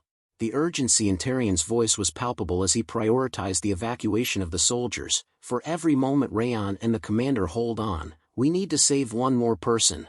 As he ran towards the south gate, Tyrion's voice echoed back, Commander, Raon, you have to come back safe. Please, you have to survive. Wrath's voice dripped with mockery as he spoke. The meaningless struggle of weaklings to try and survive brings a tear to my eye. But it's already over. Raon's gaze followed his aura to Tyrion and the soldiers, a mix of emotions on his face. Suddenly, Wrath's announcement sent a chill through the air. He's already here. Sloth stood before the Haben castle wall. His gaze cold and calculating as he spoke. I'm tired and cold, because of you all. I had to come here. The air was electric with tension as Sloth's anger radiated towards the castle. His aura surged, releasing an overwhelming pressure that threatened to crush the castle walls. Raon stood atop the castle wall, his aura clashing violently with Sloth's aura. The demon lord's presence was suffocating, and Raon's thoughts were a jumble of emotions as he struggled to stand against the overwhelming force. What are these waves? He thought, gritting his teeth in determination. Suddenly, Wrath's voice cut through the chaos. I told you, you only have two choices. If you want to block that guy, you should give your body to me already. The urgency in Wrath's tone was palpable, and Raon was forced to reconsider his options in the face of Sloth's crushing power. Raon's thoughts were a flurry of determination and desperation as he refused to give in to Wrath's demands. No, I can't give in to wrath yet, I'm desperate, but it's not completely over. If I gather all the information I've learned until now, I can find a solution. He recalled Wrath's words about Sloth's behavior: cold, sleepy, similar strength, simple, time, and annoyance. Raon's mind worked tirelessly to piece together a plan, his thoughts racing with possibilities. As Wrath's smile grew sly, he began to speak. Have you finally decided? Now you just have to give. But before he could finish, Raon interrupted. Let's make a deal. The words hung in the air, a glimmer of hope amidst the chaos. As Sloth's gaze bore into Raon, he stood firm, his aura countering the demon lords with unyielding determination. Wrath's surprise was palpable as he asked, "What? Did you say a deal?" Raon's response was laced with resolve. "I'll receive your anger, so give me the power to face him." His words were punctuated by the effort of withstanding Sloth's aura. Wrath's anger flared, and he countered Raon's proposal with disdain. "Useless. Just because you face him, nothing will change, and this deal doesn't have any profit for me." Raon's confidence was unwavering as he explained, "What if I refuse to give you my body even if I die?" Wrath's anger boiled over, and he shouted, "Bullshit." Raon's response was calm and calculated. "Shouldn't you know from watching me until now? Just like you don't lie. I don't make empty bluffs. If you refuse the deal, we'll both die here together. And if my method doesn't work, I promise I'll hand over my body to you immediately." Wrath's anger and frustration simmered, his teeth clenched in a mixture of rage and consideration. Raon's words had struck a chord, and Wrath's calculating nature was weighing the risks and benefits of the proposal. Milan's aura suddenly waned, and he collapsed, unconscious. Raon's eyes widened in surprise. And he turned to Wrath, his voice laced with urgency and anger. "Answer me, yes or no." Wrath's frustration was palpable as he gazed at Raon, his thoughts racing with the implications of the situation. After a moment's hesitation, Wrath growled, "Damn it. You'll pay for this." He shared a spark of his anger with Raon, enveloping him in a blue flame. Sloth's gaze shifted to Raon, its expression a mixture of surprise and curiosity. "This energy," it thought, its eyes narrowing in consideration. With Wrath's power coursing through him, Raon faced Sloth head-on, his voice dripping with disdain. "Trash like you, how dare you cause a scene in this haven?" The words were a challenge, a gauntlet thrown at Sloth's feet. Raon's words were laced with confidence as he released Wrath's energy. "This is the territory of the Lord of Wrath. And I am the vessel that is holding Lord Wrath." Wrath's eyes widened in shock and surprise, his gaze piercing Raon as if seeing him for the first time. The air was thick with tension as Wrath's expression turned from anger to astonishment, his voice silenced by Raon's bold claim. Wrath's voice thundered, "The vessel of Wrath? Why the hell are you the vessel of Wrath?" His anger was palpable as he demanded, "What are you trying right now?" Raon's thoughts were a sly smile. "What do you think? Punishing you for messing with me?" And reeling in a second pushover. Meanwhile, Sloth's gaze was fixed on Raon, who stood tall atop the walls, his confidence and aura radiating an air of authority. The scene was charged with tension, as Wrath's fury and Raon's calm calculation hung in the balance. Friends, this chapter comes to an end. To everyone watching, thank you for joining us on this adventure. If you're excited to see what happens next, let me know in the comments, ask for more chapters, and I'll keep them coming. If you'd like to support the channel and be part of our family, consider joining as a member. Don't forget to like and subscribe to help grow this community. Until next time, stay tuned.